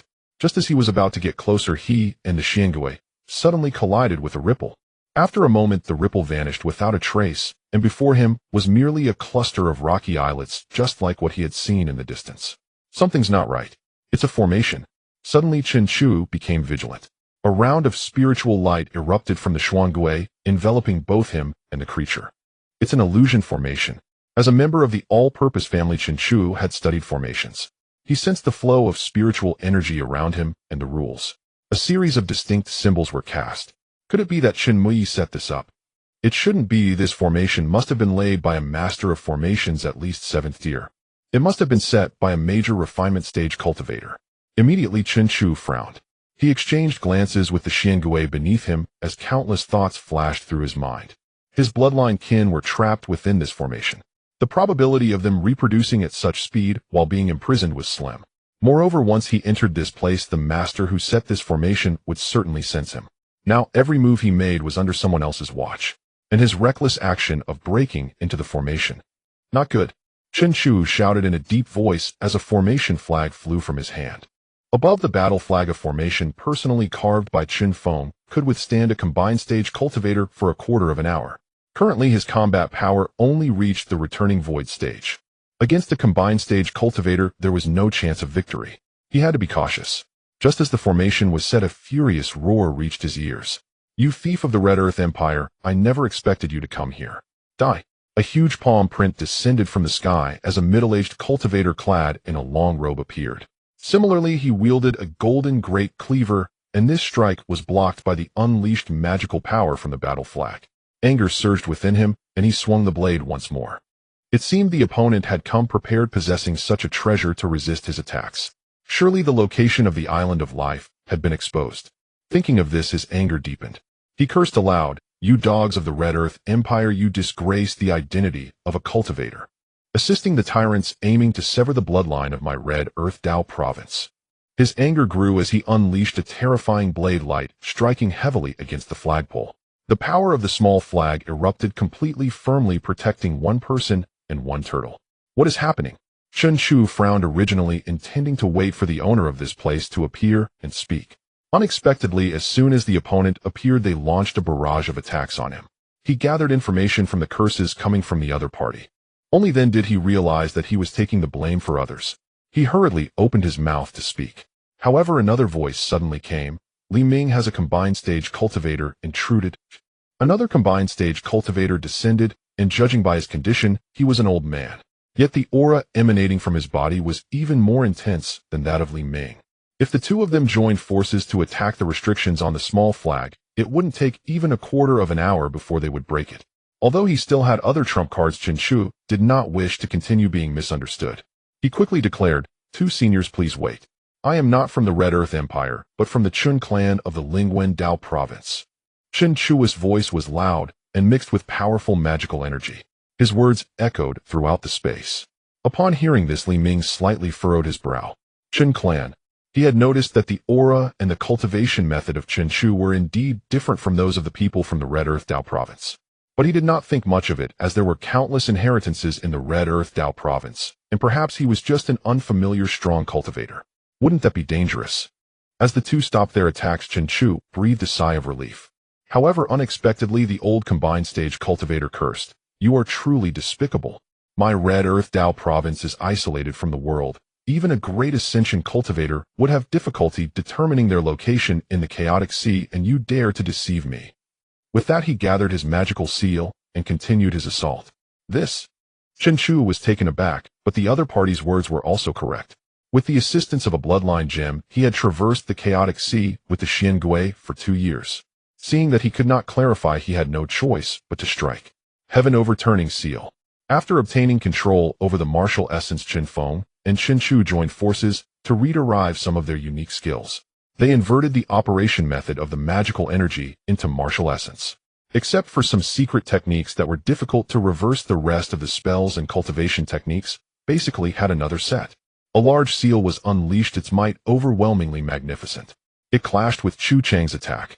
Although Chen Chu was currently only at the returning void stage, his combat strength was extraordinary. However, facing an opponent who was a latest-stage combined cultivator with a realm gap, like heaven and earth, no matter how dazzling Chen Chu was, it was difficult to fight across realms. Under the impact of the opponent's strike, the heaven-overturning seal rapidly dissipated. Nevertheless, the opponent's strike was also diminished in energy. Chu Chang's pupils contracted. He was a latest-stage combined cultivator, and his casual strike was surprisingly diminished in power by this junior. It was simply unbelievable. Heaven-overturning seal. Li Ming's mouth fell open. The fluctuation of Chen Chu's strike was surprisingly a technique from the same sect as his esteemed son-in-law. Senior recognizes this technique of mine. Chen Chu raised an eyebrow, looking at Li Ming. He saw the other party recovering from shock, nodding in disbelief. He looked at Chen Chu, faintly detecting a resemblance on his face. He raised his hand to transmit a message to Chu Chang, signaling him to wait a moment. Once again, where do you come from? Li Ming asked.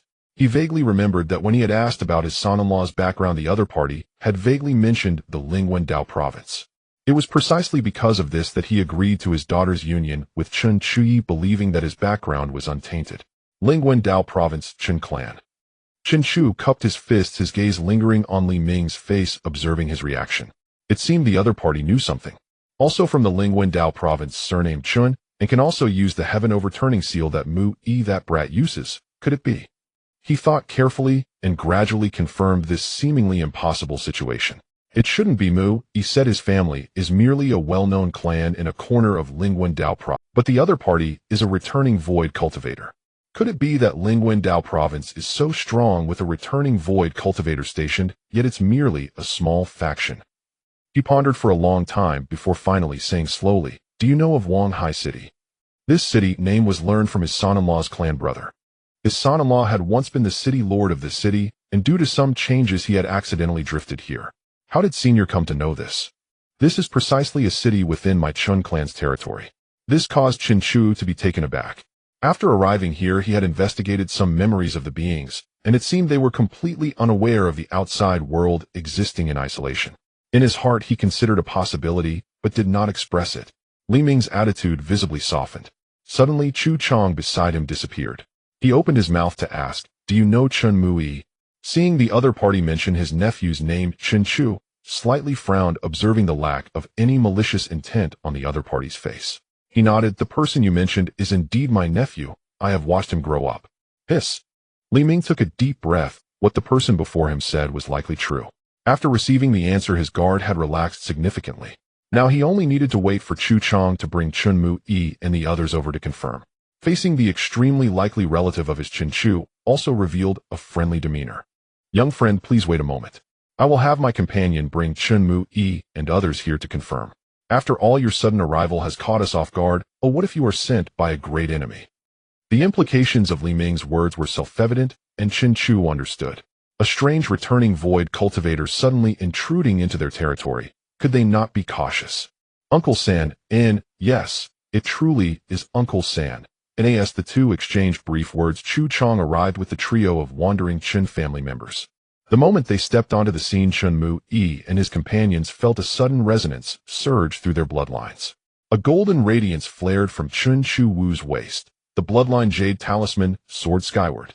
Chen Mu-E first called out, tentatively gazing upon the man before him, so deeply familiar. As he drew nearer, his heart swelled with surging emotion, his pupils widened, his entire being trembling with exhilaration. Mu-E, in long time no see. Chen Chu Wu blinked in surprise, momentarily dazed at the sight of this beloved kinsman, his nephew, standing before him. Uncle San. Uncle San, Chen Mu-Han, and the other also reacted identically, faces alight with unrestrained joy. Clearly they too had recognized the man before them. A light, cheerful smile flickered across Chen Chu Wu's face as discreetly he formed hand seals to adjust the coverage of his formation flags, intending to envelop Chen Mu-E and his companions first. Such a subtle maneuver could not escape the perception of Li Ming and Chu Chang, both sovereign unity cultivators. Yet upon observing Chen Mu-Yi's state, they silently acquiesced. Vigilance was only natural. As for possible misunderstandings, that would be addressed later. You've suffered greatly. Only after the three were fully enshrouded within the formation did he speak. Chen Chu Wu exhaled softly in relief, then seeing no sign of tension from Li Ming and Chu Chang, let his guard fully fall. His gaze swept over Chen Mu-E and his companions, tender, proud, deeply affectionate. Not at all. Chen Mu-E and the others could barely utter coherent words, their emotions overwhelming. Chen Mu-Han and the third even believed they would never again lay eyes upon any of their Chen kin. Now standing before the second most revered figure of the Chen clan, renowned throughout the clan, second only to Chen Feng in both status and prestige, they felt profoundly honored, almost unworthy. Has anyone here wronged or oppressed you? Chen Chu Wu glanced toward the two sovereign unity cultivators beyond the formation, then back to Chen Mu-E and his companions, his gaze searching, tender, watchful. Seeing their eyes clear and untroubled, he nodded slightly, his spirit easing further. Uncle San, how did you come here? Chen Mu-E looked up at his uncle, yet found him utterly inscrutable. Yet judging by appearances, Uncle San had not yet reached the sovereign unity realm. Yet he had traversed the chaotic sea to find them. It defied belief. Your grandfather observed the heavens at night, and sensed a branch of our bloodline lingering tens of thousands of li away. He summoned me home, and employed immense cultivation power to forge a bloodline jade talisman, tasking me with locating you. And now, I must ascertain whether you have endured injustice or hardship. Chen Wu spoke at length. Tears welled in Chen Muyi's eyes, and in those of his companions. Grandfather Chen Feng still remembered them. Fearing they might suffer abuse in exile, he had sent Chen Wu to stand beside them to sweep away every obstacle. We drifted here amid strife, but we have thrived nonetheless, Chen Mu-yi replied. Beside him, Chen Mu-han wiped away tears. Reunion after an age-long separation. Choosing to share only good news, he pointed distantly toward Li Ming. Uncle San, see that elder over there. He is elder brother Mu-yi's father-in-law, and has extended us great kindness since our arrival. Under elder Li Ming's protection, none dare harm us. Chen Wu silently absorbed every word, then bowed respectfully toward Li Ming, who returned a warm, friendly smile. Chen Muze also spoke up, and, indeed, we've not only escaped oppression, but flourished. In fact, the combined descendants of Mu Han and myself now number over 10,000 in grandfather's ancestral decrees. We hold them sacred in our hearts. As Chen Muze spoke, he unleashed his aura, displaying his cultivation openly before Chen Wu. Chen Mu-yi and Chen Mu-han did likewise. Uncle San, look, Mu-han and I have both broken through to the nascent soul realm, while elder brother Mu-yi recently ascended to the latest stage divine transformation realm. In hearing their words, Chen Wu's face softened into a gentle, heartfelt smile, and he lifted his gaze toward the heavens. Even he, known throughout the clan for his iron-willed resolve, felt a pang in his chest. You are all fine children. And he clapped each of their shoulders firmly, then pulled them close in a deep, embracing embrace. Chen Wu knew well, when Chen Muyi's group fled Wanghai City, they had been mere golden core cultivators, and their reserves could scarcely elevate even one among them to the nascent soul realm. Yet now observing them, he sensed profound spiritual energy coursing through their meridians, cold, sharp, battle-forged.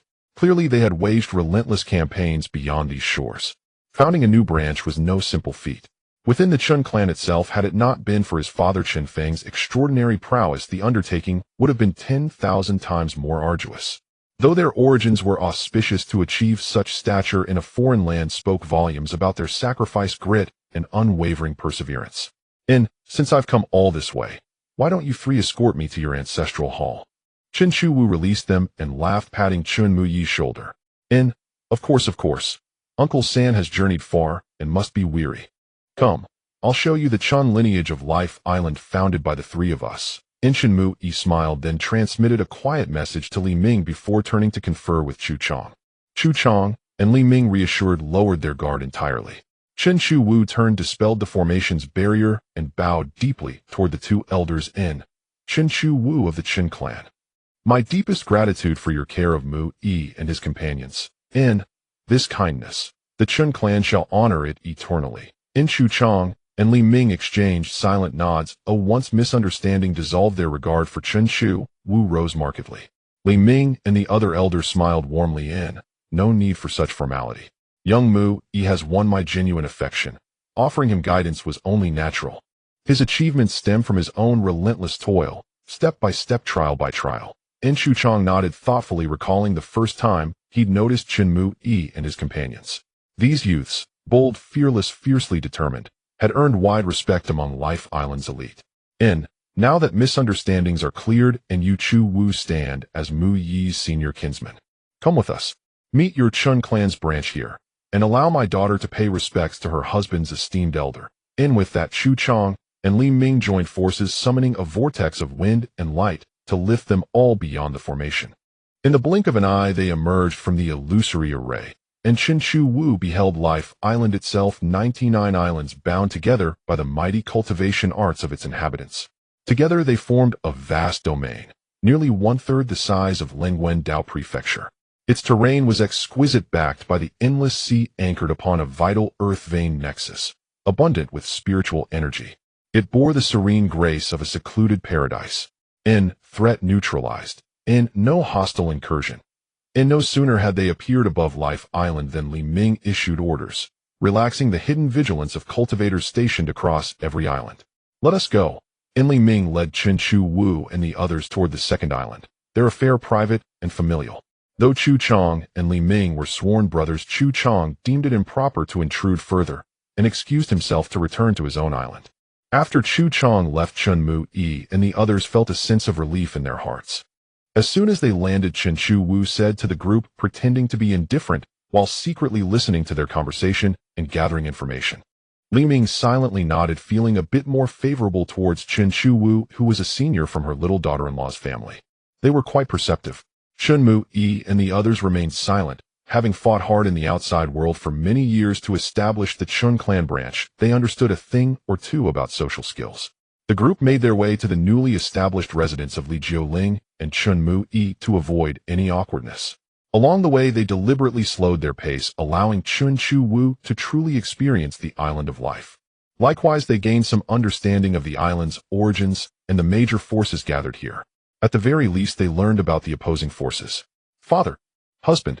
Upon receiving Li Ming's message, Li Jiuling had already dressed up early and stood at the door to welcome their arrival. Although married for many years, Li Jiuling's mentality remained lively. Her sparkling eyes blinked as she gazed at the unfamiliar man standing next to her father, accompanied by her husband. Is this my husband's family? Seeing the relatives brought by Chen Mu Yi was different from meeting Chen Chu Wu. This was her first time meeting Chen Mu Yi's family, so she naturally felt a bit nervous. Taking advantage of the distance, she carefully observed Chen Chu Wu. She had heard quite a bit about him from Chen Mu Yi and was curious. He was the first person she had heard about beyond Chen Mu Yi's praises of his grandfather. I am Li Jiuling, greetings to my third uncle. After greeting her husband and father, she bowed to Chen Chu Wu. No need for such formalities. I have heard much about you from Mu Yi along the way. Seeing you now, you are truly vibrant, and Mu Yi has indeed found a good partner. Chen Chu Wu nodded in satisfaction. After saying this, he took out the gifts he had prepared for their meeting. I don't have much to offer. I present you this item, wishing you and Mu Yi a bond stronger than gold hand in hand, as you ascend to share the great Tao. As he spoke, a flash of treasure light appeared, and he brought out a pair of swords from the treasure vault of the Xiangui clan. These were obtained during my adventures. They are the life treasures of a pair known as the Yin-Yang immortal couple from the ancient times, renowned in the cultivation world. Additionally, there is a combined attack technique practiced by the Yin-Yang immortal couple. As long as the two of you are in sync, you can fight beyond your level. With another flash of law light, 2 jade slips landed in the hands of Chen Mu Yi and his wife. Thank you, third uncle. Li Jiuling was not a dull person, and after bowing, she happily accepted the twin swords from Chen Chu Wu, cherishing them immensely. It was as if a child had received their favorite candy. Thank you, third uncle. Chen Mu Yi also cupped his hands in gratitude.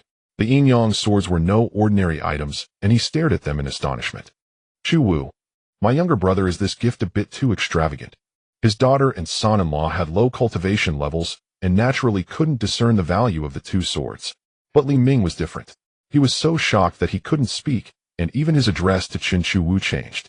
His heart surged with overwhelming waves of astonishment. Li Ming thought, what am I seeing? 2 swords that are at least great ascension treasures, plus a combined attack technique that defies the heavens.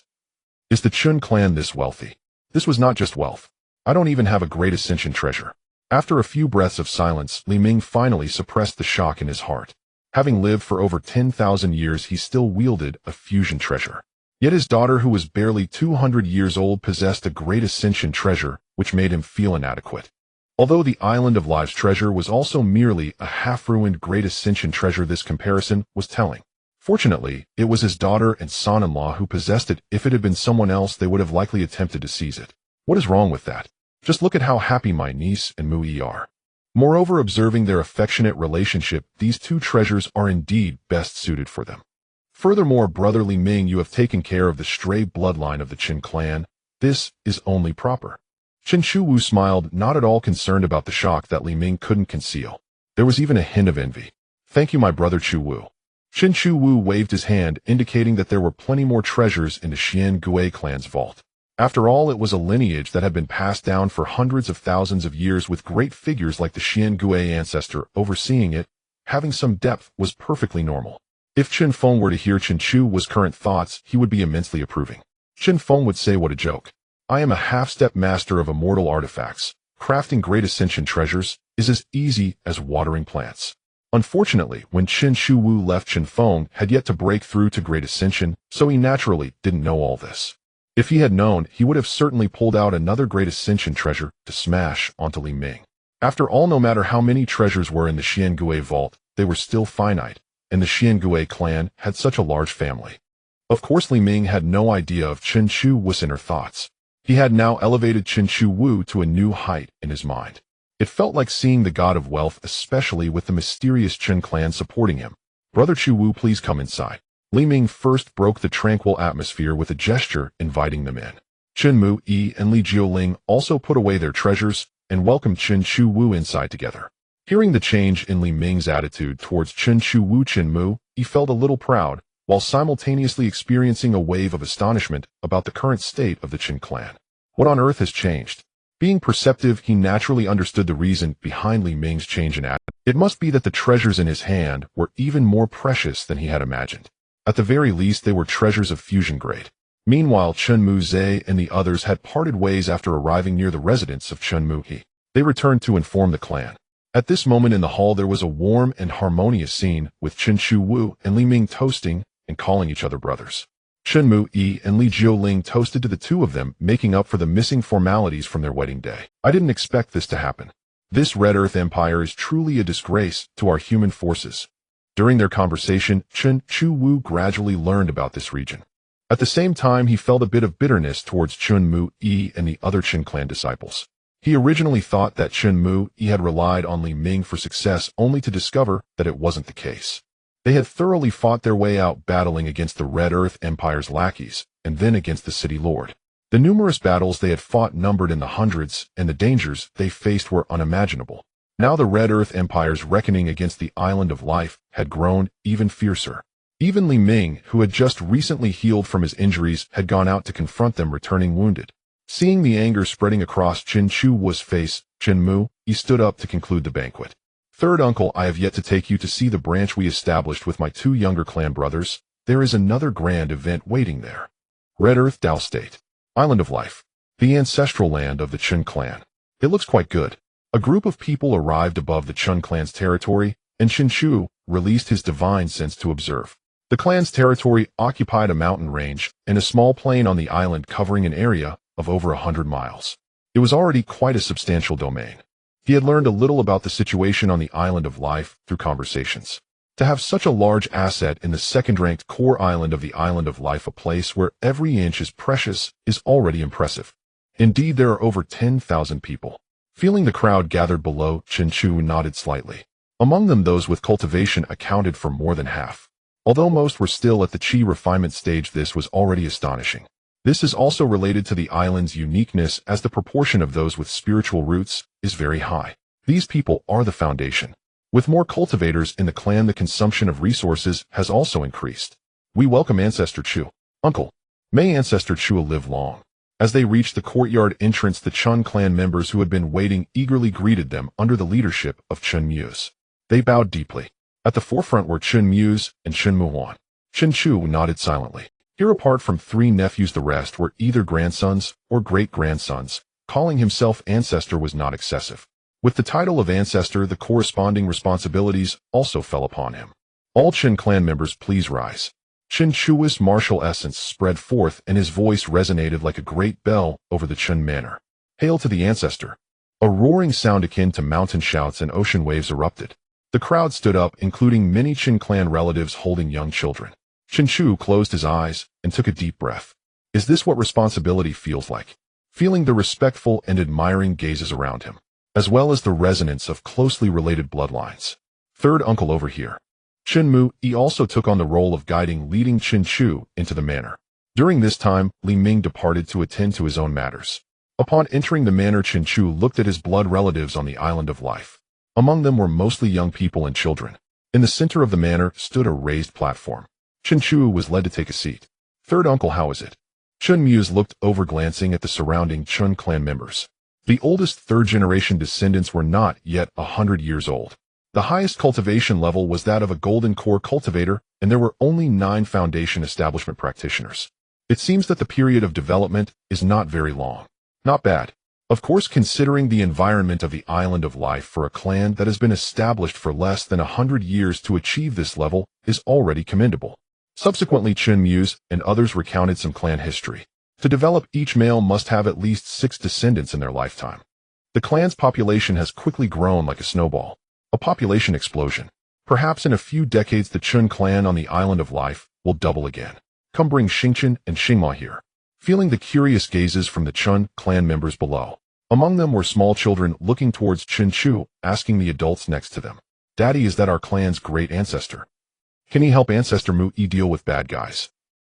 Under Chen Muse's arrangement, the outstanding descendants of the third generation were brought over. Third uncle.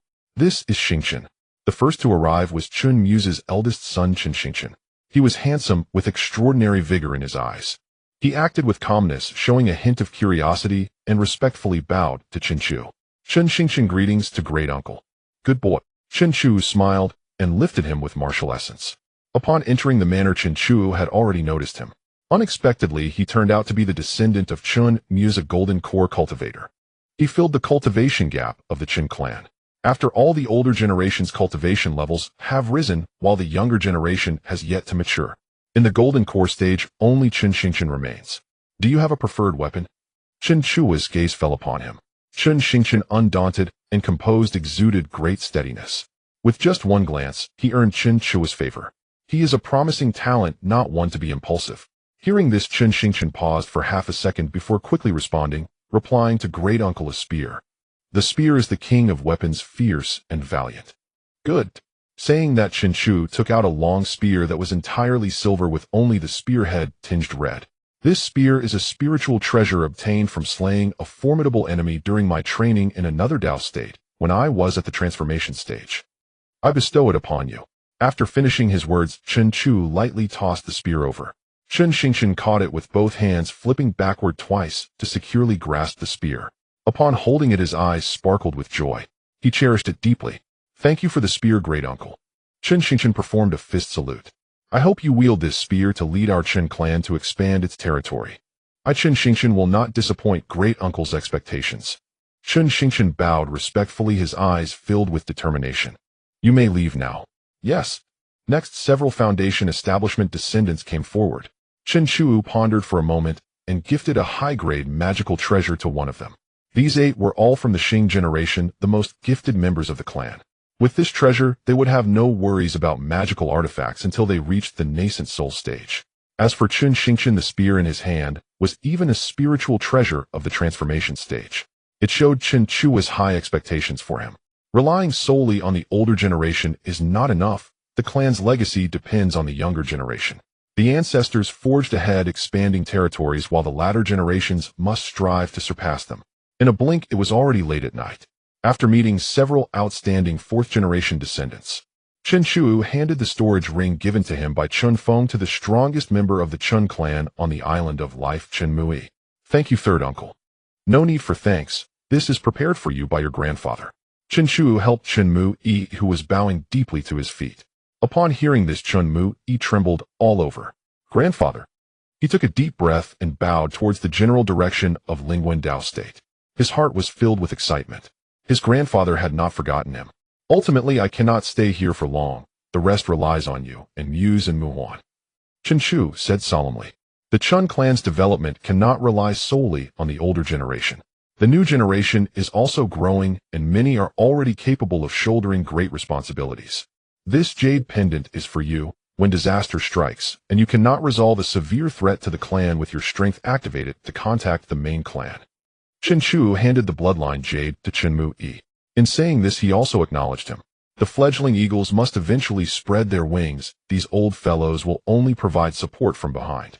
If everything is done personally, then these descendants living under their ancestors' grace will only become more corrupt. No matter how strict the ancestral laws are, it remains so. In the future, it ultimately belongs to you young ones.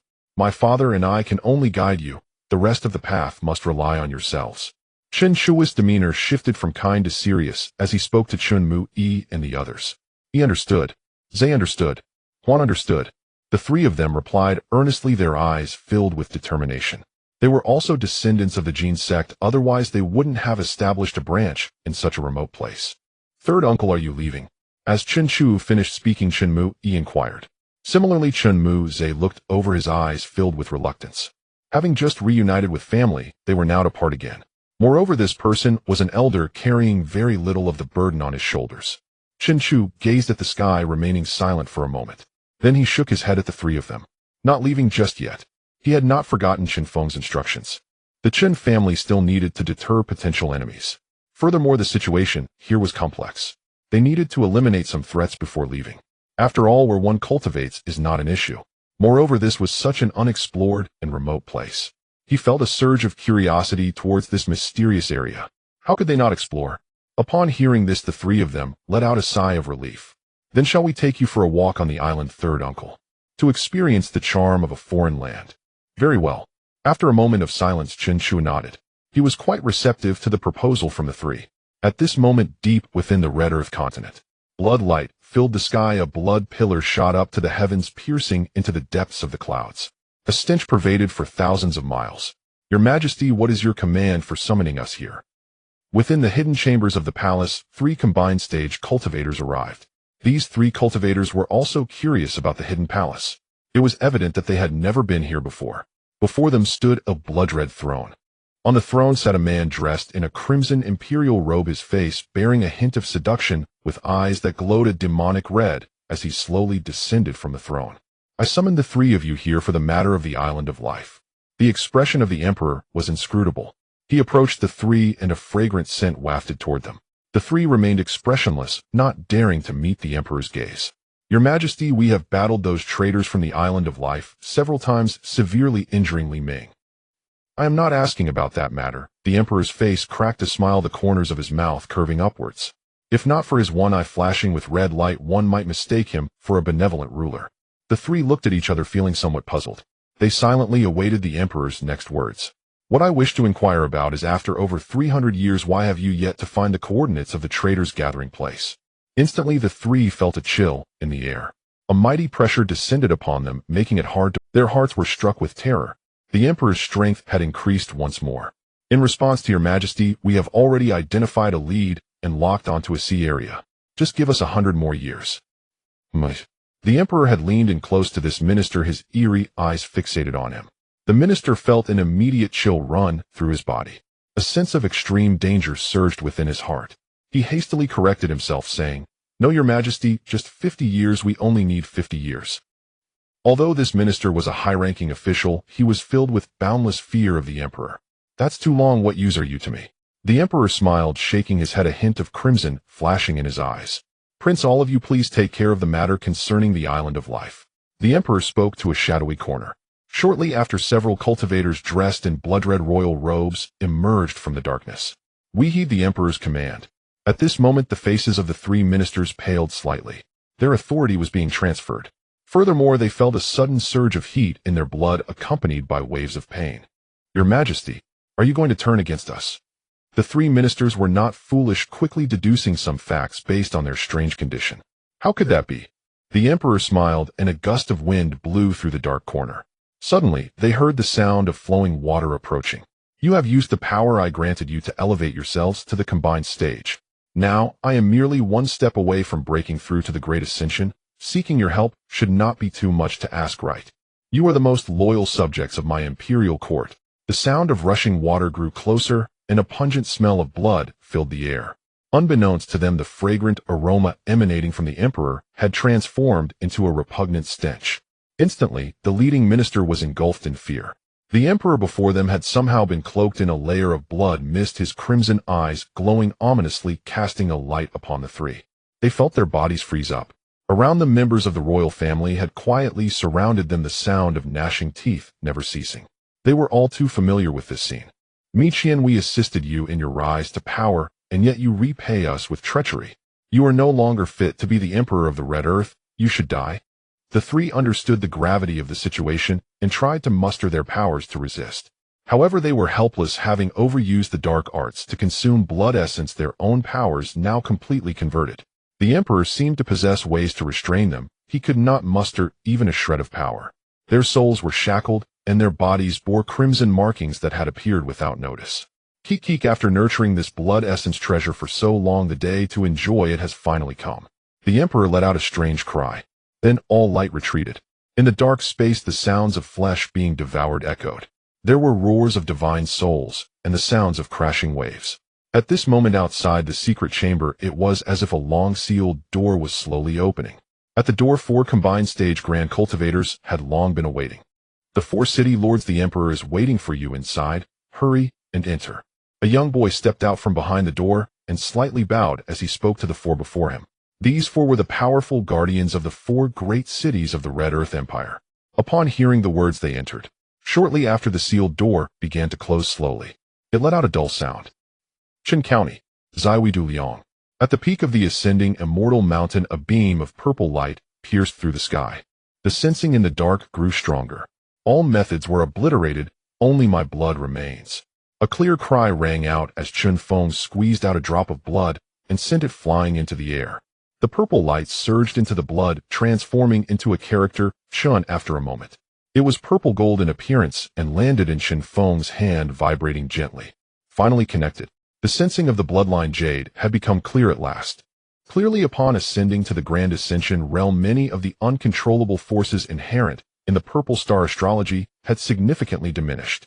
By the time Chen Chu located the scattered branch lineage of Chen Mui, 2 years had already passed.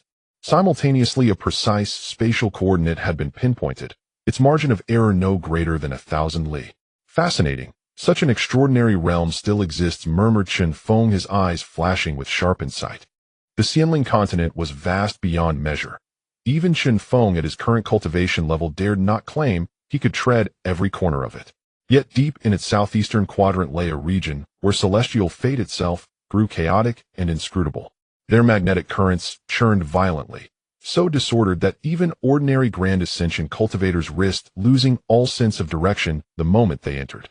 His thoughts drifted to the black dragon, which bore his divine effigy, while relentlessly pursuing Chen Chu.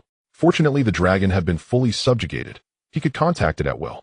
With a sweeping gesture, Chen Feng sent forth a streak of luminous spiritual energy, vanishing into the distance. Amidst the chaotic sea, the black dragon, having lost its bearings, had been careening blindly through the mist-shrouded expanse. Suddenly, a beam of light pierced its mind, instantly illuminating the exact coordinates. As for the minor Chen clan branch, no concrete intelligence had yet been obtained. Only after his divine effigy arrived would communication be re-established. At present, he had attained the Grand Ascension realm. Under his command, the number of demon seeds had swelled to 100. 97 remained following the demise of several.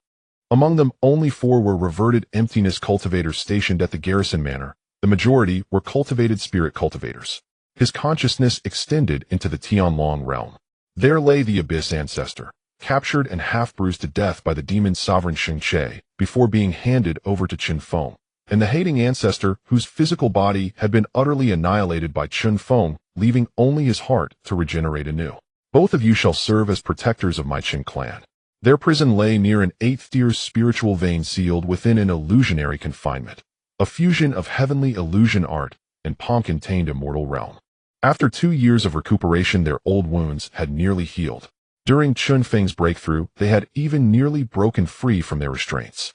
As fellow inmates and comrades who had jointly besieged the demon sovereign, they had naturally grown swiftly familiar. They quickly forged a covert alliance, devising multiple escape attempts, each thwarted before success. Then abruptly, Chen Feng's voice resonated through the silent void. Instantly, radiant holy light blazed forth, gentle yet overwhelming.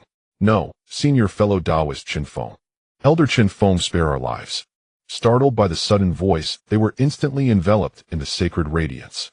To their horror, it began subtly reshaping their thoughts, rewriting their very wills. Yet they found themselves utterly powerless to resist. Panic surged through them. Their eyes widened with terror. They knew full well who held them captive. Chen Feng himself. Now, though Chen Feng's voice alone had arrived, not his person, he wielded such authority that resistance was impossible. Frantically, they begged for mercy, repenting past transgressions. Serving as protectors of the Chen clan is a supreme merit. Do not resist. Open your minds and hearts. A figure clad in black and gold daoist robes materialized before them. He smiled warmly, his gaze emanating pure benevolence and virtue. Another river of holy light surged forth, teeming with boundless sacred runes, and coiled around their souls. In that instant their consciousness began to erode. Before their eyes Chen Feng's form swelled, divine, majestic, sacred, like a celestial sage descending into the mortal world, inspiring involuntary reverence. Suddenly the sage spoke, his voice echoing across heaven and earth, causing lotus blossoms to bloom spontaneously across the ground. Deluded child, why do you not kneel before me? Join my retinue. Become my protector. Hating ancestor and the other murmured in unison, eyes, glazed faces burning with fervent devotion, as if beholding a true immortal or an ancient sage. Their entire beings trembled with ecstatic transcendence, their Tao hearts and minds completely subsumed. We pay homage to your supreme majesty. In perfect unison they prostrated themselves, eyes blazing with zealous faith. Well done. Chen Feng nodded faintly, the gesture imprinting itself upon their souls, transforming them instantly into paragons of piety. It was complete. Chen Feng had mastered the art of Tao heart demon seeding to its zenith. Subduing two cultivators inferior to himself was effortless. Moreover, he had transformed the invasive demonic energy into purifying holy light, directly overriding their cognition through forced enlightenment. Henceforth you two shall serve as protectors of the Qin clan. You shall be named Tianmu and Tianyuan, residing henceforth at the garrison manor, answering to my command the marquises and the clan affairs bureau. We humbly obey your supreme edict. They bowed again with utter sincerity. Two latest-stage union establishment cultivators successfully brought under control. The Tianlong realm gate opened in twin streaks of light. They descended into the garrison manor. Chen Feng's voice echoed once more within the Heaven King Hall, leaving instructions, and simultaneously informing the Clan Affairs Bureau. Augmented by the 8th tier formation and guarded by two latest-stage union establishment cultivators. The Qin clan would remain secure unless assaulted by multiple Grand Ascension experts. Thus freed from concerns over clan safety, Chen Feng could now venture beyond Daozhou and roam the realms at will. A dual triumph. Little demon, you must grow swiftly. Placing his hand upon the Demon King tree, Chen Feng transmitted his intent while channeling Evolife True Qi. When you attain Grand Ascension, you shall shed your arboreal form and assume human shape. With Chen Feng's aid, the Demon King tree had already achieved Union Establishment level combat prowess. Its thunderstorm domain spanned 500 li, precise, devastating, and unmatched. Henceforth it became the clan's divine guardian tree, no longer confined to a single location after transcending Union Establishment. Upon hearing this, the Demon Thunder tree swayed joyfully. To it, Chen Feng was nothing less than its father. Meanwhile, within the Heaven King Hall, a subtle tremor stirred the seat reserved for Ho Chen Chunan. As master of the hall, Chen Feng sensed it instantly. His consciousness turned toward it. Upon the marquee seat rested a translucent Dharma orb pulsing with 5-colored radiance. 6 decades have passed, sighed Chen Feng softly, then appeared in the hall and lifted the orb. Within the orb, Chen Chunan navigated the illusory trials Chen Feng himself had crafted and had already succumbed to inner demons. Deluded child, Chen Feng sighed again. Though Chen Chuanan's talent was modest, his perseverance, having surmounted 7 trials, had already surpassed Chen Feng's expectations. Yet his innate limitations proved fatal. His heart grew restless, and he failed the final trial, the confrontation with his own self. Thus demonic thoughts took root. Despite 60 years of meticulously woven illusions, Chen Feng could not eradicate that taint. Chen Feng gazed deeper into the orb. There Chen Chunan stood cornered atop the celestial gate, surrounded by hostile cultivators. The surroundings lay in ruin, evidence of a fierce recent battle. Chen Chunan, you defy the celestial Tao and scorn the Buddhas and Bodhisattvas. You shall ascend the divine execution platform and face annihilation, cried the lead cultivator, eyes blazing with fury. Behind him, nearly every cultivator bore grievous wounds. Facing this heretic, who neither revered deities nor honored the celestial Tao, they burned with a shared urgent desire to strike him down without delay. Ha ha ha ha! What gods?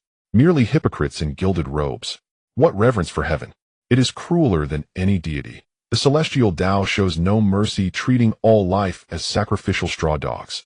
The Buddhas and Bodhisattvas show no mercy, treating mortals as sacrificial straw dogs.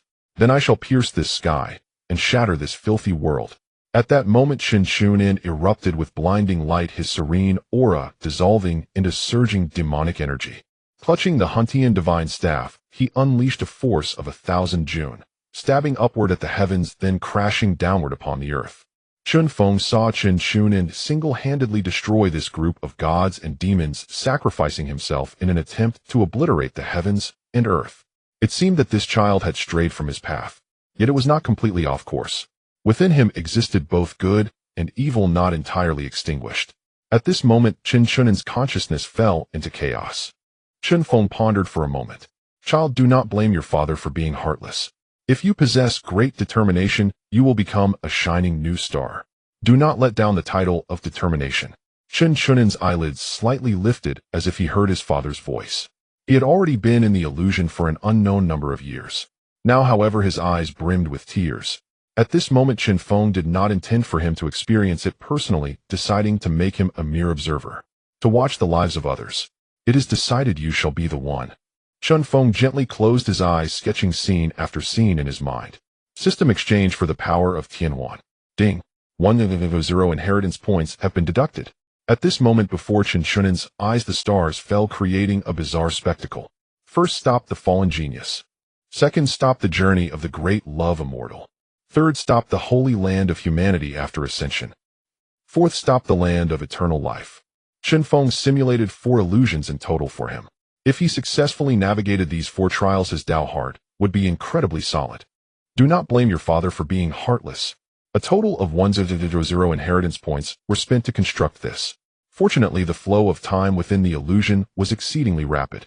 Before long, the 4 great trials would come to an end. Let me see where my kings and nobles are. Chen Feng sensed the information within the heavenly king hall. Chen Shuho and Chen Shufan were together somewhere in Tianwen Dao Prefecture. Likewise, Chen Xingxing was also in Tianwen Dao Prefecture. Xia Jiao, Chen Shuyun, and Chen Shuyuan were among the clan. Chen Shuling was on a fairy island overseas, likely in the territory of the Dragon Clan. Chen Shuxiao, however, was nowhere to be seen, only knowing there was no worry of a name. Chen Ruashi was in Kanglan Dao Prefecture. With his divine soul intact, Chen Feng felt relieved. Tianmu Go followed Chen Shu. A message was released, and Tianmu, stationed in the guarding office, instantly teleported. Locating the coordinates of Chen Shu, he began his journey. Similarly, the Black Dragon finally found the direction out of the chaotic sea, following the guidance towards the Island of Life. At this moment, above Hongtu Dao Prefecture, in a small earth mound, 2 figures, one fat and one thin, lay behind the mound, panting heavily. What kind of damned place is this? I clearly followed the coordinates. Chen Shud cursed loudly after 2 years. Do you know how these 2 years have been spent? In the sea, he nearly perished in the jaws of fish. After finally landing, he was mistaken for a traitor and pursued. Life has been anything but smooth. What kind of damned place is this? Chen Mu also rarely cursed, a few times, his face extremely grim. The rules here seemed utterly chaotic. Just then a sound of breaking air came from afar. The 2 instantly sprang from the mound, one burrowing into the ground and disappearing. Quick, I see them. These are 2 transformation gods. If we capture them, the city lord will surely reward us greatly. Captain, over here. Another flash of bloodlight swept past. You bastards, if I, Fat Lord, do not dig up your ancestors' graves and expose your forebears to sunlight, I am not Chun. A figure clad in military attire intercepted the land ahead. Chen Shud and the others had no choice but to break ground and shift position to activate their spiritual talismans to escape. While running, they did not forget to curse. Presumptuous. I am a royal member. Once I catch you, I will surely skin you alive and roast you to eat. The general shouted angrily, leading a troop to continue the chase. Royal. Fat Lord is digging up your royal family. A chase unfolded, causing chaos throughout the cities of Hongtu Dao Prefecture. It even attracted void return cultivators to block the way. Yet these 2 slipped away like loaches, incredibly elusive. Time and again they were surrounded and yet managed to escape. Next, numerous large tombs were plundered. The ancestors of several city lords were dragged out to bask in the sun. This further alarmed the direct descendants guarding the 4 major cities. In the 50th year of the Immortal Saint calendar, Chen Feng traveled far and wide. Feng Lang, take me with you. Faced with Mu Lingwan's gaze filled with longing, Chen Feng's heart softened. Originally, he planned to go to Tian Nandao Prefecture himself to seek out the remaining inheritance left by the Nanming scattered immortals. Coincidentally, he encountered Mu Lingwan returning from her maternal clan. Over the years, Chen Feng had immersed himself in cultivation, sometimes not seeing her for years. Upon her return, he heard that she was about to embark on a journey. Yet he did not know how many years this trip would take or the dangers it would entail. Going out alone would be fine, but if he brought Mu Lingwan along, who knows what might happen. After she broke through to transformation, her mature aura became even more pronounced, complemented by her stunning beauty. It was hard not to attract attention. Mu Lingwan also had her own thoughts. Chen Feng traveling alone would be lonely. If she accompanied him, it would not only alleviate her loneliness, but also rekindle their feelings. After all, although Chen Feng had not expanded his harem for many years, there were still over 100 wives. Among them, Sheng Linmei and Xia Jiao were exceptionally strong, and even as former sisters, she rarely saw Chen Feng. Now with Sheng Linmei and Xia Jiao both in seclusion, Xia Qiuer and others still had no news. At this moment, it was a good opportunity. Husband, your journey alone will surely be dull, having me accompany you. Mu Lingwan blinked, her words laden with meaning.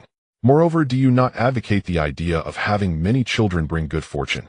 I still wish to have another one. After saying this, she deliberately leaned forward, her perfect figure outlined. A soft glow flickered in her eyes, captivating. Her flawless beauty combined with her alluring figure was simply a deadly attraction.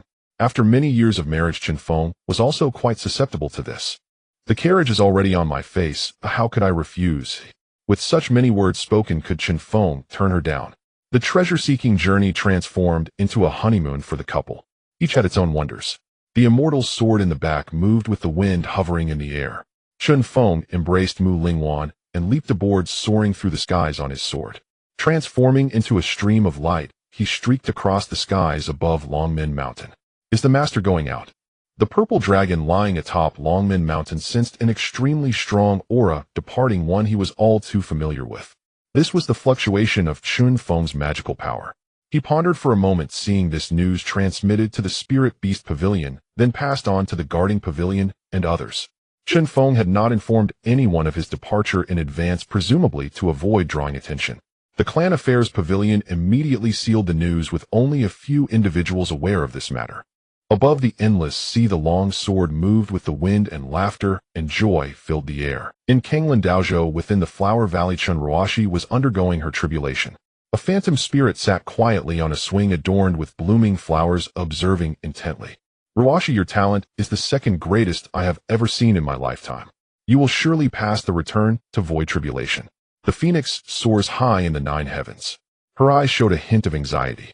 The thunder struck down, shattering the myriad flower vines formed above Chen Ruoxi's head in an instant. Hua Qing's heart also rose to her throat. Among the prodigies of the past and present, the most stunning were those who achieved tribulation during the integration stage, even if they possessed extraordinary talent. Yet she was merely at the integration stage, far overshadowed by many other celestial seedlings.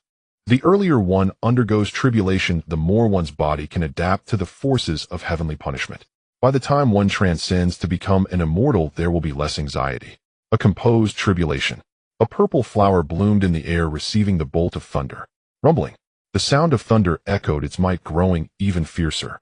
The sound nearly shattered the sky as the thunder descended like a true dragon, fierce and clawing. The return to Void Flower. Hua Qing's pupils contracted, and surprise surged in her heart. Chen Ruoxi held a flower that existed between reality and illusion, positioned above her head. As the thunder struck down, it landed upon the return to Void Flower, instantly transforming into pure energy. A towering phantom was separated, standing between heaven and earth. Like a goddess from the 9 heavens, the return to Void Flower fused with the phantom, transforming into battle armor, preparing to welcome the next bolt of thunder. This was Chen Ruoxi's return to Void Shadow, resembling a female war deity. Even if she stopped the tribulation, now she could evade it using a formation. Chen Ruoxi's return to void form was already complete. However, she had no intention of giving up. Instead, she soared into the thunder. One could vaguely see a gigantic hand of magical power grasping a descending bolt of thunder. In an instant, the thunder melted away and the vast energy transformed into spiritual rain, nourishing this world. Hua Qingwu felt a warm sensation throughout her body. This realm was her own nascent little world she had forged, born from her own Dantian. It was a prototype of a celestial kingdom. One could say that this realm was a vital source of her power. Who is Hua Qingwu? Even with her golden spiritual roots scattered, she could still manifest a world. Now the energy transformed from the thunder tribulation fell like fine rain upon this land. It also nourished herself, accelerating her recovery. However, this meant that Chen Ruoxi couldn't absorb the energy from the thunder tribulation. Ruoxi, you don't need to feedback this energy. Use the energy from the thunder tribulation to stabilize yourself. Yet Chen Ruoxi shook her head. Once more a hand reached into the thundercloud, as if plucking fruit from a tree. Just how powerful could the intensity of the thunder tribulation be for someone breaking through to the transformation stage? There was essentially no resistance, she could only let it be harvested. Yin and Yang arise, all things are transformed. How could the sacred decision of transformation lack a prince from the heavenly king hall? Shun Ruashi activated the yin-yang power. She comprehended from the sacred decision of transformation, forming a gigantic grinding mill. The suction pulled at the thunderclouds, intending to devour all the energy contained within. This move left even the knowledgeable Hua Qingwu astonished. Can the thunder tribulation be traversed this way? Perhaps the thunder tribulation itself was undergoing tribulation, she murmured in her heart. Before long the thunderclouds finally succumbed, being violently absorbed and ground down, transforming into pure magical energy that fed back into this realm. As the thunder was the utmost yang of heaven and earth, it greatly benefited Hua Qingwu. Her soul was nourished. Master, when my father breaks through to the great ascension, I will ask him to help you reconstruct your physical body. Chen Ruashi did not forget her master's words. To reconstruct Hua Qingwu's physical body, at least the great ascension level was needed, along with various spiritual pills and even rare herbs like the immortal grass. Fortunately, Hua Qingwu's physical body still existed. Otherwise, just the lack of great ascension would render it impossible. Hua Qingwu said little, merely nodding slightly. In Chen Feng's heart, he had always been a figure of a wise elder. Asking him for help would be perfect. It's time to return to the clan. Chen Ruashi gazed towards the horizon. As she had been away from home for decades, and now that she was breaking through to return to Void, it was time to return. Did your father not send a coordinate from the Heavenly King Hall? The Martial King has already gone, and it seems to be regarding a branch of your Chen clan. Is that so? Chen Ruaxi's eyes brightened. Her master, residing within her mind, could also receive news from the Heavenly King Hall through her as a medium. This was something that Chen Feng tacitly approved of. Recently, Chen Feng had just transmitted the accurate coordinates. Chen Ruashi was in seclusion and had not received the normal messages. In that case, let's go take a look. It doesn't take much of a detour. Chen Ruashi became interested. As the Phoenix Queen of her clan, she also cared about clan affairs. Naturally curious about such overseas branches. With her strength having broken through to return to Void, she would surely be able to help considerably. I wonder how strong my father is now. Chen Ruashi looked towards the horizon, murmuring. When she had left, Chen Feng had already achieved integration. Faced with her father's terrifying training speed, it was hard to say how strong he was now. Having positioned the coordinates, Hua Qingwu stored away her little world and set off towards the coordinate location. A month later, a visitor suddenly intruded near Life Island. 100-foot-long black dragon roamed the seas, seemingly searching for something. Coincidentally, the area it occupied was a necessary path for various maritime groups from Life Island. A black dragon at the return to Void realm blocked the path, causing countless ships to remain docked in the harbor. They did not dare to venture out to sea. This news quickly spread through the port.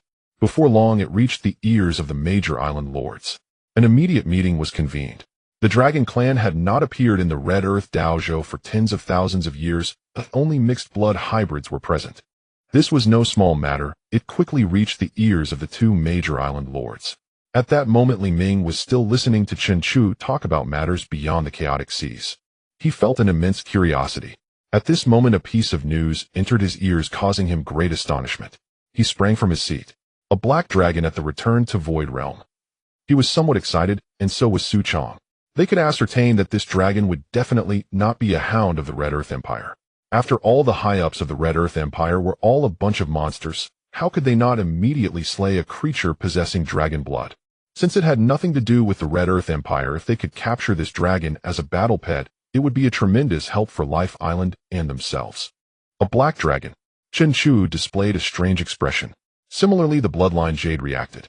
Consequently, his expression became even more peculiar. What happened to Brother Chu? Li Ming also noticed the change in Chen Chu's expression, with countless thoughts flashing through his mind as he looked over. If nothing unexpected happens, this black dragon should be related to me, or rather to the Chen clan. Chen Chu stated without reservation. At this moment, Li Ming's expression began to change oddly. Not good. Since this dragon is related to you, quickly come with me to stop Brother Chu Chong. In the Hongtu Dojo, the traces of the Dragon Clan have vanished, existing only in ancient texts. Now, to witness a living dragon, how could one not be stirred? Chu Chong intended to capture the black dragon as his mount. That would be troublesome. If this black dragon is the guardian spirit beast of my Chen clan, it must have come here under my father's orders. Li Ming's expression slightly changed upon hearing this, and spiritual light burst forth from beneath his feet. I can't wait any longer, follow me quickly. The spiritual light enveloped Chen Shu, and they both vanished from the island of life. At the same time, in a great city located within the territory of the Hongtu Empire, the major royal clans had completed their transfer of authority with the city's defenders. In the westernmost city, Shilling City, Mi Qian sent his own imperial uncle, a core figure of the royal clan, to take over Shilling City and oversee the large-scale eradication of rebels. With ruthless methods, on the very first day of takeover, all dissenting voices within the city were silenced. They fully assumed control over the western part of the Hongtu Empire. After the major cleansing of Shilling City, many opportunists arrived. Meanwhile, a ghost ship landed from the coast, quickly approaching Shilling City. This is a major event. The legendary dragon clan has been discovered.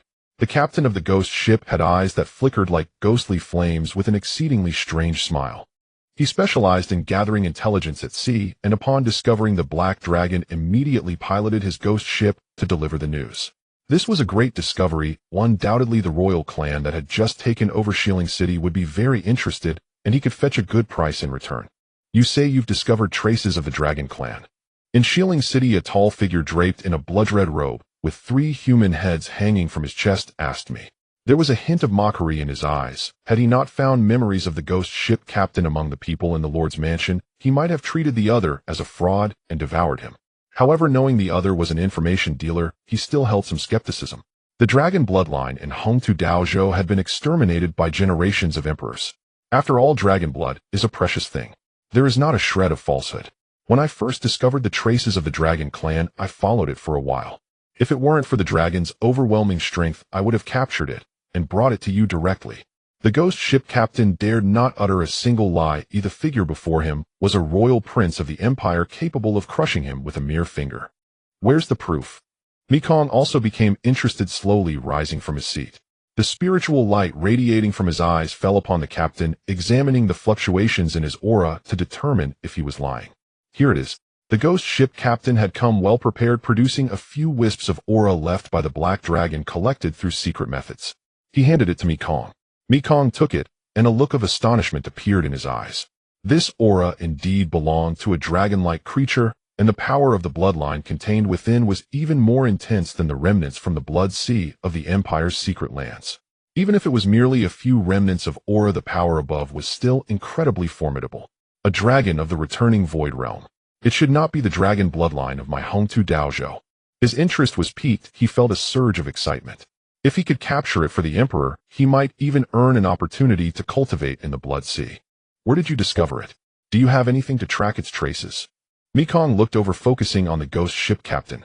The other party was merely at the pinnacle of the transformation god stage. Tracking this dragon and collecting a few strands of aura must have come at a considerable cost. Of course I have, but... The ghost ship captain's eyes flickered with ghostly fire, his intentions quite clear. Mekong was taken aback for half a second before bursting into laughter. Interesting. While others bow and scrape before me, you dare to ask for benefits from me. Suddenly his expression turned cold, and a chilling atmosphere enveloped the hall. The ghost ship captain shivered slightly. When he recovered, a terrifying skull-faced specter had unknowingly moved close to him. It seemed ready to open its bloody maw at any moment to devour him completely. The terror was immense. Your Highness is joking. If there were no buyers who would dare to sell. His meaning was clear. He had gone through great difficulties for this information. If everyone broke the rules, who would bother to do so in the future? Who would serve for such a cause? All of them were people who licked blood from the edge of knives. Without profit, there would naturally be no loyalty. Mekong paused for half a second. The skull had vanished, and he then laughed heartily. My empire has its own means of controlling people. Though all royal clans regard the entire Daozhou populace as food, one must leave some people to work for oneself. How about 10,000 mortal souls and an additional 10,000 cultivator souls? Without further ado, Mekong tossed over 2 glowing orbs. The ghost ship captain steadied them, feeling them before a strange smile appeared on his face. Your Highness is generous. I will certainly do my utmost for you. The ghost ship captain bowed respectfully, and before Mekong opened his mouth wide, as if it were a gaping abyss, swallowing the 2 glowing orbs whole. Mekong paid no mind. After pondering for a moment, he waved his hand. A figure seemed to emerge from the shadows, appearing before me Kong in an instant. Shadow, you will handle this matter. I want it alive. Yes, Your Highness. The shadow clasped his fists in salute and took a step back. Direction.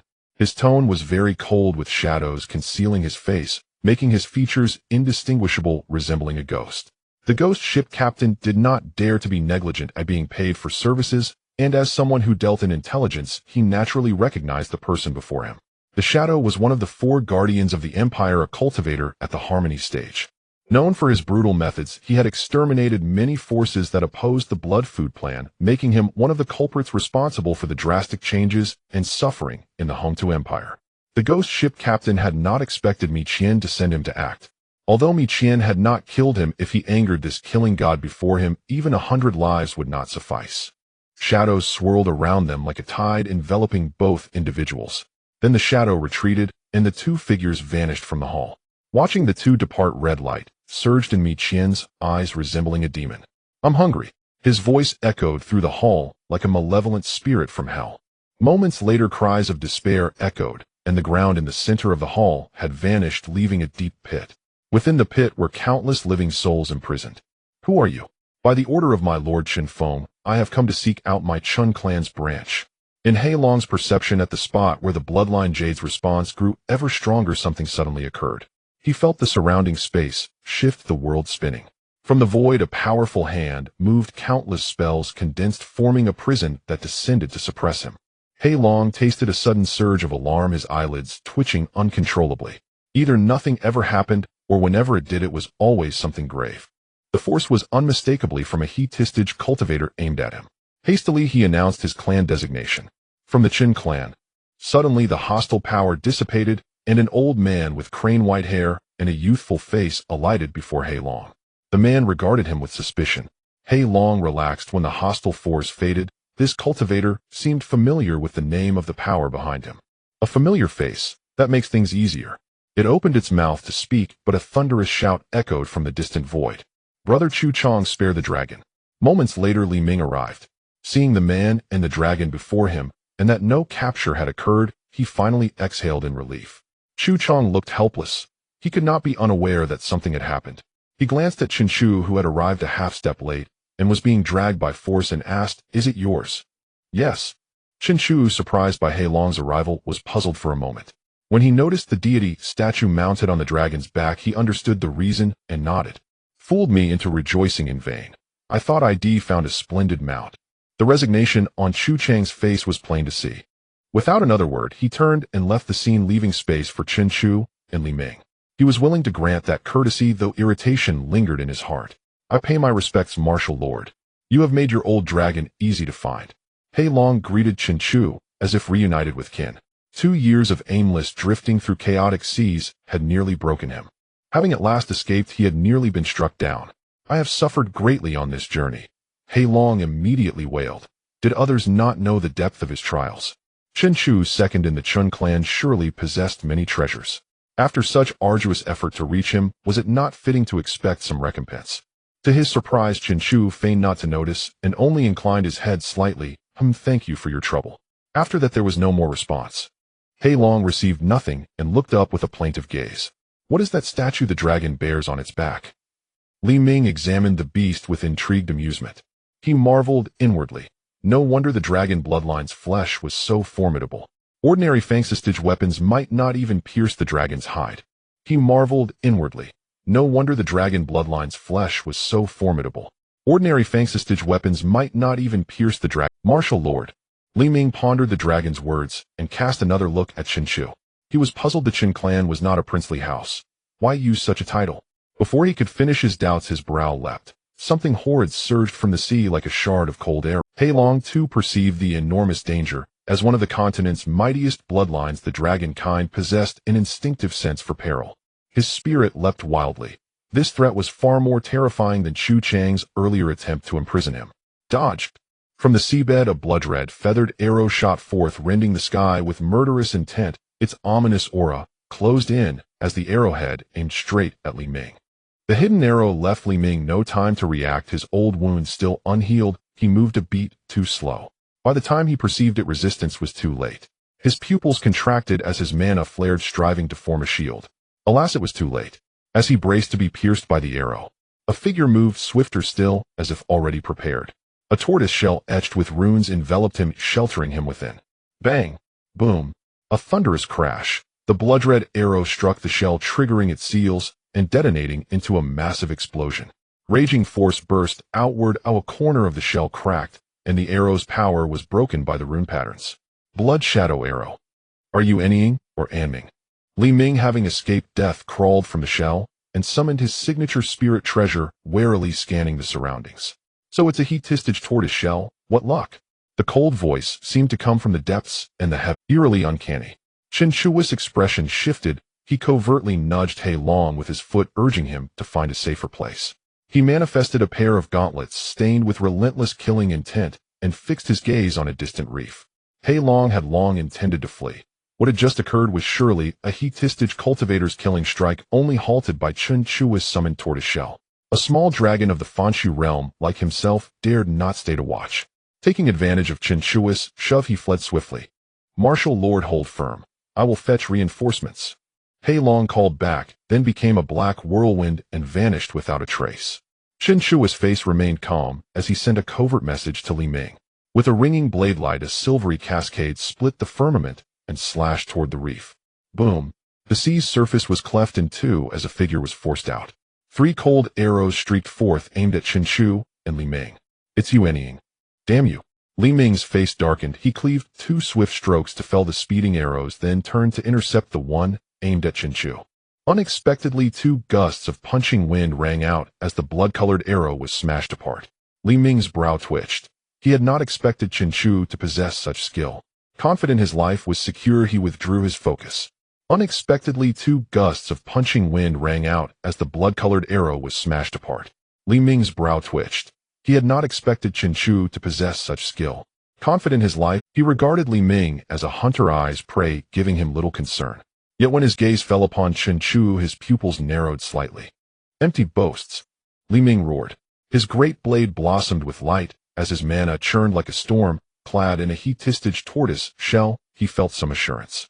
An accomplice whispered, covertly notifying Chu Chong and warning Chen Chu to act with care. Ha ha ha! Without that shell you'd be dead, you craven turtle. Anying showed no haste. Upon spotting Li Ming, he had already secretly sent the ghost ship captain back to report that they had found a big catch. If his strike missed, the chance for a killing blow was lost. Besides, the enemy had a turtle's hell guard. All he needed was to sink his teeth into Li Ming and hold fast until another rebel leader arrived, then sweep them up in one net. A storm of turmoil brewed. The air was thick with the scent of gunpowder. Li Ming felt a surge of panic gripping his long blade as he faced his opponent, exuding an unwavering aura.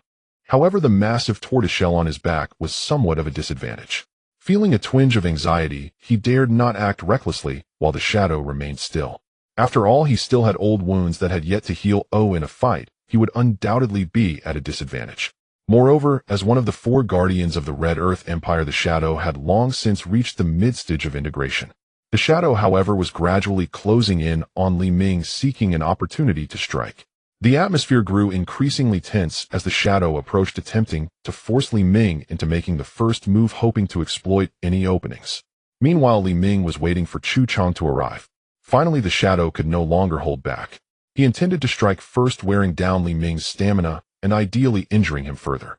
This way, when Chu Chong arrived, Li Ming would only be able to passively endure, trapped and at his mercy, until reinforcements arrived to catch him off guard. Chen Chu remained highly vigilant, his blood surging with energy, the tortoise totem on his back radiating a faint spiritual light. Incorporating light and shadow into magical power is indeed an impressive technique, he mused. Suddenly, in the silence of the space, a violent wind erupted. Li Ming also drew his blade. The magical energy surged, cutting through the darkness. Immediately, the sound of clashing metal rang out as Li Ming was struck by a hidden black hand. With the tortoise shell, he was knocked back several miles.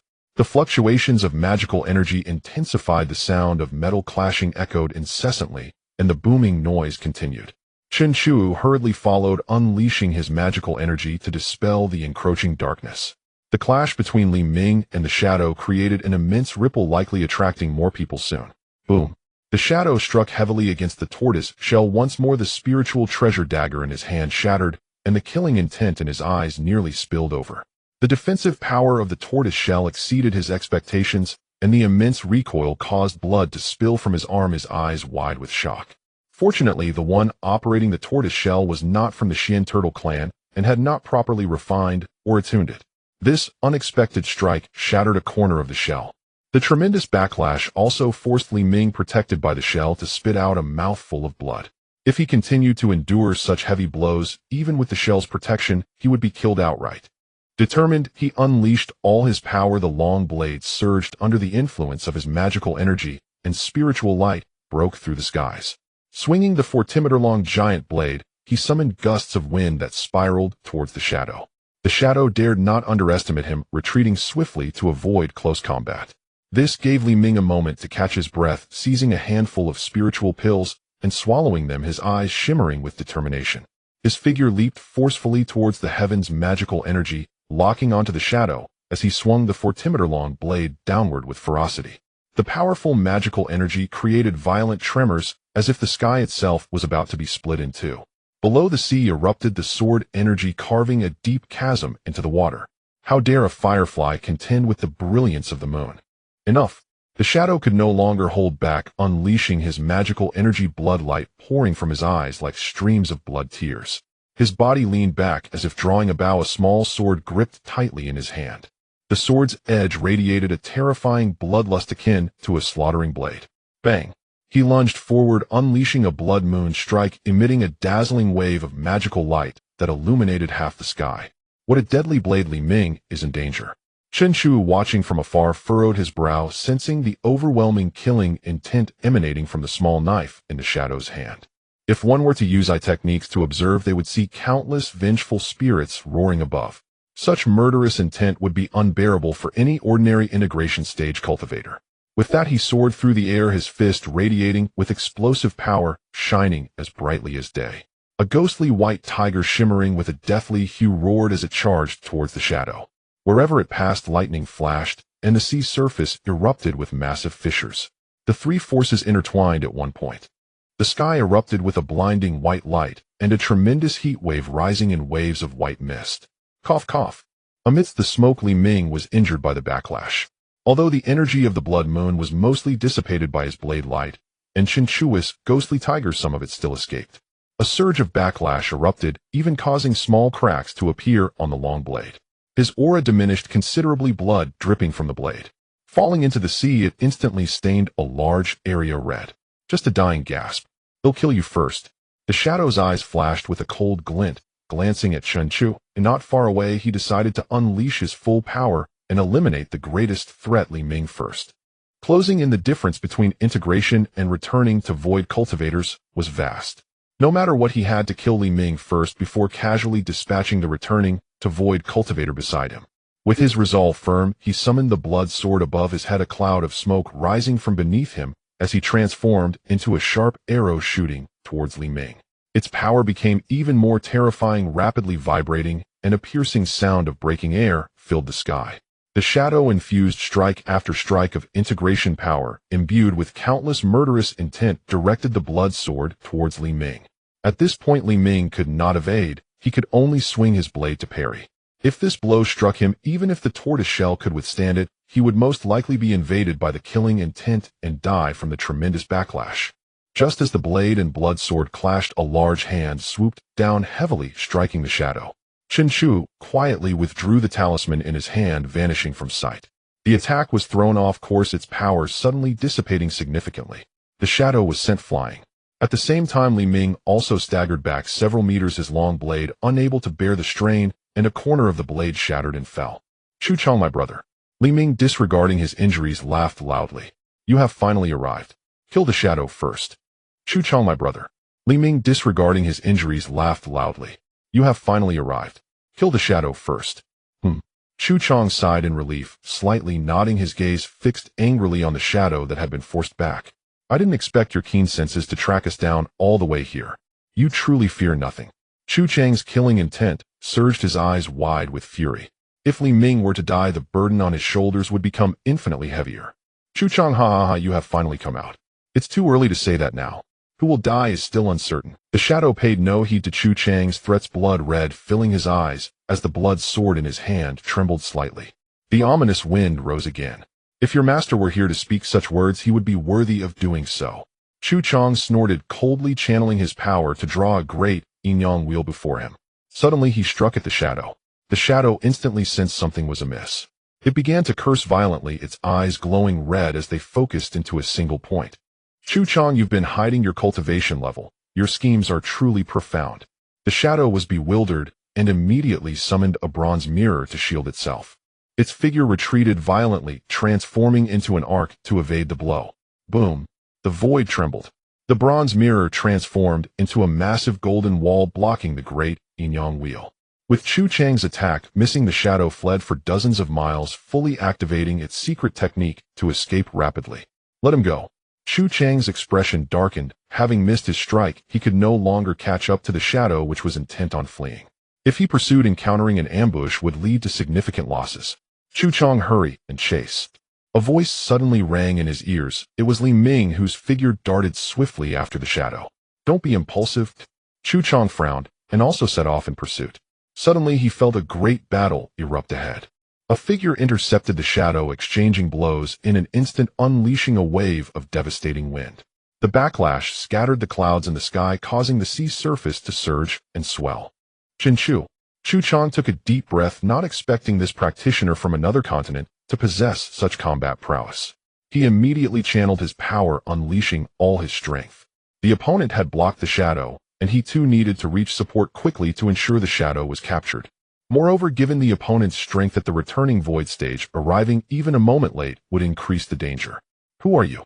For someone at the returning void stage to possess such power, it is absolutely impossible that there wouldn't be records. The shadow panicked, sensing a powerful aura rapidly approaching from not far away. Ignoring everything, it activated its secret technique, violently striking at the person intercepting it. However, it found that the opponent was like an indestructible cockroach. Despite its body being battered, it possessed endless strength, firmly blocking its path. In an instant, hundreds of strikes had landed, and it was impossible to kill the one before it. The furious curses of Chu Chang echoed in its ears. It could only channel its power, striking once more, not seeking to kill, but to push the opponent back and clear a path. Bang! As the palm struck Chen Chu, a mocking expression appeared on his face as he was pushed back several miles. Die! At this moment, Chu Chang also arrived, unleashing his ultimate technique. The great yin-yang wheel smashed down, and a dark heavy seal fell from above, striking the shadow from both sides. Damn it! The shadow cried out in pain, half of its body shattered, a pitiful sight. At this moment, Li Ming arrived at Chen Chu's side, stabilizing him and channeling power to mend his injuries. After all, he was a member of his daughter's-in-law family. Yet unexpectedly, before he could even approach, he was repelled, and he immediately felt the opponent was like a human-shaped true dragon. Its blood and chi surged like a vast sea, and he could hear the sound of blood rolling like crashing waves. The sight left him stunned. What a monstrous being! Without allowing him to be astonished, Chen Chu shouted, "Hurry and chase him, we must not let this shadow escape."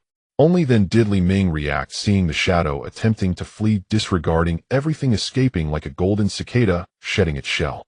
He violently grabbed a turtle shell and smashed it toward the shadow, tracing a graceful parabola in the air. Bang! Before the shadow could run far, it was struck by the heavy turtle shell, causing half of its head to explode instantly. Its divine sense roared, waves of blood surging. Latest fusion. The Lord of Shilling City has betrayed me. It roared, its body cracking piece by piece, transforming into pure energy that fused into the crimson small sword, while its spirit urged forth. Aiming at Li Ming, it sought to take someone down with it. My emperor will avenge me. You traitors, all the shadow's phantom flickered in and out like a wailing evil spirit howling at the heavens. At that moment, Li Ming felt his mind freeze, bound by the terrifying power, his pupils constricting. The threat of life and death unfolded in his eyes, revealing the scene of himself being pierced through by a sword and falling. Chu Chang, feeling the urgency, darted over, but was a moment too late. Great might, heavenly dragon! Roar! Golden light erupted as Chen Chu appeared above the shadow, his robe exploding. Revealing the sinister tortoise totem on his back, terrifying energy stirred the winds and clouds, activating the great might heavenly dragon technique. The martial essence surged, and it fused with the bloodline power to strike violently. The void trembled as a fearsome, giant dragon danced bearing the heavy tortoise to crush down on the crimson small knife. Boom! The sky shook and the tremendous roar rendered all else inaudible. The frenzied dragon roared and danced as the tortoise suppressed the shadow's divine sense under the relentless assault of the dragon. The crimson small knife vibrated, attempting to shatter the suppression of the two great apparitions stabbing toward Li Ming. Another great seal quickly emerged from below, smashing onto the crimson small sword. The three forces collided, instantly triggering a violent explosion storm, and all living beings at the center of the explosion could not escape. After a long while, the aftermath finally dissipated. The residual might lingered, leaving an imprint in this realm that could not easily fade. The great seal was retrieved by Chu Chang along with a somewhat damaged small sword. The shadow was dead, thoroughly obliterated in this nameless sea. After a long time, Chu Chang finally spoke. The shadow seems unaware that I have advanced further, breaking through to the late stage of fusion. Earlier, when the shadow was desperate, it mentioned this matter. Li Ming was also somewhat curious as he approached. Last time I was besieged by the Lord of Shilling City and almost perished. It was you who intervened to save me. At that time, Chu Chang, your strength was already exposed. However, as one of the four great protectors of the imperial dynasty, the shadow seems unaware of this news. Could it be that the Lord of Shilling City did not report this matter and suppress the news? Li Ming's eyes flashed with wisdom, his expression shifting unpredictably. If that's the case, then the so-called Red Earth Imperial Dynasty is not as unified as it appears. Chen Chu pondered for a moment before speaking. Indeed, it is quite possible. The actions the Red Earth Imperial Dynasty has taken over the years have been excessive. Even some factions that have completely submitted have been secretly slaughtered and devoured by them. These non-royal factions have surely sensed something amiss. Chu Chang gazed towards the other side of the deep sea, his eyes glimmering with hatred. Devoured? Chen Chu frowned slightly. He had only been here for a short time, and his understanding of the situation was limited. This must date back to 2,000 years ago. After this battle, Chu Chang and Li Ming had completely trusted Chen Chu and recognized his strength. There was no longer anything to hide about matters that could not be classified as secrets, and he slowly began to explain everything. Meanwhile, in the Imperial Dynasty within the Guardian Hall, a soul tablet representing the shadows shattered. What happened? Under the dim light, an aged cultivator with a bone dragon staff, his face resembling dry tree bark, had a flicker of ghostly light in his eyes. Gazing at the shattered soul tablet, he appeared somewhat astonished, as the four major guardians had been dispatched to assist the strong among the royal family, replacing the guardians of the four major cities. Did something happen in Shilling City? Who in the Imperial Dynasty could threaten the life of the shadows? The elder, puzzled, took a step forward, causing the bones hanging from his ankle to rattle. Seeing him grasp the dissipating ghostly light from the soul tablet, a surge of magical power began to swirl. Countless runes immediately appeared beneath his feet, coalescing into a grand formation to condense the ghostly light. He was calculating the location of the shadow's fall and attempting to extract the last moment's image before their demise. Bang! A faint explosion sounded as the elder's dry skin twitched, and a glimmer of cold light flashed in his eyes. He has gone out to sea. In the last message transmitted, he could only see endless explosions followed by the image fading away. Not a shred of useful information was obtained, since it belongs to Shilling City. He clapped his hands to brush off the lingering aura, and the formation beneath his feet began to move. The elder vanished from the Guardian Hall. In the Imperial Dynasty's secret chamber, he appeared before a large door crafted from black patterned dragon gold, pausing for a moment before departing. Inside, waves of power surged. The Emperor must not be disturbed during this crucial breakthrough period. It seems I must personally go and take a look. He stretched his body, soaring into the air, swiftly approaching Shilling City. At this time, in the sky above Shilling City, Mekong had already received news from the ghostly ship captain and was leading his guards towards the sea. Are you sure it's Li Ming? Mekong's eyes gleamed with excitement, as he did not expect that sending the shadows out to sea would yield such significant results to the two commanders of the rebel forces. If he could kill or capture him, it would undoubtedly be a great achievement. I am absolutely certain after Master Shadow discovered it, he instructed me to return and inform you, Your Highness. You are aware of the rest. That's good. After this matter, you will surely be rewarded. Looking at the obsequious ghost ship, Captain Mekong felt a wave of satisfaction. Upon taking office, he encountered such a substantial gain. At the same time, he inwardly cursed. Indeed, all external forces are unreliable. After being suppressed for 2,000 years, this group of traitors has become even more rampant. It must become nourishment for my emperor's advancement. At this moment, Chu Chang and the others had already tidied up the battlefield. It's time to go. A combined battle erupted here. It won't be long before the Red Earth Imperial Dynasty reacts. Chu Chang looked towards Daozhou where a large handprint pressed down, thoroughly disrupting the lingering aura here. Just as the three approached the Island of Life, they heard a hurried voice. The black dragon carrying the statue of Chen Feng had returned from somewhere, its face filled with terror. King Wu, run quickly. The black dragon spoke rapidly without taking a breath. Chen Shu was bewildered, but seeing the black dragon's demeanor was enough to put everyone on high alert. It was a dragon of the late returning void stage with formidable strength. Even in the peak of returning void, it was rare to find a match. Such panic indicated the arrival of a master beyond returning void. There's no time to explain, run. The black dragon urged anxiously, and Chu Chang nodded slightly. The magical power stirred up a cloud of smoke, whisking the two men and one dragon away. The three and the dragon had only disappeared for 5 or 6 breaths when sounds of air breaking echoed around them. In the sky they saw streaks of light rushing towards them. The power was exceedingly fearsome. Moreover, a massive spirit ship was leading the way. They are nearby. Have they disappeared? The leader was Mekong, who descended from the sky. Feeling the fluctuations nearby, he frowned slightly. Damn it. They left not long ago. Mekong cursed angrily after arriving at the location provided by the ghost ship captain. Apart from seeing large areas erased by magical power and fragments of shattered islands, there was nothing else. He immediately realized something was wrong. Rushing to trace the last lingering aura, he was still a step too late.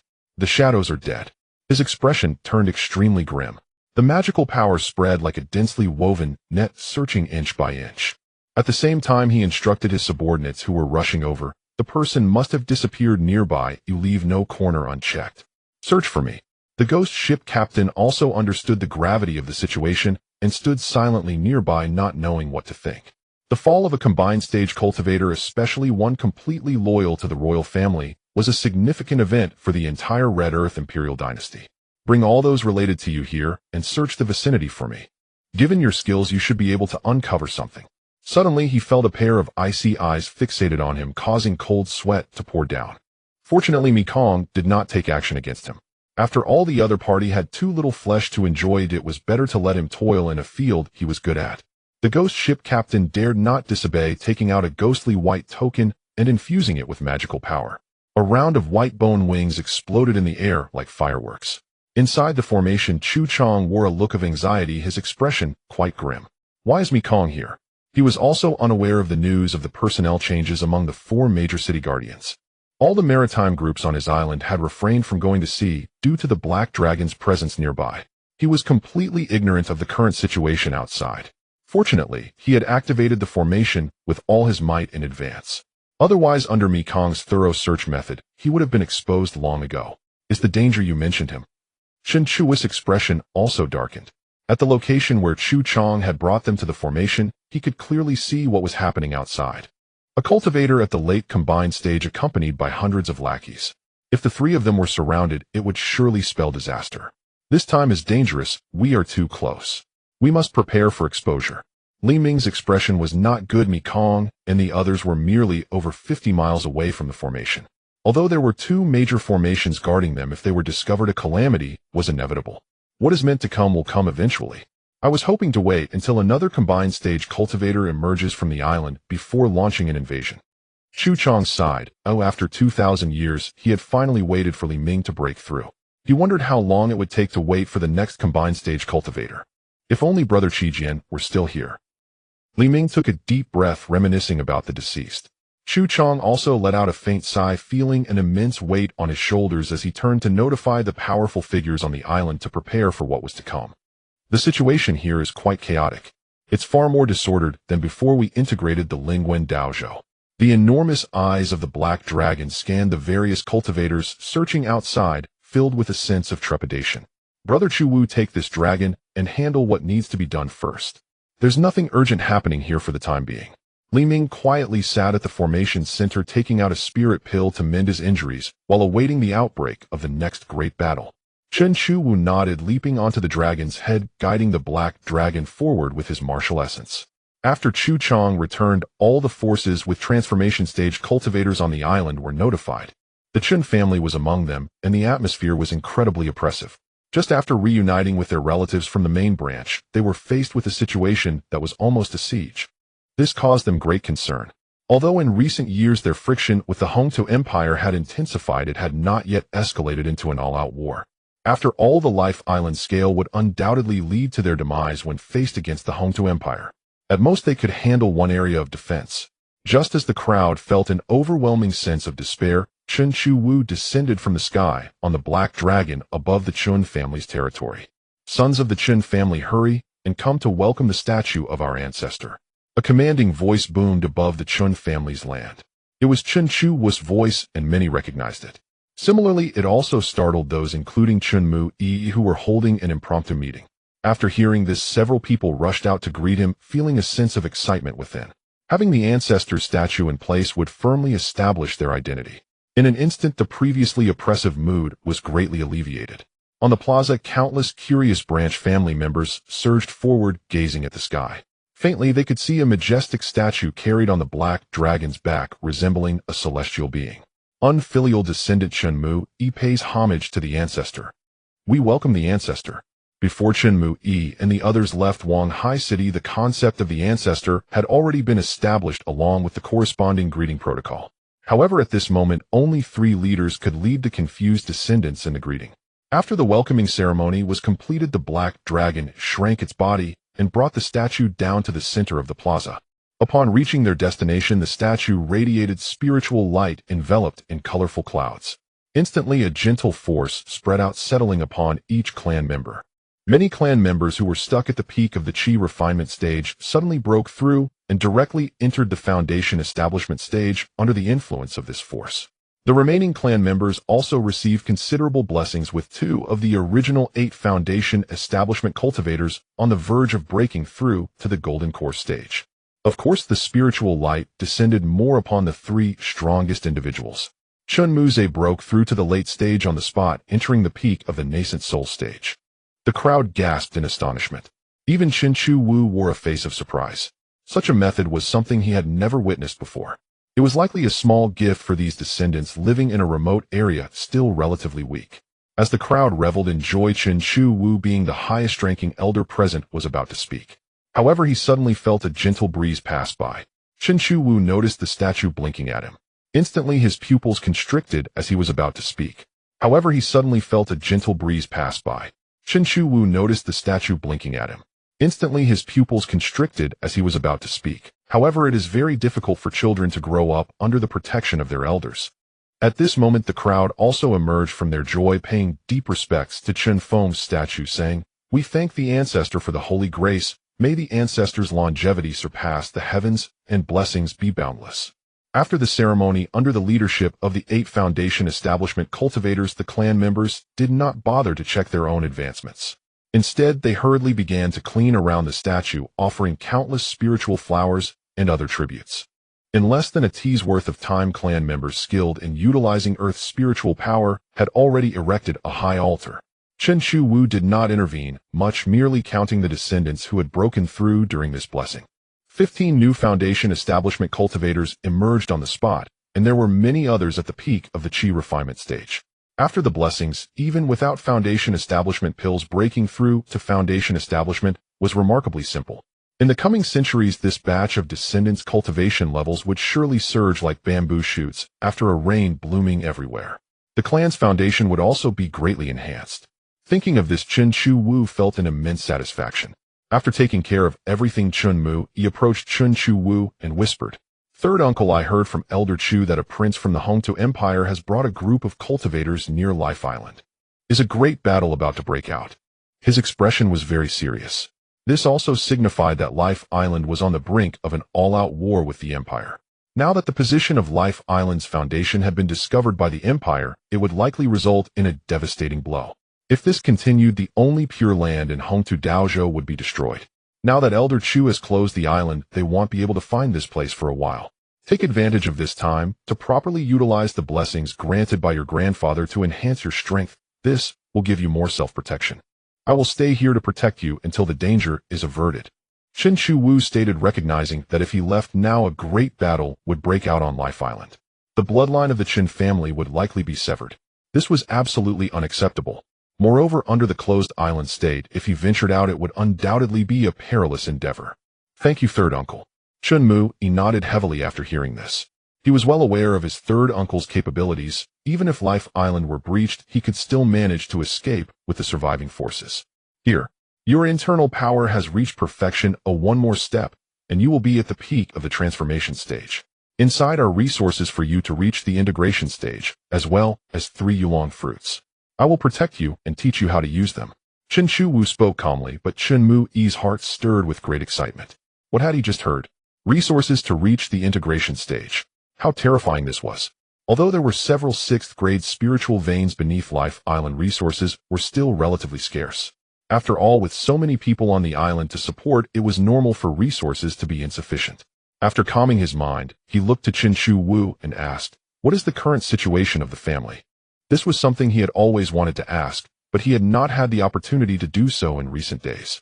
He was curious. Now the clan could easily produce enough resources for him to cultivate to the integration stage, even to obtain great spiritual treasures. It was a stark contrast to when he set out on his journey. Moreover, there is the terrifying creature of the pure-blood dragon clan as a mount and spiritual beast. Even the Red Earth Empire cannot achieve such extravagance. Chen Shuwu recalled the state of his family when he left. Just as he was about to speak, he felt a refreshing clarity in his mind and a hint of surprise flashed in his eyes. He quickly checked within himself. This was the connection between the Tianwang Hall and himself re-established. Originally, after arriving in the chaos, the heavenly secrets became chaotic. His connection with the Tianwang Hall had been severed. Now it was likely due to the statue of his father guarding it that allowed him to reconnect. Then he tentatively transmitted information connecting with a few stars that represented star. That is his grandson Star King Chen Xingxing. Shortly after he received a response. The information conveyed also included the changes that occurred 2 years after Chen Shui's departure. Chen Shui's pupils shrank in disbelief. In these 2 years, the changes in the clan were earth-shattering. Even the Lingwen Dao state had undergone tremendous transformations. The demon lord broke through to the great ascension, and soon after his father had slain the 4 combined entities shaking the 4 seas. Not long ago, his father broke through to the Great Ascension and then disappeared, rumored to be traveling the world. The demon lord broke through to the Great Ascension, and soon after his father had slain the 4 combined entities shaking the 4 seas. Not long ago, his father, Chen Shu, did not disturb him, taking out a jug of spiritual wine he had snatched from his old man at home, heading towards the location of Li Ming. Meanwhile, the Black Dragon found the clan's children too bothersome and went to lie down on an abandoned mountain. At the formation center, Chen Shu arrived with the wine. He handed over the spirit wine that was almost overflowing with spiritual energy to Li Ming. "What is this? Such good wine." Li Ming's nose twitched, and then he suddenly opened his eyes wide, sniffing the wine jar, feeling Indeed, this is from the cellar of my father in the Tianlong realm. Chen Shu laughed, taking out another jar and removing its seal. In an instant, the concentration of spiritual energy in the surroundings rapidly increased, and within a few breaths, light spiritual rain began to fall above their heads. "Don't waste such good stuff." Li Ming was first taken aback. Spirit liquid was even more precious than top-grade spirit stones. He quickly activated his powers to carefully collect the spirit liquid. Chen Shu smiled as he lifted the wine jug and took a big gulp. Instantly, he felt pure energy flooding his body, his face turning red with white vapor rising above his head. He hurriedly suppressed and refined the energy within his body. Li Ming watched as this powerful figure caused such a commotion just from drinking a sip of spirit wine. He cautiously took a sip, feeling an immediate refreshing sensation. Soon after, a scorching energy filled him, cleansing his limbs and bones, far surpassing any spirit pill. At the same time, he was greatly astonished, realizing the value of this jar of wine must be immense. He took another small sip, quickly sealing it up again and refining the energy within. After a moment, he had thoroughly refined the energy and felt his injuries had healed significantly. He exclaimed, "This is divine brew. Chen Shu, my brother, your father's brewing skills deserve to be called the wine immortal of this era." Li Ming's face was filled with respect as he praised him. He was even more certain that Chen Shu's background was impressive and his father's strength was surely extraordinary. Just the wine he brewed was something he could not finish on his own for fear of being overwhelmed by the abundant energy. Moreover, this wine was better than any great medicine with broader uses. He felt quite pleased. He initially only thought Chen Mu he had a good talent and a clean background. Having his daughter marry him was equivalent to gaining a son-in-law with a promising future. He never expected that his son-in-law would have such a background, leading him to feel like he had struck gold. He also reflected on how he had been quite nice to Chen Mu-yi and had not looked down on him. Of course, Chen Chu responded without hesitation. He held great respect for Chen Feng and originally thought he was catching up to his pace. However, he did not expect that his father would far outstrip him, and he couldn't even see the tail lights anymore. Breaking through to the great ascension, calling him a celestial being would not be an exaggeration. Hearing this, Li Ming thought to himself, indeed, that's true. Powerful figures are always surrounded by strong connections, and having his daughter in the mix only strengthens ties with the Qin clan. At this moment, he regretted not having more daughters. With this thought, he made up his mind. He wanted to make a decision that would go against his daughter's wishes. Little Ling, since you are already married, I should be able to take 1 or 2 more wives without you minding, right? Once this crisis passes, he would certainly act on his thoughts. If Chen Chu were to hear his inner thoughts, he would undoubtedly sneer in secret. With the help of the spirit wine, Li Ming's injuries recovered, and even his cultivation advanced a bit. As long as there was enough time, he would not take long to break through to the midstage of the combined entity. Outside the formation, Mi Kong searched for 3 days without any results, his heart filled with immense anger. He was certain that within this sea area there existed a formation. To prevent the people of the Life Island from catching him off guard, he immediately dispatched 2 personal guards, taking his token and the ghost ship captain returning to Shilling City. Then he would go to the imperial capital to summon the others stationed there for help, while also bringing spiritual treasures to search for the hidden rebellious leaders. Thus Mi Kong stationed himself there. He first mobilized most of the forces of Shilling City to seal off the sea area. At the same time, a rescue team also arrived at Shilling City. We have discovered a suspicious sea area. Should we use forbidden tools to search? In Shilling City, Mi Kong's personal guards encountered an elder who had come to investigate the shadow of death. I have met Lord Qianwen Gong. Upon entering the Lord's mansion, they felt a chilling pressure. The 2 personal guards immediately knelt, while the ghost lord fainted from the chilling force entering his body. Where is Prince Mi Kong? The aged face of Qianwen appeared before the guards, his sharp voice and face resembling a withered tree, terrifying beyond measure. The 2 personal guards could not help but tremble all over. They quickly replied, the prince is stationed in the sea area near the fallen Lord of Shadows, where some clues have been discovered. If nothing unexpected happens, the 2 rebellious leaders are still hiding there. And then Qianwen lifted the guards' heads, his icy eyes locking onto their fearful ones. They could even sense that the 2 guards were trembling slightly. The prince ordered us to retrieve the royal seal and visit the emperor in the imperial capital to acquire a forbidden tool to find the hiding rebellious leaders. The guard whose head was lifted by Qianwen was on the verge of tears. Even though he had slain countless unjust souls, he could not withstand the gaze of this man, who seemed like a devil in the world. No lies, very good. Qianwen lowered his head slightly. Nodding, he confirmed that the personal guard before him was not lying. Is there a token? Lord Gong, the token is here. The leading personal guard hurriedly produced the token and handed it to Qian when stepping back 2 paces. He positioned himself firmly in front of the other personal guard. The psychological pressure lessened slightly. At this moment, the leading personal guard faced the terrifying Qian when beads of cold sweat already forming on his forehead. Cursing internally, he felt somewhat relieved. Fortunately, after Qian when took the token, he retracted his pressure. He did not stare at the 2, significantly alleviating the pressure on them. What is this? Qian when turned his gaze toward the ghost ship master lying on the ground unconscious. The 2 exchanged glances, just about to speak. However, they saw Qian when walking over and lifting the ghost ship master. Such dense soul power. Seeing the sharp teeth revealed at the corner of his mouth, Qian when looked at the ghost ship master as if he had discovered some rare delicacy. He bit down, and in just a few breaths the ghost ship master turned into a dry skin, falling to the ground. The 2 personal guards felt their souls leave their bodies, not daring to look up, bowing their heads. This was too brutal. They also used secret methods to absorb blood, but they would at least refine it first. Qianwen consumed it directly. No different from a demon. First, go back and inform Prince Mi Kong that the emperor is in seclusion. I will come to assist him. Qianwen did not regard the 2 cultivators from the island of life at all. Since he had come out and encountered this situation, he did not mind taking action. After all, they were 2 excellent sources of blood. Thank you, Lord Qianwen. We shall take our leave now. The leading personal guard cupped his hands and retreated slowly, not daring to turn around or raise his head. Thus they exited the grand hall and closed the door. Fortunately, Qianwen did not harm them. He glanced at the human skin on the ground, licking his lips, looking unsatisfied. Then with a wave of his magical power, a section of the floor was lifted, revealing a series of prison areas below, stirring his appetite. In the underground prison area, a group of people had somehow escaped following two cultivators, one fat and one thin, as they crawled through a narrow passage. They had fled to safety. These two were Chen Shud and his companion, who had come to test their skills, and upon seeing the hellish scene before them, they felt a deep sense of compassion. Having rescued a small group of people, they escaped through the earth tunnel they had created. After walking for a long time, they finally emerged from a narrow canyon crevice.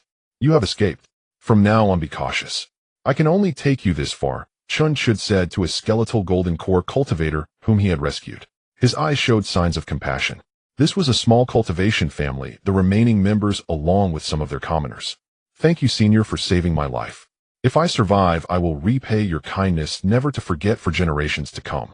The golden core man was extremely excited, breathing in the fresh air around him, sincerely bowing to Let's go, Hu Daoren. Chen Shud did not take to heart the man's words of gratitude, patting Chen Mu Li, who had brought all the commoners and low-level cultivators out. Hu Daoren was indeed the alias they used to venture into the cultivation world. Chen Mu Li sighed as he looked at the thousands of people kneeling before him. Given his and Chen Shud's abilities, they could only ensure the safety of such a small number of people. It wouldn't take long before they would be detected. In that dim and sunless underground prison, there were at least over 100,000 people imprisoned. This imperial dynasty is truly beastly, more sinister than evil spirits. After we return to the family, we must inform my father of this matter. Such a filthy place should not exist in this world. Chen Shud rarely showed anger, waving his whisk to restore the passage. "If we don't leave soon, someone will come after us." He turned back to look at the golden core cultivator, still kneeling on the ground. "Thank you for your kindness, Senior. Please tell us your name. If our family or descendants ever produce capable individuals, we will surely repay your kindness, even at the cost of our lives." "Even at the cost of our lives, we ask the two seniors to kindly tell us." The leading golden core cultivator shouted, followed by the cries of over 1,000 people. If they remained in the dungeon, they knew all too well what their fate would be. Not only would they be drained of blood and die, but their souls would also become food for others. "Very well." The two exchanged glances and slowly revealed their names. "I am Long Dao Ren of the Qin clan. I am Hu Dao Ren of the Qin clan. We will certainly not forget the kindness of the two seniors. Wang Chong, I will remember the two benefactors for eternity." Upon receiving their names, even a few words of information brought immense joy to the crowd. Wang Chong, the leader, even bowed deeply. Unwaveringly, he raised his head again to find that the two had already disappeared. Wang Chong led the remaining clan members towards the sparsely populated mountains. Ahead lay mountains filled with unknown beasts. Among these thousands of people, it was likely that not half would survive. Just as Wang Chong and his group entered the mountains, a heavily armored general appeared, quickly searching the surroundings before determining the direction to pursue. Suddenly, the earth's veins surged with golden light, and 5 talismans representing gold, wood, water, fire, and earth descended, forming a grand formation to trap him. "I am the commanding general of Shilling City. Who dares to attack me?" He shouted angrily, violently thrusting his spear into the ground, trying to send a wooden token underground to send a message. However, he found that the area had long been sealed, clearly prepared with utmost caution. His face immediately changed, holding the spear and looking around, still threatening incessantly. After waiting for a long time, he found only himself. In the sky, a helpless voice echoed. "Long Daoren, I told you, how could we catch so many fish? If we wait any longer, a crocodile might come and swallow us whole." "Who goes there?" The commander, desperately trying to break the restrictions without success, changed his expression, filled with vigilance. "You Daoren." Chen Shud suddenly appeared before him, waving his whisk with an air of a master. The commander was startled at first, then narrowed his eyes. "Dragons and tigers, the dual thieves. What a terrible nickname. Call us the immortal heroes of dragons and tigers." Suddenly a cold voice sounded in his ear, followed by a long knife piercing through his heart from behind. Just as he cried out in pain, Chen Shud produced a large seal and smashed it down onto his head. In an instant he fell silent. After handling the corpses here, they briefly searched the souls. They completely disrupted the surrounding aura and fled in the opposite direction of Wang Chong and his group. In a hidden cave, Chen Mu Li first set up restrictions within a 50-mile radius before returning to. After inquiring and organizing the memories from the souls, Chen Chu said the outlook is grim. This imperial dynasty is far stronger than Lan Yu. His expression was somewhat grave, mixed with a hint of fear. From the memories, he learned that a few days ago a cultivator even more terrifying than that prince had arrived in Shilling City. At the same time, he felt fortunate not to have encountered him. Otherwise, 100 lives wouldn't be enough. Hearing this news, Chen Li frowned slightly and asked, should we still continue to the imperial capital? Once something is said, it must be done. I have a feeling this place is even more terrifying than the previous Great Yin dynasty. There may be some great secret here. Chen Chu voiced his speculation. The environment here was too strange. Don't worry, I can already connect to the Tianqing tree of my clan. If something happens, we can just summon people. Let's first gather some intelligence. The two of them reached a consensus and decided to take the risk and head towards the imperial capital. Time passed quickly. Tian Dao Prefecture. In the eastern region, a place called Tianjin Mountain welcomed a pair of special guests. Tianjin Mountain is home to a well-known power in the eastern region known as the Tianjin sect.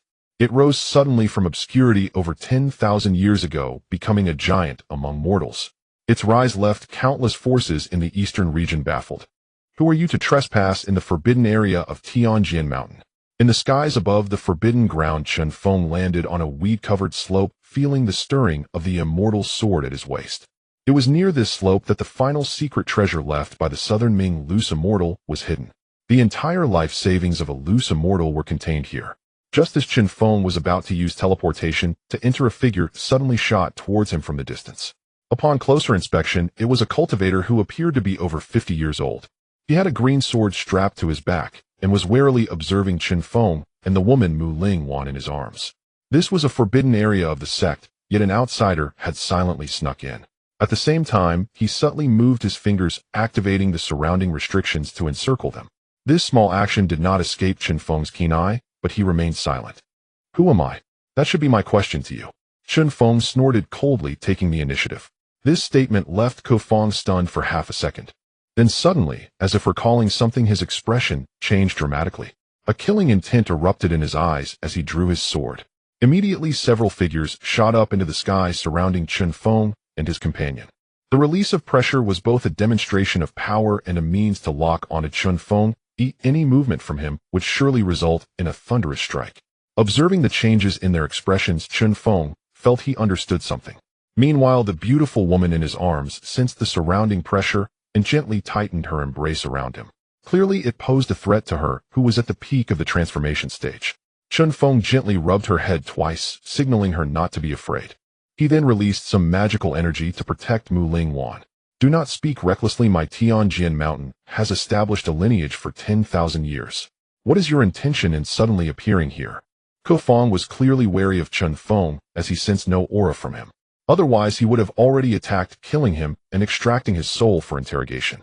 He could only sense the woman in his arms who possessed the cultivation of the peak transformation stage. Ridiculous. Chen Feng laughed. In the inheritance he obtained, the Southern Ming loose immortal had always been a solitary figure. Even in death, he had only a single water spirit tree, barely qualifying as a living being. And this was exactly where his former cave abode was located. And this Tenthassandier lineage was indeed a joke. However, the emergence of 4 combined stage cultivators from a Tenthassandier lineage was truly astonishing. Chen Feng wore a faint smile, a trace of disdain appearing at the corners of his mouth. He planned to play with this group of people. If you are the masters here, then what about me? I have merely traveled for 10,000 years and a sect has risen above my cave abode. Chen Feng spoke nonchalantly, and when the others looked at him, it seemed he was not lying. Ko Feng's expression changed dramatically as he frantically scrutinized Chen Feng. Eventually, upon realizing he did not resemble the person from his memory, he felt relieved and cursed. Nonsense. Before our sect was established, this was just a wasteland. How could there be a cave abode? You are not deceiving my Tianjin Mountain. One of the slightly older cultivators among the 3 combined stage cultivators spoke up. Sect master, do not argue with such a thief. Just kill him and search his soul to find out his intentions. At the same time, he turned his gaze to Mu Lingwan, his eyes filled with a desire to strip her bare. This unusual gaze was noticed by Mu Lingwan, who turned and shot him a glare. But she was met with even more brazen stares. Is that so? Chen Feng smiled and pointed with one hand. A scream rang out. The combined stage cultivator who was spying on Mu Lingwan suddenly had his eyes pierced, blood dripping down in unbearable pain. Impudent. The other 2 cultivators were enraged at the sight and drew their swords ready to charge in for revenge. Stop! Ko Feng called out to the 2, feeling deeply apprehensive. A thin layer of sweat appeared on his forehead as he stared at Chen Feng. He felt immense fear from the power emanating from him. He did not dare to make a move. At the same time, he continuously recalled confirming that this person did not match the one from his memory. He then spoke again, since this matter has already been done, you should quickly leave. My Tianjin mountain will not pursue it. Sect Master. 3 voices echoed in unison. Clearly they did not want to let Chen Feng go. Sect Master, he has injured the second brother's eye. If we let him go, won't it bring great shame to my Tianjin mountain? He spoke up, although he sensed the sect master's apprehension. In his mind, being discovered by them indicated that this man certainly could not be significantly stronger than them. With the 4 of them joining forces, coordinating with the restrictions, and waiting for allied support, they could surely subdue him. Chen Feng snorted coldly, lightly patting Mu Lingwan's back twice, watching as the 4 argued among themselves. At the same time, he pretended to look frightened. Unfilial son, be quiet. You should leave quickly, I won't pursue the responsibility. This is not a place you should be looking for. Chen Feng's expression grew cold, the green sword humming lightly. This cultivator's strength was unclear, yet he had revealed his innermost thoughts. But he did not dare to gamble. If the other party was powerful enough to suppress the 4 of them, their 10th Sandier foundation would be for naught. At the same time, he secretly notified allies who were hastily on their way. Thus, he transmitted a message to Ku Yi accompanying him in this act. How could Chen Feng not see through their intentions? He simply chose not to expose them, wanting to see what tricks they were playing. Moreover, judging by the expression of this sect master, he must know something. Chen Feng gently held Mu Lingwan's hand and said softly, do not worry, they will all die. The actions of the second son of the Ku family were akin to striking Chen Feng's soft spot. Even if he were a great ascendant, a loose immortal's offspring must die. At the same time, Chen Feng gathered one shallow piece of information. The 4 of them were related by blood. So Tianjin Mountain is essentially a family business. At that moment, several beams of light flashed across the horizon, and a smile appeared on Chen Feng's face. A voice transmitted secretly, support has arrived. Boss, you go oversee the formation. A glint of coldness flashed in Chen Feng's eyes. This person could not be allowed to escape at any cost. Initially, they were wary of his strength, but now that support had arrived, even if he were a great ascendant, he could not escape. A remnant formation. The boss soared into the air, seemingly recalling something, and inquired through voice transmission. Correct. Kill this intruder who has trespassed into our forbidden grounds. In order to kill him, they would not hesitate to use the remnant formation, exposing their foundation. The show is about to begin. Chen Feng wore a mockingly playful expression, a slight smile, curving at the corners of his mouth. Chen Feng, my friend, we have come to assist you. 5 figures descended, emanating a terrifying aura of unity, with one reaching the peak of that state. Seeing the newcomers, Chen Feng thought to himself, it's secure now. He no longer pretended, suddenly erupting and striking towards the ground. Instantly, sword energy surged into the sky and spiritual treasures appeared, each settling into place. Around them, runes illuminated and energy spread like ripples. The sharpness of the golden spear energy, resembling a roaring dragon, connected heaven and earth, enveloping Chen Feng and the others. South Ming sword formation. Looking at the formation arranged around Chen Feng, felt somewhat uninterested. Indeed, this Chen Feng knew more than he let on. The South Ming sword formation is a defense for the South Ming loose immortals cave. To think it could be utilized by him. No way. How could the South Ming sword formation be so damaged? At some point, a divine eye opened on Chen Feng's forehead. A surge of divine light swept across, and all information became clear to him. Dear friends, this thief has already been ensnared by the formation set by our ancestral master. Join me in exterminating this thief. Chen Feng cried out as his azure-long sword erupted with endless sword energy, slashing towards Chen Feng. Simultaneously, Ku Yi frantically urged the great formation, countless resources rapidly consumed, all to trap Chen Feng. The killing formation has already been damaged, it's no wonder. Having waited for a long time, still no power from the killing formation arrived. Instead, a group of united ascendants launched their attacks. Chen Feng could not help but smirk disdainfully. I am not like you ungrateful descendants. Chen Feng protected Mu Lingwan with one hand, drawing his Xian sword, and with a single strike he tore apart the suppressing formation. Meeting the combined strike of numerous ascendants, a terrifying shockwave erupted. The combined attack was effortlessly dispelled with a casual swing of his sword. Chen Feng felt as if his soul had left his body. He truly is a great ascendant. His face changed slightly, and he hurriedly took out a sword pill, aiming it at Chen Feng. Then I have no choice but to use forbidden methods. Gritting his teeth, he channeled his power into the sword pill, urging it to unleash a fatal strike. A joke. Before anyone could react, Chen Feng had somehow pressed down on his shoulder, easily neutralizing the attack and taking the sword pill away. The aura of the South Ming Sword Sutra. Kufang felt himself being suppressed by overwhelming power, unable to move. Fear appeared in his eyes as he tried to speak, but could produce no sound. He could only watch helplessly as Chen Feng dissected the sword pill piece by piece. Another surge of power flowed into his soul. Unfortunately, there is no aura of the South Ming Sword Sutra on you. Where did you get this sword pill, eh? Chen Feng stared at Kufang, lifting the restriction on his speech, leaving a trace of divine thunder intent in his body. He remained defiant, refusing to answer. At the same time, he crazily signaled his descendants. The crowd was still recovering from Chen Feng's blow, as if they had been reduced to a lower dimension. Run! The arriving reinforcements reacted, realizing the situation was dire and attempting to flee. Husband, they want to escape. Mu Lingwan shouted. Chen Feng immediately slammed down 8 attributes of power coalescing in the air, forming 8 large characters. They were pulled by countless spiritual lights resembling a spider web enveloping the entire Tianjin mountain. Considering your arduous cultivation, remain obedient. Otherwise, bang! It seemed as though Chen Feng's power could manipulate this world, resulting in a loud explosion not far away. Drops of blood fell from the sky. Second brother. Ku-yi shouted, feeling as if his soul had been stripped away. His second brother had fallen just like that. What kind of monster had they provoked?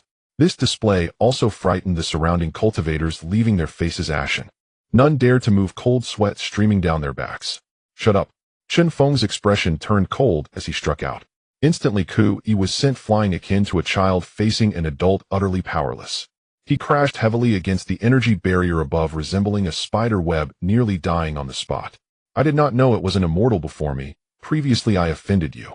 Kufang dared not utter another word, bowing his head in submission. In his impression, great ascendants were never this terrifying. This was clearly an encounter with a loose immortal. He quickly surrendered, his bravado vanished.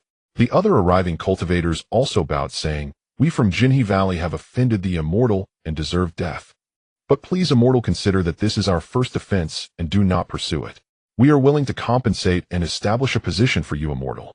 The 5 from Jinhe Valley also quickly cowered, feeling their bones weaken beneath them.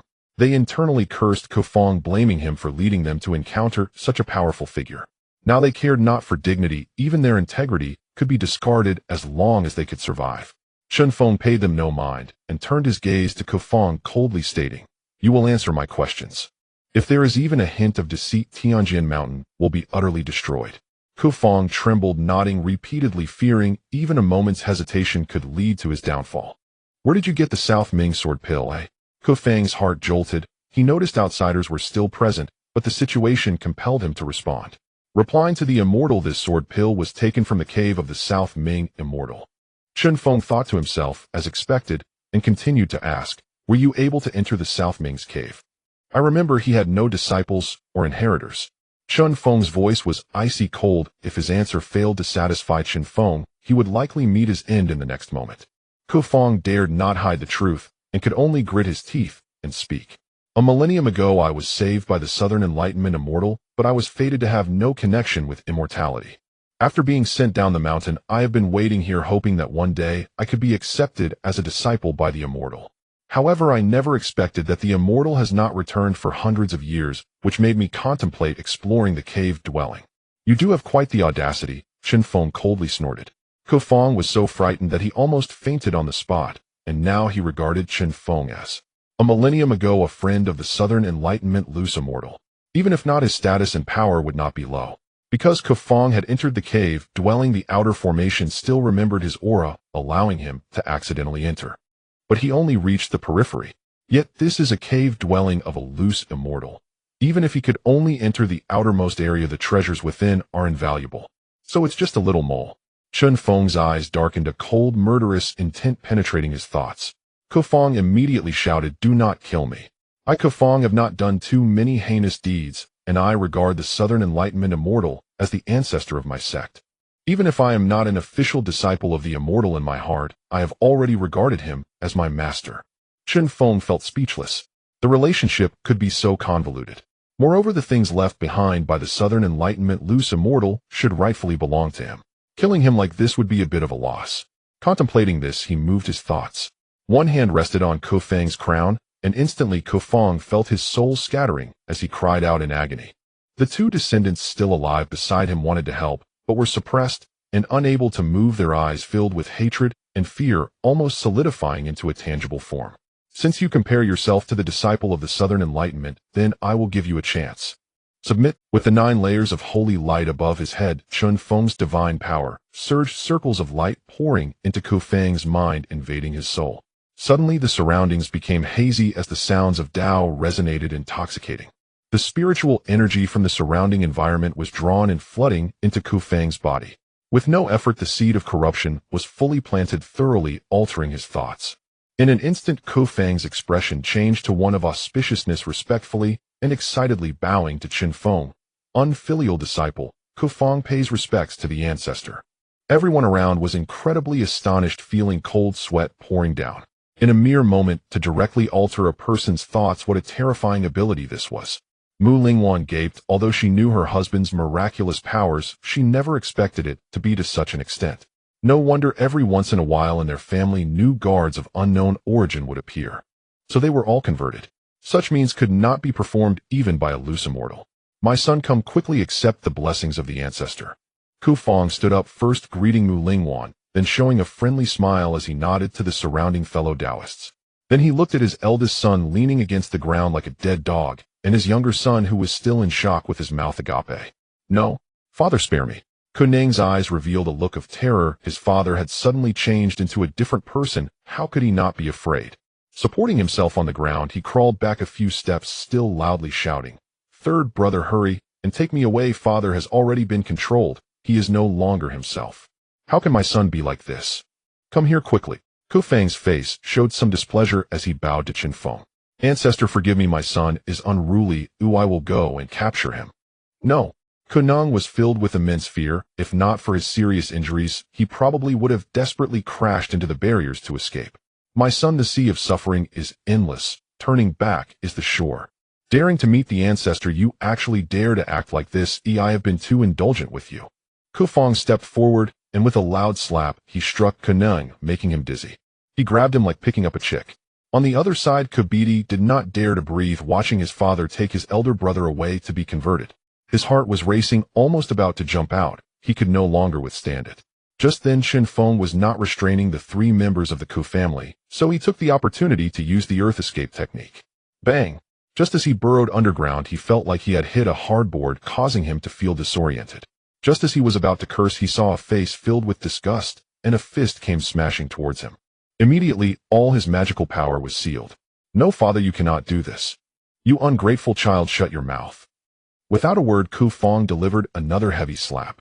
Under the suppression of bloodline and cultivation level, Kabiti was no match at all, being easily subdued before Chen Feng. "Ancestor, it is my failure in teaching my child to forgive me." Feng scratched his head somewhat at a loss, then kicked his useless son a couple of times. At this moment, Kunang had completed his conversion and had a calm expression like water. However, the look he directed at Chen Feng was that of a fanatic.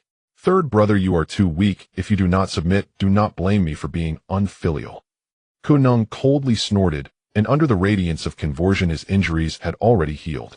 He sat down on Kubiti, raining down a flurry of punches. Suddenly Kubiti became obedient. His heart was filled only with fear. The holy light shone again. The relationships among the 3 father and sons were restored, even better than before.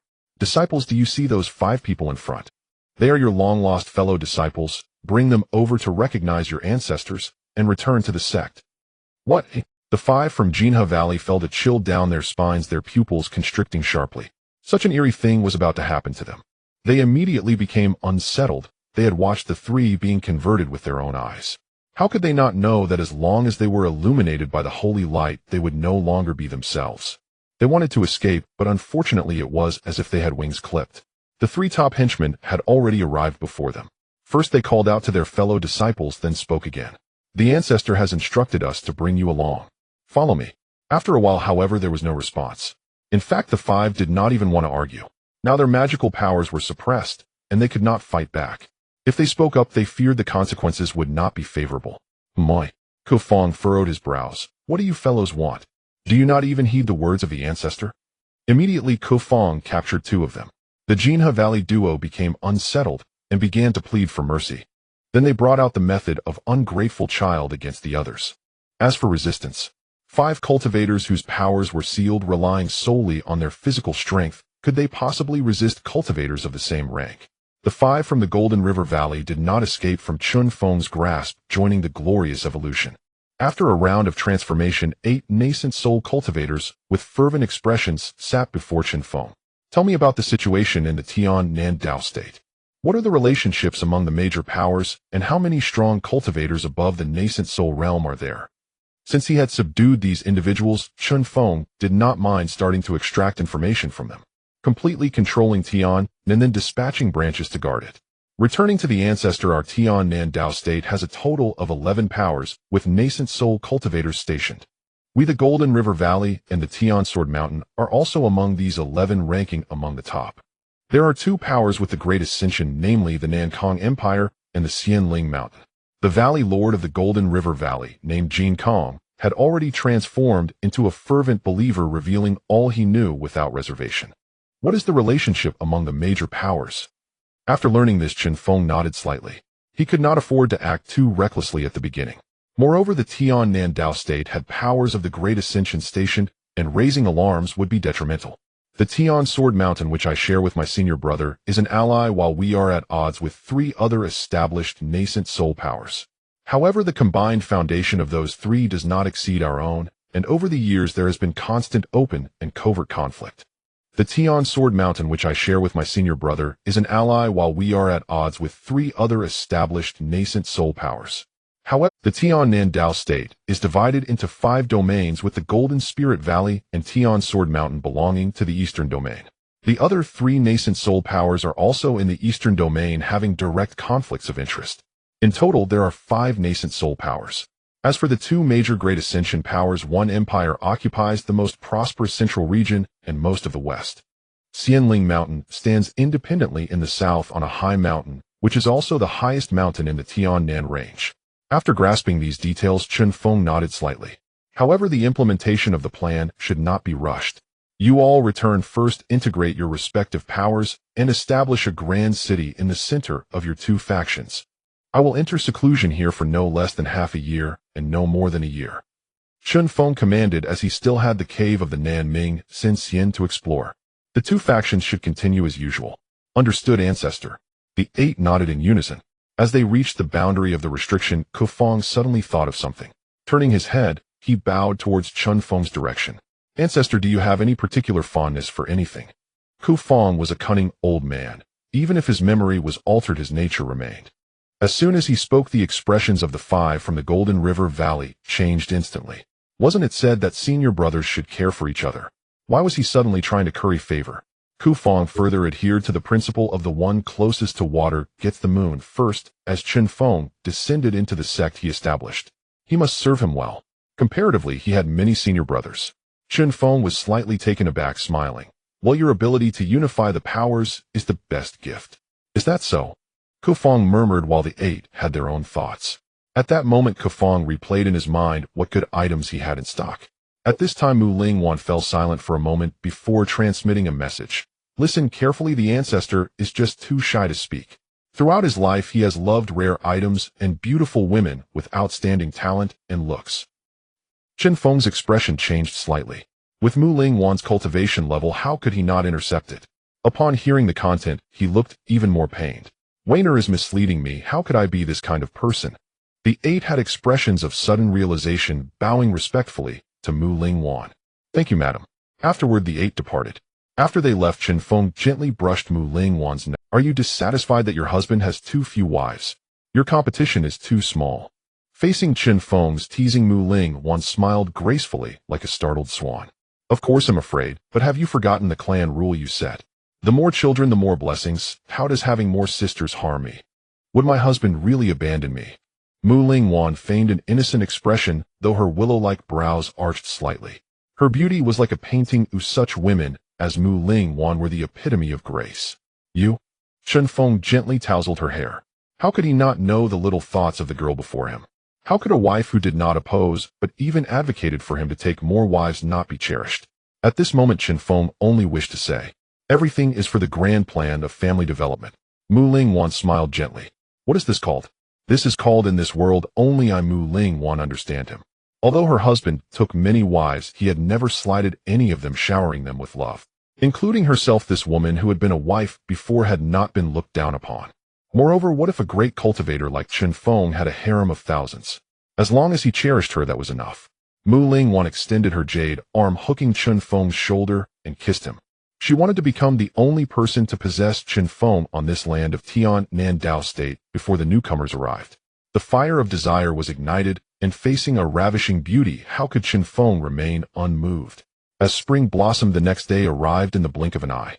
The back mountain of Tian Sword Mountain had become a forbidden area. No one could approach. At this time, the 8 major nascent soul cultivators gathered.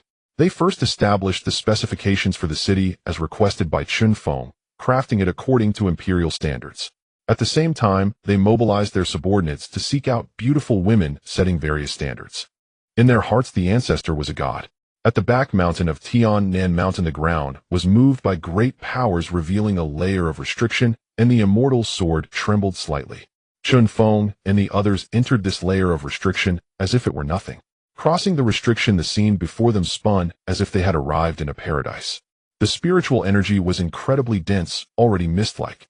A gigantic portal, made from the 5 great spiritual root trees, stood before them. On the portal, dragon and phoenix characters were inscribed.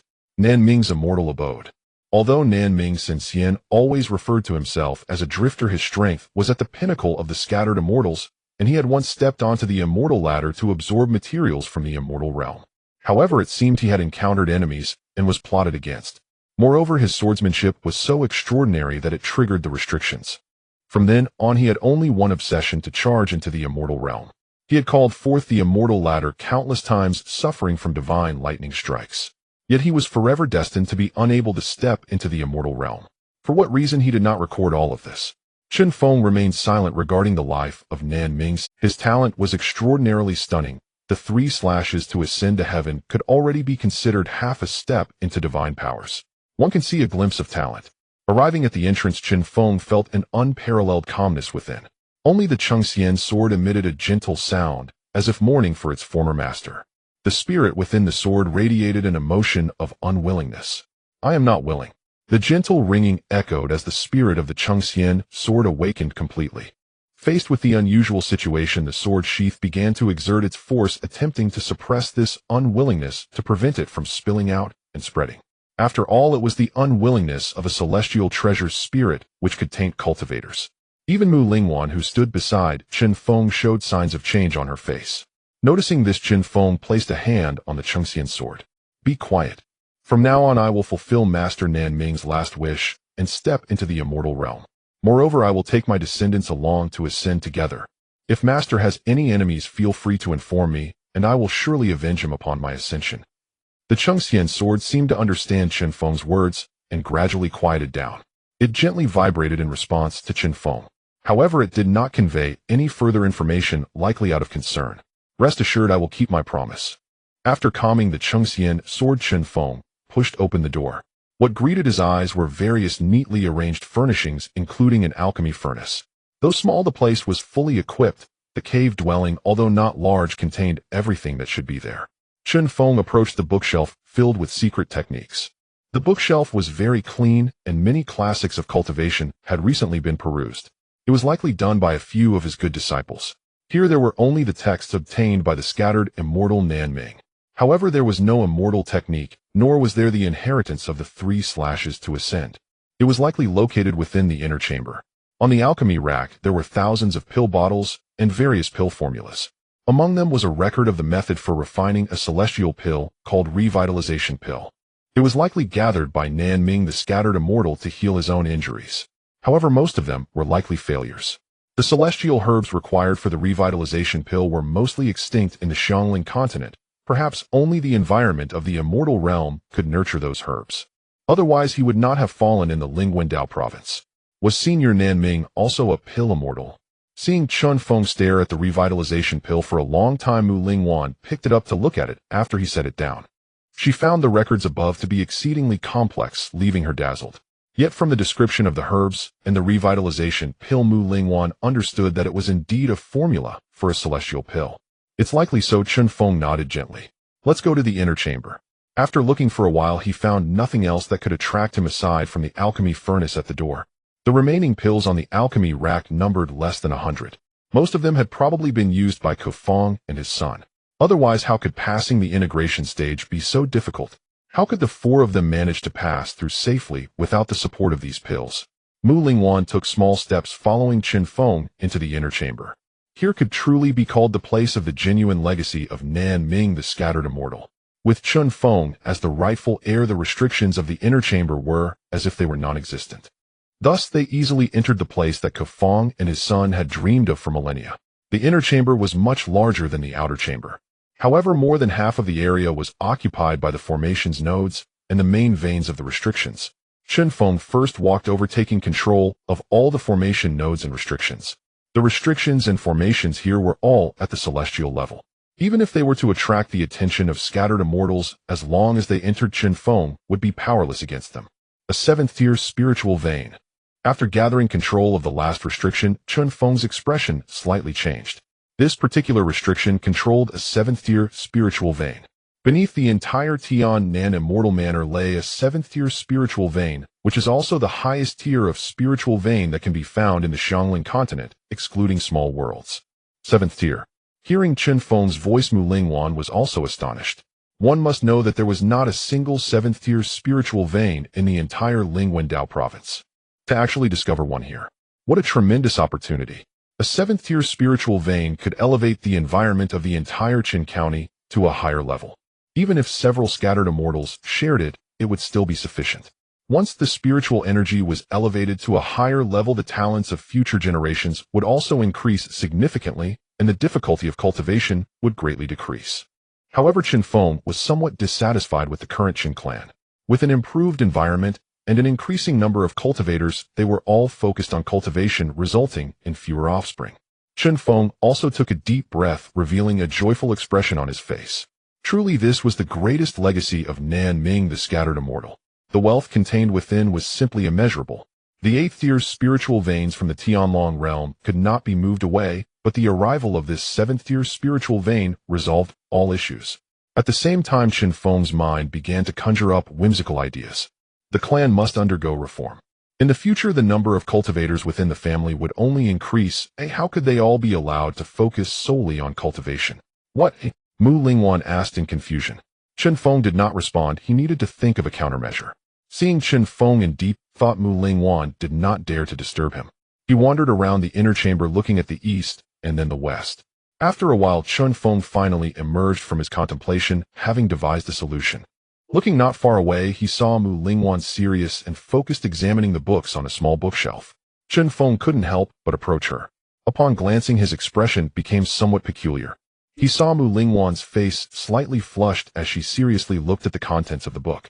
Among them were some rather shy illustrations of cultivation. Ahem. What are you secretly looking at, my lady? Chen Feng leaned in closer, their faces nearly touching. Mu Lingwan's expression flickered as she shyly replied, just an ordinary technique. Ordinary technique. Chen Feng smirked, clicking his tongue. How could there possibly be ordinary techniques stored here? Could it be that you found something good that you want to keep to yourself? Chen Feng snatched the technique from Mu Lingwan's arms, looking at it, while clicking his tongue in appreciation. Then he closed the book, gazing at her with a look that said, I see through you, so this is what you're like, my lady. Are you learning postures? Chen Feng leaned in, staring directly into her captivating eyes, while his other hand rested on her head. At this moment, Mu Lingwan felt somewhat flustered, her heart racing and her mind blank. What knowledge? Suddenly, upon seeing Chen Feng's mischievous expression, she instantly understood. Even after being an old couple, there remained a sense of conservatism in the hearts of female cultivators in this world. What should I do if I get caught sneaking a peek at the martial arts manual? I'm waiting online, it's quite urgent. Bad guy. She suddenly punched Chen Feng's chest, which only intensified the mischievousness on his face. Seeing him speak with a grin, he said, Then let me show you what a true bad guy is. Come, let's apply some. Like a ferocious wolf, he pounced on Mu Lingwan. The secret method in Chen Feng's hand was thrown back onto the bookshelf. The secret technique book opened to the first page, describing the manual above. 3,000 women control. This is a dual cultivation or even multi-cultivation technique. Ranked among immortal techniques, its effects are incredibly powerful. Time quietly passed. Once everything was settled, no record of the heaven-ascending 3 strikes was found within the entire inner court. In other words, apart from the place where Chen Feng previously apprenticed, there was likely no other inheritance of the heaven-ascending 3 strikes in this world. Within the inner court, only 4 immortal techniques were found, all of which were immensely powerful. 9 heavens sacred fist, 7-star sword diagram, and 7-kill sword technique. In total, there are 4 immortal techniques. Among them, the 7-star sword diagram is the most terrifying. Cultivating to perfection can seal off a space, dominating life and death within.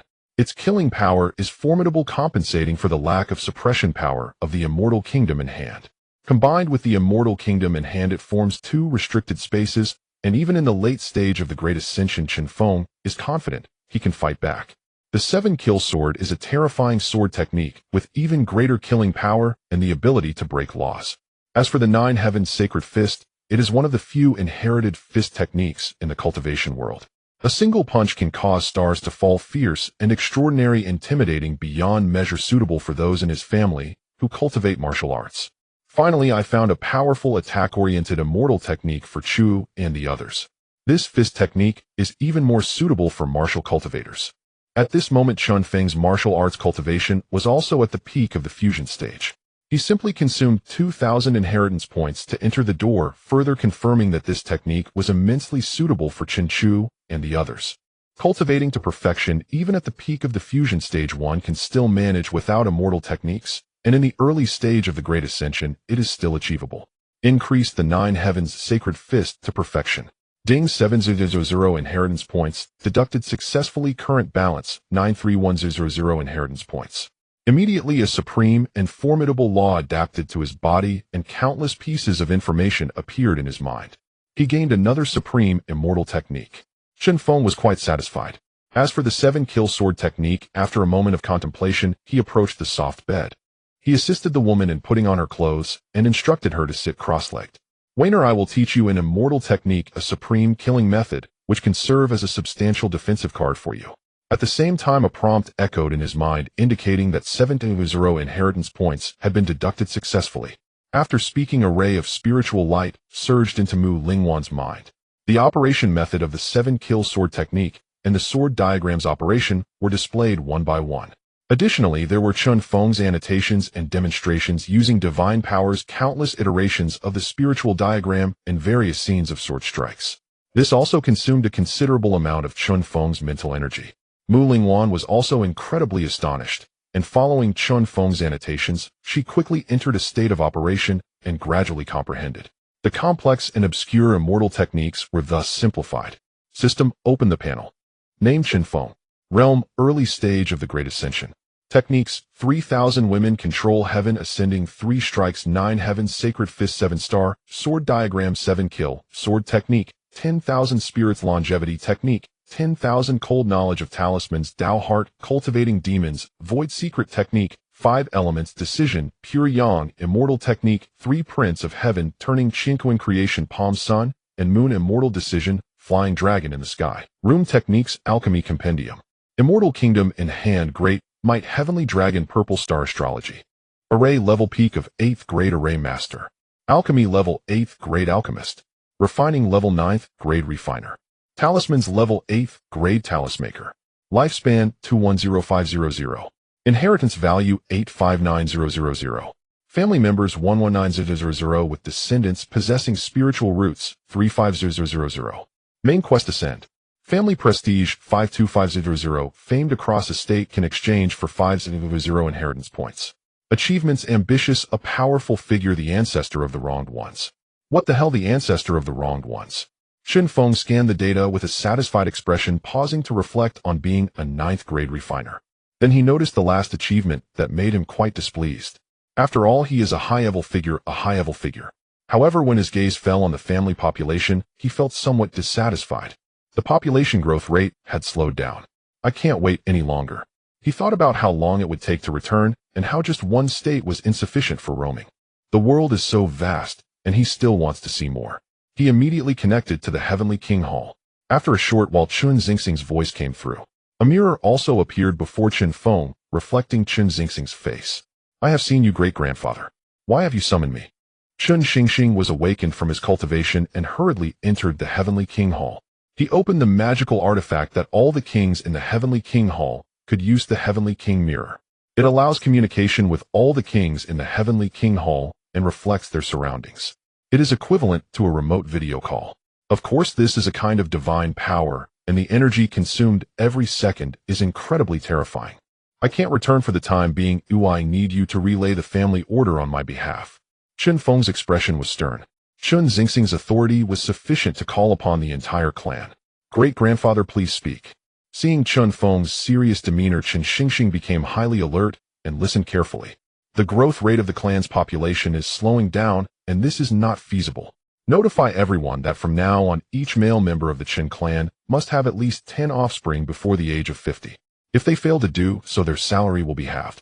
Rewards for having more offspring will be doubled, and rewards for giving birth to children with various talents will be doubled again. At the same time, clan members in their prime need to branch out again, otherwise their salary will decrease by 10% every 2 years, and they need to have 10 more within 20 years. From now on, my Chen clan must head towards other states. The clan members must increase. Furthermore, establish the branching pavilion specifically to manage this matter. I have noted that down. Chen Xingxing nodded solemnly. There are many like him who are immersed in cultivation, and now they must be pushed to the forefront. Fortunately, branching out does not take much time. The old man of his family is great in every way except for his peculiar obsession with branching out. Over a few hundred years, the clan members have exceeded 1 million. Even so, he still finds it too few.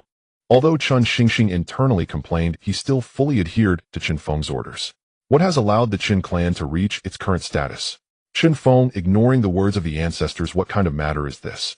Xing, I will definitely handle this matter well. Chen Xingxing said solemnly.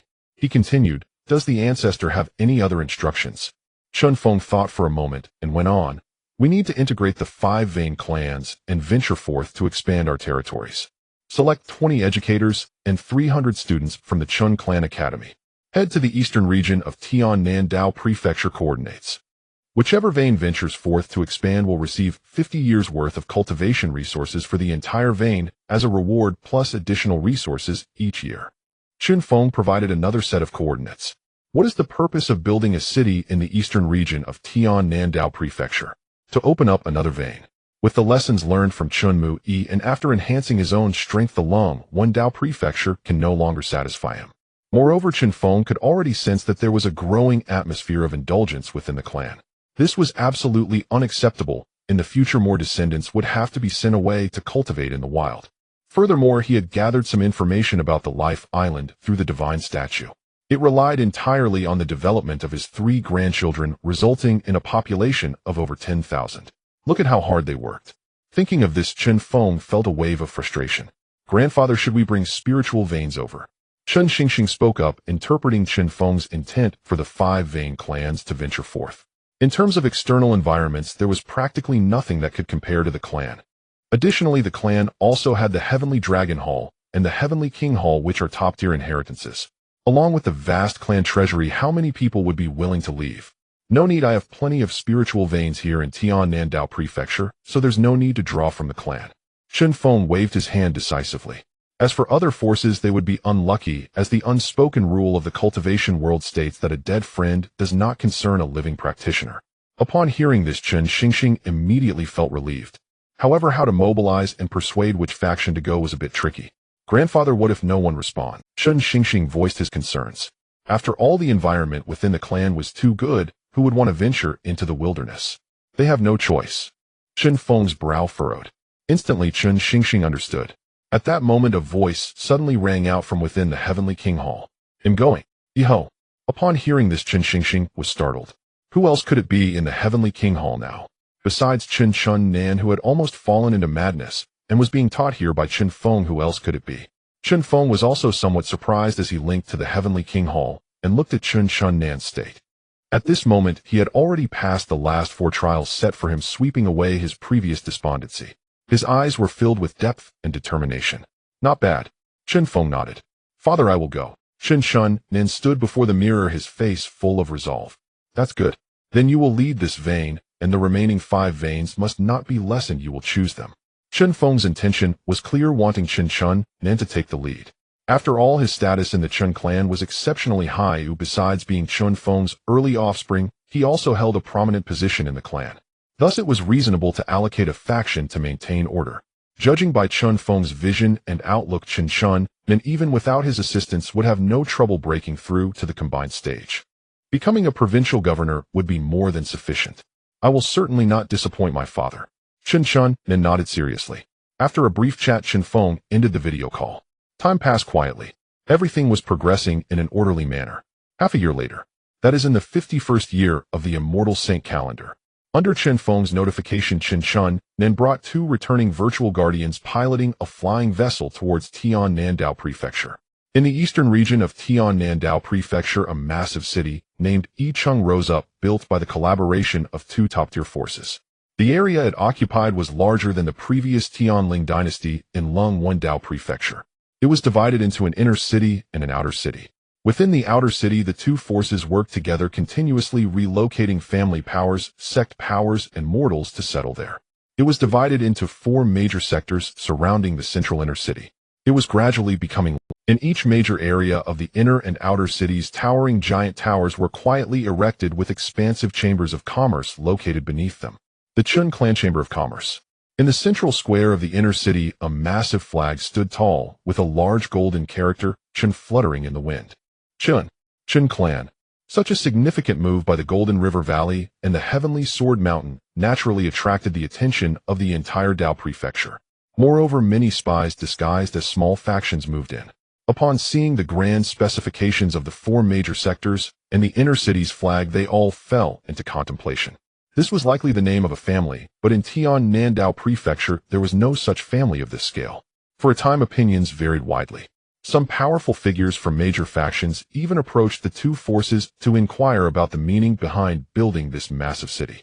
The response they received was that the 2 forces aimed to construct the premier city of the eastern region, which would also serve as a massive trade center. This explanation was not believed by the other 9 major forces. Even those from the imperial court showed up. The responses were all consistent.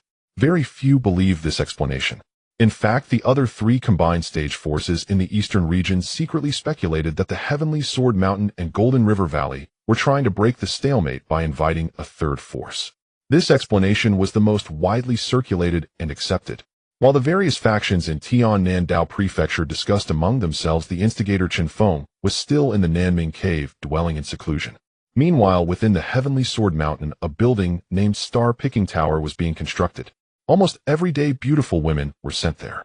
Unlike Tiannandao Prefecture, Life Island was now at the brink of war. After Qian Wen arrived and searched in vain, he brought back treasure weapons from the imperial capital to assist. It was believed that it wouldn't be long before the range of Life Island would be located. At that time, a fierce battle would be inevitable. Life Island had been closed for over half a year. However, the higher-ups had yet to devise a countermeasure. During his time on Life Island, Chen Chu focused on honing his martial arts and drinking with Li Ming and others, discussing matters. Moreover, Chen Chu sent a message to the Heavenly King Hall. He drew 2 combined stage guardians from the Guardian Pavilion. As for the idea of one king in trouble, all sides should come to aid. After much contemplation, Chen Chu ultimately abandoned the idea. The strongest among the nobles in the Heavenly King Hall was just himself, who was at the returning void stage. He also knew a bit about the situation in the Red Earth Dao Prefecture. It was utterly dreadful. There were times he even thought of summoning his old father to kill. As for allowing his younger siblings and descendants to come, it was better to refrain, as there was a risk of falling if one was not cautious. Moreover, the situation has not yet deteriorated to the point where Chen Feng needs to intervene. How can one talk about growth while still under the protection of their elders? On this day outside the Island of Life, a fierce wind howled. The gray clouds obscured the entire sky, leaving it dark and heavy. Both the Island of Life and the surrounding area were eerily quiet. It was eerily silent. Everyone understood in their hearts that this was the final moment of tranquility before the storm arrived. The atmosphere was somewhat oppressive as all the members of the Chen clan gathered before the statue of Chen Feng. Outside the island, the entire sea area was sealed off. Mekong had summoned the royal elite, all of whom were transformation realm cultivators, while the entire Western Spirit City was on high alert. To be extra cautious, they also summoned Ming Ying from the East Spirit City, one of the 4 great guardians. 3 integration realm cultivators joined forces to activate a massive mirror 7 or 8 people wide and tall. This was a special spiritual treasure of the royal family requiring at least 2 integration realm cultivators to operate. It could shatter illusions, and when fully activated it could unleash a divine light capable of instantly annihilating an entire city. It was a great weapon. The 2 great guardians should be arriving soon too. Chen Chu calculated the time, noting that the messages from the 2 great guardians of the clan had already crossed the chaotic sea. With the assistance of these 2 latest-stage integration realm cultivators, the chance of victory this time was substantial. The only tricky part was Lord Qianwen. Facing him with Li Ming would be tantamount to seeking death. At that time our clan's 2 great guardians will hold off Qianwen while I team up with brother Li Ming to battle Ming Ying. Mikong, you'll take action, brother Chu Chong. Chen Chu articulated his plan, and Chu Chong and the others expressed their agreement. After all, Chen Chu had called upon 2 powerful latest-stage integration realm allies. Initially, everyone believed that with the discovery and breach of the Island of Lives restrictions, it would inevitably perish from the Red Earth Dao state. Unexpectedly, a turn of events occurred. Thank you, brother Chu, Chu Chong expressed with a face of humility. Save your thanks, for after this crisis passes, Chen Chu waved his hand. His actions were driven by his concern for the lineage of the Island of Life and his fondness for this secluded land. However, as a Dao state, its specifications surpassed those of the Lingwen Dao state, making it a superb place for recuperation. Greetings to the 3 seniors. And we are all assembled. Not far away, a figure quickly approached, descending at the meeting place of Chen Chu and the others. Thank you for your hard work. Li Ming nodded, aware that the situation was becoming increasingly severe. He and Chu Chong ordered all combat capabilities on the Island of Life to be gathered. If this battle were to break out, it would be a fight to the death. Those who came to this island had long known that such a day would come to defend the last pure land and to fight against the evil reign of the Red Earth Empire. This was for themselves and for the forces behind them, leaving no room for retreat. Only battle remained. Let alone surrender. Even a 3-year-old on the island understood the consequences of capitulation. The best outcome would be to become fodder for blood and sustenance. Among them, everyone on the island bore a great grudge against the rule of the Red Earth Empire. Many had been forced into ruin arriving at the Island of Life, while others had been rescued from various prisons by major maritime teams. There were those who could not endure the cruel rule and refused to practice blood magic, leading their entire clans to defect. Countless were the cases. As sons of the Island of Life, what are we afraid of in battle? Everyone had been waiting for this day for a long time. The newcomer bore fierce battle intent on his face, with deep-seated blood vendettas buried in his gaze. Hearing this, Li Ming paused slightly. Let's go and meet the warriors of the Island of Life. Chu Chong patted him on the shoulder and soared into the air. Li Ming was somewhat silent, his fists clenched. Brother Chu, it's up to you.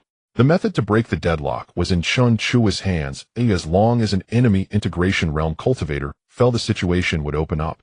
This method to break the deadlock had fallen into Chen Chu's hands. The Red Earth Empire remained highly vigilant, for according to their intelligence, the Island of Life had only 2 integration realm cultivators. Now they not only summoned the peak integration realm cultivator Qianwen, but also called upon Ming Ying, one of the 4 great guardians, along with various elite forces. Clearly they aimed to ensnare all the inhabitants of the Island of Life in one go. Yet they never anticipated the emergence of the Chun clan as a variable. This variable could deliver them a lethal blow. Come with me to see the foundation accumulated over years on the Island of Life. Li Ming took a step forward, inviting Chen Chu. After a moment of silence, Chen Chu looked toward the Chun clan direction and spoke. You go first, I'll follow shortly. Li Ming glanced at him, patted his shoulder, and then pursued Chu Chong. The final assembly and personnel gathering was arranged on the first major island. After Li Ming walked away, Chen Chu approached the statue of Chen Feng and quietly spoke about the current situation. He then bowed to the statue. He felt a sense of pressure. After all, his primary task was to eliminate Ming Ying, the mid-stage integration realm cultivator. However, his pride wouldn't allow him to give up or seek help. I'm leaving. Heilong Yu and Xuanfen guard the clan's bloodline. If the situation goes awry, take the clan members here and leave. Looking at the Heilong lying in the square with eyes quietly fixed on him as if waiting for his command. The old dragon understands. Heilong blinked in response, and then a ray of light burst forth from his body, enveloping the entire clan estate in protection. If the situation turns dire, pack up and leave. Just before departing, he patted the Xian Gui, who was also waiting for him, and headed toward the first island. After Chen Chu left, Chen Muse and the others walked out from a nearby courtyard. They had listened to the earlier conversation clearly. Greetings, Senior Heilong and Senior Xian Gui. The two approached, and bowed to the two great spirit beasts. "What brings you here?" Heilong's half-closed eyes opened, and its massive gaze fixed on the two despite not releasing any power. It still startled them. These were among the strongest bloodline beings in the immortal spirit continent. Even though they were their own protective spirit beasts, being so close still sent chills down their spines. Chun Muse and Chun Mu exchanged glances and cupped their hands, saying, "We are from the branch of the Island of Life, and hope that the seniors can intervene in the upcoming great battle. While we may be a branch, we are not the kind to fear for our lives. All the young ones in our clan have been tempered through blood and fire. There is absolutely no possibility of retreat. Although we may not be able to contribute much, we cannot partake in such a grand battle, but we kindly request both seniors to assist us when the time comes." These are two great return-to-void spirit beasts, and in battle they could easily take on 2 or even 3 opponents. Having them guard these people here would be less effective than joining the fray, as it would also increase the odds of victory. Upon hearing this, Heilong's eyes closed slightly once more. No one knows what the Black Dragon is thinking at this moment. Chen Muse and the others said no more, resolutely turning away. Within the Qin clan, all the members above the Golden Core level have taken up their weapons. Among the major maritime groups, those cultivators who have not reached the transformation stage are defined as seeds. They too wield their weapons, quietly gathering together. The atmosphere before the great battle is incredibly tranquil and silent. The sky is altered by the array's spiritual essence, shrouded in dark clouds. Another 7 days have passed. Suddenly the clouds part to reveal the fog. A ray of golden light descends from the heavens, followed by a violent shaking. The entire Island of Life trembles, visibly shaking. The restrictions in the sky are being burned by a beam of light. The external world is revealed, and the restrictions burn away like paper, swiftly breaking apart. Finally found it. A half-step 8th-tier formation, truly a good method. An old face as withered as a dry tree stretches out from the gaping hole burned through the restrictions. Like a ghost, it inspires great dread. Little mice, you've hidden for so long, it's time to see the light of day. Boom. A massive explosion resonates, and the divine sense mirror completely shatters all restrictions. Before them, circles of light scatter, and a piercing sound reverberates throughout the Island of Life. This is the warning array of the first island, fully activated at a moment of life and death. TSK Tisk, you have indeed nurtured a lot of blood food over the years. Then he'll gladly accept it. Qian, when the official of warmth opens his blood-red mouth wide. Across the entire Island of Life, he senses countless rich currents of energy. The life force here is grand. It is vastly different from the decay of the Red Earth Empire. It is truly exquisite blood food. Beneath his feet, within 100 miles, of violent wind rises, destroying countless houses. Moreover, countless civilians are swept up by the gale, ready to be devoured by Qian when turning into nourishment. Qian, when strength is formidable, bringing with it a terrifying pressure. Countless cultivators wishing to resist are suppressed by a shred of leaked pressure, unable to move. All they can do is emit unwilling roars. All transformation stage cultivators have gathered, yet those intending to resist amount to no more than a few nascent souls. Facing the peak of the combined body Qian, when they have absolutely no power to counter. At this moment, just before Qian, when reaches the peak of his triumph, a loud roar is heard. Xiao Chong, who has been lying in wait for a long time, strikes with a thunderous blow. With a thunderous boom, as Qiao Chang's spear approaches Qian, one's body, suddenly a formation circulates around Qian when transforming into a blood fish. It firmly catches the spear. "I've been waiting for you for a long time, Xiao Chong." Suddenly, for some reason, Qian, one's voice disappears from beneath Xiao Chang's spear. Like shards, it transforms into flowing light and dissipates. When it reappears, it is behind Xiao Chong, followed by a shimmering formation. Ming Ying and Mi Kong appear, inscribing the formation patterns. The three join forces to trap Xiao Chong within the array. Mi Kong, Ming Ying. Xiao Chong begins to panic, letting out an angry roar. He fiercely pounds 2 fists against the weak points of the formation that have yet to connect, wanting to break free, to escape from this life. Yet he finds that each strike lands upon a heavy object. His magical power dissolves like a mud cow entering the sea, vanishing without a trace. Suddenly, terror fills Xiao Chang's eyes. Divine sense mirror. He instantly wears a look of despair, turning to flee. This is a trap set by the 3 combined body cultivators of the Red Earth Empire. It is meant for a fatal strike against him, the leader of the rebel army, who is also the most powerful among them. "Xiao Chong, we have been preparing for you for a long time. Die." Mi Kong, ruthless beyond measure, channels his magical power frantically into the divine sense mirror. A wave of scorching heat suddenly descends, igniting the air around it. Even space begins to slightly distort under this heat. A blazing divine light is gathering. If this strike lands on Xiaochang, then he will definitely have no chance of survival. Countless hounds of the Red Earth Empire surge in like a tide from the breach, aiming to penetrate the entire island of life. Oomph! Heavenly sea flow. Two cold snorts echo from the void, causing the Red Earth side to freeze for half a second. Then a beam of azure divine light illuminates as two ghostly blue power-infused figures wielding tridents charge forward, bearing the might of the vast ocean. Who are you? A voice of shock and anger interrupts the charging of the divine sense mirror as the two azure divine lights slam into it, their power overflowing. The entire mirror body trembles, and the released divine power almost injures the three who are activating it. Roar! The wraith wielding the trident lets out a cry, and the ocean's might transforms into spirits striking fiercely at Mekong and Ming-Ying. All of this occurs in the blink of an eye. Even the highest cultivation level Qian Wen does not have time to react, seeing Ming-Ying being sent flying, spitting blood. Mekong, relying on instinct, endures the blow but is also in a bad state. Celestial technique. Who are you? Qian Wen's sharp voice echoes as countless cultivators are unable to withstand the force of his magical power bleeding from their ears. You have touched those you should not have. Two slightly deep voices come, sometimes far, sometimes near. It seems as if they are whispering in his ear, or perhaps in the distance. Extremely eerie. Trivial skills. Cultivating tricks. Qian Wen shouts angrily, his magical power spreading like the tide, his consciousness pressing down upon the earth. Instantly, he locates a suspicious spot and strikes out with his palm. The two figures, forced to counterattack, expose their positions. Among them, the celestial wood protector beckons with a finger full of provocation. Do not be impudent. Who is Qian Wen? The grand steward of the royal family, the strongest beneath the emperor. How can he tolerate such provocation? Moreover, upon realizing that the two's strength is inferior to his own, his anger reaches its peak. He exhales a blood-red flame and produces a fire crow feather fan in his hand, fanning the flame in the air, stirring up a whirlwind filled with fire attribute energy. The flame rises with the wind, surging violently. In just a few moments, it creates an endless sea of fire surrounding the two great protectors. You all attack the island of life with all your might. Kill everyone.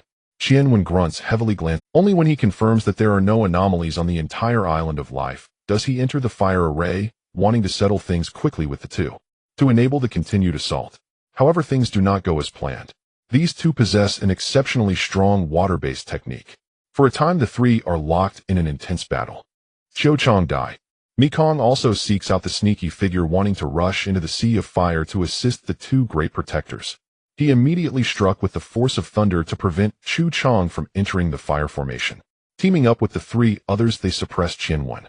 Thus, the advantages they had accumulated would be completely bid farewell. He would not allow it. I have been waiting for you for a long time. Chu Chang certainly would not let this opportunity slip, letting out another furious roar. The power of sound waves was vast and boundless, driving away all those who attempted to land on the island of the Red Earth Empire. Immediately after, his entire body erupted with magical energy. After downing a mouthful of turbid wine, he moved like a frenzied dragon, launching continuous attacks. This sudden attack left Mekong dumbfounded. According to the intelligence, Chu Chang was merely a practitioner skilled in spells. However, he did not expect that Chu Chang's physical cultivation would be equally terrifying. I have long sent a message to the Protector Hall summoning the other two protectors as well. At that time, I will only achieve victory. Mekong was contemplating his beautiful plan only to realize something. Chu Chang seemed to be fighting fiercely, but in reality he was suffering significant damage, being pushed back step by step. This allowed Mekong to taste the sweetness of success. One was fleeing while the other was pursuing quickly, leaving the realm of Life Island. The current situation began to become unclear. The two protectors were holding Qian Wen tightly while he dealt with Mekong. As for Li Ming, he would naturally remain to battle against Ming-Ying. Ming-Ying, however, showed no signs of urgency. This person before him was someone he had previously defeated. He did not anticipate that Ming-Ying was completely unfazed, with no preparation whatsoever. Li Ming, it has been so long since we last met.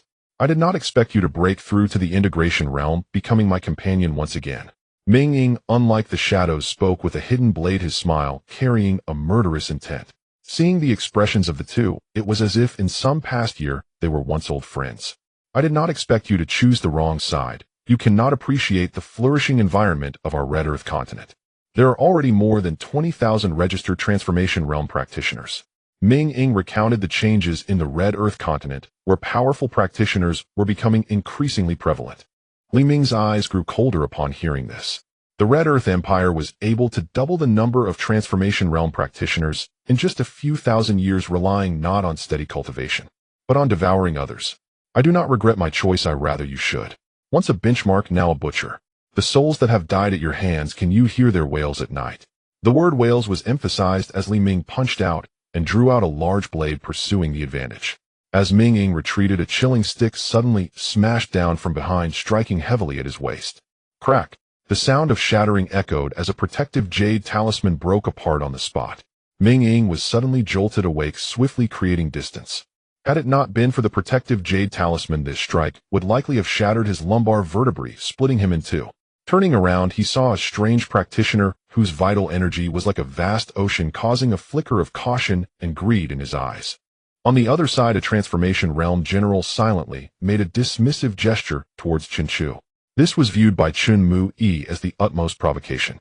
He immediately raised his spear, charging at that person like a dragon breaking through the heavens. The battlefield of the Void Return War was also quite a sight to behold. The number of Void Return practitioners on Life Island reached an astonishing 17. This was 3 more than the Red Earth Empire's side. Mu-yi, get down.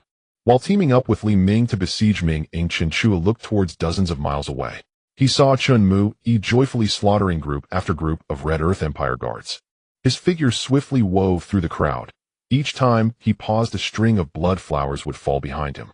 It was shocking to the extreme. His combat power was simply beyond mortal limit. After receiving some resources gifted by Chen Chu, his strength surged even more. He didn't even need to draw the Great Ascension sword, relying solely on his formidable might to slaughter wave after wave of equal rank opponents. This also stirred discontent among some Void Return practitioners brought by Mikong. Among them was a latest-stage Void Return practitioner stealthily approaching Chun Mu-yi's back. Intent on launching a sneak attack from behind, disregarding the senior figure, he aimed to ambush a practitioner far weaker than himself. Chun Mu-yi's face changed drastically as his muscle memory sought to retract his spear. However, it was firmly restrained.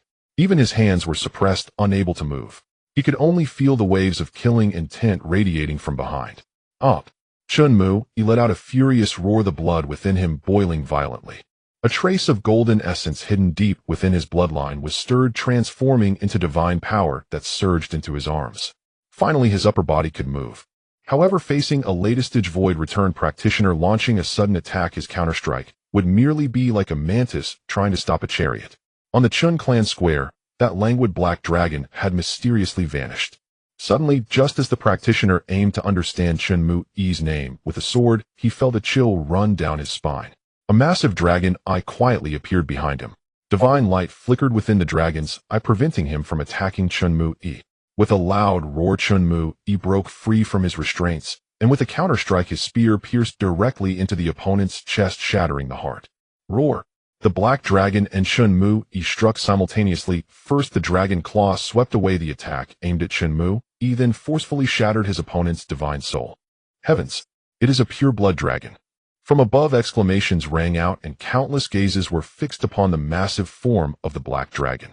Watching it soar and spiral in the air, its might was boundless, and the oppressive aura of the fierce beast dominated the area, causing the Imperial hounds to not dare approach any closer. Roar! Get lost! The black dragon unleashed its power, baring its fangs and claws, spewing forth a breath of dragon fire that burned half the sky, like the stars of the 9 heavens. Moreover, it sealed the breach in the barrier, forcing the incoming Imperial hounds to retreat, standing outside and watching the sea of flames in astonishment. It wasn't that they didn't want to enter, it was simply that this dragon fire was too terrifying. Even those at the peak of the Void Return realm could not guarantee they wouldn't be scorched to death after enduring for long. Of course, all of this had to be credited to Chen Feng. For the clan's spirit beast, Chen Feng did not hold back feeding its several dragon fruit. Even a flood dragon should have its bloodline enhanced to revert to a true dragon. Chen Feng was certain that the current strength of the black dragon's bloodline was not much inferior to the small white dragon he brought earlier. It surpassed the level of some royal bloodlines among pure-blooded dragons. Its combat power had also doubled. Thank you, Lord Black Dragon, for your assistance. Chun Mu-yi let out a sigh of relief, just recovering from the life and death crisis, and performed a fist salute to the black dragon. Yet to his surprise, the dragon's body sidestepped, evading the gesture. This left Chen Mu somewhat bewildered, but he was not one to pry too deeply into matters. With doubts in his heart, he began to clean up the aftermath. The first clash between the Life Island and the Empire between Void Return and Transformation Realm practitioners ended abruptly. All eyes were fixed outside the barrier on the few powerful Integration Realm fighters engaged in battle. Over there, the red light filled the sky, and the force of destruction was relentless, surging like waves.